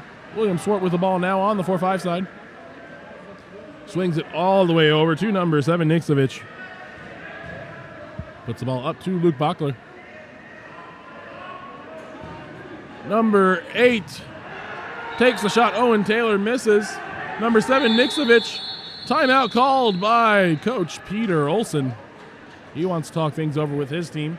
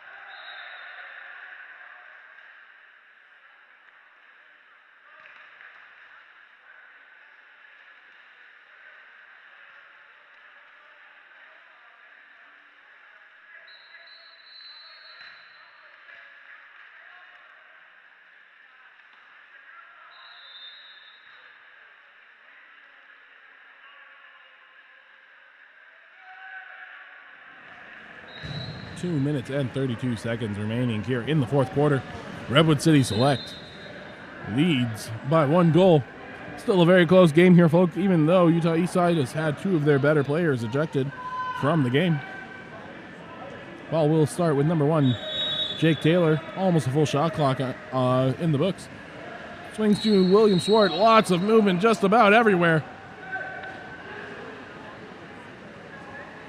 Ball swings down to number 5, Tyler Hogan, guarded by Sam Brooks. Contra foul called. No explanation awarded. Ball swings over to 8, Paulo Hernandez, who turns to the other side. Has inside water, looking for some options. Down to number 5, Michael Hackett, back up to 8, Paulo Hernandez. Paulo Hernandez able to put it into center. And the ejection called on number 7, Nicholas Nixovich. Ball is kicked out to number 14, Owen Steckmest. Steckmest surveying the pool. Puts it over to 7, Richard Heckman. Richard Heckman loses his control on the ball. And it turns over. Redwood City Select ball, minute 30 left. Puts the ball down line to number 8, Owen Taylor. Owen has that ball. Well, it looks like he wants a shot. Ball pops out of his hands, though. Up to Luke Bachler, one of the strongest shots in the pool. Bars out. Rebound gathered by Sam Brooks. Ball swings back to number 13, Chase Lane. Chase Lane looking around. Kicks the ball up to Paulo Hernandez. Down line to number 5, Michael Hackett. Paulo continues his drive. Michael Hackett looking for someone. He has Owen Steckmest. Owen takes a shot. Paulo able to get the rebound and put the ball into the cage. Score is 11-11, 58 seconds remaining. This is anyone's game. Both teams with 1 timeout left. Redwood City Select, the victim of an unfortunate turn of events there. Ball landed perfectly in Paulo's hands. Put the ball into the cage before Jake Taylor was able to raise his hands out. All tied up. All the game depends on this final 58 seconds. Overtime for this tournament are penalty shootouts. Number 2, Ryan West with the ball. Pass it down to 17, Luke Bachler. Super strong arm there. Almost gets the ball poked away. Luke Bachler with the ball. He is eligible to shoot. Ordinary foul there. Still eligible to shoot. Doesn't. Swings it over to the far side. Number 5, Tyler Hogan. There's an ejection in the middle of the pool. Number 11, Caden Carlson. Timeout called with 31 seconds remaining by Peter Olson. 25 seconds left on the shot clock, 15 seconds on the ejection. Let's see what Peter Olson is able to draw up to try to win this game for Redwood City Select.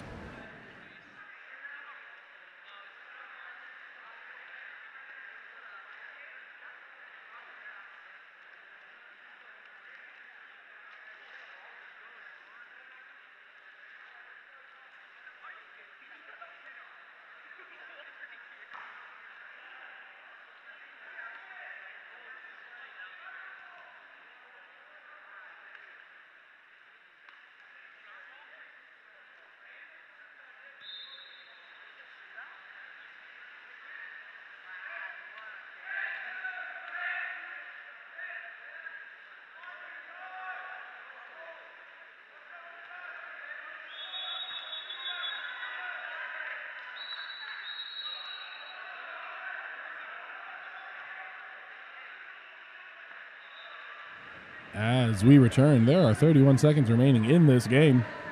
Redwood City Select has earned the ejection. They are going into their 6-on-5, all tied up at 11-11 right now. If they score this, chances are they will win the game. We'll see what both sides have. Ball is passed up to William Swart. Over to Luke Bachler. Down the line to the lefty. Lefty kicks the ball up, and that ball is tipped. Redwood City Select able to grab on. Swings it over to number 5, Tyler Hogan, who shoots and gets the ball into the top left corner. 16 seconds remaining, and Redwood City Selects is up 12-11. Hassan Hovey come out, and head coach Brett Luke calls for the timeout. 16 seconds remaining. 2 of his top players out of the game. We'll see what he is able to draw up. I can only imagine that ball is going into the hands of either William Cook or Paulo Hernandez, but only Brett Luke knows what is going to happen.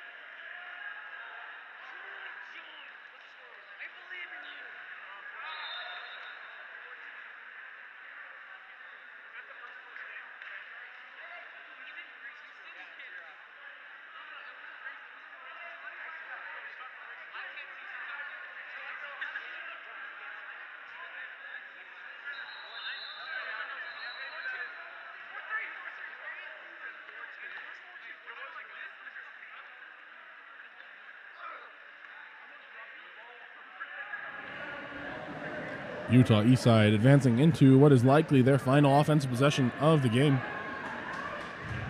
Number 13, Chase Lane with the ball.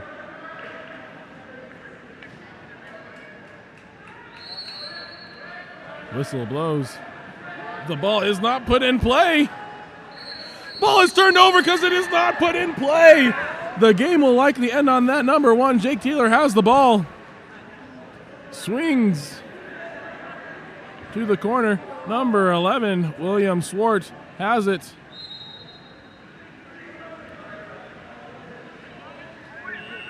And that is the ball game. Sour ending there for Utah Eastside. Hate to lose like that, but that is the reality with these new rules. Final score of the game, Redwood City Select 12, Utah Eastside 11.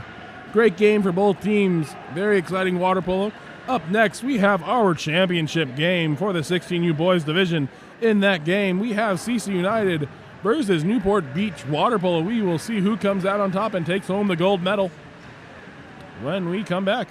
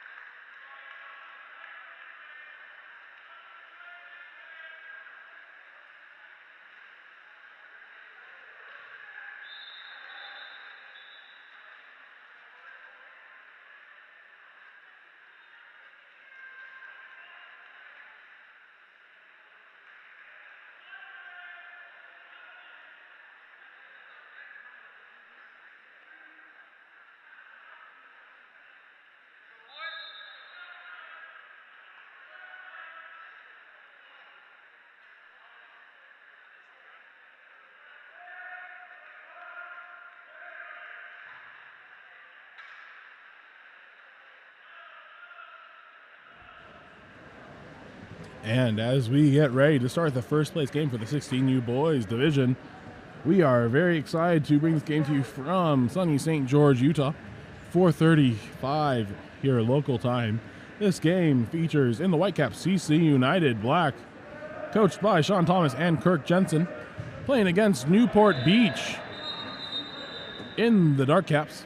They are coached by Shane Luth, Cody Moore, Robert Sinclair, and Christopher Whiteleg. Lots of great water polo coming up. Before we get started, we'd like to mention to everyone on our live stream, thank you guys for tuning in. Happy Valentine's Day to all athletes, coaches, parents, and anyone in between those categories. I would like to give a special shout out to my wife, Christine Patteray. I would like to wish her a happy Valentine's Day. If anyone else would like to wish their significant others or loved ones a happy Valentine's Day, you can go ahead and put that into the chat. We will do our best to announce that over the chat during the game. As we are getting ready, it looks like we'll have number 6, Christian Gotterup, swimming off against number 11, Nicholas Kennedy. That ball is won by Nicholas Kennedy, and Newport Beach takes the first possession of the game. Ball is swung over to number 15. Owen Tift swings it to number 2. Finn Genk back to Owen Tift. Owen Tift puts it into 9. Owen Bartlett, who takes a shot, gets the rebound, and swims right into number 10, Wyatt Rance, who stuffs the ball under. CC United black ball. Christian Gotterup with the ball. Pass it down the line to number 3, Austin Bishop, who sneaks behind the defense, knocks it off the post, and the rebound is recovered by number 12, Gavin Netherton. Number 1, William Vondre controlling the ball. Looks like we have number 6, Christian Gotterup, ejected in transition for CC United. So, Newport Beach moves into their first 6-on-5 of the day. Number 12, Gavin Netherton passes it over to Finley LeSueur. Back over, and now at Owen Bartlett. Ball moving so quick, I can't really keep up. Finley LeSueur takes a shot, swings right, and CC United takes over the game after the stop. Coach Sean Thomas throws the ball accidentally behind the net. Makes his goalie, Oliver Sherwood, go get it. Number 3, Austin Bishop with the ball. He shoots. That is wide left. Newport Beach ball. Ball passes up to number 12, Gavin Netherton. Gavin Netherton brings the ball up. Swings it over to Finley LeSueur. Down the line to number 9, Owen Bartlett. Almost stolen by Wyatt Rance. Back up to Finley LeSueur. He has proved himself over the last couple of games. Number 12, Gavin Netherton, puts it into number 6. Luke Caruthers, the center for Newport Beach. Ball is stolen from him. Oliver Sherwood controlling now. Put back up to number 10, Wyatt Rance. Wyatt Rance has shown his versatility over the last couple of games. Showed us some really powerful shots. Also showed us some lob shots and a little few off speeds. As that ball is put into Reed Thorson for backdoor. Ordinary foul earned. Reed Thorson pops the ball. He is live. We have a drive here by number 4, who mishandles the ball and loses control. William Vondre, though, swims past the goal line. That is out of bounds. And it will be a corner throw for CC United with a fresh shot clock. Referee asks whoever that is, it looks like Ben Four, to come all the way to the lane line. He pops it. He's live. Number 5, William Branish, takes a shot over to the right side of the cage, able to drill that to start the game. First goal of the game scored by William Branish for CC United. Subs coming in for CC United and for Newport Beach. These two rosters look distinctly different. CC United hosting only 9 players, all of them incredibly in shape to be able to play almost the full game. Newport Beach, on the other hand, has 15 players. Lots of people on that. Game time is split pretty evenly among those 15. Ball up now with 15, Owen Tift. Over to number 9, Owen Bartlett. Put into Finley LeSueur, number 11, who swims right into number 9, Dominic Brown, but the foul is given. Owen Tift with the ball. Pumping, tries to put it into the other center, and number 10, Wyatt Rance, is ejected, sending Newport Harbor into 6-on-5. Pass made up to 2, Finn Genk. Owen Tift. Owen Bartlett with the ball. Owen Tift. Ball is tipped out. Dominic Brown controls. Ball with number 1, Oliver Sherwood, tries to feed it to a swimming Ben Thor, who is able to lob and bar down after catching it across his body. Not an easy move to do, but Ben Thor is up to the task. He scores the second goal of the game for CC United. Gives CC United the 2-goal lead, 3:16 remaining here in our first quarter. On our other live stream, there is currently the first place game for the 18U Platinum Division going on as well. Number 15, Owen Tiff, now with the ball in the 16U game. Swings it over to the center. Center tries to walk in. Number 5, William Branish excluded. Sending Newport Beach into 6-on-5. Finley Lesueur, number 11, crosses it over to number 9, Owen Bartlett, takes the shot, and goalie Oliver Sherwood just misses that block. That brings the score 2-1. CC United in the lead. 18U Boys Platinum Division game. Having scored between the two teams.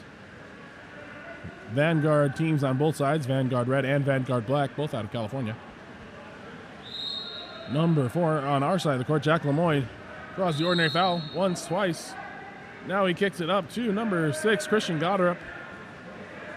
Swings it into the middle. Number 10, Nicholas Kennedy, showing I have 2 hands up. Not that time. William Brandish kicked up, and that shot is blocked by Nicholas Kennedy. Ball goes to goalie William Vonderay. Up to number 15, Owen Tift, down line. Whoever that is at the 5 spot controlling, Owen Tift now has it. Swings over to number 5, John Woodruff. Back to the 5 spot. Owen Tift crosses it to number 9, Owen Bartlett. The shot threads a needle through 2 shot blocking hands, and the goalie able to go in on the right side of the cage, and we're knotted up at 2 goals apiece. 1:58 remaining here in the first quarter. Play resumes. 10, Wyatt Rance kicks it to looks like that's number 5, William Branish. William puts the ball down the line. Ben Four holding onto it. Wyatt Rance driving, trying to get position. Kicks it up to number 5, William Branish. Branish puts it into Reed Thorson, big man in center. Loses his handle on the ball. Finley Lesueur gets it. Finley Lesueur bringing it up. Down the line to Owen Bartlett, back up to Finley. Finley pumping, putting it into center. Number 10, Nicholas Kennedy, the lefty, able to backhand it into the cage. Very nice backhand. I have been going on and on all weekend about how lefty centers are so hard to defend. Expecting them to turn one way, they turn the other. Expecting them to shoot right, they shoot left. That puts Newport Beach ahead, 3-2. CC United has the ball. Ben Four puts it into center, Reed Thorson. Reed Thorson making his move, steps, and scores. Reed Thorson, number 2 for CC United, knocks it all up at 3 with 1:12 remaining in the first quarter. Number 5, John Woodruff kicks it back to 16, who moves it over to Nicholas Kennedy, number 10. Back up to number 15, Owen Tift.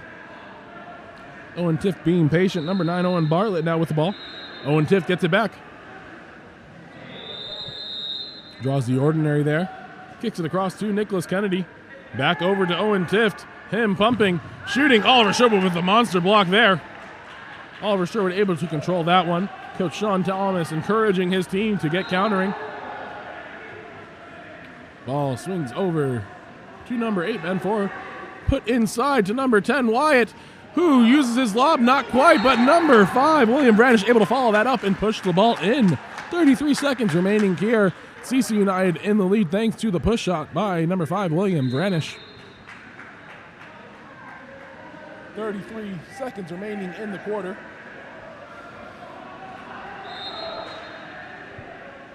Subs coming in on both sides. Ball is kicked back to number 15, Owen Tift. Number 2, Finn Gank now has the ball. Swings it over to Finley Lesueur. Puts that ball into number 6, Luke Caruthers, who mishandles it. CC United ball looking for a counterattack. Nothing there yet. Swings down to number 8. Ben 4. Up to 10, Wyatt Rance. Over to number 9, lefty Dominic Brown.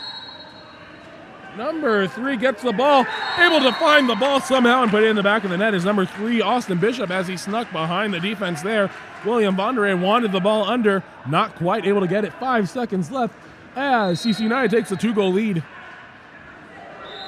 Ball kicks back to number 15, Owen Tiff. 3, 2, 1. Shot comes. It is a little bit wide right. 0.51 seconds remaining. Ball comes in for William Bondere. He will get to take one shot. Shot comes. Long, and that is the first quarter. Very competitive game here as we end up with TC United 5, Newport Beach 3. Remember, this tournament is sponsored by KAP7.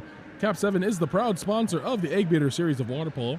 We recognize how important it is for athletes to have the opportunity to compete. Visit KAP7.com for more info.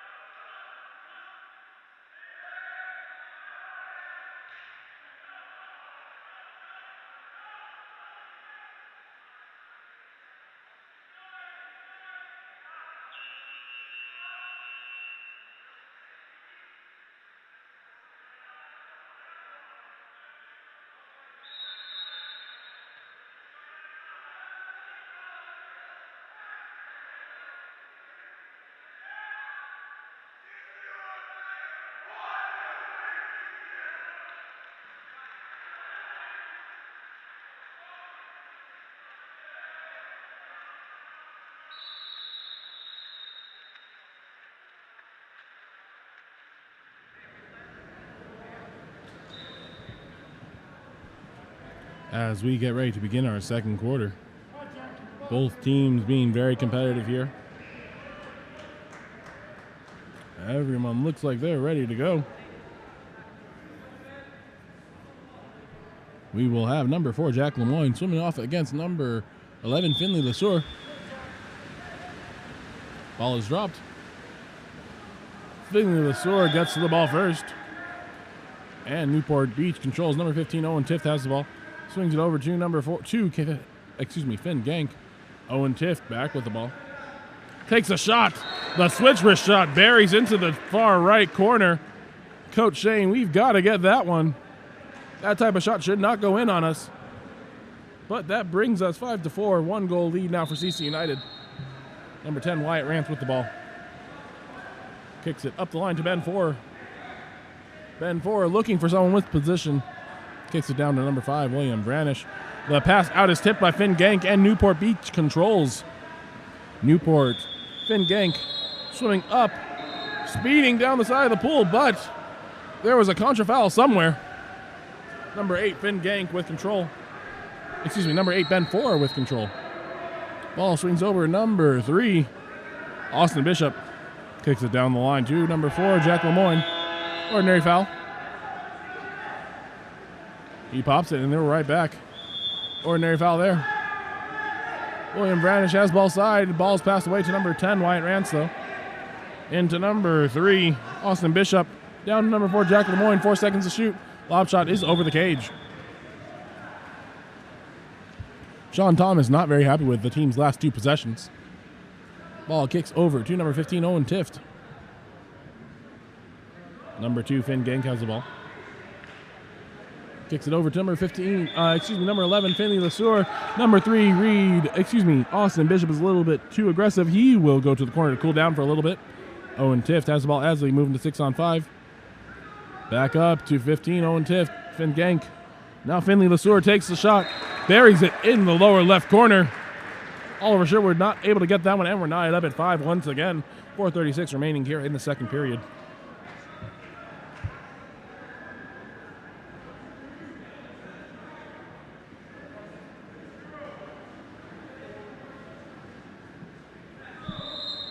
Ball is kicked back to number 10, Wyatt Rance.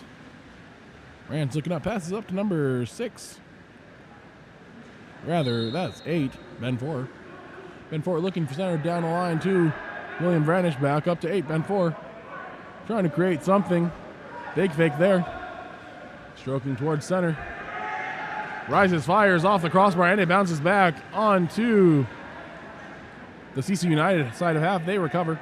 William Branish now with the ball after a fresh reset. The lob shot just goes a little bit too far to the side. Ball is out of bounds now. Controlled by William Vonderay. Kicks the ball up the left side of the pool. Number 9, Owen Bartlett. Kicks it up to Nicholas Kennedy. Owen Tift, there is an ejection. Number 4, Jack Lemoyne will go to the corner and think about what he's done. Number 12, Gavin Netherton. Passes to Nicholas Kennedy. Over to Owen Bartlett, who hits the cross cage shot and scores it, giving Newport Beach the lead by 1 goal. 3:42 remaining in the second.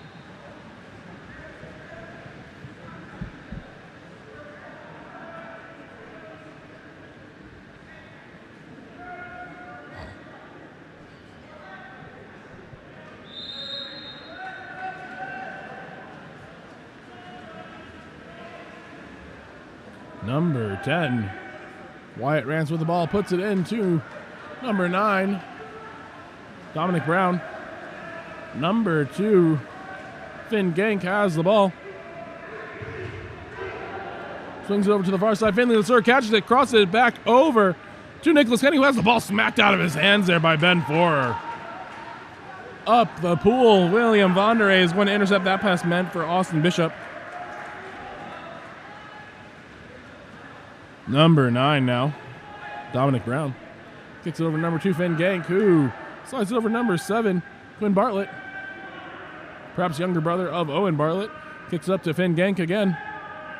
Takes a shot off the top of Oliver Sherwood's arm and into the goal. 2-goal lead now for Newport Beach. 2:52:05 remaining in the second period.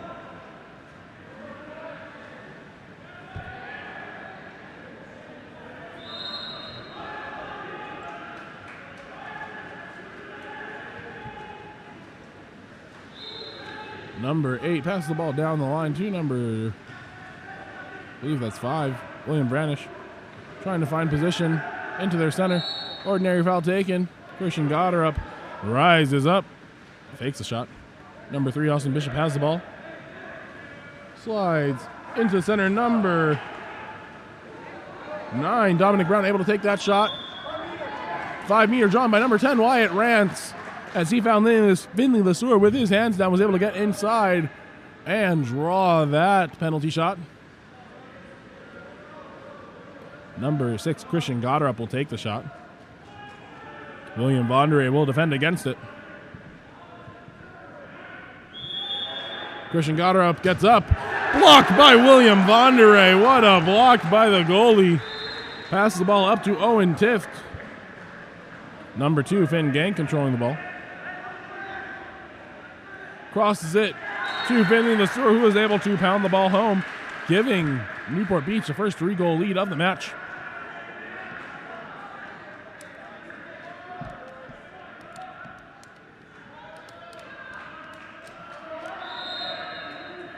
Ball's kicked back to Wyatt Rance. Over to number 3, Austin Bishop. Down line to Christian Goddard. Christian with the spin move, going backdoor. Tries to take the ordinary foul, but number 6 there tries to step on number 9, Owen Bartlett's head, and he is going to have to go and take a timeout in the corner. Throw back to preschool. Number 15, Owen Bartlett with the ball. Owen Tift with the ball. He slides up. Owen Bartlett now has the ball. The shot block sends the ball into the upper right corner, and Newport Beach takes the 4-goal lead. You can see competitors 9, Dominic Brown and Owen Bartlett joking around with each other about that shot block. Nice to see some good sportsmanship between the two. Ball's kicked back to number 10, Wyatt Rance. Scores 9-5. 1:33 remaining here in the second period.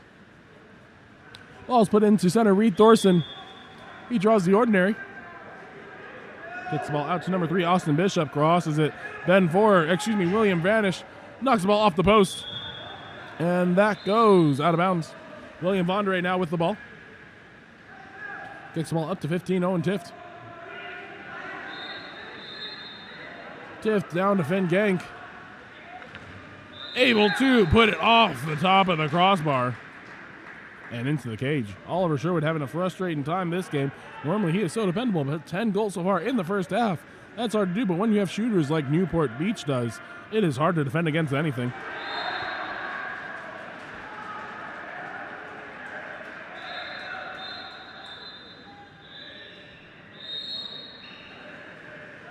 Ball is kicked back, number 10, Wyatt Rance with the ball. Swings over to number 8, Ben Forer. Puts the ball in with the no-look pass into number 5, it looks like, William Vranish. Timeout called by coach Sean Thomas. That ejection drawn by number 5, William Vranish. It was on number 7, Quinn Bartlett. Coach Sean Thomas wanting to talk over the game plan for CC United, trying to get back into this game after going down by 5 goals here in the second period.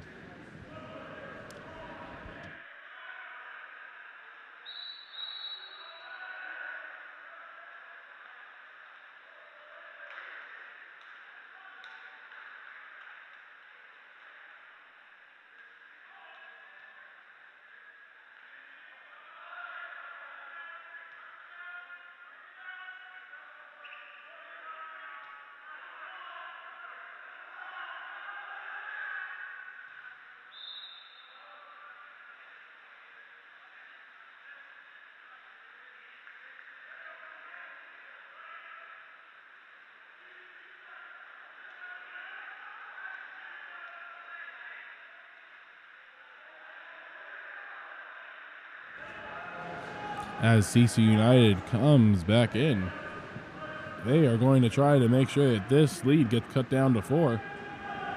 Ball comes into Oliver Sherwood. 51 seconds remaining here in the second. Number 10 swings it over.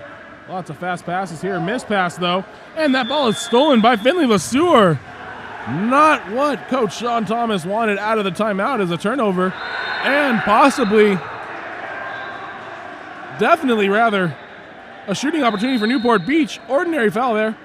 Kicked out to number 11 now. Finley LeSueur with the ball, getting up, stuffing the ball into number 2. Ball pushed under though. Oliver Sherwood controlling the ball for CC United. The counterattack that used to be so effective for CC United, not really here this game. Tries to put it into Reed Thorson, thinks about it. Ben Forer with the ball. Swings the ball over to number 9, Dominic Brown. Number 3, Luke Harner able to control the ball. Number 1, William Vondere. Missed passes. Race for the ball. Finn Genk wins that one. Finn Genk has the ball. Pops it. Ball swings wide left, and that is the end of the second quarter. Going into the third, score is Newport Beach 10, CC United Black 5. We will be right back after a short message from our sponsors.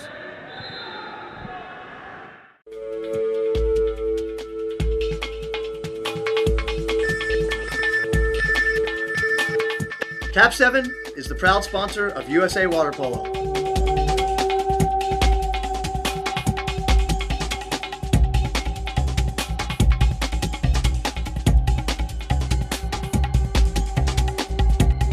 KAP7 is the best ball in the world.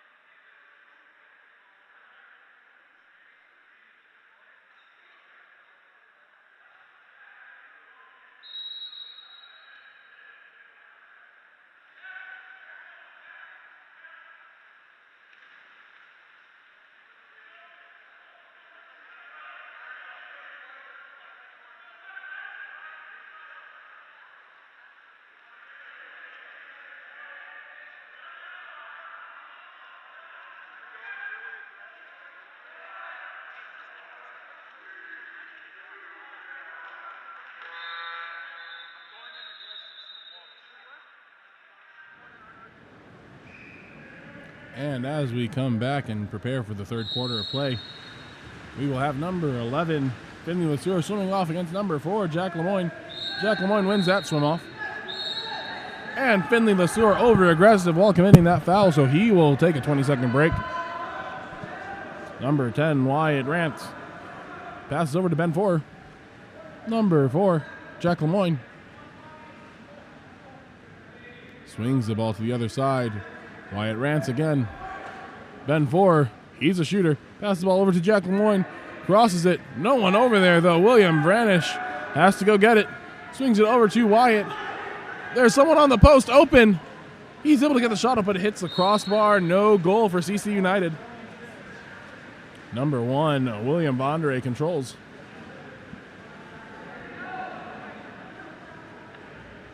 Ball is kicked up to number 11, Finley LeSueur.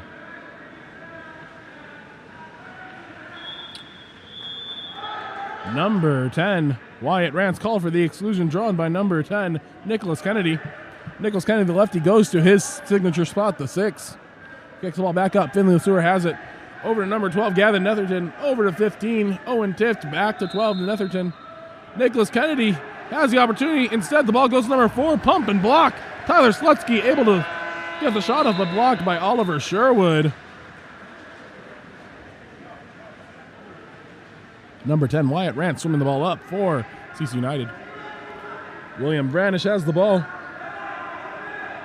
Swings the ball up to Ben 4. He takes a shot to the right side, able to score that one. Just enough speed to beat goalie William Bondere. Brings the score 10-6. 4:10 remaining in the third period. Ball is kicked back to number 15, Owen Tift.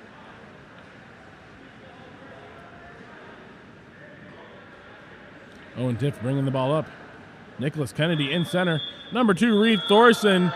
They thought he was being just a tad too aggressive, and Reed Thorson will take a break. Kicks the ball down the line. That's Finley LeSueur holding onto it. Passes up to Owen Tift.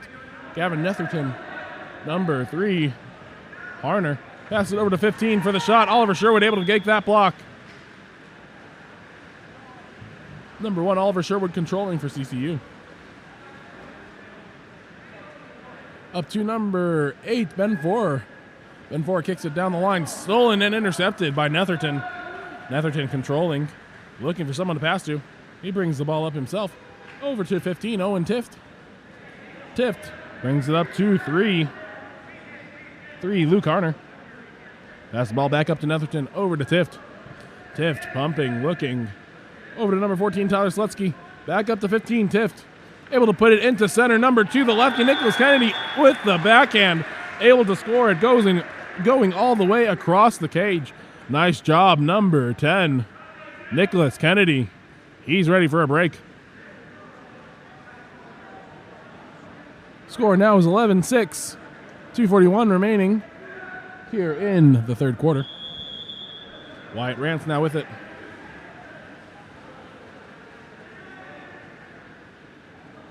Wyatt Rance has the ball, looking for someone to pass to. With the spin move, pass the ball over to number 8, Ben Four. Ben Four looking, pumping, shooting, off target. William Vondereen controls it.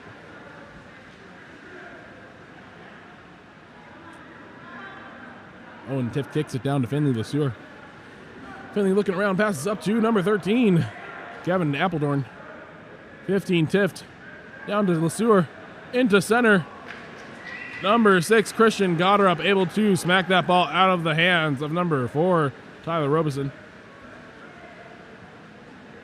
Number 10, Wyatt Rance swimming the ball up. Wyatt still swimming, looking around at options. Swings it to the other side. Austin Bishop has the ball. Puts the ball into Dominic Brown, center. The lefty able to turn and score.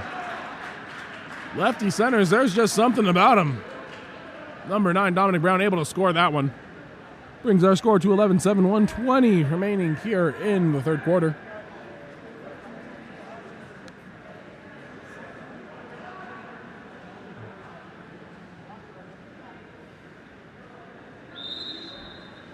Ball is kicked up to number 15, Owen Tift.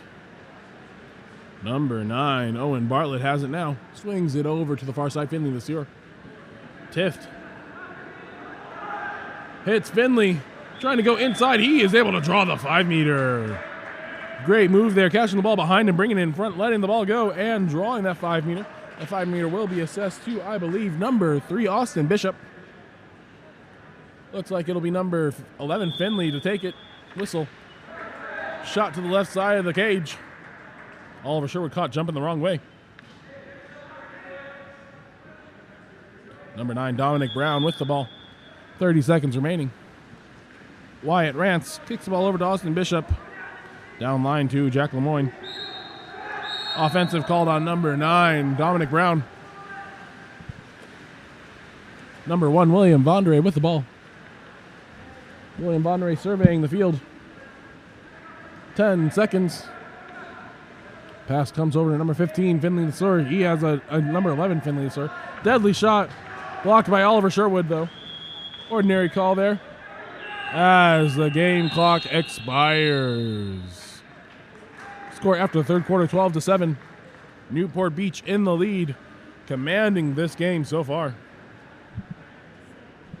KAP7 is the official ball of water polo. Visit KAP7.com for all your water polo needs.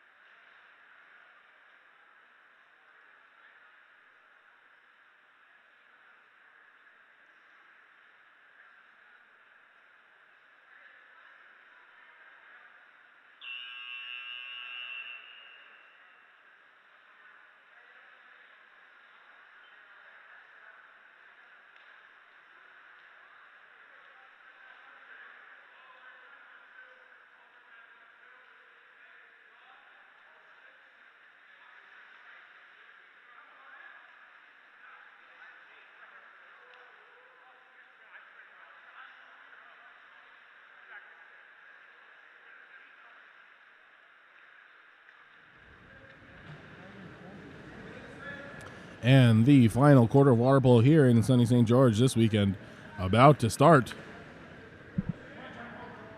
Number 4, Jack Lemoyne swimming off against number 2, Finn Genk. Whistle blows. And Finn Genk gets the ball. Number 9, Owen Bartlett swings it across the pool to 15, Owen Tift. Owen Tift kicked it across. Number 10, Nicholas Kennedy, the lefty. Back to Owen Tift. Over to number 9, Owen Bartlett, who skips it and bars it in. That was a beautiful shot. The sidearm skip, bar in on the cross cage. Doesn't get much nicer than that for number 10. Excuse me. That shot by number 9, Owen Bartlett. Ball kicked up. Number 3, Austin Bishop has the ball. Put up to number 9, Dominic Brown. Wyatt Rance now with it. Wyatt Rance trying to create something for his team. Back up to Austin Bishop. Being pressured by number 6, Luke Caruthers. Ball into number 9, Dominic Brown. Across to Ben 4. He has an isolated number 10, Wyatt Rance. Wyatt Rance able to step out. Ejection drawn. Wyatt Rance kicked it out. That ball is tipped by number 12, Gavin Netherton. But CC United controls. Offensive foul.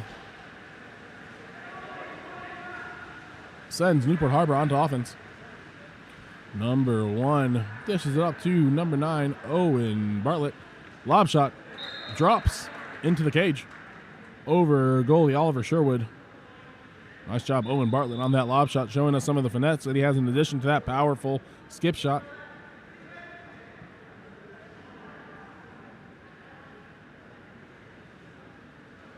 Couple substitutions going on for Newport Beach.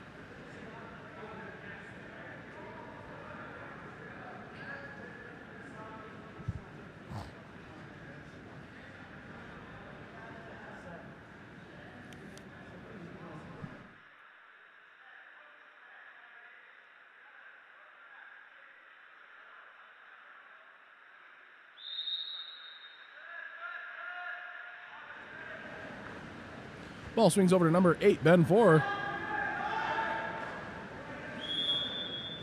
Foul given to number 10, Wyatt Rance. Offensive foul called.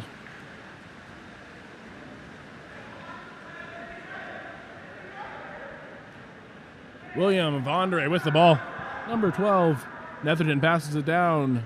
Swings down to the 5 spot. Nicholas Kennedy asking people to drive. Netherton has the ball, swings it over to number 7, Quinn Bartlett. He has a posted up number 5, John Woodruff. Instead, number 12, Netherton takes a shot. That is swallowed up by number 3, Austin Bishop. Ball kicks up to Ben 4. Ben 4 swings it across. Number 4, Jack Lemoyne takes a shot. Quick hands there by William Vondre, able to control that one. Vondre looking. Surveying his options, passes it up to Nicholas Kennedy. Nicholas Kennedy looks around, passes it over to number 5, John Woodruff. John Woodruff passing it up to number 7, Quinn Bartlett. Swings ball to the other side. Number 8, Jack McCann takes the shot. That one's stuffed by number 8. Ben 4. Ball now with Oliver Sherwood, number 1 for CCU. Kicked up to number 4, Jack Lemoyne. Swung over to the other side. Wyatt Rance. Wyatt Rance trying to make something happen. Put into center. Number 9, the lefty, takes a skip shot, blocked by William Vondre. He is just all over the place, getting anything within his reach. Vondre looking. Number 12, Gavin Netherton controls. Under 2 minutes left in the game now. Nicholas Kennedy has the ball. 7-goal lead for Newport. Swings it back over to Netherton. Bumping down the line there. Back up to Kennedy. Big shot. Big block by number 1, Oliver Sherwood. And the timeout taken by Sean Thomas of CC United.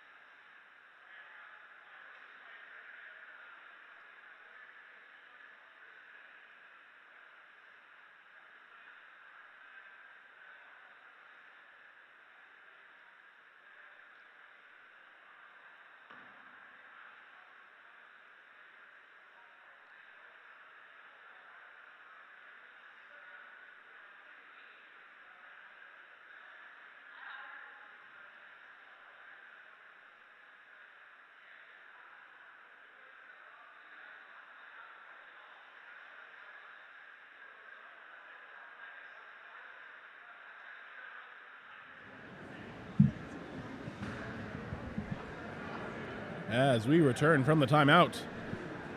CCU looking to go, 1:43 left in the game. Let's see what they have in store.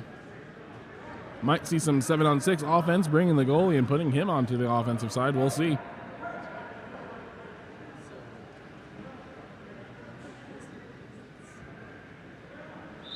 Number 1, Oliver Sherwood, as the ball swings it up. Over to number 10, Wyatt Rance. Wyatt Rance tries to draw the foul. Ordinary. Shot is taken, tipped by William Vonderay. But number 8, Jack McCann, just a little bit too close. And the ejection happens. Number 8 is out. He'll have to go talk to coach. Number 10, Wyatt Rance with the ball. Takes a shot. This time he makes it in the right side of the cage around William Vonderay. Nice shot there. Score now 14-8, 1:05 remaining here in the fourth quarter.